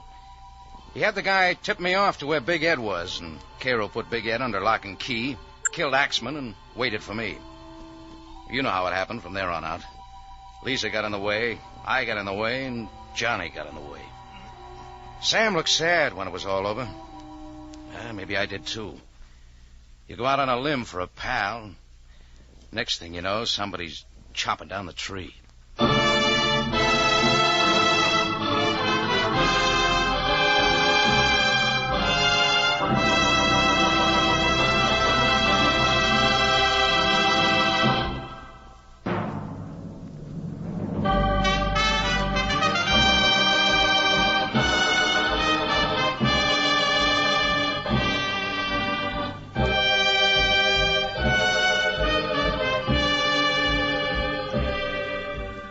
It's CBS again at this same time next week for another story of adventure and intrigue when we take you back to Cairo and the Cafe Tambourine, run by Rocky Jordan. Jack Moyles plays the title role, with tonight's story by E. Jack Newman, edited by Larry Roman and Gomer Cool. Rocky Jordan is produced and directed by Cliff Howell, with original music by Richard Arant. Larry Thor speaking, this CBS, the Columbia Broadcasting System.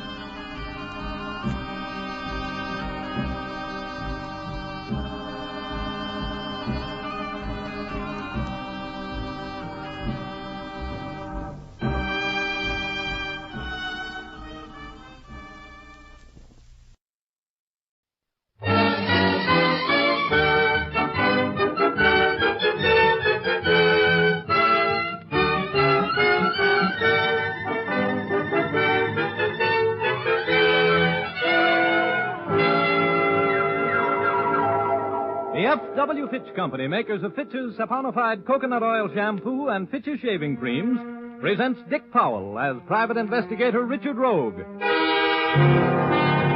Rogue's Gallery.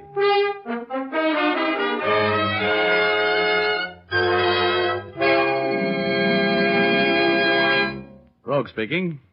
You know, there's something about me that is to trouble what molasses is to flies. I never go around looking for trouble. Trouble goes around looking for me. Now, take that afternoon a few months ago when I walked into the press room of the Hall of Justice and found, among others, Clark Ames, the young City Hall reporter for the Chronicle, expounding on his favorite subject, a deep hatred for a man named Fred Curtis, nicknamed the Alibi Master.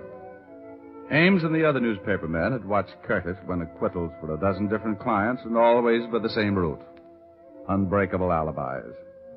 This made the clients very happy and the district attorney very miserable. The Chronicle, a crusading newspaper, had, at the instigation of Clark Ames, been running an anti-Curtis campaign, bordering pretty close on libel. And Curtis, who was sharper than a razor's edge and harder to catch up with on the horizon, hated Ames with a wonderful passion. Curtis had won the last round, and Ames was telling me about it. So Curtis goes to Williams, my managing editor, and threatens a libel suit. Well, I had gone a little overboard, I guess, and Williams had to let me go. Temporary layoff until the heat died down. But now I'm back on the job, Brogue, and I'm solid. And you wait until that phony Curtis sees me sitting here. Wait till he finds out I'm back on the job. Huh? Look, Ames, I've been around this town for a while, and if I'm picking out a guy to buck, it won't be Fred Curtis. Huh? How come you decided to make a career of locking horns with the smartest mouthpiece in the business? How do you expect to win? Oh, don't worry about it, Rogue. I got that phony right where I want him. You wait a couple of days, that's all. Mr. Alibi Master Curtis is going to be nailed to the Chronicle's masthead. Hello, Ames. Did I hear you taking my name in vain? Could be. How uninteresting. What are you doing sitting around in the press room? It's reserved for the working press. Hello, Rogue. How are you? How's your trial going, Curtis? Oh, my client will have dinner at home tonight. Jury just retired. Your client is guilty as the devil, Curtis. What's his alibi this time? Now you know he couldn't have committed the crime. I've just proved to the jury that he was in San Francisco at the time the murder was committed. How are you getting along on your unemployment insurance, Ames? It was a pleasure getting you fired. Too bad it didn't last.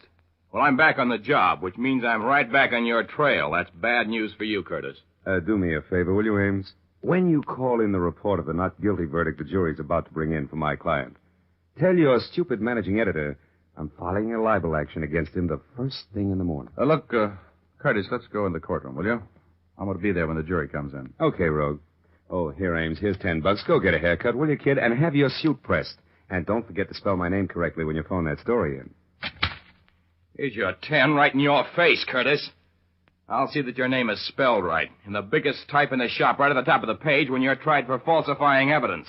And that's going to happen to you awfully soon, wise guy. Here. Take it easy, Ames. Oh, let him talk. Let me give you something to kick around in that warped mind of yours, Curtis. You remember a guy named Don Thompson? Your alibi witness for Ed Harris a year ago. I'm sure you remember Thompson. What about him? Would it put a crimp in that famous poise of yours if you knew that Thompson had given the Chronicle a signed and witnessed statement admitting that he had perjured himself in that alibi statement for Harris? That is preposterous. Is it? Well, you'd be in quite a spot if the Chronicle happened to have a statement like that, wouldn't you, Curtis? A statement that swears that you paid Don Thompson $1,000 for the perjured testimony that kept Ed Harris out of the gas chamber? That'd sure stop your clock, wouldn't it? Have you been drinking, Ames? You sound even a little more illogical than usual. Oh, that's right. You like logic, don't you? Mm-hmm. Well, figure this one out. I've been trying for some time to get convicting evidence on you. You got me fired for trying. The Chronicle was scared of a libel suit. But all of a sudden, my managing editor, Williams, doesn't seem to be very afraid of your suing the paper. Now, what could be the reason for him giving me my job back? It could be that statement from Thompson did it, couldn't it? All right, now sweat it out, Curtis. You'll be seeing your picture in the Chronicle with bars in front of you and a number on your chest in about 48 hours. Not even one of your phony alibis can keep you out of this rap, big shot. I suppose I should be annoyed by such juvenile threats, but I just don't seem to be able to take you seriously, Ames. And the next time I give you my attention, you'll never work on a newspaper again. Coming with me, Rogue? No, not now, no. I think I'll stay here and use the telephone.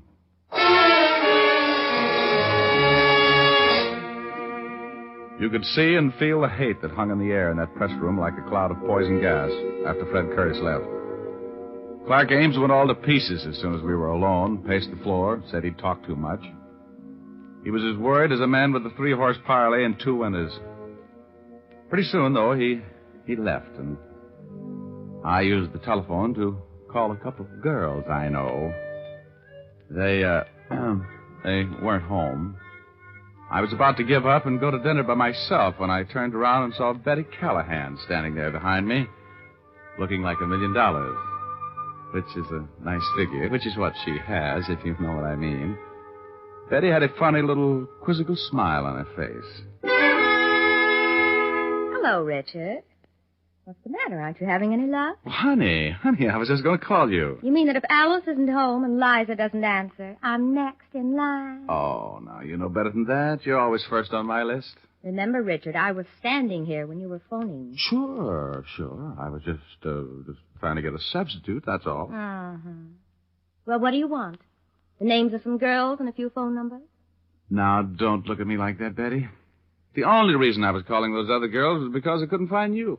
Well, I'll forgive you if you'll take me to dinner and then to the theater to see Tallulah Bankhead. Oh, my goodness, you have such expensive taste. Oh, really, my dear man. I have something infinitely better. I have 2 passes for the show. Well, good. I've got 2 passes for a drive-in. Come on, I want to see if I can walk through that door without eating the jam off of it. I'm hungry. So am I. That's the only reason you have a date with me tonight, Richard. Well, then come on. All through that hamburger, I kept dividing my thoughts between how such a little girl could eat so much food and that scene in the press room at the Hall of Justice. I knew Fred Curtis for what he really was, cold-blooded and completely ruthless. I remembered that look in his eyes as he left the press room. A little puzzlement, a little fear, and a great deal of malice. Even if nobody else believed the story Ames told, I was sure that Curtis more than half believed it. And that meant trouble for somebody. Betty and I finished our dinner at last, and in spite of everything she could eat, I still had money enough to pay for it and a cab to the theater. We were just back in our seats after the second act intermission when I heard my name being paged. If Richard Rogue is in the audience, will he please report to the lobby? Mr. Richard Rogue, please report to the lobby. Isn't that a sort of obvious piece of publicity, Richard? How the devil did anybody know I was here? You better go see what's so important. But you hurry back. I'll be right back, baby.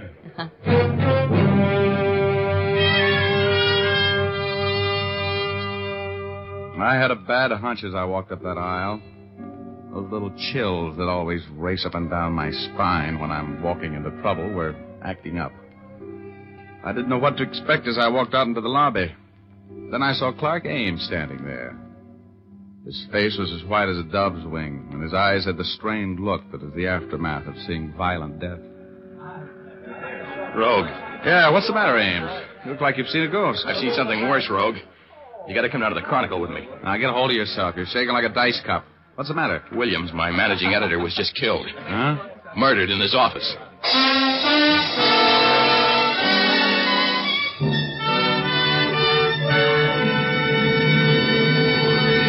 Well, that's the beginning of our story. We'll continue in just a moment, but first, here's Jim Doyle. Romance and soft feminine glamour are back in style. Women are taking off the bandanas they donned in war plants and are again letting their hair reflect moonbeams and stardust. That's why Fitch's saponified coconut oil shampoo is in more demand now than ever. Because Fitch's saponified shampoo brings out the radiant beauty of your hair. Its fragrant, creamy lather cleanses so thoroughly and rinses out so completely. Fitch's saponified shampoo contains its own patented rinsing agent, so no special after-rinse is needed. And best of all, you can wash your hair as often as you like with Fitch's saponified shampoo, and it will never become dry or harsh-feeling.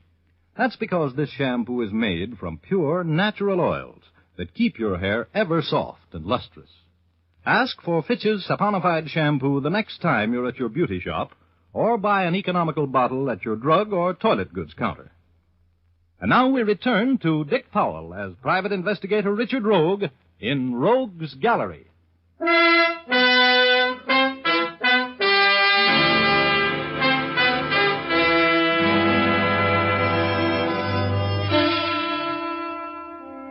Well, I was working. The publisher of the Chronicle was paying me $1,000 for putting the long, cold finger on the murder of Williams, the managing editor.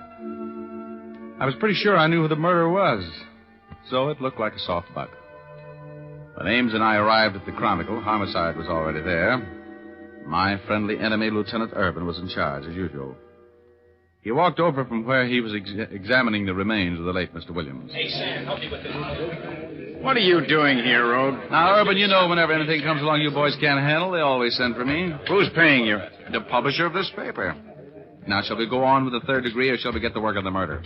What do you know about it? More than you do. When was he killed? The medical examiner says he got it about 2 hours ago. Stabbed to death with his own copy shears, huh? Yeah, the last edition had already gone in. No one else was in the city room when it happened. Found a motive? Well, look at the office. Every file's been emptied. The murderer was looking for something, Rogie. Yeah, I wonder if he found it. You wouldn't know what it was, would you? Yeah, I might. I might at that. I heard the Chronicle had a signed confession from Don Thompson. I will go run it tomorrow. Now, what was Thompson's confession? Come on, Rogue. You might as well give me all of it. Well, it seemed Thompson was confessing that he had been paid quite a sum of money for a job of perjury by Fred Curtis, commonly known as the alibi master. In words of one syllable, so you can understand it, Irvin, Thompson sold the Chronicle information which would have put Curtis away for about 10 years. Curtis, eh? Well, looks like this is going to be a simple case. Could be, yes. Hey, Ames, you know where Williams kept that Thompson confession? It was in the top drawer of this file. It's gone. Uh-huh. Well, I guess that settles that, Urban. That's too easy. Curtis knows every trick in the book. Hello, Urban. May I come in? Yeah. We were just talking about you, Curtis. You're very welcome. I figured I would be. Why did you kill him, Curtis? You knew you'd be the number one on the suspect parade. Oh, that's not very smart, Rogue. If I had killed him, I would have been much more clever about it. I wasn't within 100 miles of here when he was killed. Well, that sounds familiar. I know I'm wasting my time asking this, Curtis, but you can prove that alibi, can't you? Of course. I was on my ranch in Antelope Valley when I heard over the radio that Williams had been killed.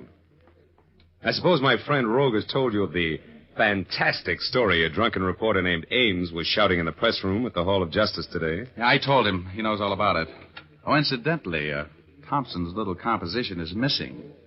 The man who killed Williams lifted it. Very convenient for you, wasn't it, Curtis? Convenient? Oh, there never was such a confession. There couldn't have been. Because there wasn't the slightest background of truth for the wild tale Ames told today. Okay, Curtis. We'll let you know what we think of the story after we've checked your alibi. You were on your ranch in Antelope Valley when you heard the report of Williams' death. Yes. That's about 100 miles from here, right? Approximately. As soon as I heard the report of the death, I knew I would be a suspect. So I started to town. I stopped in a bar in Palmdale for a drink on the way in and then came directly to the Chronicle office without stopping.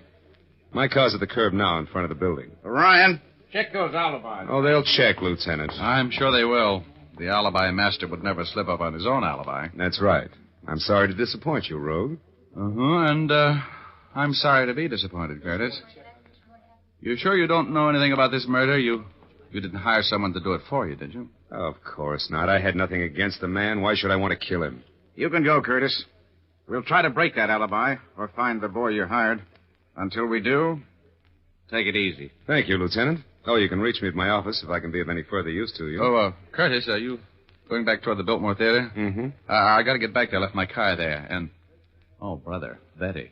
Ooh, she'll massacre me. I'll give you a lift. Come on, Rogue.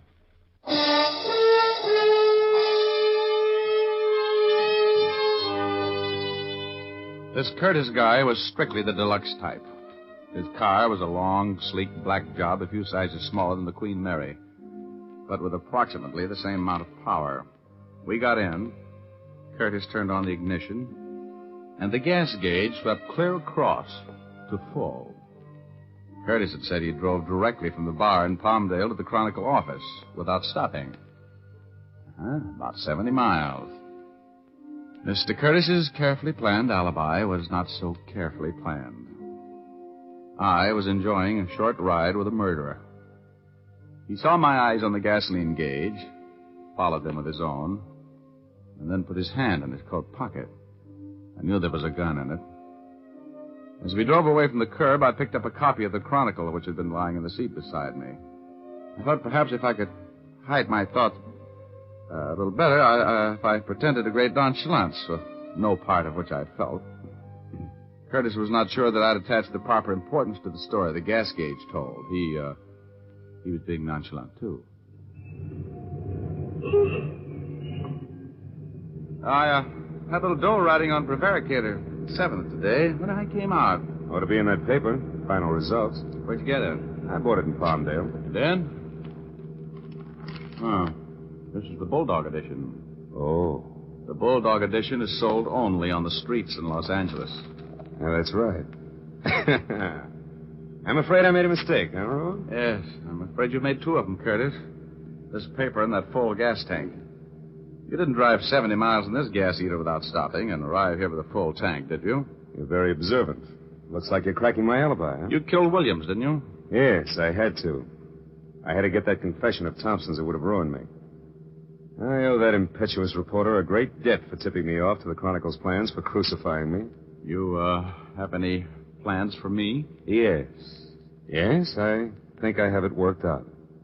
I'm going to drive you out to the suburbs to a spot I know that's probably deserted by this time. Now, if you were found there, shot... Aren't you overlooking something? If I'm found there, shot, Urban is going to pick you up fast. You're going to do better than that, Curtis. Well, if there were signs of a struggle and your wristwatch had been set an hour ahead and smashed to set the time of death, and I was at Lincoln Heights Jail talking to a client at the time the police would figure the murder took place, that might do it, don't you think, Rhodes? No. It's no good, Curtis. You're slipping. In the first place, there's always the possibility that a shot would be heard. The district I have in mind is deserted by now, or will be before I consummate my plan. And Urban is no fool. He'll be awfully suspicious. Might give you the paraffin test on your gun hand. No, I don't think you're going to handle the situation that way, Curtis. As a matter of fact, I'm going to be kind of hard to handle, even for you. You know, Rogue, it's amazing how fascinating crime, I mean the actual act of committing a crime, can be. Have you ever killed anybody? No. Now, look, Curtis, I suppose you know that you're going to get caught. I know nothing of the kind. Successful crime is nothing more than planning, careful planning. Oh, I'll grant you, Rogue, that I'm going to be suspected of your murder. But I'll never be convicted for it. I won't take any chances. You're wrong, Curtis. You talk like a sick man. You can't beat the law. If you commit a crime, you're going to pay for it. Let's go down to police headquarters and talk this thing over with Urban. What do you have to win by adding another murder to your score? Mr. Rogue, I love life too much, and I love success too much to let anything stand in the way of my life as I live it. You just can't understand that, can you? You think that a man of my background and position must be horrified at the thought of taking the life of another human being. Well, you're wrong, Rogue. I have my own code, my own ethics. You know and I know hundreds of reputable businessmen in this town who spend their days and nights, their lives, grasping for money, for power over the lives of more and more people. Well, when one of them wrecks another man's life for his business, it amounts to a victory, which is celebrated by the wrecker at his club that evening. If the victim commits suicide, and he often does, they're sorry. That's all. It's just business. What are you trying to prove, Curtis? I'm explaining why I killed Williams. Why I have to make sure that you and the knowledge you have of my affairs are disposed of. It's a matter of business, Rogue. No, you're crazier than a coot. You know that, Curtis. You're not talking like a rational person. You're going to pay for this crime. Don't move. Put your hands back in your lap. I think you know that I won't hesitate to kill you here on the road if it becomes necessary. Set your watch up an hour. 1 hour, Mr. Rogue. Okay. You got a new plan? Yeah. We're on the outskirts of town. I'm going to stop the car when I come to an advantageous place. Then I'm going to knock you unconscious with a tire iron, smash your watch, throw you onto the road and run over you. To all appearances, your murder will be the result of a hit-and-run accident. I will have an alibi which will make it impossible for me to have been in the vicinity at the time of the accident. That, I think, is a perfect plan. It's full of holes. In the first place, Urban will check the tread on your tires, and in the second, he'll never fall for that smashed watch trick. You'll never get away with it, Curtis. You've been buying up juries and alibis and evidence for so long that you forgot that they're honest people. People who can't be bought. Urban's one of them. He'll stay with you until he gets you for killing me, Curtis. Now, you'll have to come up with a much cleverer scheme than what you've thought of so far. Maybe you're right, Rogue. What are you doing? What I'm going to do now, Mr. Rogue, won't need any alibi. Look out, you fool. Curtis! Curtis, give me that wheel. Sit back there, Rogue. Get your foot off that accelerator. You're going to hit. Turn that wheel. Give me that wheel, Curtis. Goodbye, Mr. Rogue. Let go of that wheel. Let go or I'll shoot.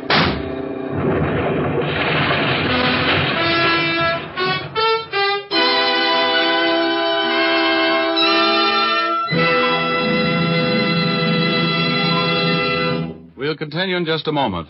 But now, here's Jim Doyle. Time is a valuable thing these days, and no man wants to spend any more of it than possible on shaving.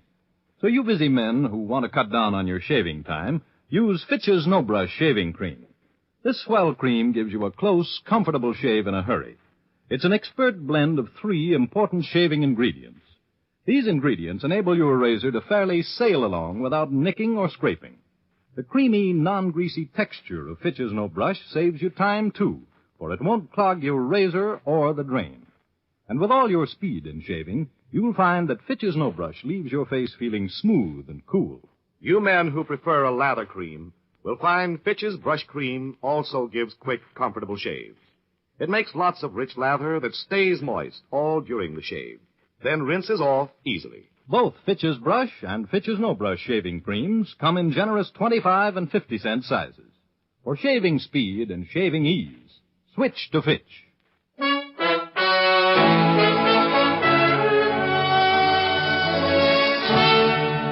Now back to Dick Powell as Richard Rogue in Rogue's Gallery.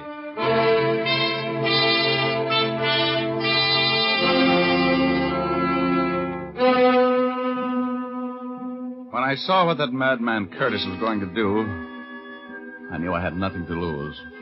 He had that big, powerful car wide open and heading straight for a stone wall. I tried to grab the wheel and turn it. He fired at me just as we crashed into the wall. I only remembered turning the wheel enough to deflect the shock a little.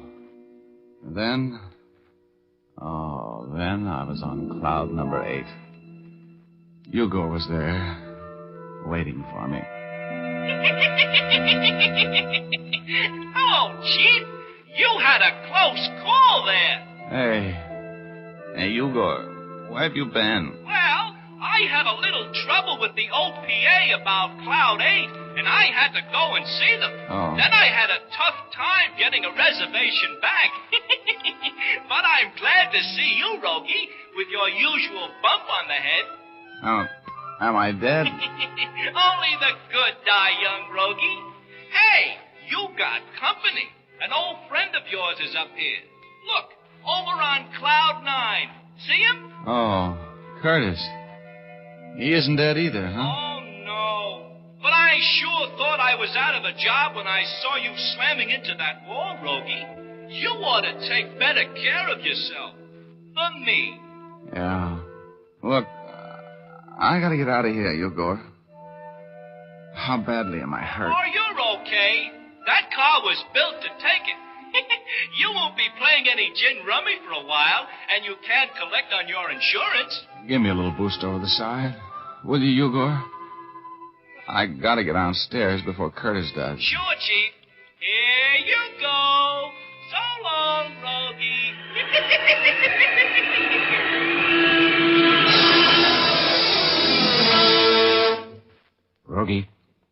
Rogie. Hello, Irvin. Fancy meeting you here. Receiving hospital? Yeah. What have you been up to? What were you trying to do? Kill yourself? No. Is Curtis here? Yeah. Now, I'll ask the questions. What happened? How badly is Curtis hurt? Leg broken, that's all. He's still unconscious. Look, Urban. He killed Williams. He tried to kill me. He admitted it, eh? Yeah, after I caught a couple of flaws in his alibi. You got enough dope on him to make it stick? I don't know. It would be my word against his. But I got an idea. An idea that might cinch the deal. Every once in a while, you do have a good one. Get the chief surgeon over here, will you? I'm going to need his help. Okay. Here. Lie down there. I don't want anything to happen to you, Rogie. I was worried about you. You're such a pest, I'd miss you like the devil. I'll get the doc.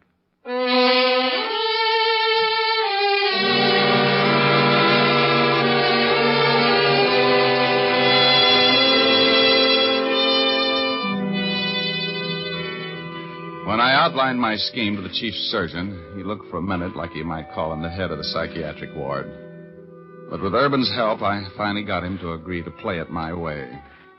He bandaged Curtis from head to foot, put constricting straps across his chest, and cinched him down like a saddle on an outlaw horse. Then they put him in an oxygen tent and brought him out of shock. Urban pulled out all of the stops as he stood by the side of the hospital bed and talked to the murderer, like a father. Curtis, can you hear me? Yes.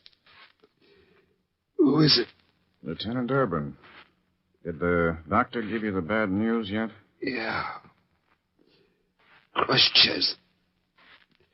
Nothing they can do, I guess. No.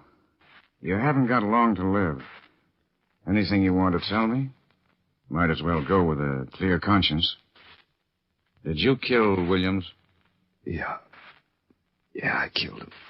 I had to do it. I killed him. I killed him.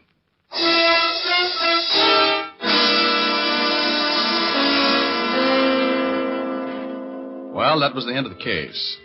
Brilliant piece of work on my part, I thought. Going through that little tableau of making Curtis believe he was on his deathbed and had nothing to lose by confessing the murder. And, I love that Urban. He's so proud of the fact that he confined his remarks to the truth when he was talking with Curtis. All he said was, "You haven't long to live." Remember? That was true enough. Curtis was executed a few months later. Which proves that the theory about perfect crimes is as foolish as a sure way to beat roulette. And, Betty, well, I left her in a theater when I started out on this case. It cost me about, just about what I made, $1,000 to get her over her peeve. So I broke about even on the deal. Oh, well, you know the old saying, a fool and his money are some party. You know what I mean?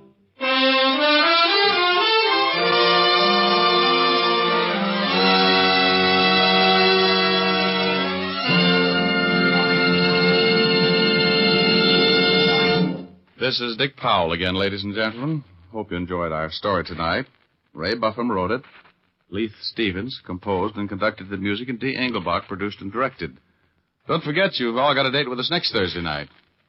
We have a story for you about the last time Rogue saw prison. So make a date with us, will you?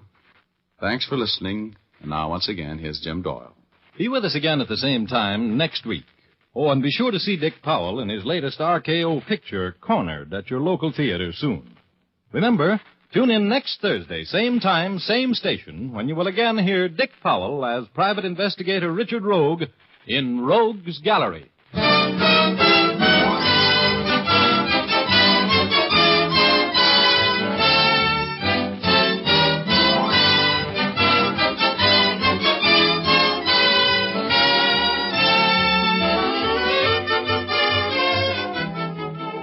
Remember, if dandruff is your problem, ask for Fitch's Dandruff Remover Shampoo. It's the only shampoo made whose guarantee to remove dandruff is backed by one of the world's largest insurance firms.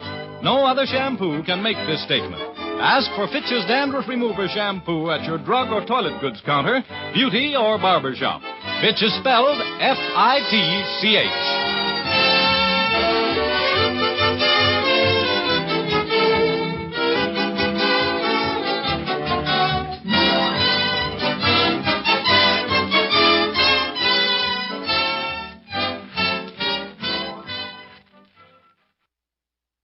From Hollywood, it's time now for... Johnny Dollar. Mort Parkinson, Johnny, Eternity Mutual. Oh, how are you, Mort? I couldn't feel much worse. It's the olives that do it, not the martinis. I wish it were that simple. Can you come over to my office right away, Johnny? Well, I guess so, if... I don't often pull that confidential business, but I really would hesitate to go into this one on the phone. Pretty rough, huh? I'm afraid you're going to find it even worse than that. It's about Ed Morgan, Johnny. Ed Morgan. I'm sorry. I know he was a good friend of yours. He's one of the best I ever had. Ed was a great guy. It's too bad he had to die that way. Johnny, it's too bad he didn't die a year sooner. What? You'd better come on over to the office.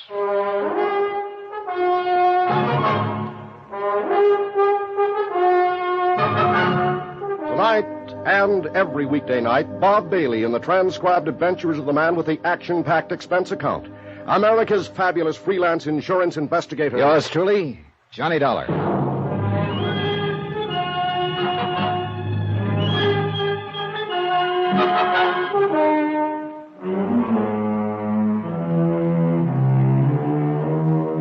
From Special Investigator Johnny Dollar to the Home Office, Eternity Mutual Insurance Company, Hartford, Connecticut. The following is an accounting of expenditures during my investigation of the confidential matter. Item 1, $2.85. Taxi from my apartment to the Eternity Building in the 7th floor office of Mort Parkinson, Vice President and General Manager. It was a room I well remembered, with its black walnut paneling and deep leather chairs. I'd worked on a lot of cases with Mort, and with the late Ed Morgan, too. And it sounded now as though Ed, my good friend from a long time back, was about to become a case himself. Come in, Johnny. Pull up a chair. Thanks, Mort. Well, that was quite a phone call. It's quite a situation. Yeah, I gathered that. No, I just can't talk sitting down. Old habit, I guess. Remember when we used to be over in the old Johnstone building before we built this new one? We had those old-fashioned stand-up desks. It was when old man Clement was still alive. And before I was. Oh, yes. I keep forgetting about you newcomers. Meaning everybody who's come into the game within the last 40 years. I suppose I am one of the original settlers. And set in my ways, too. Yeah, well, what about I sure hated to see those desks go. You could stand in front of them, lean an elbow on them, make out a report or a speech. Mort, you're trying too hard to avoid it. Avoid what? You didn't call me over here just to reminisce about the old days. In a way, maybe I did. You know, it's funny. I always thought you liked Ed Morgan. But I did. And why did you say it's too bad he didn't die a year sooner? Because I liked him. Except like is too weak a word, actually. I thought as much of Ed as I would have of my own son if I'd had one. Why, I'm the one who hired him in the first place. Remember, Johnny? Yeah, I remember. And I took a personal interest in his career. Watched him work his way up. Till finally he was appointed chief adjuster for the West Coast, head of our San Francisco claims office. That was darn good for a man as young as he was. And I was proud of him, Johnny. Yeah, I know you were. He was a hard worker, honest, dependable. And he had a good, sound future ahead of him. And then, just like that.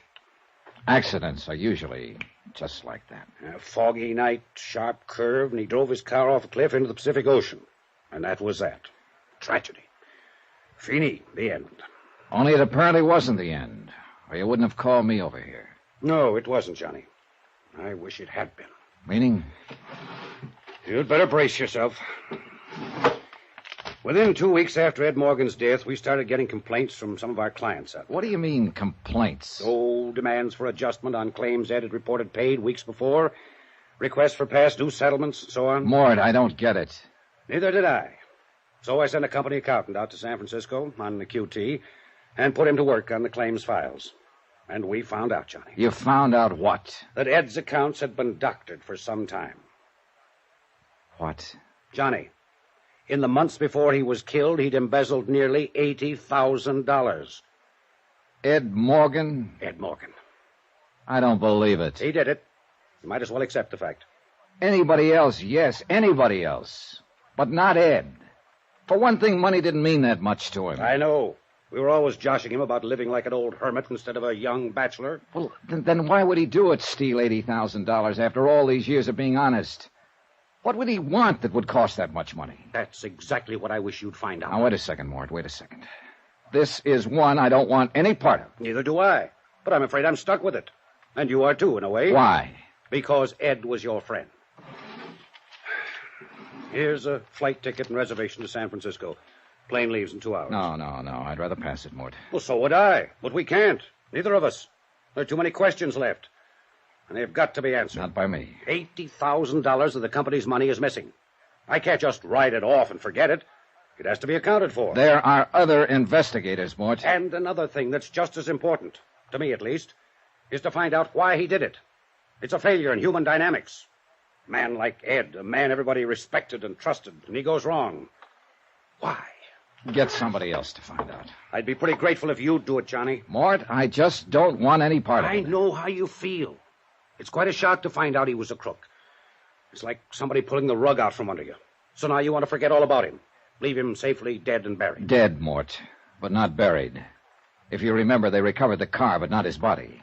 It's still somewhere beneath the Pacific. All right, then. Look at it from an efficiency standpoint, if nothing else. To any other investigator, Ed Morgan would be just a name, an unknown quantity. But you knew him. I thought I did.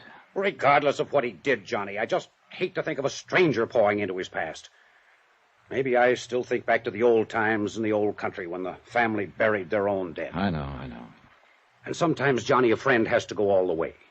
Even when the other person is goofed. Isn't that what the younger generation calls it? I'm not the younger generation, Mort. Right now, I'm older than Confucius. I'd sure appreciate it, Johnny.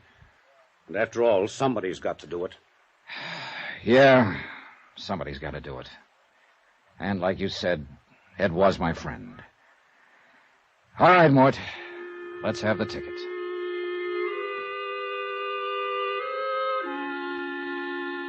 Item 2, $14.35. Tips, taxi, and incidentals in Hartford and same in San Francisco. Plane trip between points paid from expense account of company manager and not included herewith.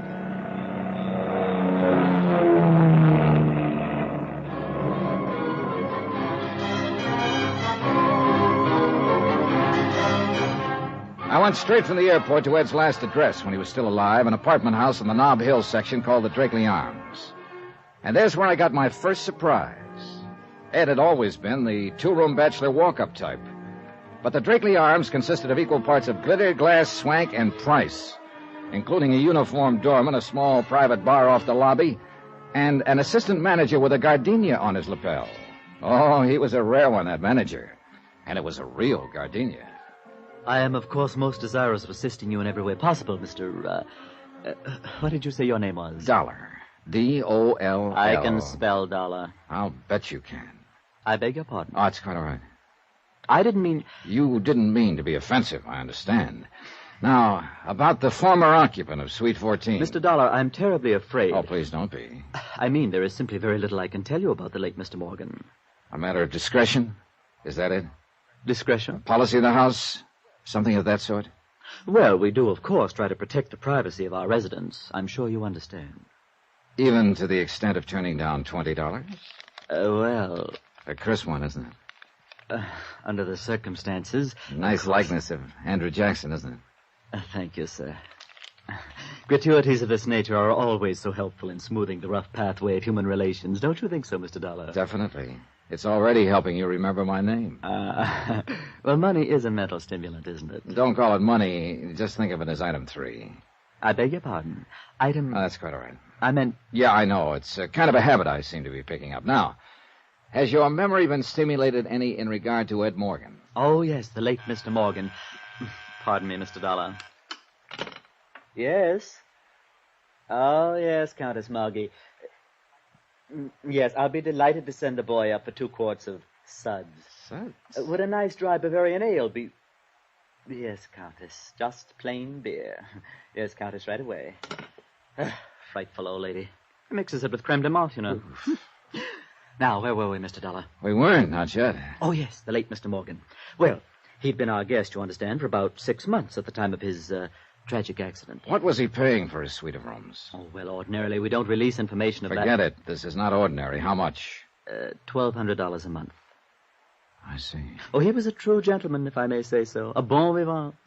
And on the crassly materialistic side, if you'll forgive me, sir, a very free spender. Sorry, 20's the limit. Mr. Dollar, I was not trying to coerce your generosity by, well... Putting on another bite? Precisely. All right.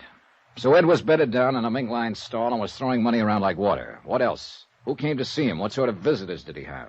None at all that I can recall. None at all? He leased that overpriced cubicle and then just sat in it? Well... What about friends here in the building? Well, most of our guests might be termed individually exclusive. Even eccentric in some cases. Except, of course, Mrs. Barrett. Mrs. Barrett? Yes. One of the loveliest guests we've ever had the pleasure of... Excuse me, Mr. Dollar. Yes. Yes, Countess Margie. The boy is on his way. I know. But he has to go clear down to the corner. Yet. Well, please tell little Pim Pam that I'm so sorry. A dog drinks that stuff, too. Now, where were we? About this Mrs. Barrett you mentioned. Oh, yes. Well, of course, she and Mr. Morgan were inseparable, you understand. They were together constantly. And Mr. Barrett? Oh, there wasn't any. Well, not recently, I mean. Deceased. You know, dead. Yeah, when? Early this year, as I recall. I didn't know him, of course. Mrs. Barrett moved in here shortly after his death. Not until then. And Ed Morgan, when did he move in? About 6 weeks later. Oh, he met her here then? Oh, no, they were already acquainted. Well acquainted. I see. In fact, I believe that Mr. Morgan and a young and very lovely widow met at the time of her husband's death, a matter of settling the estate or something of that sort. It would figure all right. I but don't you said... remember exactly why I thought so, but I do recall having an impression at the time that he moved in here only because of her. And as I say, they were together constantly, right from the first. That's all very interesting. I wonder if I could have a talk with this Mrs. Barrett. That would be utterly impossible, I'm afraid. Now, look, if you think you can I pry... simply mean she isn't here. Isn't here? She's been gone for 10 days now. Where'd she go? I really haven't the slightest idea, Mr. Dollar. Well, if she moved out, she must have left a forwarding address of some kind. Oh, she didn't move out. She still has her apartment here.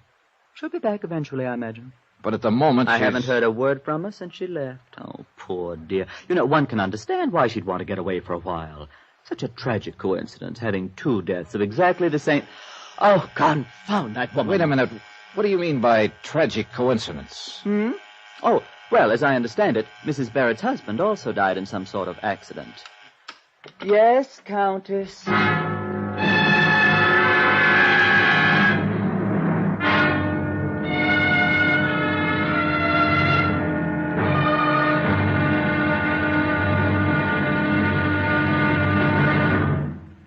Now, here is our star to tell you about tomorrow's episode of this week's story. Tomorrow, the trail back into a man's past is a faint and twisting one. And at times it runs through quicksand. Join us, won't you? Yours truly, Johnny Dollar.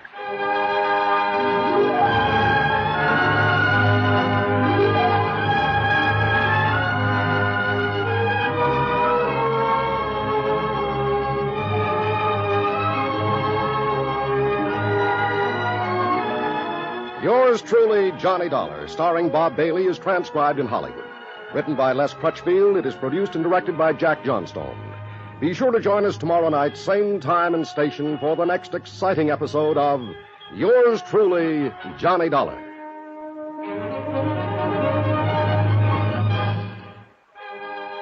Hugh Brundage speaking.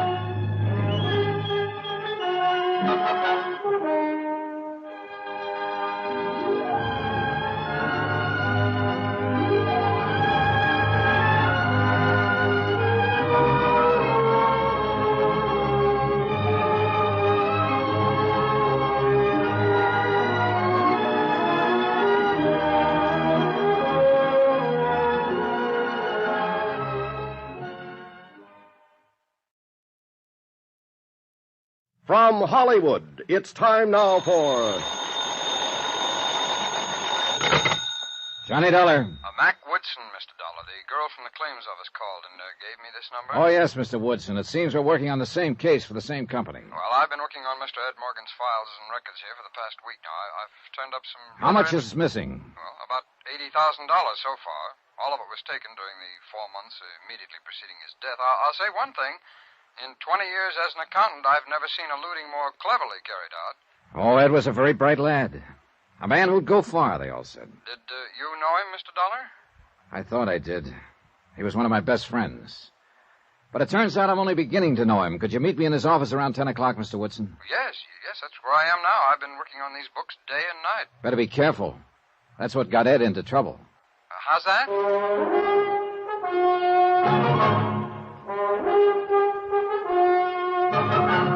Tonight and every weekday night, Bob Bailey in the transcribed adventures of the man with the action-packed expense account, America's fabulous freelance insurance investigator. Yours truly, Johnny Dollar.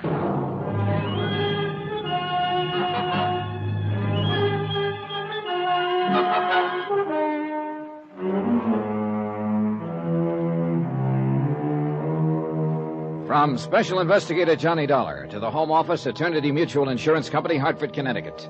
Assignment, the confidential matter. Location, San Francisco. Expense account continued. Item 4, $1, 1 martini. Item 5, $1, 1 tip to the bartender who stirred the martini. All in the house that Jack built. I don't know who built it, actually, but But it took Jack to live in it. $1,200 a month, to be exact. That was the take-home bite for an apartment at the Drakeley Arms on Nob Hill. And, of course, that didn't include drinks in the intimate little private bar just off the lobby. And this is where Ed Morgan had lived during the last 5 months of his life, until he missed a curve one night and drove his car off a cliff into the Pacific. Ed Morgan, whose idea of a big night had always been his pipe, slippers, and a mystery novel. But things were different when I'd known him and been his friend. For one thing, he hadn't stolen $80,000. Or I don't think he had. Do you find the martini adequate to your expectations, sir? Oh, yeah. Yeah, indeed. It's a heck of a belt for a buck. Thank you, sir. Quite a nice little place you got here. Oh, I find it a most agreeable sanctuary from the stress and strife and the hurly-burly of the city. Been here long? I have tended bar here in the Drakeley Arms Rendezvous for some 2 years now. Oh, well, then you may have known a friend of mine who had an apartment here up until a month ago. A Mr. Edward Morgan? Oh, yes. Mr. Morgan was a regular customer here. An eager supplicant for my humble and healing wares. A beer drinker mostly, as I recall. The Rendezvous does not serve beers, sir. Oh, forgive me. I didn't know. Quite all right, sir. Yes, I was here before Mr. Morgan moved in, and here I am still, now that he is no longer with us. Such is the chance and mystery of life. One just never knows. Precisely. Oh, could I serve you Not yet, thanks. Get to know Ed pretty well, did you? The policy of the Drakeley Arms, sir, is to maintain a certain degree of formality in relations between guests and personnel. Sort of like a zoo, you might say, with bars to separate the people from the animals. The comparison is quite apt. Somehow I can't see Ed Morgan sacking in a marble squirrel cage like this joint. I confess, he hardly seemed the type to me, sir. He was much too unrestrained for the Drakeley. He came in here a lot, did he? Almost nightly. For a few minutes at least, on his way to some gala night spot. Gala night spot, Ed Morgan? Oh, yes. In all the years I knew Ed, I was only able to drag him into a gala night spot once. He stayed 20 minutes, then left because his tie was choking. Are you quite certain that your friend was this same Ed Morgan? I wish I weren't. Who were his friends? Did he always come in alone? Oh, no, never alone, sir. He and Nicky were inseparable. Nicky? Oh, I should say, of course, Mrs. Barrett. Oh, a young widow, as I remember. Lives here in the building. A lovely girl. Fascinating. And also unrestrained? Definitely. And Ed, then, was one of her friends. Oh, they were together every night, sir. An hour here in our little establishment, a few champagne cocktails, then out to dinner, dancing, the opera, ballet. Ed Morgan? Oh, quite. Life was just a mad whirl for those two. I gather your friend was something of a wealthy playboy. He was a claims adjuster for an insurance company. Then, how could he possibly live in the fashion he did? If I told you, you'd flip. I beg your pardon? Tell me something. Was Ed in here on the night he was killed? Oh, yes. He left here about 9, as I recall. And a few hours later, he was dead. How did this Nicky take it? Pretty broken up, was she? She is a woman of very strong character. Oh, in other words, she didn't bat an eye. Well, I Look, wouldn't... that night Ed was killed. Did he leave here alone? No, sir. He was alone when he went off the cliff. Not when he left here, though. Nicky was with him. Item 6, $2.40, taxi to the Telegraph Hill apartment of Lisa Duval. Lisa had been Ed Morgan's secretary for about 4 years. But it seemed Miss Mousy Business at the office was Miss North Beach Bohemia at home. Italian slacks and halter, cushions on the floor, and naturally a view of the Bay Bridge from a corner window. We sat on the floor, naturally, and drank Chianti from a half-gallon jug, while a record player moaned agonizedly under the gouging of its needle. Bartok, I gathered, was now last year's kick. This was progressive jazz. Maybe this seems a little affected to you, Mr. Dollar. The way I dress and live in private life, as you might say. Why so?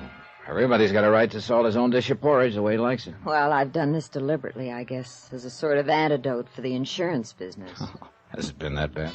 Not bad. Boring. Oh, not your end of it, of course.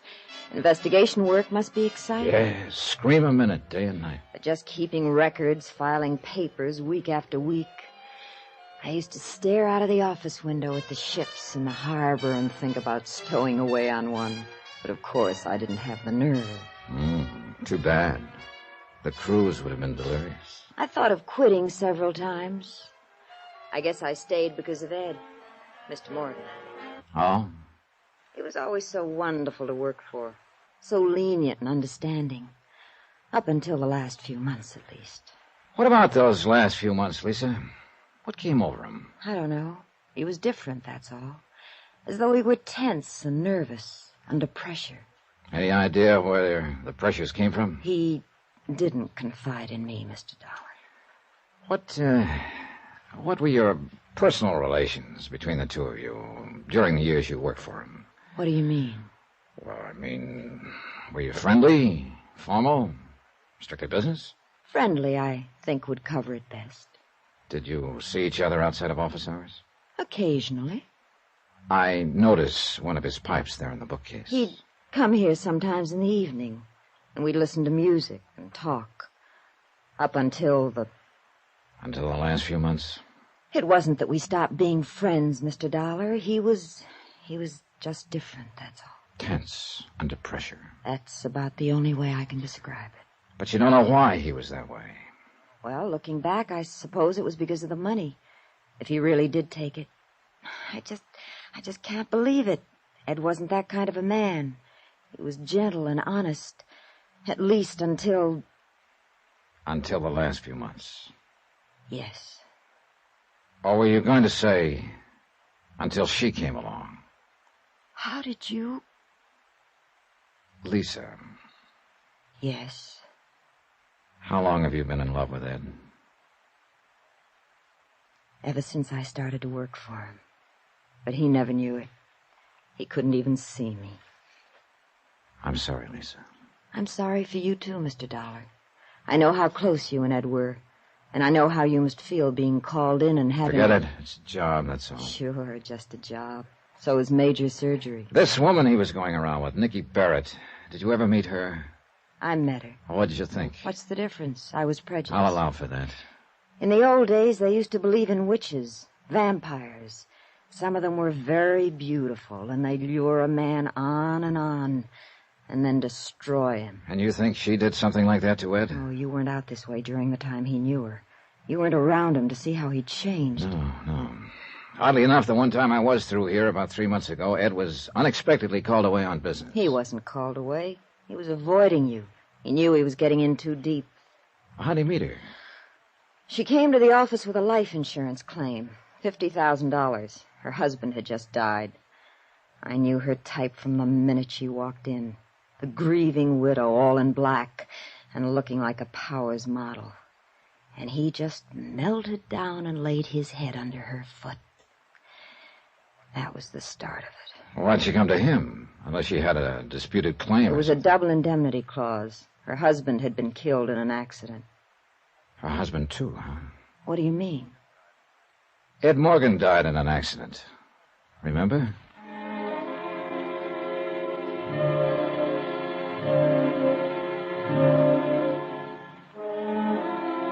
Item 7, $1.15, taxi from Lisa's apartment to the Deckman building on Montgomery Street.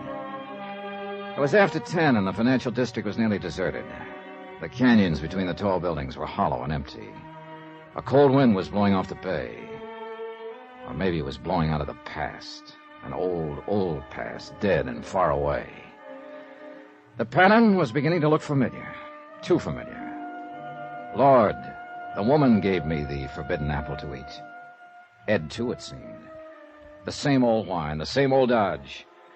And yet there was something not quite right about that pattern. McCartan runs into some funny ones, Mr. Dollar. This Morgan case here is one of them. How do you mean, Mr. Woodson? Well, the way he was going about it, for one thing. Running hog wild, as you might say. Of course, as I said on the phone, his general scheme was pretty clever. He certainly knew standard procedures.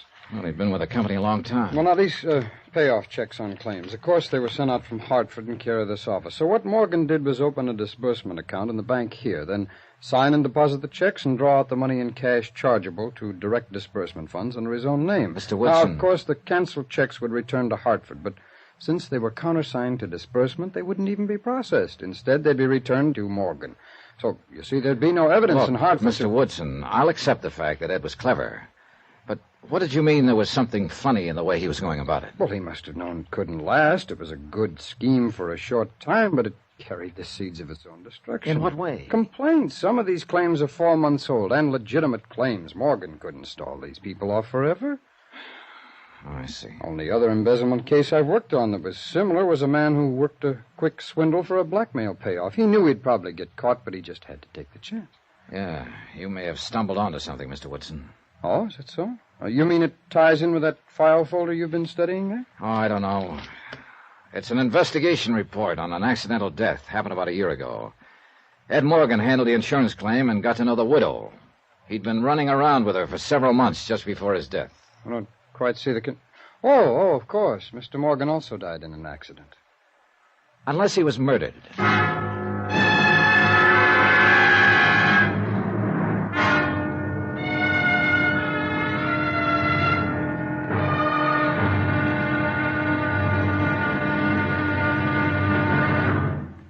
Now, here is our star to tell you about tomorrow's episode of this week's story. Tomorrow, $80,000 and a beautiful girl, both missing. Then one of the two is found and a bombshell explodes. Join us, won't you? Yours truly, Johnny Dollar.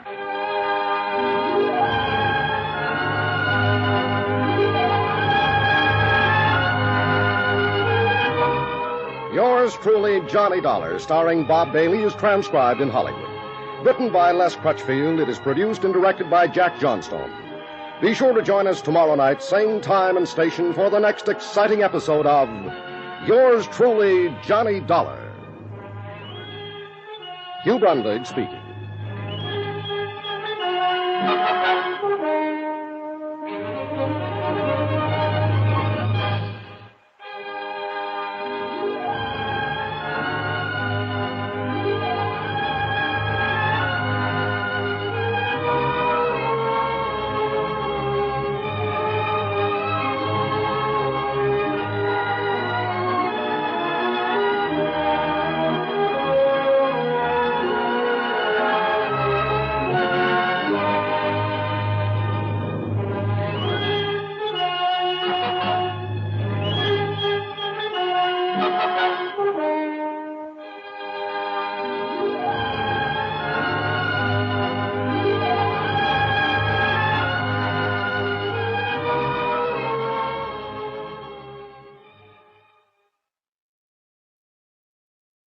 From Hollywood, it's time now for... Johnny Dollar. This is Hector, Mr. Dollar. Hector? Hector Nerkley, at the Drakeley Arms Apartments. You were here night before last inquiring about the late Mr. Morgan. Oh, yes, I remember. What can I do for you, Mr. Nerkley? Oh, it's really quite the other way around. All right, what can you do for me? Well, I can give you some very interesting information, if you care to come over here. Why can't you give it to me on the phone? I'll tell you exactly why, Mr. Dollar, when you come over. Oh, for the love of Pete. Temper. And why not? A month ago, the best friend I had in the world drove his car off a cliff into the Pacific. And his body's still out there in the ocean somewhere. It's never been recovered. Mr. Dollar? Then it turns out he was $80,000 short in his accounts. I can't find the money, the woman he was running around with before his death. I can't find out anything. And now if I want some... All right, I'll be there in 30 minutes.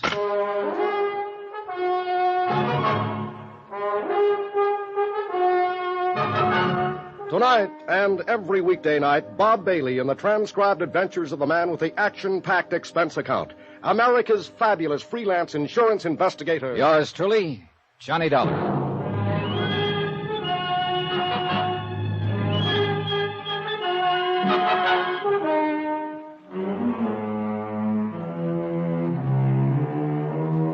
From Special Investigator Johnny Dollar, location San Francisco. To the Home Office, Eternity Mutual Insurance Company, Hartford, Connecticut. Assignment, the confidential matter. Expense account continued.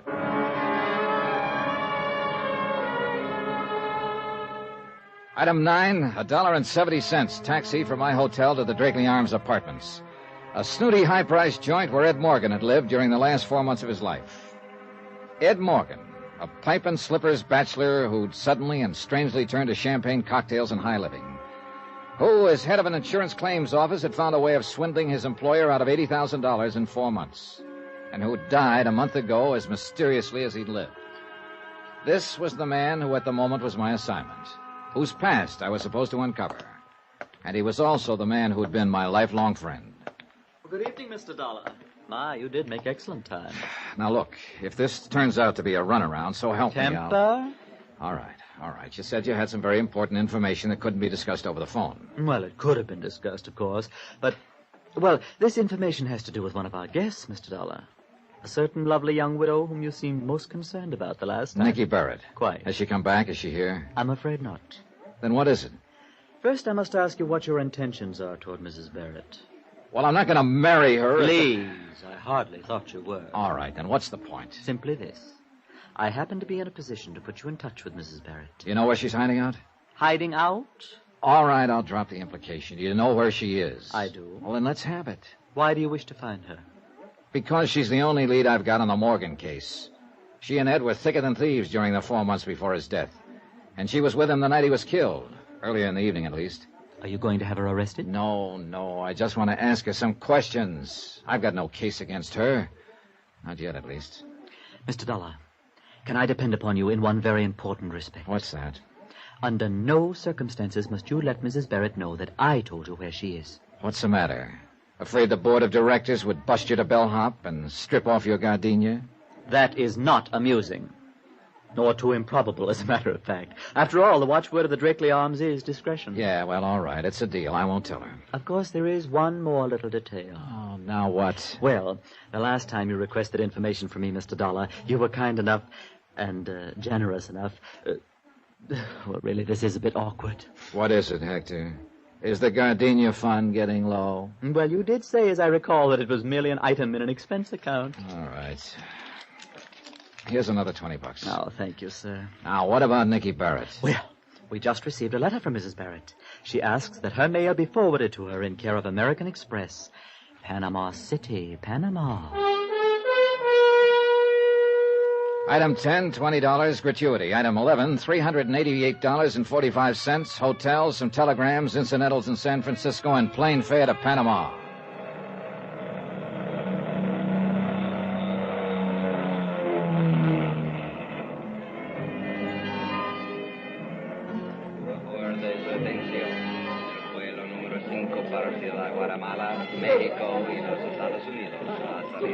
I'd sent wires ahead before I left the States. It wasn't until after I'd cleared customs and was heading for the American Express office that I was certain the messages had produced any results. Dispénsame, por favor.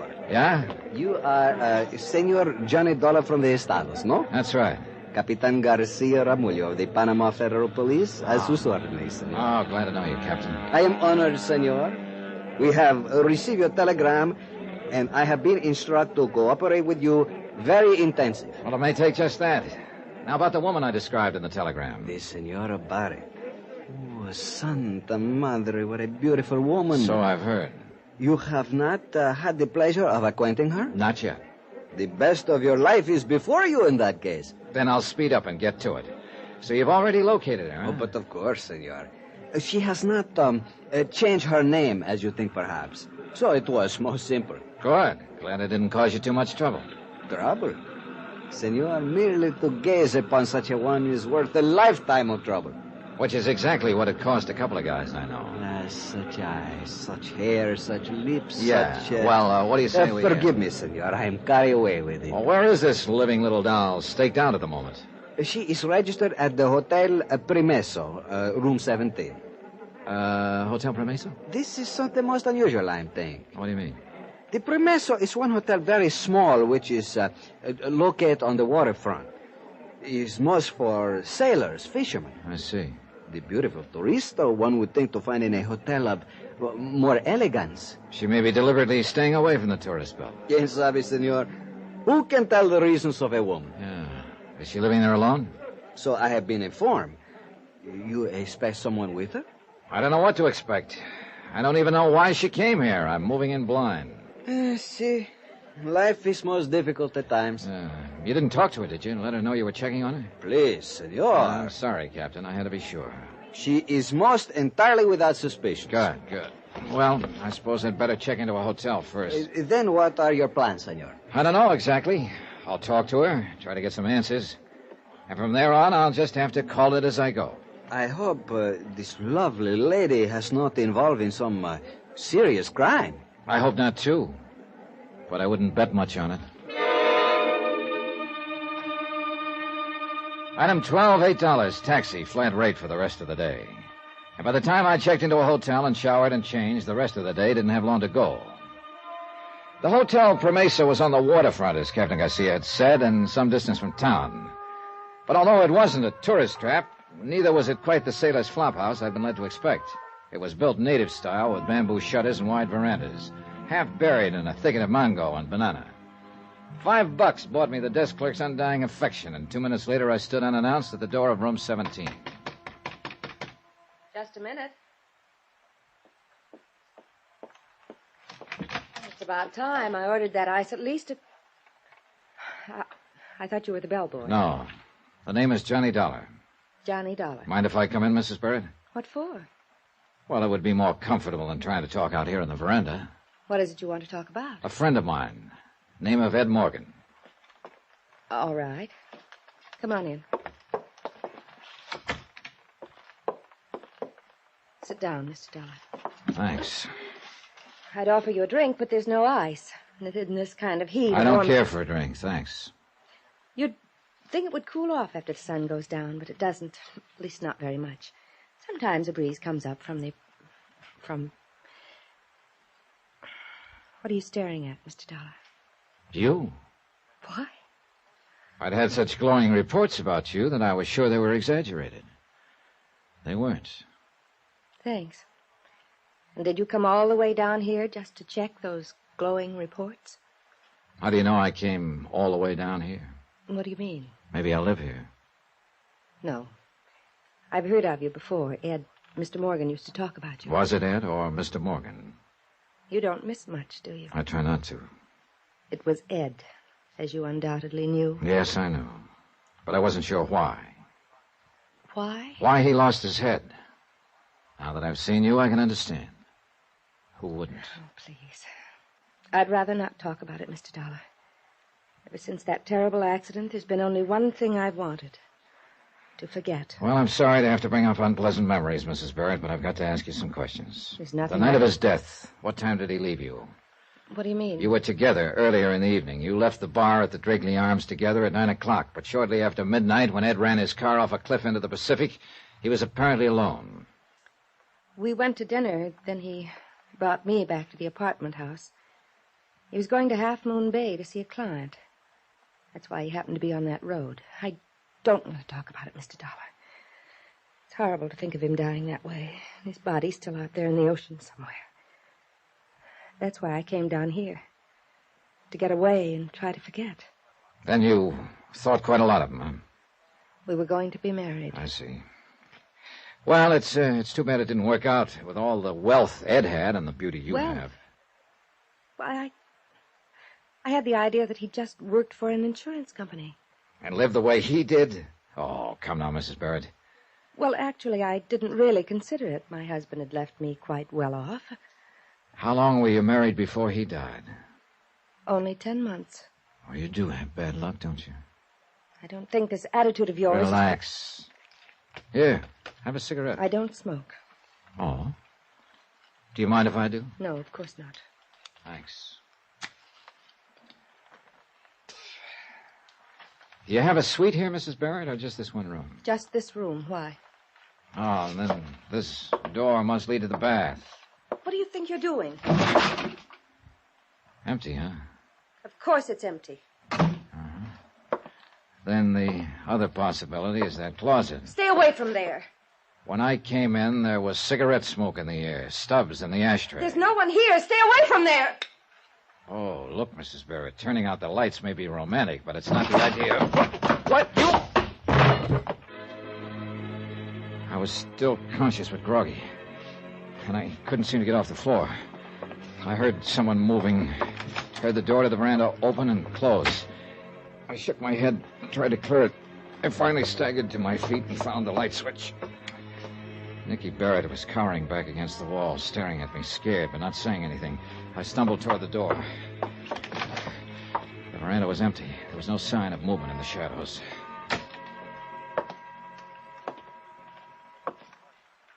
So there was somebody hiding in that closet. No. There wasn't anybody here. I'm the one who hit you. You'd have to have a fist 3 times your size. It's true. Forget it. I know the game now. I should have known it a lot sooner. You're wrong. There's only one person in this world who tears cigarettes apart and shreds the paper that way. No! The 2 of you, in on it together.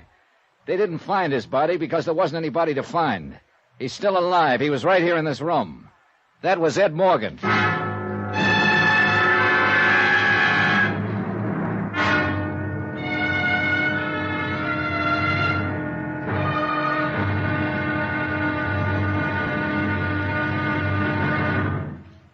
Now, here is our star to tell you about tomorrow's episode of this week's story. Tomorrow, a search for a dead man who intends to stay dead and who's willing to kill to do it. Join us, won't you? Yours truly, Johnny Dollar.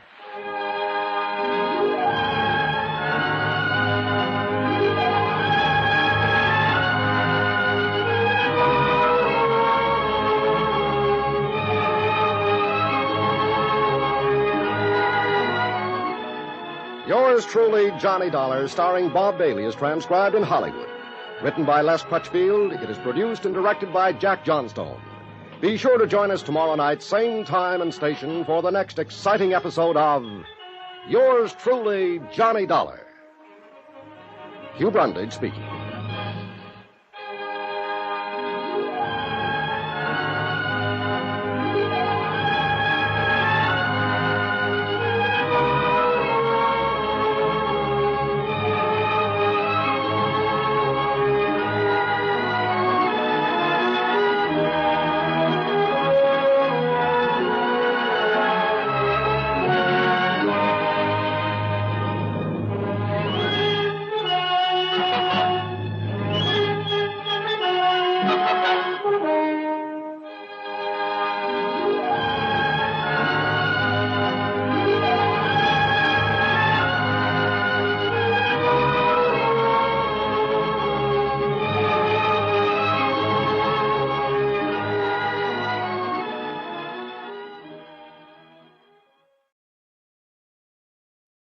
From Hollywood, it's time now for... Johnny Dollar. This is Capitan Garcia Ramullo of the Panama Federal Police. Good. Your sergeant said he could locate you in a matter of minutes. I am never lost from contact, senor. You have talked with the beautiful turista, no? I have talked with her, yes, and I ended up getting socked in the jaw. These Americano women are so very much athletics. No, she didn't hit me. It was a guy who was hiding out in a closet. I understand, senor. Somehow I doubt it. Look, Garcia, it was the man I came down here to question her about. I'm sure of it. But, senor, you have told me... Yeah, I know. Apparently his death was faked. I think he's here, hiding out somewhere in Panama City. Do you think you can find him? When my men make the search, senor, even a little dog could not escape. Then go to it. His name is Ed Morgan, but he may be using another one. The charge is embezzlement. You know his description, senor? I ought to. He's been one of my best friends for years.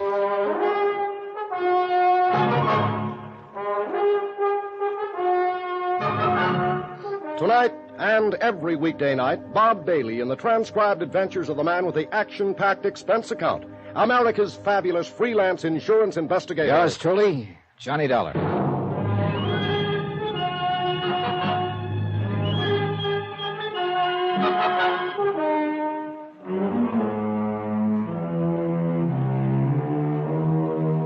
From Special Investigator Johnny Dollar, location Panama. To the Home Office, Eternity Mutual Insurance Company, Hartford, Connecticut. Assignment, the confidential matter. Expense account continued. Item 14, $12.85. Telegram to Hartford, advising them that the case had turned in a completely new direction. I'd taken the case with the idea of digging up a man's past. A man who had been one of my best friends. Of finding out why, after a life of complete honesty and loyalty to his company, he had suddenly gone wrong and embezzled $80,000. I'd found out that part of the why was probably a lovely young widow named Nicky Barrett. But I'd found out more. The man we thought dead, who'd supposedly drowned when his car went off a cliff into the Pacific Ocean, was still alive. So now it was a matter of filing charges, requesting extradition from Panama, and, of course, capturing the fugitive. That I left to Captain Garcia for the moment and went to bed.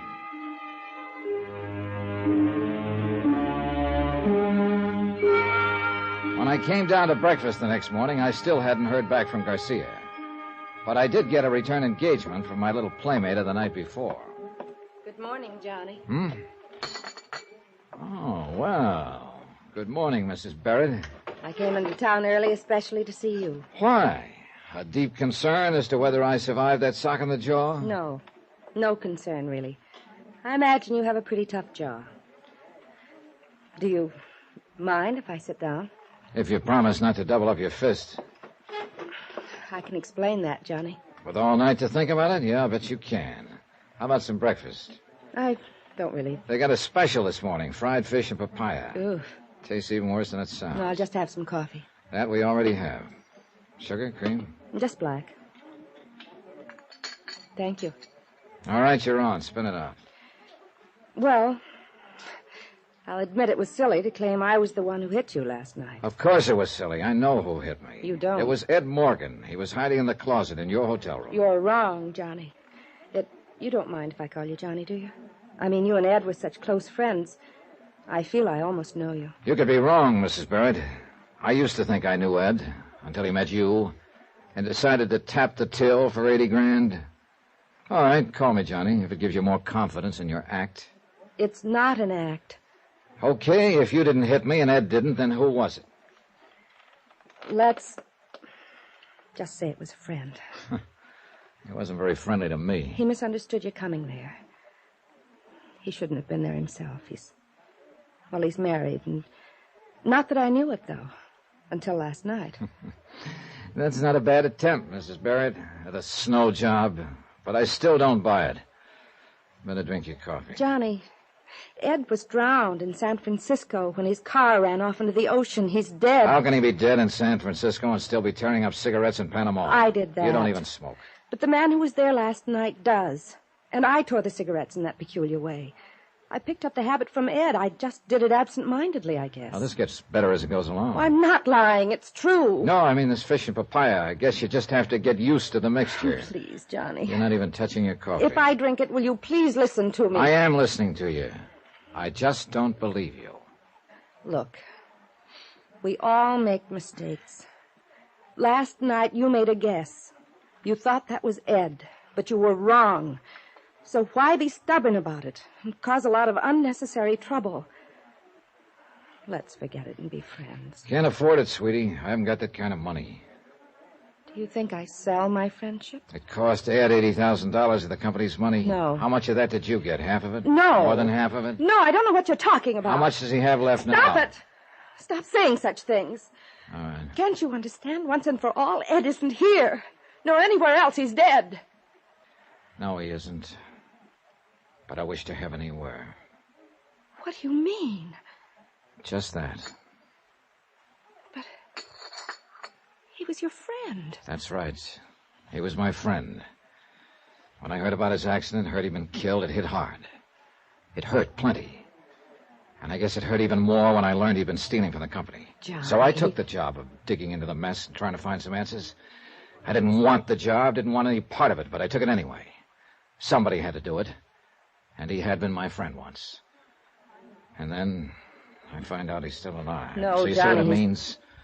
Now I've got to catch him and take him back to stand trial. And that's going to be even tougher than facing his death and the fact he was a crook. If Ed were alive, you'd take him back? Help send him to prison like any other common criminal? That's what he is, isn't he? But he was your friend. Oh, skip it. You wouldn't understand. I might, if you'd let me try. The only thing you're trying to do, Mrs. Barrett, is to con me into thinking I might possibly be wrong. Thinking maybe it was somebody else in your room last night. I told you. The idea is to throw me off balance just long enough so the two of you can make a run for it. Nice try, only it won't work, so knock it off. Ed and I were going to be married, Johnny, and the shock of his death... I said skip it. Ed used to talk about you. He told me you were this way. Hard and cold and ruthless. Then he has no excuse. He knew what to expect. But I didn't believe it. I didn't think anyone could Buenos be dias, senor. Oh, good morning. I don't believe you've met my companion. I have not been so fortunate, senor. This is Captain Garcia of the Panama Police, Mrs. Barrett. Hello. Greatly honored, senora. Might be a good idea to take a careful look at her, Garcia. You will probably be arresting her in the next day or so as an accomplice to fraud. Let us hope such regrettable necessity is not happen. Thank you, Captain. I'm sure it won't. Mr. Dollar has a rather boorish sense of humor. I comprehend, senora. Mr. Dollar, it is possible perhaps that I speak a little with you? Yeah, sure. I imagine Mrs. Barrett will be happy to excuse me at this point. Hasta la vista, senora. Remember, Johnny, he was your friend. I did not wish to mention this matter before the senora. Oh? I think it's better she's not here. Hear what? Have you turned up something? Si, senora.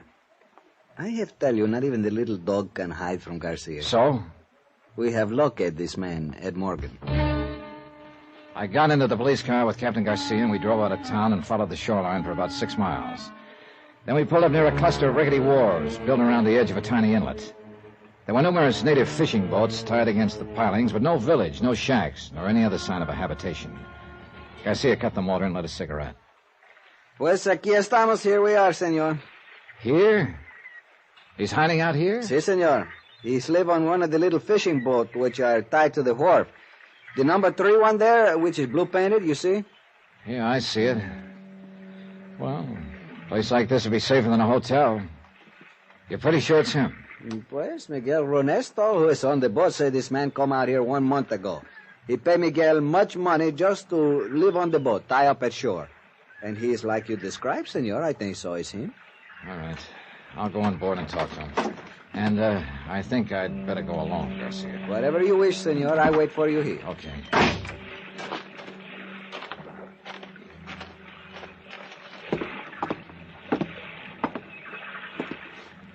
Ed? Ed Morgan.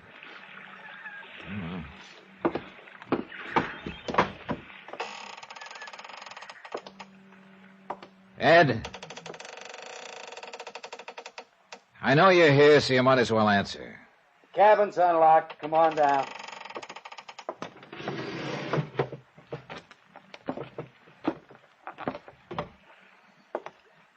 Been a long time, Ed. Yeah, it has. Sorry the place is so littered up. Temporary quarters, you understand. Sit down. Thanks. Johnny, why did it have to be you? It had to be somebody, Ed, sooner or later. You should have known that. But not you. How'd you get onto me? I traced Mrs. Barrett down here. I thought you were dead until last night. She wasn't supposed to show here for 6 months. And last week, here she was. Couldn't wait. Why did you do it, Ed? You wouldn't understand. You've always had dames crazy about you without lifting a hand. But not me. This face always stopped him. Sure, I used to laugh about it, but... Well, you just wouldn't understand. And this woman was different, is that it? Nikki fell as hard as I did. I didn't know women like her even existed. She's for me all the way. Is she worth the price tag? $80,000? Cut it, Johnny. It's not that way. It's just that Nikki had always lived well, and I had to live that way, too, in order to be around her. I got in further and further, and finally I was in too deep to pull out.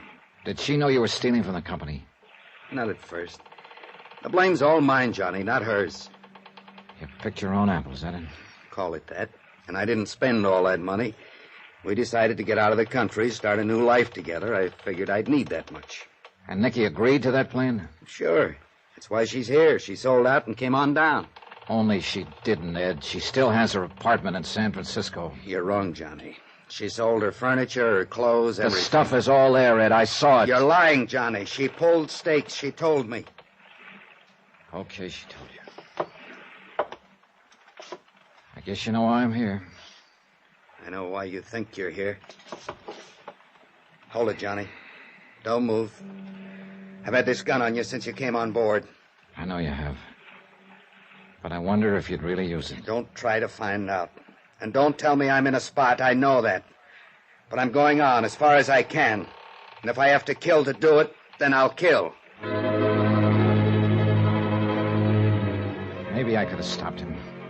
Maybe he wouldn't have fired, I don't know. And for one reason or another, I didn't feel much like finding out. I let him go. He backed out of the cabin hatch and bolted it on the outside. I heard him cross the deck and run along the wharf. And I waited for Garcia to call out to challenge him. The only sound was the car motor starting up and speeding away. Then I heard somebody come running down the wharf. Senor Dollar! Get the door open, Garcia. Where is he? What happened? He take the car, senor. It's me to blame. I am not alert. Before I know it, Never mind. Where's the nearest telephone? 2 miles, senor. 2 miles? How do we get there? But how else, senor? We walk?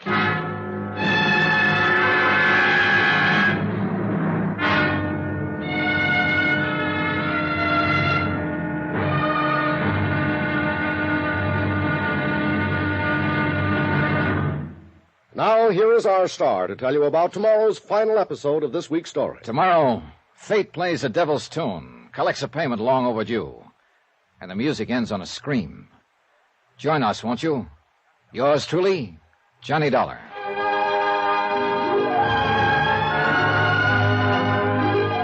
Yours truly, Johnny Dollar, starring Bob Bailey, is transcribed in Holly. Written by Les Crutchfield, it is produced and directed by Jack Johnstone. Be sure to join us tomorrow night, same time and station, for the next exciting episode of Yours truly, Johnny Dollar. Hugh Brundage speaking.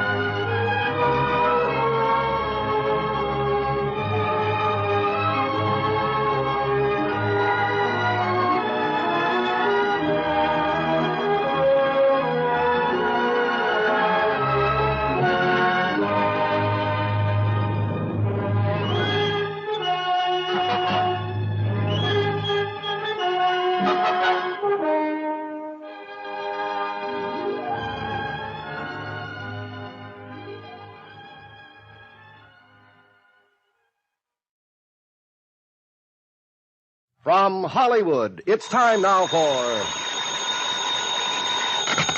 Johnny Dollar. Capitan Garcia Ramullo, senor. Oh, Garcia. Of the Panama Federal Police. Tell me, have you... Senor, the most intensive troubles are being extended in this matter.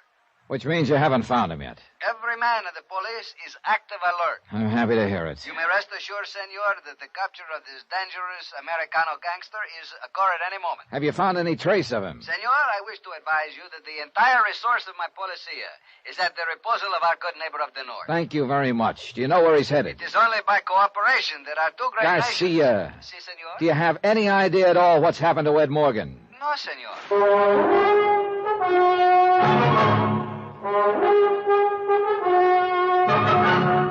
Tonight and every weekday night, Bob Bailey in the transcribed adventures of the man with the action-packed expense account.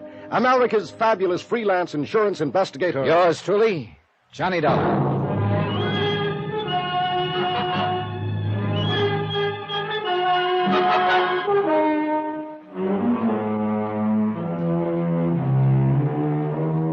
From Special Investigator Johnny Dollar, location Panama.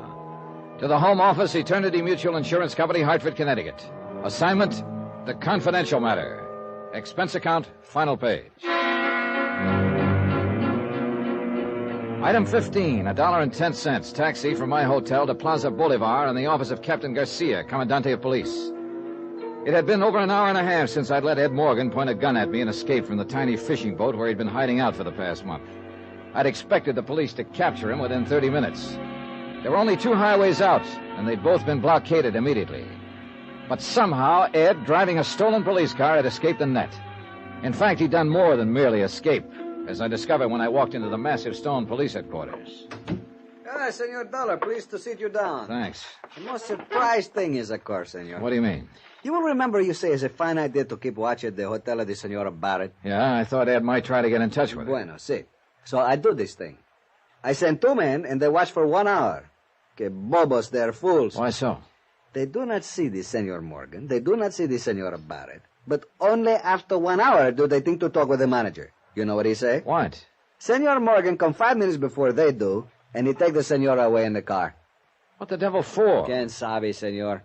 Driving a stolen car and just 1 jump ahead of the police, and he risks his neck to go after her? Why? Pues a veces el amor le vuelve loco, un hombre. Meaning?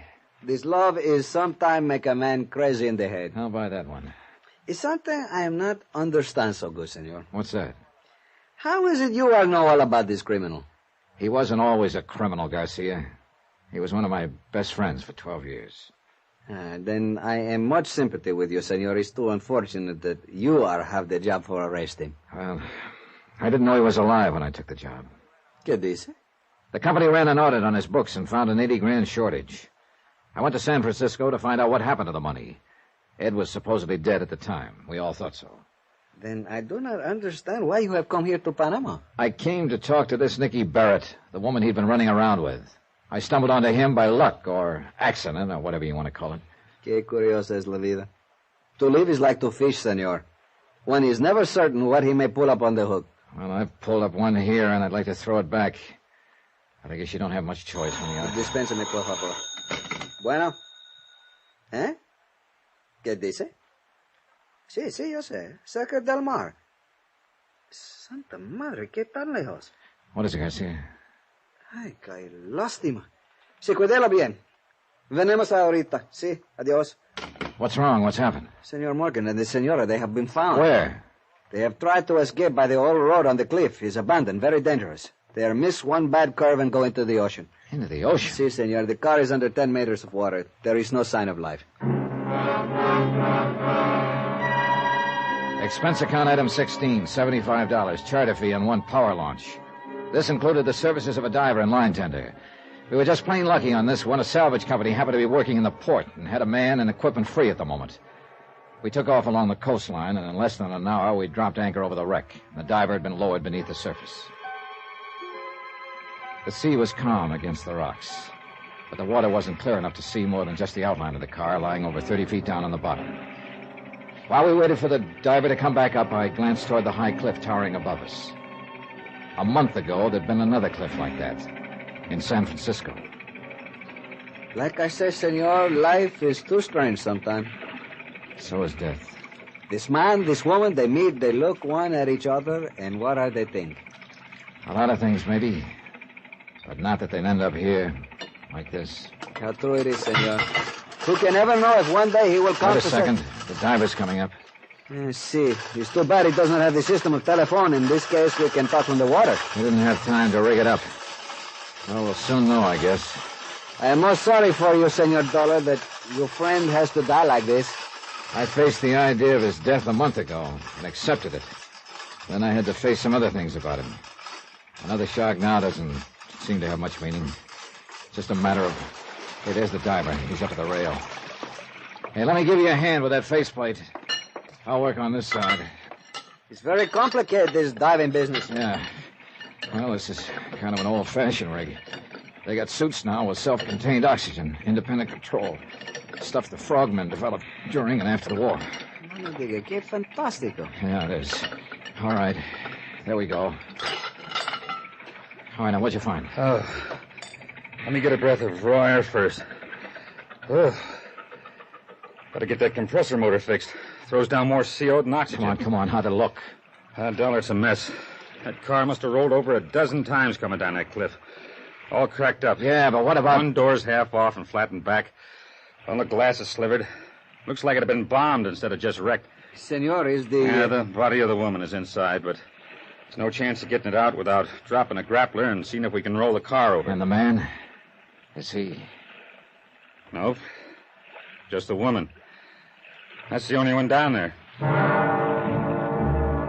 Again, the same pattern.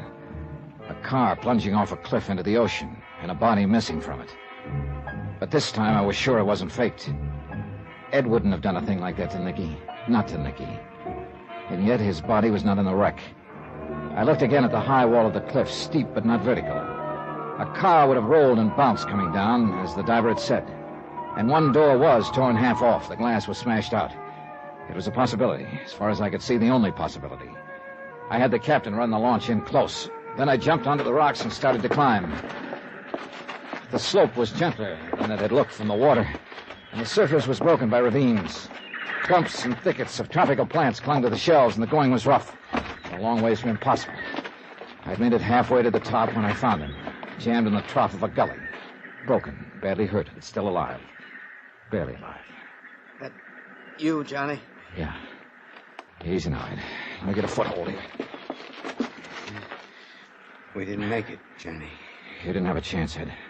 You should have realized. I know. Maybe I knew all along. Better not try to talk. It's kind of funny when you think about it.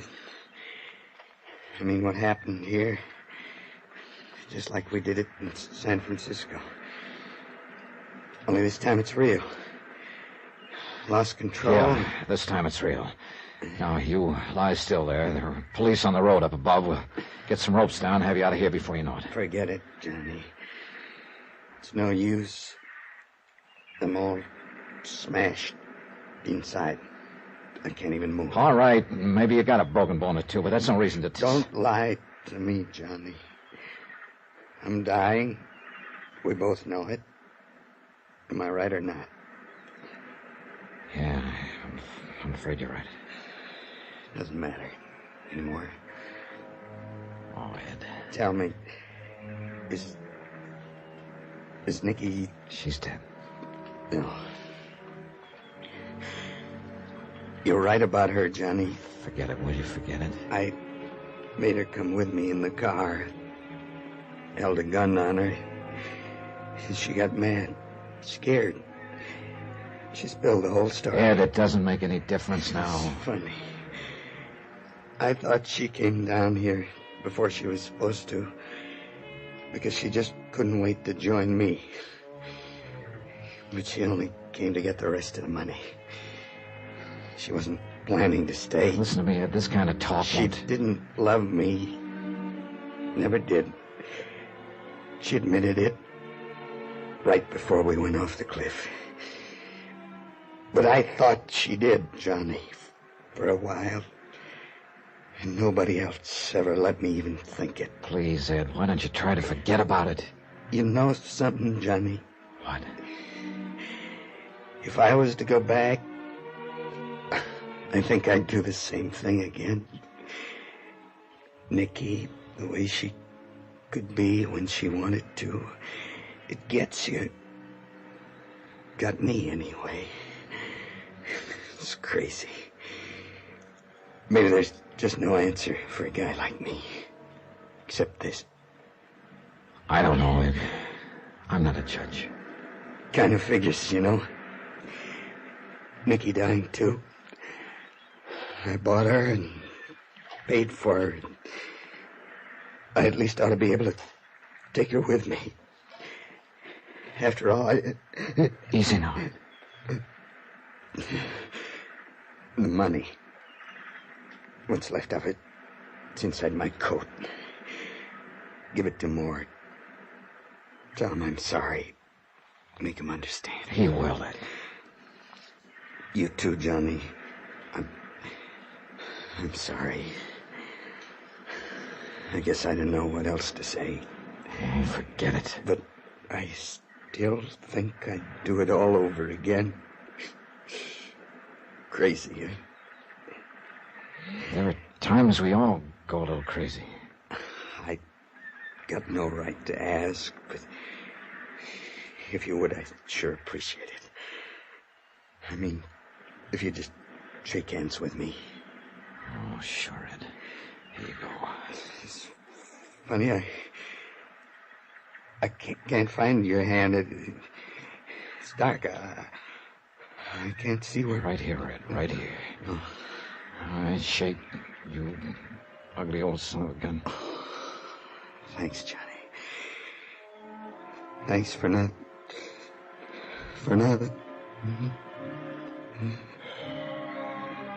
So long, Ed.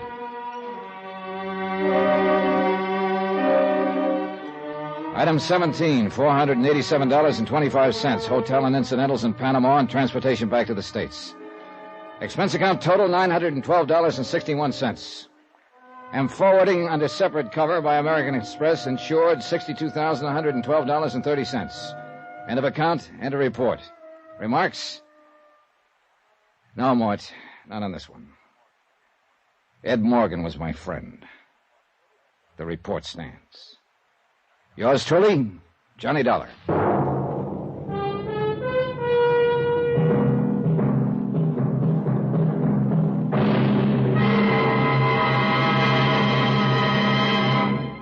Now, here is our star to tell you about next week's story. Next week, The Imperfect Alibi Matter. A real weirdie, where a big lie turns out to be the one real truth in the case. Join us, won't you? Yours truly, Johnny Dollar.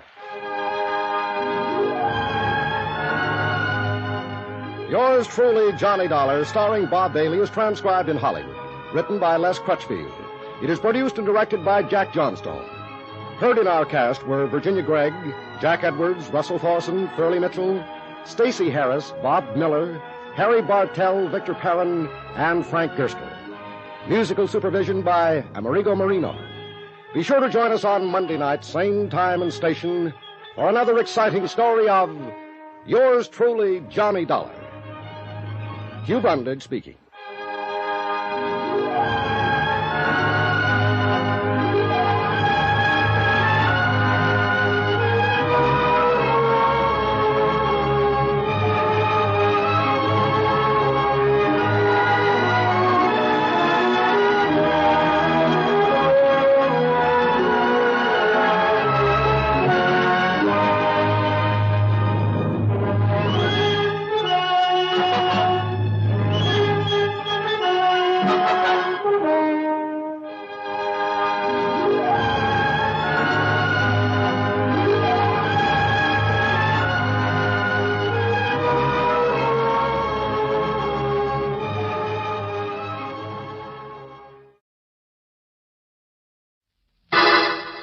Personal notice. Changes my stock and trade.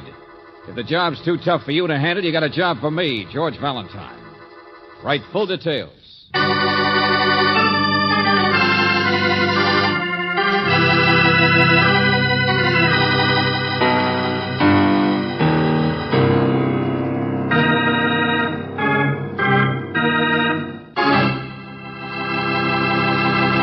Greetings, mystery lover. Have another helping of homicide on the half-shell. Our Let George Do It adventure is a real killer, to coin a phrase, which I didn't. Anyway, it's called Tag, You're It, which, believe me, has nothing to do with Junior trying to catch the little girl next door. On the contrary, it deals with an officious master of ceremonies of an audience participation program. Now, this fellow was an eager little beaver who got along on poking fun at people. Until one day, someone took a poke at him. Then even George Valentine couldn't help him.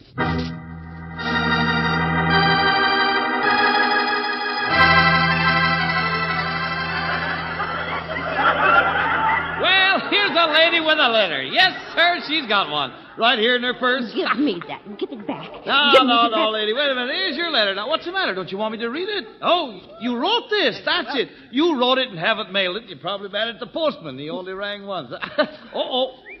Ladies, listen to this. Listen. My dear Mr. Valentine.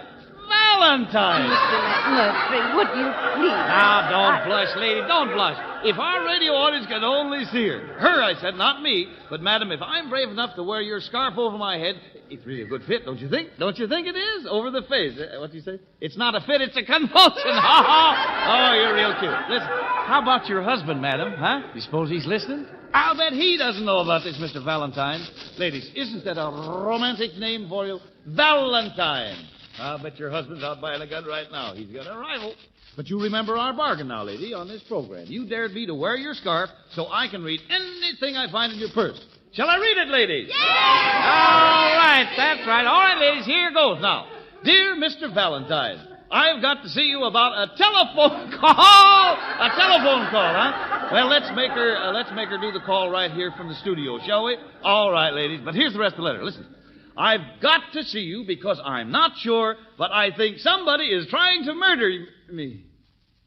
Murder? Trying to murder? Mr. McMurtry, all I wanted to tell you was that it isn't my letter. It's not my purse. A large woman. She got up and left in a hurry. She must have taken mine. It's her letter. Mrs. Oscar Pettyman, 432 West 16th Street.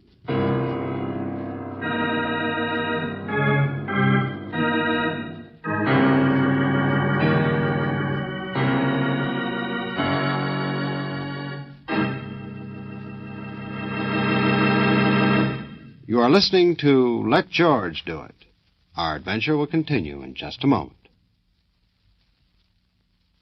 Now back to Let George Do It and George Valentine.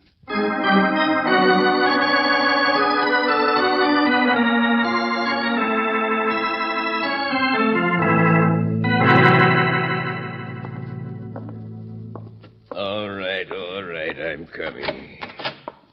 What do you want? Mrs. Oscar Pettyman, this is 432 Ain't West. here. You her husband, friend, Mr. Pettyman? He's in Chicago. Can't stand her. Leaves every chance he can get. Ansel Pettyman's my name, her brother-in-law. I board here. Well, Mr. Pettyman... Yes, the police phoned me, miss, and no, I don't know anything. You hung up on him? Well, why not? Bunch of pests. Anybody tries to kill Bertie, it wouldn't hurt anybody. Why should they care? Wow, you're a nice guy. Puzzles, contest prizes. Yeah, you ought to see what she looks like. Well, what do you mean? Bertie's as big as a horse. My dear sister-in-law. So she started to write you a letter. Think somebody's trying to kill her.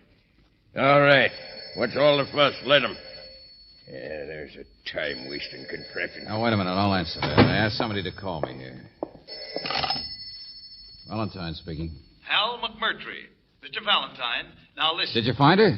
There are cops all over the studio. I want you to understand, though, that I didn't know who you were when I read that letter. Did you find her? No, not exactly, not yet. But believe me, we're turning the place upside down. Now, about that game I play on my program. Give me that phone. Give it to me. Well, look, I want to explain to Hey, you. what's going on? What's going on? McMurtry. Hello, this is Holman speaking, F.J. Holman. What? Who? What? I'm the studio manager, Mr. Valentine, and as I told the police, we'll do everything possible. I've warned McMurtry before about that silly game he plays with those women, wearing their scarves and then trying to embarrass them by prying into their purses. Well, they love it. You know they love that. Be quiet. I just wanted you to understand, Mr. Valentine. Well, yeah, sure, Mr. Holman, sure. Nobody's going to sue anybody. Skip it. But you can ask Ansel there. He's been our janitor here at the radio station, you know. He's what? No, I didn't know anything. That Bertie Pettyman, she's the sort of a person any number of people might want to kill. She's a pest, you understand? A pest. Okay. A professional radio contestant who's forever snooping around here. And sooner or later, she'll be back. You see, that's what I mean. You don't need to worry. She's an unpleasant woman that lots of people... Oh, tell it to McMurtry. I'm busy. Hey, bunch of characters work at that place. Including you, huh? Of course. 20 years, never a day sick. How else do you think my sister-in-law get all the broadcast tickets I get them for? Keeps her away out of my brother's hair. Look, I just want facts. Never mind the double talk like that Holman gives out. Because he's scared his radio station will get involved. Hello from Tag. You're it. You're wealthy. What? Letter she started said something about a phone call, didn't it? That's right. And when the police asked you Trying about to it... remember. Only a phone call I know anything about happened yesterday when I was home for lunch. Bertie stepped out to look up something for a newspaper contest. Voice says, hello from Tag. You're it. You're wealthy. What? I'm not fooling. That's the kind of crazy stuff goes on around here. No greeting, no nothing. I remember every word.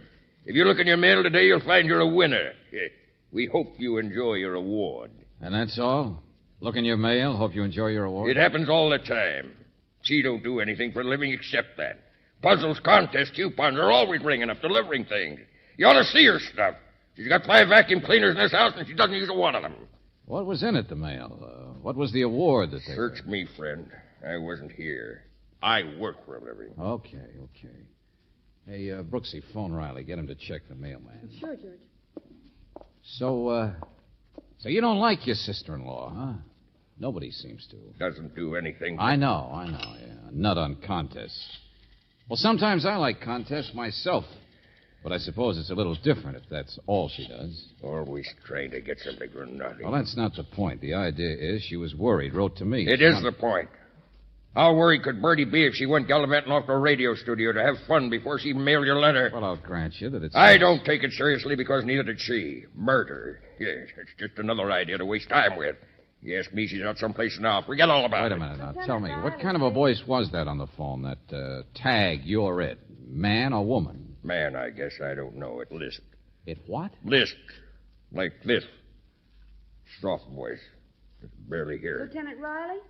Well, this is Claire Brooks. Oh, wait a minute. Here, let me have it, Angel. Hello, Riley. Listen, Valentine. We haven't found that Pettyman dame yet, but we just put out a bigger alarm on her because... Riley, look, now, wait a minute. A quick angle. Her husband's out of town, so he Yeah, doesn't but I like wanna- her. Yesterday, she got a phone call, and later on, some kind of package in the wait, mail. will you wait? Are you trying to accuse my I brother already of... got in touch with her husband. He's in Chicago. He's got nothing to do with it. Oh, Riley, everybody seems to think this is just a false alarm. She's just some kind of a crackpot. I want it... All right, maybe so. But if there's 1 chance in 50 of our preventing a real I murder... said wait, will you? It's already happened. Huh? I'm busy, I told you, with a blonde. And I don't mean Mrs. Pettyman. The exact opposite. Beautiful, young, real diamond. Riley, for the love of My heavens, will you... boys will keep on helping you look for Mrs. Pettyman, all right, but don't bother me. This one's a real case, my friend. This blonde, see, and the only clue I've got to go on is a note in her purse which says, "Tag, you're it. You're wealthy." Ha! She's wealthy, all right. She's dead.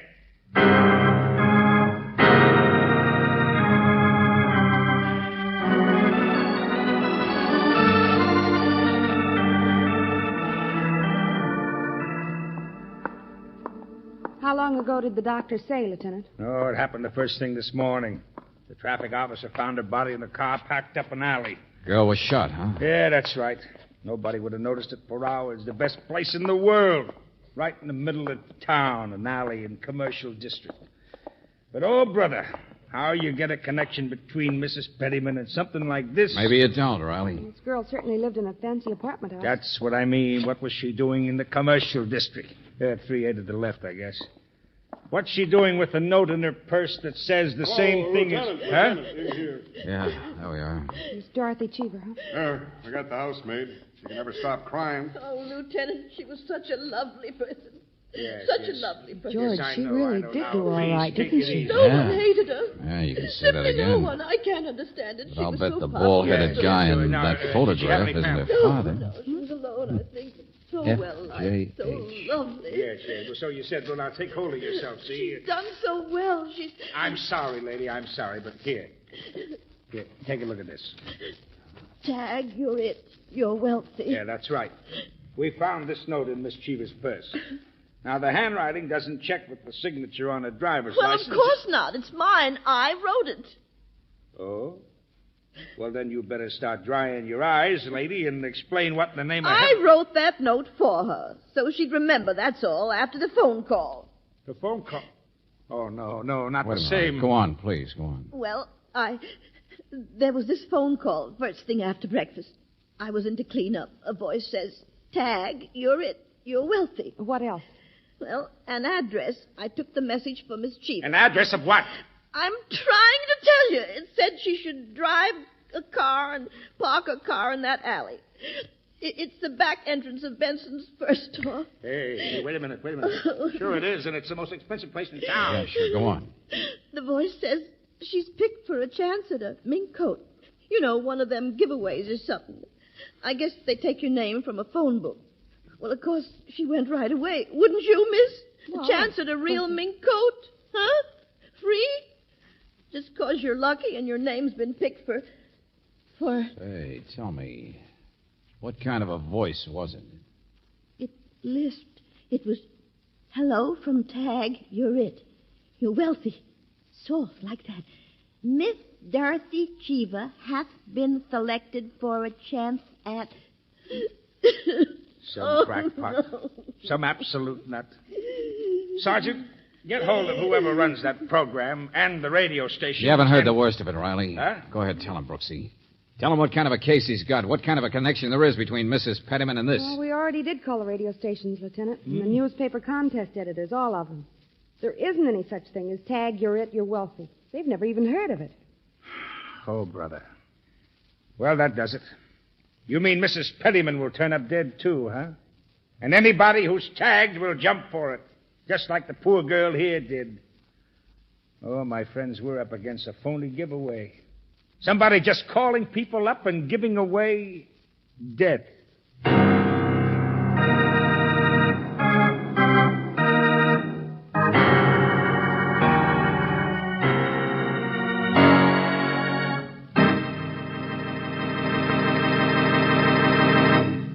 You are listening to Let George Do It. Our adventure will continue in just a moment.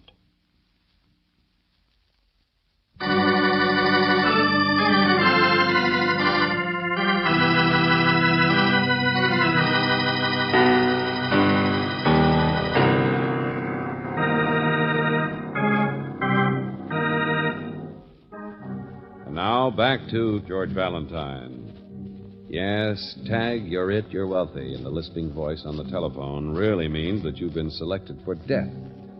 A fictitious giveaway, a contest, and you're the winner. At least that's what happened to Miss Dorothy Cheever. She went to collect on a chance at a mink and was shot. And earlier, a message came from Mrs. Oscar Pettyman promising a prize in the mail. And no sooner had she written her fear to you than she disappeared.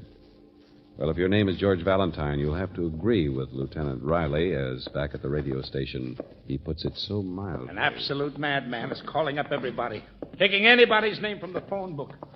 And we'll never find Mrs. Pettyman. She'll probably walk into something just like the blonde did. Like everybody else. Hey, wait a minute, listen. Huh? Mr. Russell, you have won. Your name has been selected. Hey, you will just stay in your office wherever you are. So it wouldn't happen again, huh? It's from this way someplace. Here, come on, in here. All right, whoever you are, put up your hand. Hey, what goes on? Who are you? You were whispering just a second ago. Why don't you ring the bell or not? Uh-oh. The law, huh? Stand still, I said. All right, I'll take it easy. I didn't do anything. Here.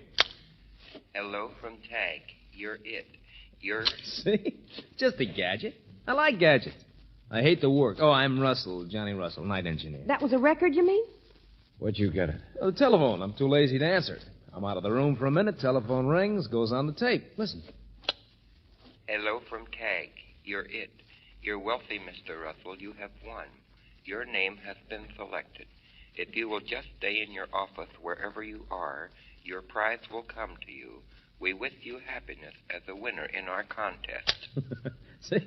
Came on my telephone a few minutes ago, I guess. Mr. Valentine, I stepped out for a second. Tape machine rig picked it up. So I'm tapped.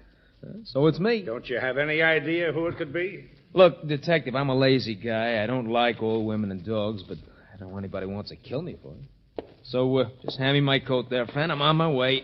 Tell the boss and McMurphy. Oh, no, you don't. Wait a minute. Ouch! Hey, let go. And there we are. Smiling, the boy dropped dead. You don't think I'm going to stick around here, do you? We'll find out what happens. I'll stay right with you, pal. And wait for my prize to come, huh? I'm not that curious. I'm going to put as many miles between me and this place Then as you get a bodyguard. Huh? Sergeant. All the same by me. Oh, janitor. Janitor, get the sergeant. Stay here, Angel. Well, McMurtry, huh? Holy smoke. Hey, it could be me next, or you, or just anybody. Oh, no, it couldn't.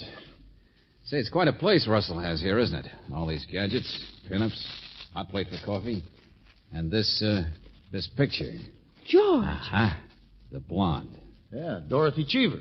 Russell ran around with her once in a while. Yeah, it all starts to tie together. Not the way I figured, but... Well, she used to work here, you know. Oh, no, we didn't. Well, if you could call it that. She's not the working type, if you know what I mean. I took her out once or twice myself, but she's too rich for my blood. Well, just what do you mean? Well, don't misunderstand, but you know, ambitious. She wouldn't turn down a Duesenberg if you offered it to her. Out for the best she could get, you know. But that certainly wasn't Johnny here. No, she liked men with more money. Like, FJH. What, George? Initials on the picture of the other guy. Bald-headed one back at her place, remember?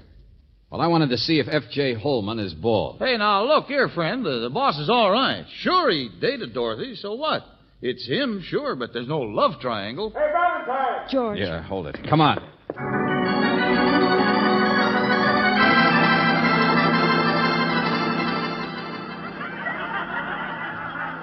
Busman's holiday, my friend. In a radio station. What do they listen to? Other radio stations. Don't you understand? We found her, my sister-in-law. Bertie's all right. She ain't even halfway dead. Listen to her. Well, I don't see anything to laugh at. Well, I don't. I answered the question right, didn't I? Back to the microphone, please, Mrs. Spring. Oh, excuse me. But I'm going to get a prize, ain't I? I mean, oh, my goodness, I'm so embarrassed. Yeah. Told you what she's like. Might have known it. Ran out in McMurtry's program this afternoon because she remembered she had tickets to this one. She was just telling them over there. Well, we'll have her under protection, too, Valentine. Yeah. Told the audience her cat was sick. They laughed. Don't blame them. Piece of candy Bertie got in the mail yesterday. What? Huh? Yeah. What is all this? I'm so confused. Well, apparently I can't... Mrs. Pettyman got a box of candy. That's what the package in the mail was yesterday. The award the Lisper sent her. But anyway, she's out of danger now. Like Russell is. Hey, Riley. Take a look at Johnny Russell there. What?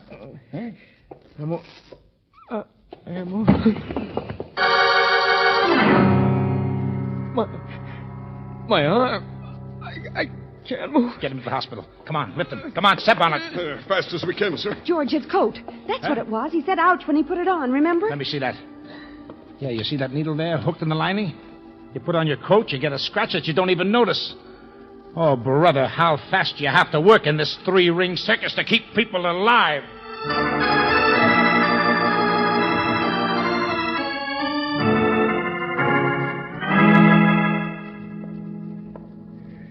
Mr. Holman's not in his office, Mr. Valentine. Oh, well, never mind. Where are you going, Ansel? I work for a living. What do you think? Instruction box says sweep Studio B. Well, janitor's hard. All right. George, I don't understand. Well, take them one at a time, Brooksy. Mrs. Pettyman got her call first. In some kind of murder attempt through the mail. Candy or whatever it was. Yeah. The whole case got thrown in the open fast because her letter was read right out on the air for everybody to hear. But in the meantime, Dorothy Cheever had got her call and had been killed. Then Johnny Russell. You see, Angel, the murderer was working against time, making mistakes, because it was really going too fast for him, too. George, they're tied together, though. I mean, the blonde... Well, they've all been around here in the studio, sure. The blonde, Johnny Russell, even Mrs. Pettyman, always snooping around trying to get free broadcast tickets, remember? Who's going to be next? I mean, what's the pattern? A killer like that doesn't stop. It just... Hold it. What's the matter, Ansel? I just happened to think Studio B isn't being used tonight. It's a spare down in the basement with the reserve switchboard. What? Yeah. Supposed to sweep it out for a broadcast, you said. The note told me to do it. It was in the instruction box. Just a type note. Only now it's not there. Ansel, you're the janitor. You see everything that goes on around here. Logically, you'd be the next person that... Hey, Brooksy, get Riley back here. I'm going to be the next person. What? Yeah, stay up here, Ansel. I'll take a look at Studio B for you.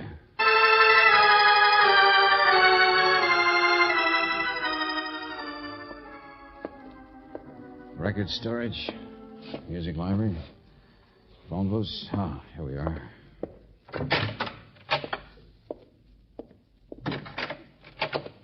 It's a pretty good-sized studio. What? All right, come on now. Turn them on. Turn the lights on. Come on now. There's a master board around here someplace. What's the matter? Can't you see? Look, it's too late to play games, friend. Put your lip back in shape. Where am I? Yes. Where am I? You can't tell in the dark, can you? Where am I? Oh, now, look for the love. Music stands set up for an orchestra. Did you hurt yourself? Not half as much as you're going to be, friend. Come on, tell me. I know where you are. You haven't moved, so you're still somewhere by the big control switchboard. Mr. Valentine. Look, now, I won't hurt you. Yeah, I'm on your side. In fact, I'm almost on you. Hey, let go of that gun. Get away from those switches. Hey, The wrong switch, Mr. Valentine. No, what a madhouse. No, you don't. Get away. I'll get the lights. Get over there. And I still have the gun. Well. Hello, Ansel. You couldn't shoot me in the dark, could you? You guessed who I was. It wasn't a guess, Buster. You made a mistake. But skip that part of it. I'm on your side. Forget it. Of course you're on my side. But I was fired. You guessed that. Fired? After 20 years of service? Holman said I should rest. But I work for a living. I'm not like the others. Yeah, I know. The girl who was out for everything she could get without working for it. Johnny Russell, he's that type, too. And Bertie, always looking for a free prize someplace. Stop looking past my shoulder. I'm not going to turn around. The worthless one. And I work. And I get flustered. Are you going to kill Holman, too, the boss? Lots of people I'm going to kill. Parasites who toil not. Sure. Yeah. Upstairs, you pulled that gag to get me down here. It was going too fast for you, wasn't it? Holman was out, and you had to have time for him. You understand, don't you? You're in the way. Now, look, Ansel, you know this is all in your imagination. Those people you tried to kill are all right. Holman's all right. I know too much, but I'm not so bad either. Shut up! Why don't you lisp like you did in the phone calls? That was your mistake, you know. I don't make mistakes. You're the first one who told me about the lisp. And you pretended you'd taken the first call from that voice. You said you remembered every word. Hello from Tag. You're rich. You're wealthy. If you look in the mail today, you'll find you're a winner. We hope you enjoy your award. Friend, in that entire message, there's not a single S for anybody to lisp on. For the last time, look at me. Now! And look at the gun! You can't fool me. There's no one behind me. I locked that door when I followed you in here. What difference does it make what I say? I've worked all my life. Every penny I've made because I worked. Sure, that's right, friend. This is a radio. I'm going to kill you, and no one will ever know that it was I. No one's ever going to know what. Let me tell you just one thing, mister. It's just what I've been staring at. One of those switches we hit. Maybe lots of people will know about you, friend. Mr. Valentine. Now, you listen to me. Now, I don't know what it means. You could tell me. But right behind you, back there over the door, there's a big red sign that's all lit up. Yeah, look at it. In great big red letters, it says, "On the air." What? No, this studio That's all, sucker!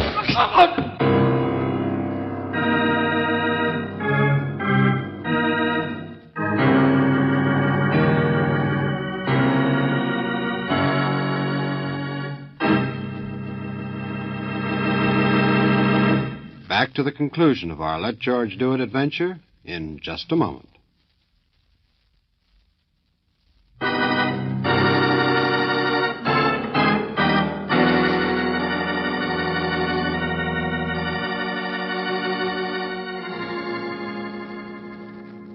It was strange. Mr. Holman told you that. He'd saved enough money. He didn't need the job. I wouldn't try to explain him. Of course, I never paid much attention to him. We know you were busy all the time doing what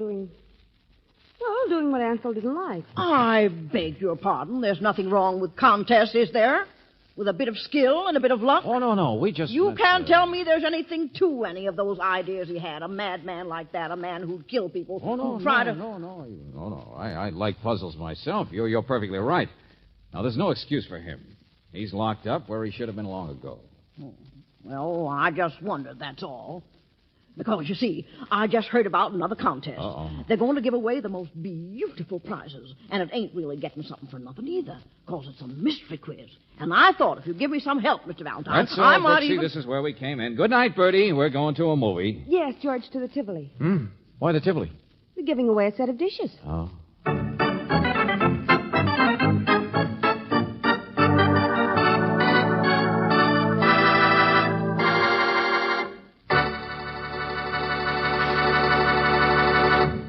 You have just heard Tag, You're It, another Let George Do It adventure. Robert Bailey was starred as George Valentine, with Virginia Gregg as Brooksy. David Victor and Jackson Gillis wrote the story, with music by Eddie Dunstetter. Now this is yours truly inviting you to another visit with Valentine, when you will again hear what happens when you let George do it.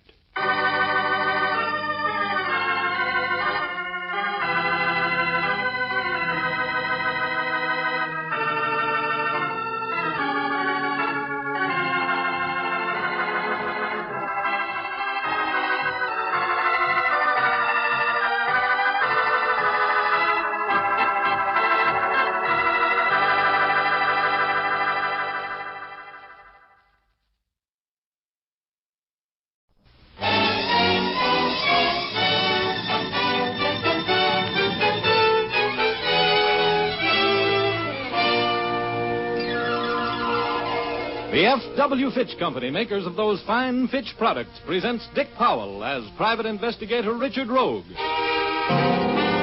in Rogue's Gallery.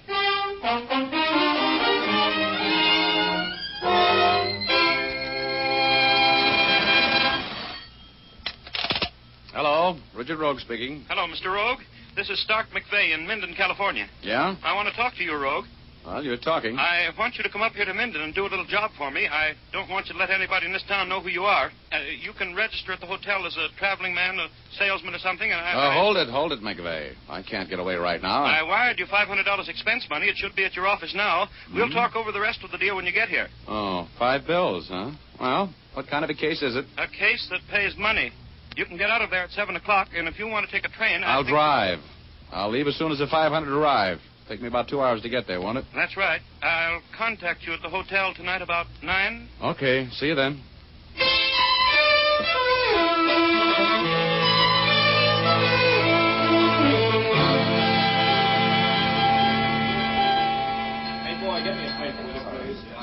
Carry your bag, sir? Oh, yeah. I want to check in. Here. Thanks. Hey, clerk. Yes? You got a room? Well, I don't No, know. I didn't ask the price, did I? I'll take anything from a broom closet to the bridal suite. Now, here.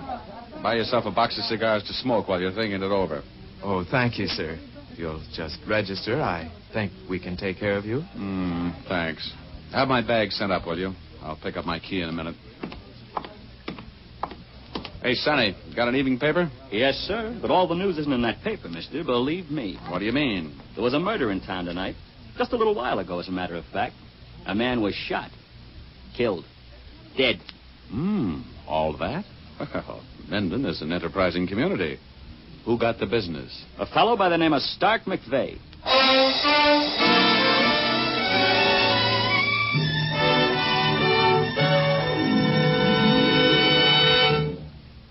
We'll return to our story in just a moment, but first here's Jim Doyle to give you some smooth talk on a smooth subject. Yes, smooth is the word for it, Dick.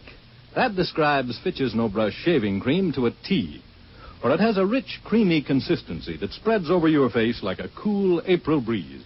There's nothing heavy or greasy about Fitch's No Brush, yet it does a man-sized job when it comes to wilting a tough beard. You see, Fitch's No Brush is a blend of 3 important shaving ingredients. These are balanced in such a way that you get efficiency in softening whiskers, plus a skin conditioning action that protects your skin from irritation. Yes, they all add up to a shave that's really solid comfort. You men who say there's nothing like lather for a swell, smooth shave will like Fitch's Brush Cream. It gives lots of dense lather that stays moist all during the shave and rinses off easily. It, too, contains the special skin conditioner for sensitive skins. Both Fitch's Brush and Fitch's No Brush shaving cream come in handy jars, big 25 and 50-cent sizes.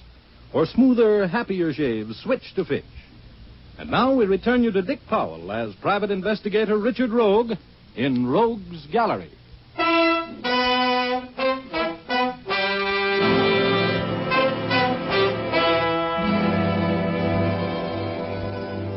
Well, this case looked like it was officially over before it started. The man I was working for had just been killed. I found that out while I was registering in Menden's only hotel with running water. A bellboy gave me the news, and while I was just standing there with my mouth hanging open, a big, beefy guy eased up to me and said, "You're Richard Rogue, aren't you?" "Oh, my name's Richard." "Yeah, I know you're Rogue. I've seen your picture in the paper too often to be mistaken. I want to talk to you." "Why?" "Because I'm chief of police in this town." Oh, well, you just want to have a social talk, huh?" "Yeah, about a murder. Come on, Rogue, let's retire to the bar and play questions and answers." "What about?" "About what you're doing in town, among other things. Come on, get moving, big shot."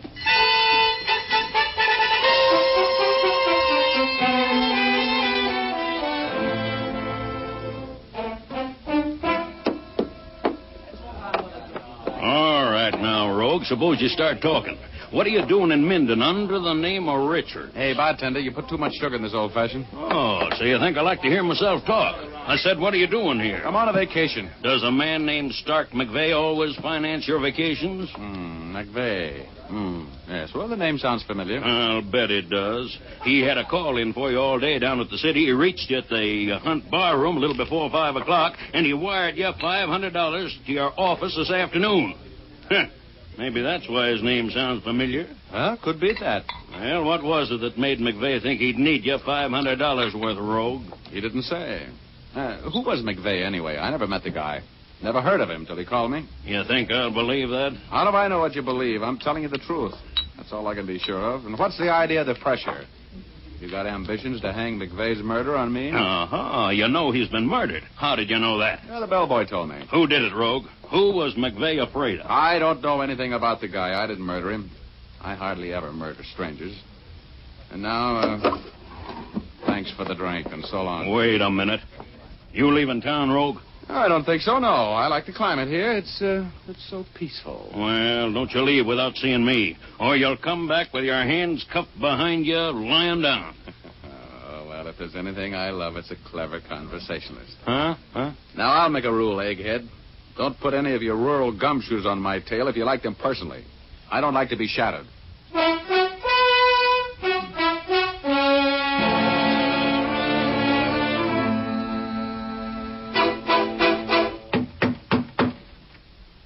Come in. Here's your ice water, Mr. Rogue. The name is Richard. Skip it. I heard you talking to Chief Reese. I know who you were anyway. Oh, well, you're a smart lad, huh? Did you know Stark McVeigh? Sure. He used to be around here quite a bit. In the bar. What was his racket? What did he do for a living? How long had he been living here in Mendon? Nobody knows where he made his money. He didn't work since he moved here about 2 years ago. Retired, I guess. That's what everybody thought. Always seemed to have plenty of money. Oh, he did, huh? Well, who were his friends? Was he married? Look, if I'm going to answer all of those questions, I want to work on the case with you. You need somebody who knows the town. Now, I'm an ex-GI. I work with intelligence. I can be a big help to you. Okay. Okay, you're working. Now, was McVeigh married? No. Didn't run around with women much either. I mean, here. Some blonde came down to see him once in a while. Drove a Cadillac convertible. Looked like a movie star. Did McVeigh make many trips? Was he out of town much? Yeah, he traveled quite a bit. Did he have any enemies in town? Nobody knew him well enough to hate him. He was a kind of a stranger, Mr. Rogue. Nobody got to know him very well. You live alone? Yeah. He had a woman come in a couple of times a week to clean up. That's all. Good. Well, who do you think killed him? I don't know. Any suspicious-looking characters been seen around town lately? Not that I know of. But he could have been here without me knowing it. Okay. Hey, what's your name? Buzz Walters. What time are you off duty? About an hour, 9 o'clock. Good, I'll see you then. In the lobby, right? Yeah. What are you going to do now? Oh, I'm going out to the house, McVeigh's house, and take a look around. You know where it is? I'll find it. See you at 9.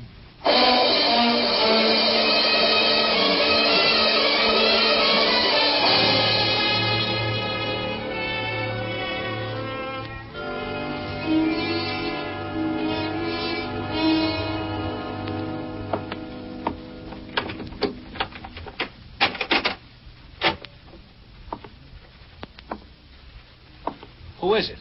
Turn on the lights. Who is it? Is that you, Hank? Yeah. Turn on the lights. Hey, you're not Hank. Who are you? What are you doing here? Will you turn on the lights so we can talk this thing over, Junior? Oh, you're the guy who bumped McVeigh, huh? Okay, Junior. Stand right where you are. And let you shoot at me? That doesn't sound practical. I've got my gun out now. How about taking another shot so I can spot you? Who are you? The law? Oh! Okay, Junior. Throw that gun away. Oh, don't shoot anymore. You hit me. Let me hear that gun hit the wall. Throw it. Okay.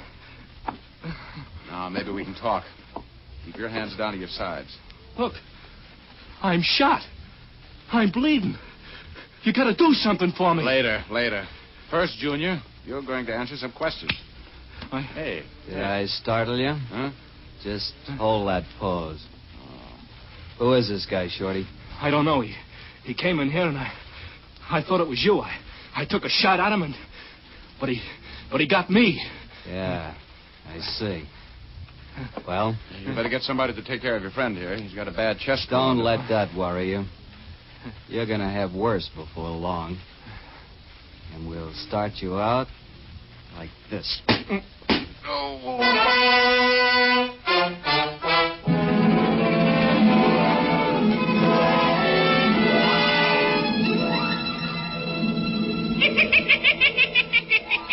Hiya, Rogie.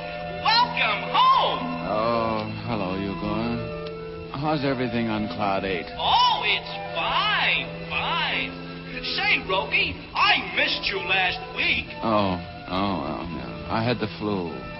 Yeah, didn't Dennis O'Keefe come up to see you? Nah, not that Irishman. He doesn't use his head the way you do, Rogie. Say, who did it this time? I don't know. But I'm going to get him. If it's the last thing I do. Oh, you better hurry back downstairs then. You're getting further away every minute. Huh? What do you mean? You got a surprise Rogie. You're a side door tourist right now. Huh? Oh, well, that settles it. I'm going over the side. So long, Igor. So long, Rogie.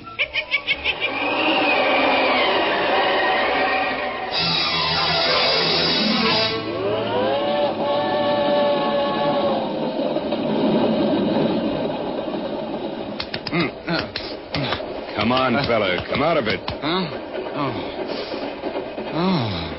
Hey. Hey, this thing's moving. Sure, friend. It's okay. You're in a freight car. A freight car? Well, Well, it seems somebody wrapped you over the skull and threw you in here. Who? I don't know. You were here when I got here. Don't worry, you'll be okay. Yeah. Well, thanks for the first aid. Where are we? Well, about 10 miles out of Minden. This red ball got a hot box and was held up. We're on the big grade going into the mountains. Thanks. Hey, well, you got around my head. Yeah, you were bleeding. I tore up your shirt and made a bandage of it. Oh, thanks. Hey, wait a minute. Where are you going? I'm going to jump out of this thing. Are you crazy? Could be. Hey, look. I've still got my wallet. You have? How come you didn't lift it? I didn't think of it. You're an honest man. Here, here's a 20. Thanks. Okay. Well, here goes nothing. So long.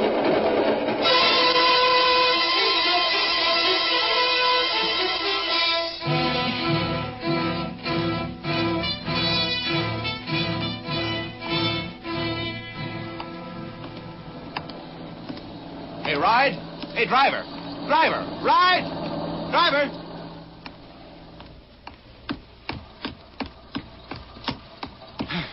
You going into Minden?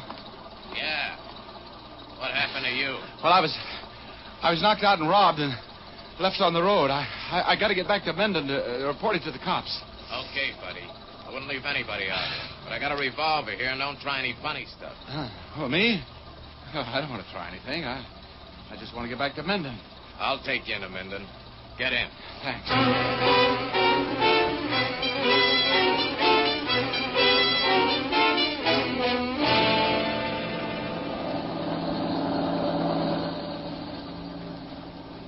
You can let me out here. Oh, no. Just stay right where you are. Hey, what's the idea? Will you get that heater out of my face? I'll tell you where to get out. Oh? Well, when will that be? When we get to the police station. That's where you're going, mister.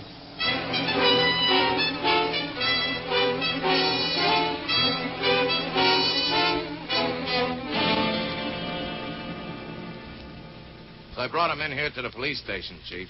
He looks suspicious to me. Yeah, nice work, Mr. Pollard. We'll take care of him, thanks. I hope I did the right thing. Yeah, you sure did. Thanks for the ride, Mr. Pollard. Goodbye. You just go right ahead, Pollard. I'll see you later. Oh, Chief. Huh? There's no reward, is there? No. So long. Oh. So long. Well, I see you're back, Rogue. I told you you'd get in trouble nosing around in this town. Now, you gonna talk? Well, I haven't much to say, Reese. I went out to McVeigh's house. The door was open. I walked in. Some guy took a shot at me. I shot back. Got him, and while I was trying to find out what it was all about, another guy sneaked up behind me and bent a rod over my head. I woke up in a freight train 10 miles out of town. This Pollard gave me a ride in, and that's the end of the story. Well, how do you figure it? I don't know, but I want to get back out to that house. You coming with me? Well, what do you expect to find out there? We combed the house from one end to the other. Well, there's something going on in your charming little town that needs taken care of, Chief. And how come you don't have men at that house? There was a murder there a few hours ago. Now, don't you tell me my business, Rogue. Something smells. Come on. Let's get out to McVeigh's house. I want to do a little combing myself. Now, you'd better stay in line, Rogue. After all, I'm the chief here, and Yeah. I've read your star. I don't know whether you're a dumb chief or a smart operator. But we're going to McVeigh's house, and we're going to tear it to pieces until I get a lead. Now, come on.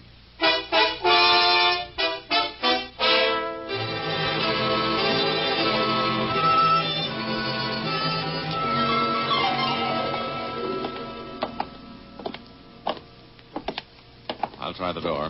Don't knock, it may be open. Okay. Well, close the door. All right. No, the lights don't work.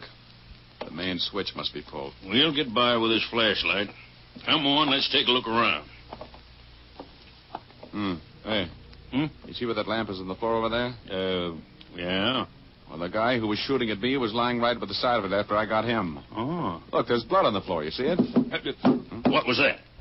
Oh, it seemed to come from that closet. Somebody's in there. Well, come on out. Come on out, or I'll shoot that door so full of holes we can pull you out through them. Okay, I'll come out. Well, hello, Buzz. Welcome to the party. What are you doing here? Well, Mr. Rogue told me he was coming out here, and he was supposed to be back to meet me in the lobby at 9 o'clock. He didn't come back, so I decided I'd run out here and look for him. You got here a little late, Buzz. Oh, no, I didn't. Well, I was a little late to do you any good, but I saw plenty. I saw them walking around here. Wait a minute. What do you mean, them? 2 men and a girl. The blonde girl that used to come here to see Mr. McVeigh. Oh, you mean she was here? Yep. I hid outside of the window and watched them.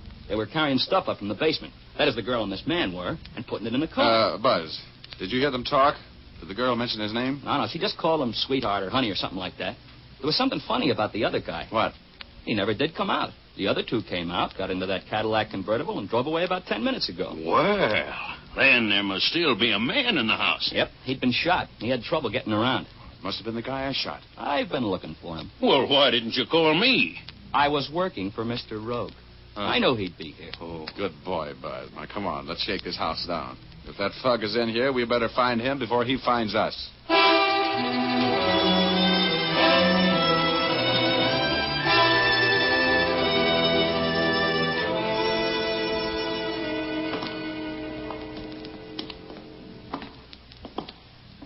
Wow, this is the best-kept basement I ever saw in a bachelor's house, Buzz. How about it?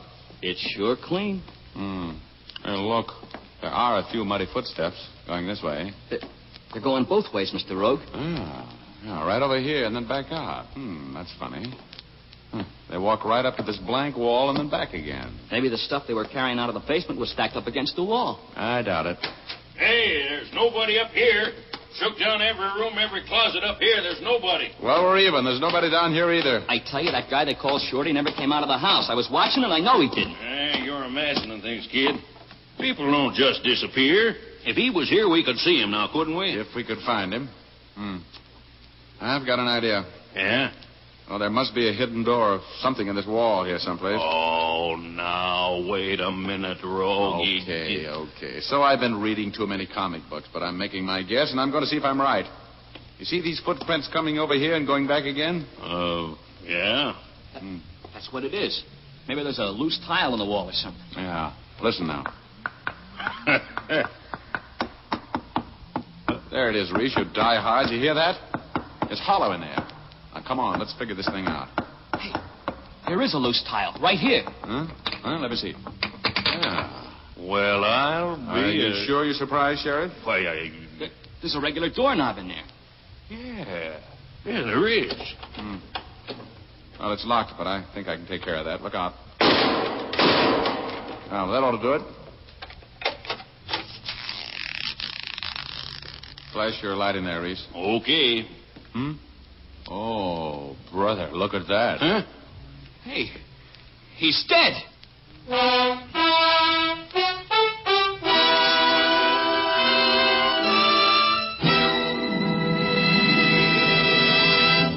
We'll return to our story in just a moment. But now I'd like to ask the ladies a question.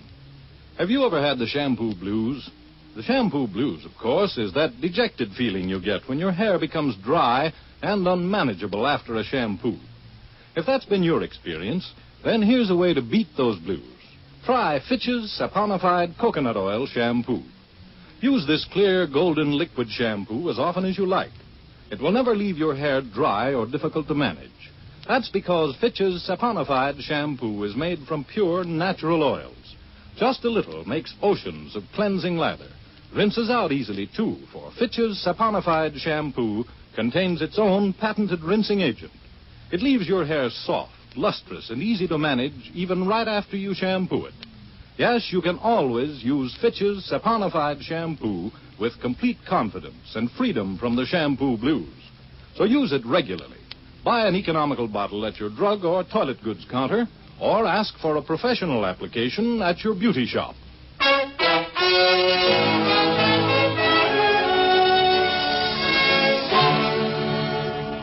And now we return to Dick Powell as private investigator Richard Rogue in Rogue's Gallery.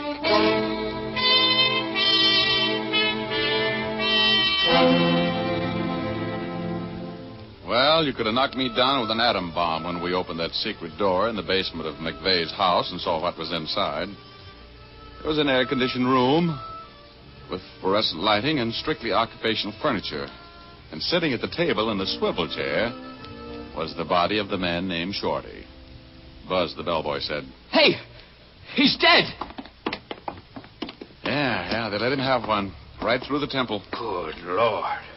2 murders in one day in Minden. That'll put the place on the map, won't it?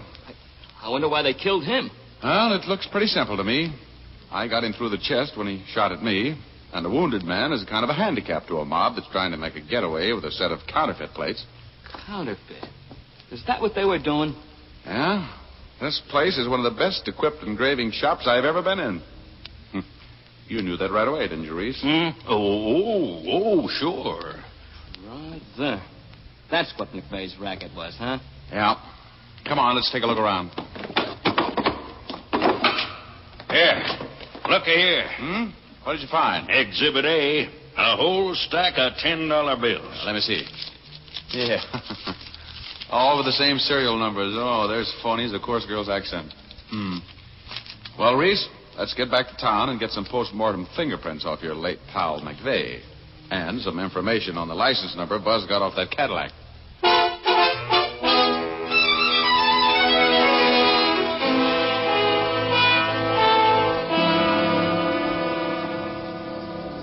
Do you think we'll get him, Mr. Rogue? Oh, we're a lead pipe cinch, Buzz.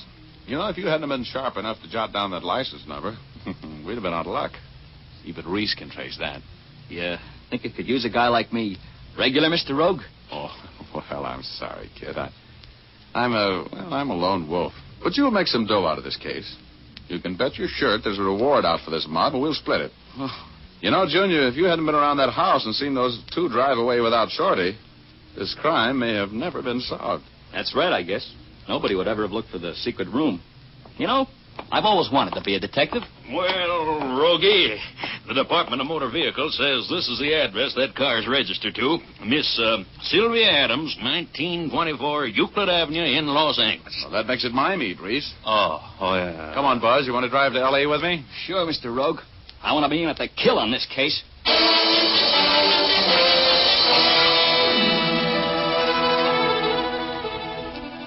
Well, this is the house. Oh. Miss Sylvia Adams, 1924 Euclid Avenue. What are we going to do? Well, first you go see if the car's in the garage while I take a look around. Okay. Hey, Buzz. Come here. Wait a minute. Yeah? Hey, look in that window out there. Mm-hmm. That man. He's the one who knocked me out. Oh, is that the man and the blonde woman you saw leaving McVeigh's house? Yep. That's them.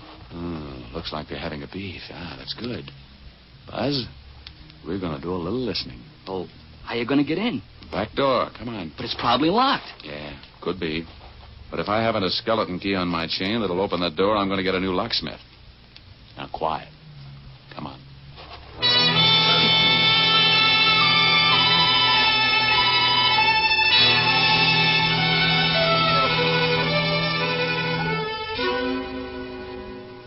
You didn't have to kill them both, Hank. You're a trigger-happy fool. Will you stop harping on that? They're dead. That's all there is to it. We're rid of them, and we got the counterfeit plates. We got no more troubles, baby. From now on, it's you and me.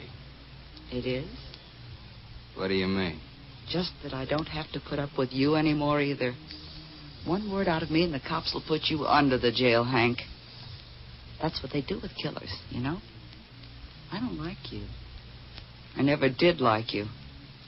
But you're going to keep me in money and minks and everything I want as long as I live. Killer. That may not be long, you little double-crossing. Hank, put that gun away. Hank, no. So you were going to double-cross me. Hank, no. So all that sweet talk No. was just an act. No. Well, here's my act, baby. Next one, touch your eye, Hank. Drop the gun. Pick it up, Buzz. Yeah. Who are you? Well, now, that's not very flattering. I'm Richard Rogue. But we'll talk about that later, lovely. Right now, get up against that wall, both of you. Start singing and make the lyrics cover a couple of murders. Come on, sing!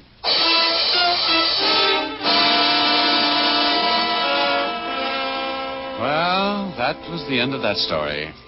It all happened over a woman. Almost everything does. When I got through chatting with Sylvia, I had the whole story. McVeigh and Hank had a sweet little counterfeiting deal all set up and running smoothly. McVeigh, a master engraver, made the plates and hand-printed them in his shop in Minden. Hank wholesaled the stuff. Everything was just too divine. Until Hank moved in on McVeigh's girl, Sylvia, and got caught at it. McVeigh wanted to hire me to front for him in exposing Hank as a counterfeiter, and that's what started all of the excitement and the murders. We found the counterfeiting plate in Sylvia's Cadillac, and I collected $5,000 reward for cracking the case. I split it with Buzz. He was a happy kid. Yes, well, as I've always said, cherchez la femme, to coin a phrase. It means find the woman. And by the way, if you have any luck, cherchez one for me, too, will you? I'm feeling much better and not doing a thing tonight. You know what I mean.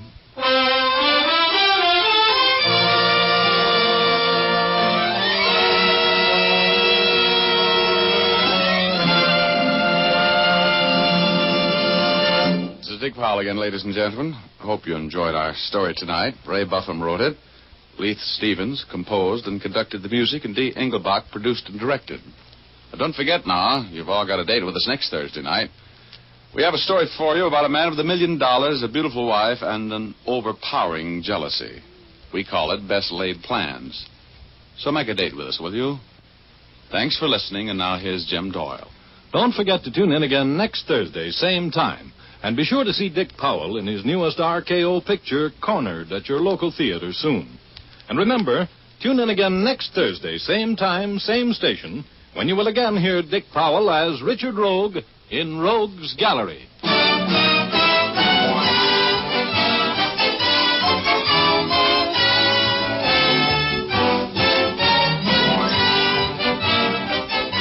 Remember, if dandruff is your problem, ask for Fitch's Dandruff Remover Shampoo.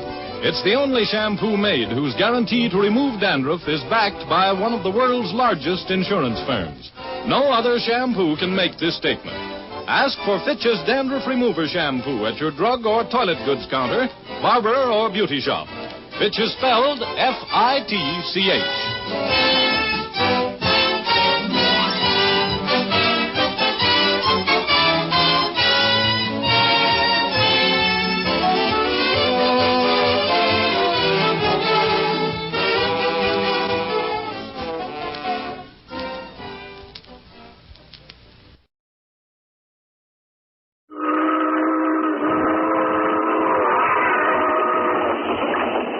Speeding from coast to coast, the Federal Express thunders through the night. Adventures, thrills, romance. Ride the rails with Ned Jordan, Secret Agent.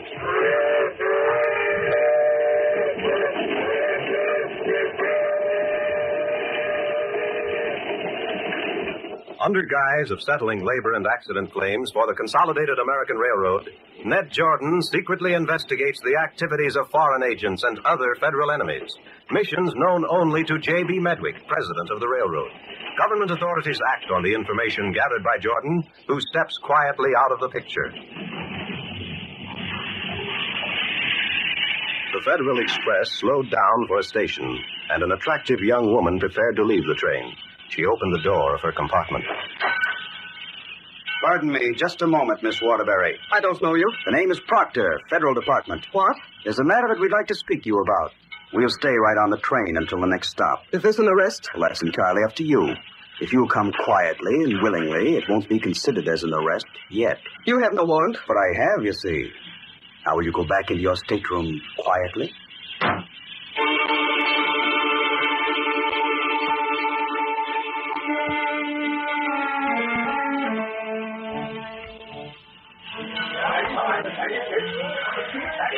Judy. Here's the address Waterbury carried, and here's the letter she was sent. It tells her to show the letter to the man who orders lentil soup. Lentil soup. Very well, Inspector Proctor. I'll do my best. And, well, be careful, Judy. If Jordan or your father knew that you were in on this, they'd have my scalp. I'll be careful. And when I do tell Ned, I'll lead him to believe it was nothing but coincidence that took me to that funny little restaurant.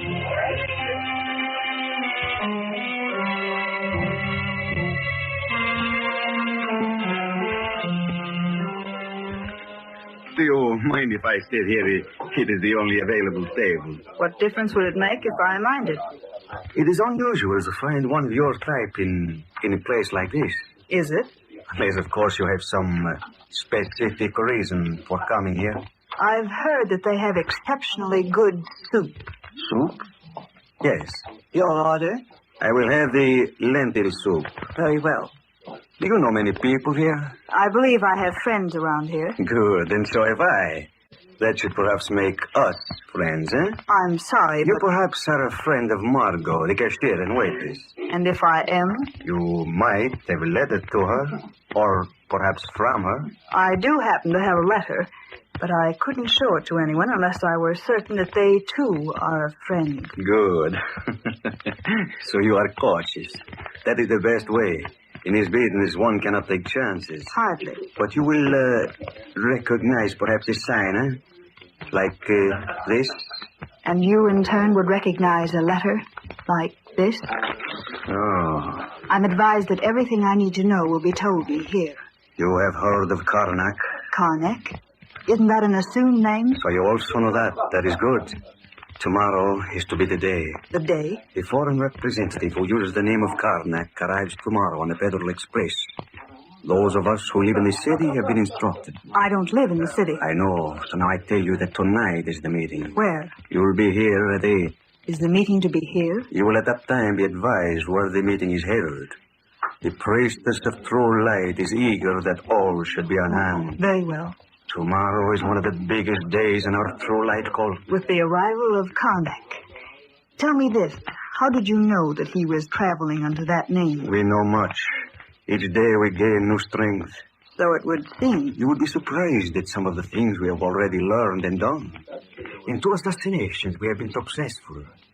Tomorrow, when Karnak arrives to meet his end, it will be a great stroke for us. One that may have unlimited possibilities. Just what will Karnak, the man who is called Karnak, what will his death accomplish? You know the conditions in the old country now? Yes, of course. It takes but little to start new trouble. Yes, but Karnak... His death may arouse sympathies for our people. They will resent his death in America. Perhaps indemnities will be demanded. Apologies which the United States cannot and will not give. Perhaps the war will come. And then we shall have powerful nations in sympathy with us. I see. First, the death. And then the propaganda that will follow. How many do you expect to attend the meeting tonight? At the very least, there will be 50 of us. All members of the True Light. The True Light.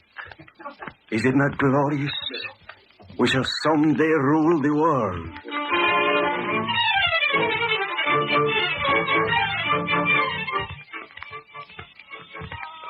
Taxi!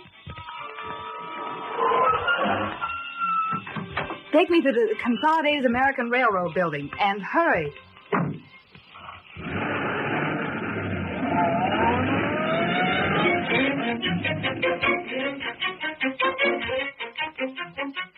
So after this guy started talking to you, you realized you might be on the track or something and kidded him along, huh? That's right, Ned. There will be 50 people at this meeting. But if this organization is so terribly secret, why'd this bird start telling you so much? I told you, he was expecting someone else and mistook me for her. So when the woman he's waiting for arrives, he'll know he made a mistake.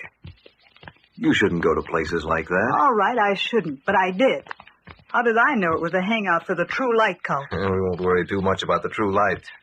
50 crackpots can't overthrow America, you know. The police wouldn't like it. All right, treat it lightly, then. I'll report the thing to the police and let them send a couple of men to attend the meeting. You'd better wait and hear what else I have to say. Well? And then, if you think my contact with that outfit can't be used, I'll retire to a dark corner and stand with my face to the wall. Yeah? Go ahead, Judy. I didn't tell you who they're planning to murder. No. The guy's traveling under the name of Karnak. What? You knocked over your chair. Karnak? You shouldn't do that, Ned. It's hard on the office furniture. How do they know about Karnak? Federal Express has kept his travel one of the deep, dark secrets. Mm-hmm. And he's using an assumed name and traveling under the watchful eye of Merkel of the Federal Department. But the True Lighters are planning his assassination. What does that make me? A valued ally or a fool dame that stuck her chin out too far? Oh, but, Judy, the way he's being guarded, it'd be suicide for anyone to try and reach him. Sure, so what? You think fanatics like these people care about their own lives? Not a bit. They're glad of the chance to serve what they think is their patriotic cause by dying for a purpose. You know who Karnak is? Sure, he's coming from Europe to discuss important deals in war supplies. And he has blue and royal blood in his veins. Exactly. It's worth the future of the railroad to move him safely and secretly. What else do you know? Well, holding their hands like this is the sign of recognition these True Light people use. And Margot, cashier at this restaurant, is one of them. She gave the man I talked to the name of Callio. Callio. I'll see if he's known to the federal men. And the woman in charge of the local True Light members is called a high priestess. One of those fanatic outfits. What a dangerous one. Especially to the Federal Express if they carry out their murder plan. Judy, you sit tight and say nothing. I've got to get hold of Proctor or Merkel on the phone. Merkel's aboard the Federal Express with Karnak. I know. What can we do, though? You can't go to that meeting tonight. And on the other hand, we've got to learn the plan of these cultists if we're to protect Karnak. Jordan, may I come in? Oh, sure, Proctor. Just the guy I'm thinking about. Yeah? Judith ran into something big. I know. You know. We made an arrest, Jordan. A woman named Waterbury. Real name, Koskiensky. And? She was on her way to a meeting of the True Light cult. Well, we detained her. And Judy went in her place. Double-crosser. What? I'm sorry, fella, but we were really desperate. We had to have a girl that resembled Waterbury, and I asked Judy to help us out. So that's it. All right, it was in the interest of the railroad. Karnak is coming here on the Federal Express tomorrow, isn't he? Yes. One of the main purposes of his visit is to discuss matters with Medwick. If he's murdered in Medwick's home or office, it'll be a fine state of international affairs. All right, Proctor. You know about the cult, and you sent Judy to sound out the people in the restaurant. But she is not going to the meeting tonight. No, I agree with you. She isn't. Let me go. I can learn a lot more there. They're going to discuss the plans for this assassination. Not a chance. These cultists are crackpots, and they have some mighty fantastic notions. But, Jordan, they're dangerous. Well? And they're clever. If they weren't pretty shrewd, they'd never have kept their work quiet as long as they have. What do you want of me, then? What's your idea? For the present, we'll have to abandon any hope of making arrests there and confine ourselves to guarding a man named Karnak. Okay. Now, it's up to you to pull the necessary strings and have the schedule changed around a bit. In short, shunt the Federal Express into a siding for half an hour before it gets to the city. And bring some other train in place of it. I think that can be arranged. I'll speak to Mr. Medwick about it right away. We'll have, one of our men disguised to resemble Karnak in the same relative stateroom on the train. And have him get killed? We'll give him all the protection we can. He's willing to take the chance. And what if these murderers get him? Well, c'est la guerre. That's the sort of chance we take all the time. If they do attempt to get him, you'll be able to arrest him. Is that it? Yeah. And you'll get the one or two who make the murder attempt. You'll try to make them talk, and they won't talk. And the rest of these misguided fools will keep right on with their plans. Well? If you'll send me to that meeting tonight, you may get evidence against all of them. No, Miss Medwick. We can't let you do it. But why? I'm in with them now. I can be guarded by you men. No. If you keep insisting, I'll have your father take a hand. You'll see what you can do about those schedules? Yeah, right away. And let me know. Yeah. Okay, thanks. I'll wait to hear from you. Ned, you can't let Proctor get away with it. You can't, do you hear me? Now, hold on. You'd sooner let him get killed than let me take the slightest risk. Proctor? Yes, of course. He's the one who's going to impersonate Karnak. How do you know? Because he's the master of disguise. He's the one that always does that sort of thing. You can't let him make a target of himself tomorrow. Oh, but Judy... I can go to that meeting tonight, and you can tell Proctor I've gone. He wouldn't stand for it. But he needn't know until after I've gotten there. Just tell him I've gone, and you couldn't stop me. You can get men to surround the building, and they can follow if we leave there and be ready at the first sign of trouble. Your father wouldn't stand for it a minute, and you know it. Dad needn't know. Do you think I'm entirely helpless, Ned? I'm not quite the fool you make me out to be. I realize the type of people these cultists are. If anything happened to you, Judy... There's less chance of that than in what might happen to Proctor tomorrow. How do you suppose I'd feel if he were to be murdered, knowing that if I'd gone to that meeting, I'd know the time and place and plan of the murder, and been able to forestall it? I tell you, Ned Jordan, you've got to agree to let me go there. Judy, there's no use arguing. All they'll do is discuss the plan for killing Karnak. They'll designate the one who's to do it. And if we just know who it is, think how simple it would be to have him surrounded by federal men when the train pulls in. If they set up a plan to lure Karnak to some other place, I'll learn about that. They think I'm the Waterbury woman. Don't you see? They won't harm me. Wait a minute. It's Proctor's life, Ned. Can't you understand that? Yes, I know. Now let me think. Let me try it. I wonder. The real Waterbury woman is in custody, isn't she? Yes, and there's no chance of her getting loose to tell Callio and Margot and the others that I'm an imposter. Judy, sit down. Well? I want you to tell everything you know about this cult. Don't leave out a thing. Tell all you know. And then perhaps... Perhaps what? Perhaps you can go to that meeting tonight.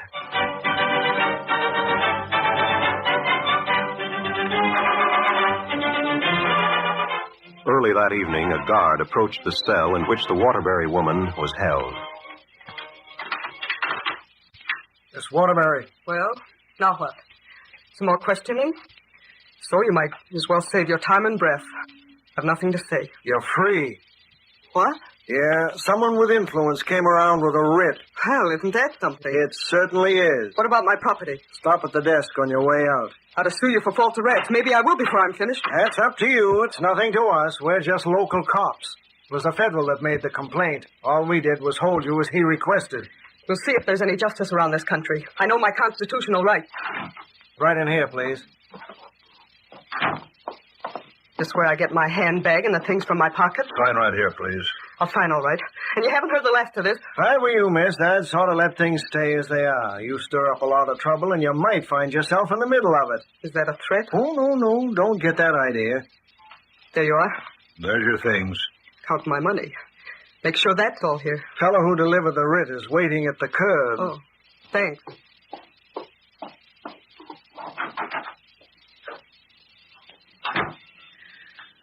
Oh, the air's good after that. Waterbury. Yes? Over here. Who are you? The name is Bushing, Miss Waterbury. I doubt if it would mean much to you. I never heard the name before. When you were apprehended on a train, it became known at once. The only reason you were held was to make it possible for another woman to replace you in calling on Callio and Margot. Who are they? Agents of the priestess. Oh. And you? The scout who saw what happened to you contacted the Home Office, which in turn communicated with me to effect your immediate release. Please get in. You're already late. Late? For what? For the meeting you pulled. At 8, it is to be started. And there is an imposter there, a spy for the federal government. Then drive.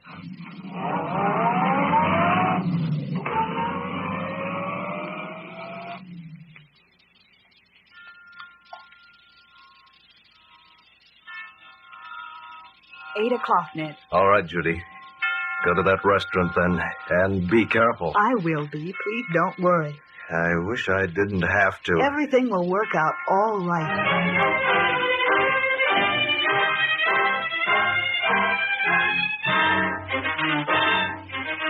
Well, Callio, it is 8 o'clock. We locked the door. It is Waterbury. Let her in. I was afraid she wasn't coming. Come, you're almost late. Just 8, isn't it? The priestess insists that we be prompt. Alonzo, you come, stand guard at the door. I was to be told where the meeting is. Is it here? It is here. Here? The basement. You follow me. Very well. Coming, Margot? Coming. Down here? That is right. Is there another way to get in or out of this place? No. Well, aren't you afraid of being trapped here? We take precaution. But what would you do if you were found out? Why? Well, the Eastern Office will be interested in knowing when I bring back my report. We will not be found out. The doors are well guarded. We suppress all that might conceivably be used as evidence against us.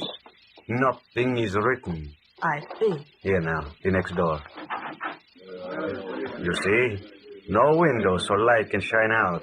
And soundproof so nothing can be heard when we celebrate a great victory. Or punish an offender.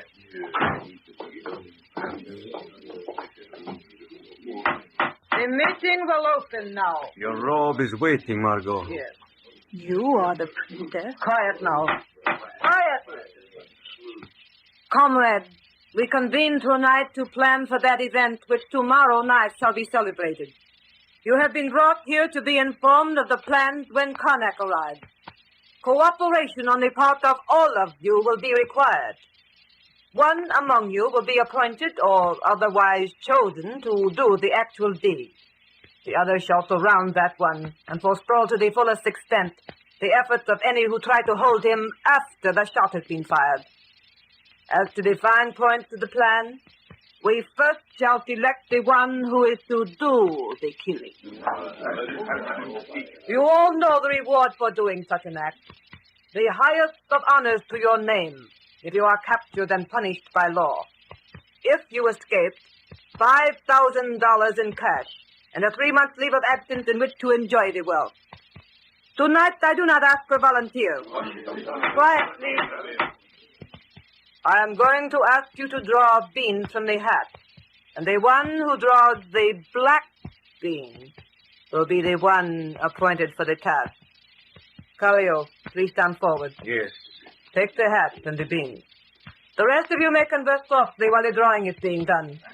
Calio, I want you to see to it that the new girl, Waterbury, is the one who gets the black bean. But why her? She is unproved. But a record in the East. As far as we are concerned, she is unproved. Let her get the appointment with murder. Very well. As you come on. Please, your turn to draw. Very well. Oh, white.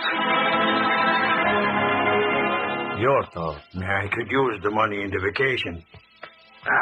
A white bean. When one draws the black bean, please declare yourself, and there will be no need to continue. There is but one black bean. White. Your turn. You want me to draw? Yes. The black. Black. It is over. The black has been drawn. By whom? Waterbury. My congratulations. Please stand beside me. Very well. Our comrade who has just been transferred to this branch is honored with the great task of tomorrow. In her hand rests our hope of victory. Comrade, you will remain here in these rooms until the time of the appointment tomorrow. You will have no communication with the outside until you leave with your guard to go to the station. I need not advise you of penalties, need I? What penalties? There will be 4 men with you, each of whom will be armed with knives and guns. The guns are to defend you after you fired the death shot. And the knives, you know what they are for? What? They will be used on you if that shot is fired carelessly or not fired at all. 4 friends will be close to you. And in the crowd, the knife, No, there is no misunderstanding, is there? No, there is none. And one thing further. Yes? It is possible you may find this task distasteful to you. Well? If so, it would verify a vague suspicion that has for some time been in my mind. What suspicion? You have had surprisingly little to say about the Eastern Office. Or are you not our comrade Waterbury? Whatever gave you the impression I was not. I do not know. But if you are not, you can well imagine what is ahead for you. Of course I can. And you think that which is ahead would be quite justified, do you not? Of course. Very well. Now we shall proceed with the meeting. The next is... Stand by the door. There are other arrivals coming. Admit the newcomer. Who are they? That woman. There she is. Leave that woman. Who are you? I'm Waterbury. That woman's an impostor. No, wait. There's a mistake. Don't believe her. All right, don't believe me. But listen to what Comrade Bushing has to say. Let him tell what happened to me, how I was met on the train, my credentials taken away, and how I was taken to a detention cell. Is all this true? No, wait. Let me explain. Close that door and guard the 12. No one is to leave. Let go of me. You're hurting my arm. We should break those arms if what has been said is true. We'll do more than that. This is the real comrade. You have my word for it. She can give only passwords. She can recite every detail of what has gone before. That woman is marked for death. No, please don't kill me. It is a splendid time to try the new silent gun, the air gun, the gun which will be used tomorrow for Karnak. Wait. Quiet, Margot. I will take charge for the next few moments. That woman, imposter that she is, shall meet her punishment before you are. No! Yeah! I would say the gun has proved successful. But who are you? He's the representative from the Home Office who effected my release from prison. In time to check that federal spy. That girl? A federal agent? I'm smart enough, Collier, to fool all of you. But now, if it is not she came here, what about this murder? How do we account for it? We must dispose of her. You needn't worry about that, Callio. I'll attend to the disposition. I have the necessary contacts. You have the Enough of them to get me out of prison. One moment. You say you are the real Waterbury. Yes. Then tell me, why you threw light? To bring knowledge and enlightenment to all the world. And make a brotherly understanding that will make no man his brother's master. You know... One more. I say seek. I say light. Together we are seeking light. The true light. I am satisfied. Callio, stupid fool you are. You were taken in by that spy. But Margot, she had the letters. Stolen from me. All right, Margot. Now I take the stand. But you... I take the stand to introduce the new air gun, which has but recently been put at our disposal. I also bring good news. Let Bushing take the stand. He showed us the spy. All right. Thank you. Comrades, a high honor awaits one of you assembled here tonight. The one who is finally designated for the appointment with Karnak tomorrow is to be given greater than ever rewards. What are they? That comrade is to return to the east with me to take over one of the highest offices in our international True Light Brotherhood. This, in addition to the cash bonus.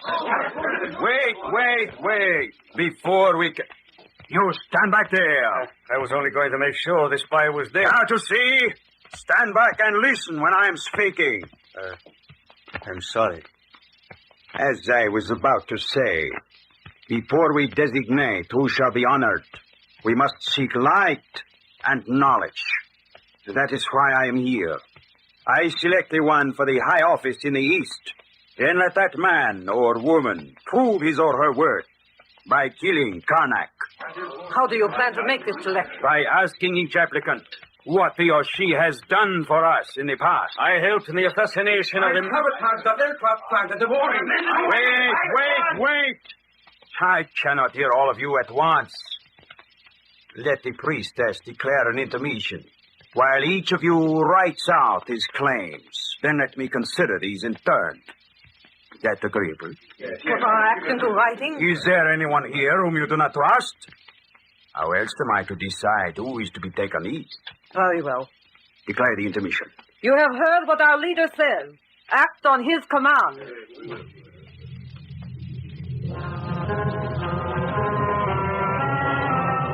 Knowing that high honor awaited the member of the cult who was chosen by Bushing, the comrades itemized every claim that they could think of on the sheets of paper. And there was another incentive. Why, with that new air gun, it will be almost certain that the appointed one will escape unharmed. I must ask you to finish as quickly as possible. While Judith Medwick still lay on the floor, Bushing kept a sharp eye on his watch.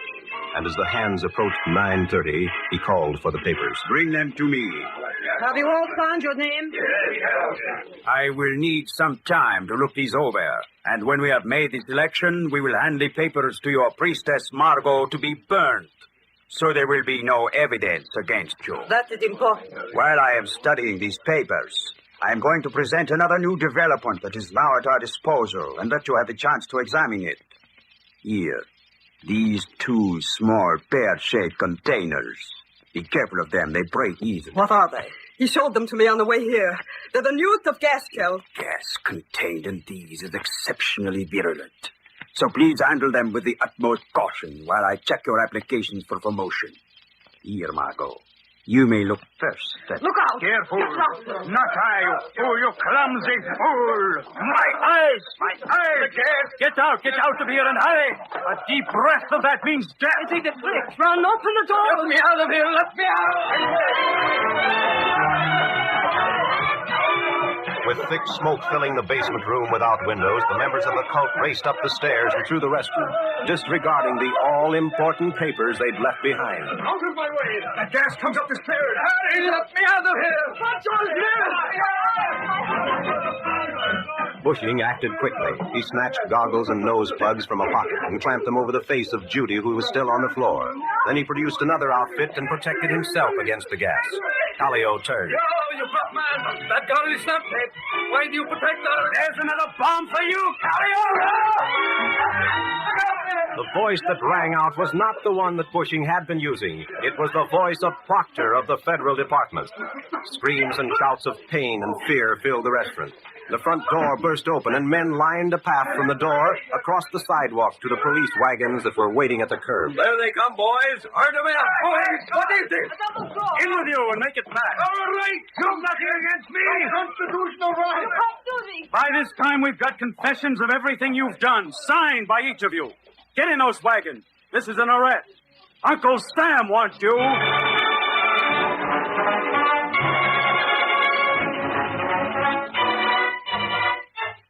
Some more coffee, Inspector Proctor? Coffee? I never refuse that, Miss Medwick. Well, this is a pretty modest celebration in view of everything. Proctor doesn't have to put his life on the chopping block tomorrow. Karnak will not be attacked, and Uncle Sam has made a nice house cleaning of at least one nest of rats. Oh, Jordan, that idea of yours is a honey. Nonsense. The idea was nothing. It took working out. And you and Judy certainly did that. Yeah, but how did you know it would work out that way? Well, you first won the confidence of the Waterbury girl by getting her out of jail.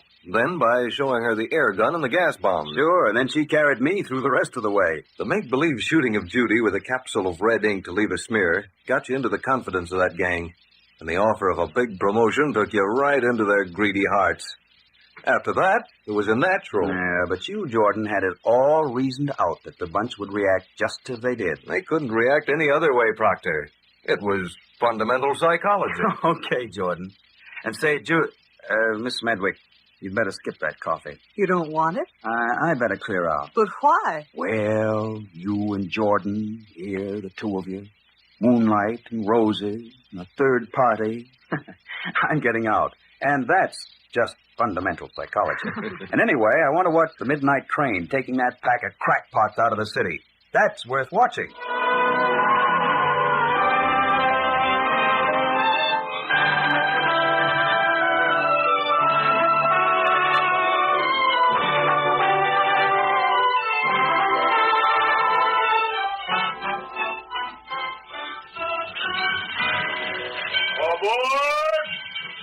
Aboard for Atlanta!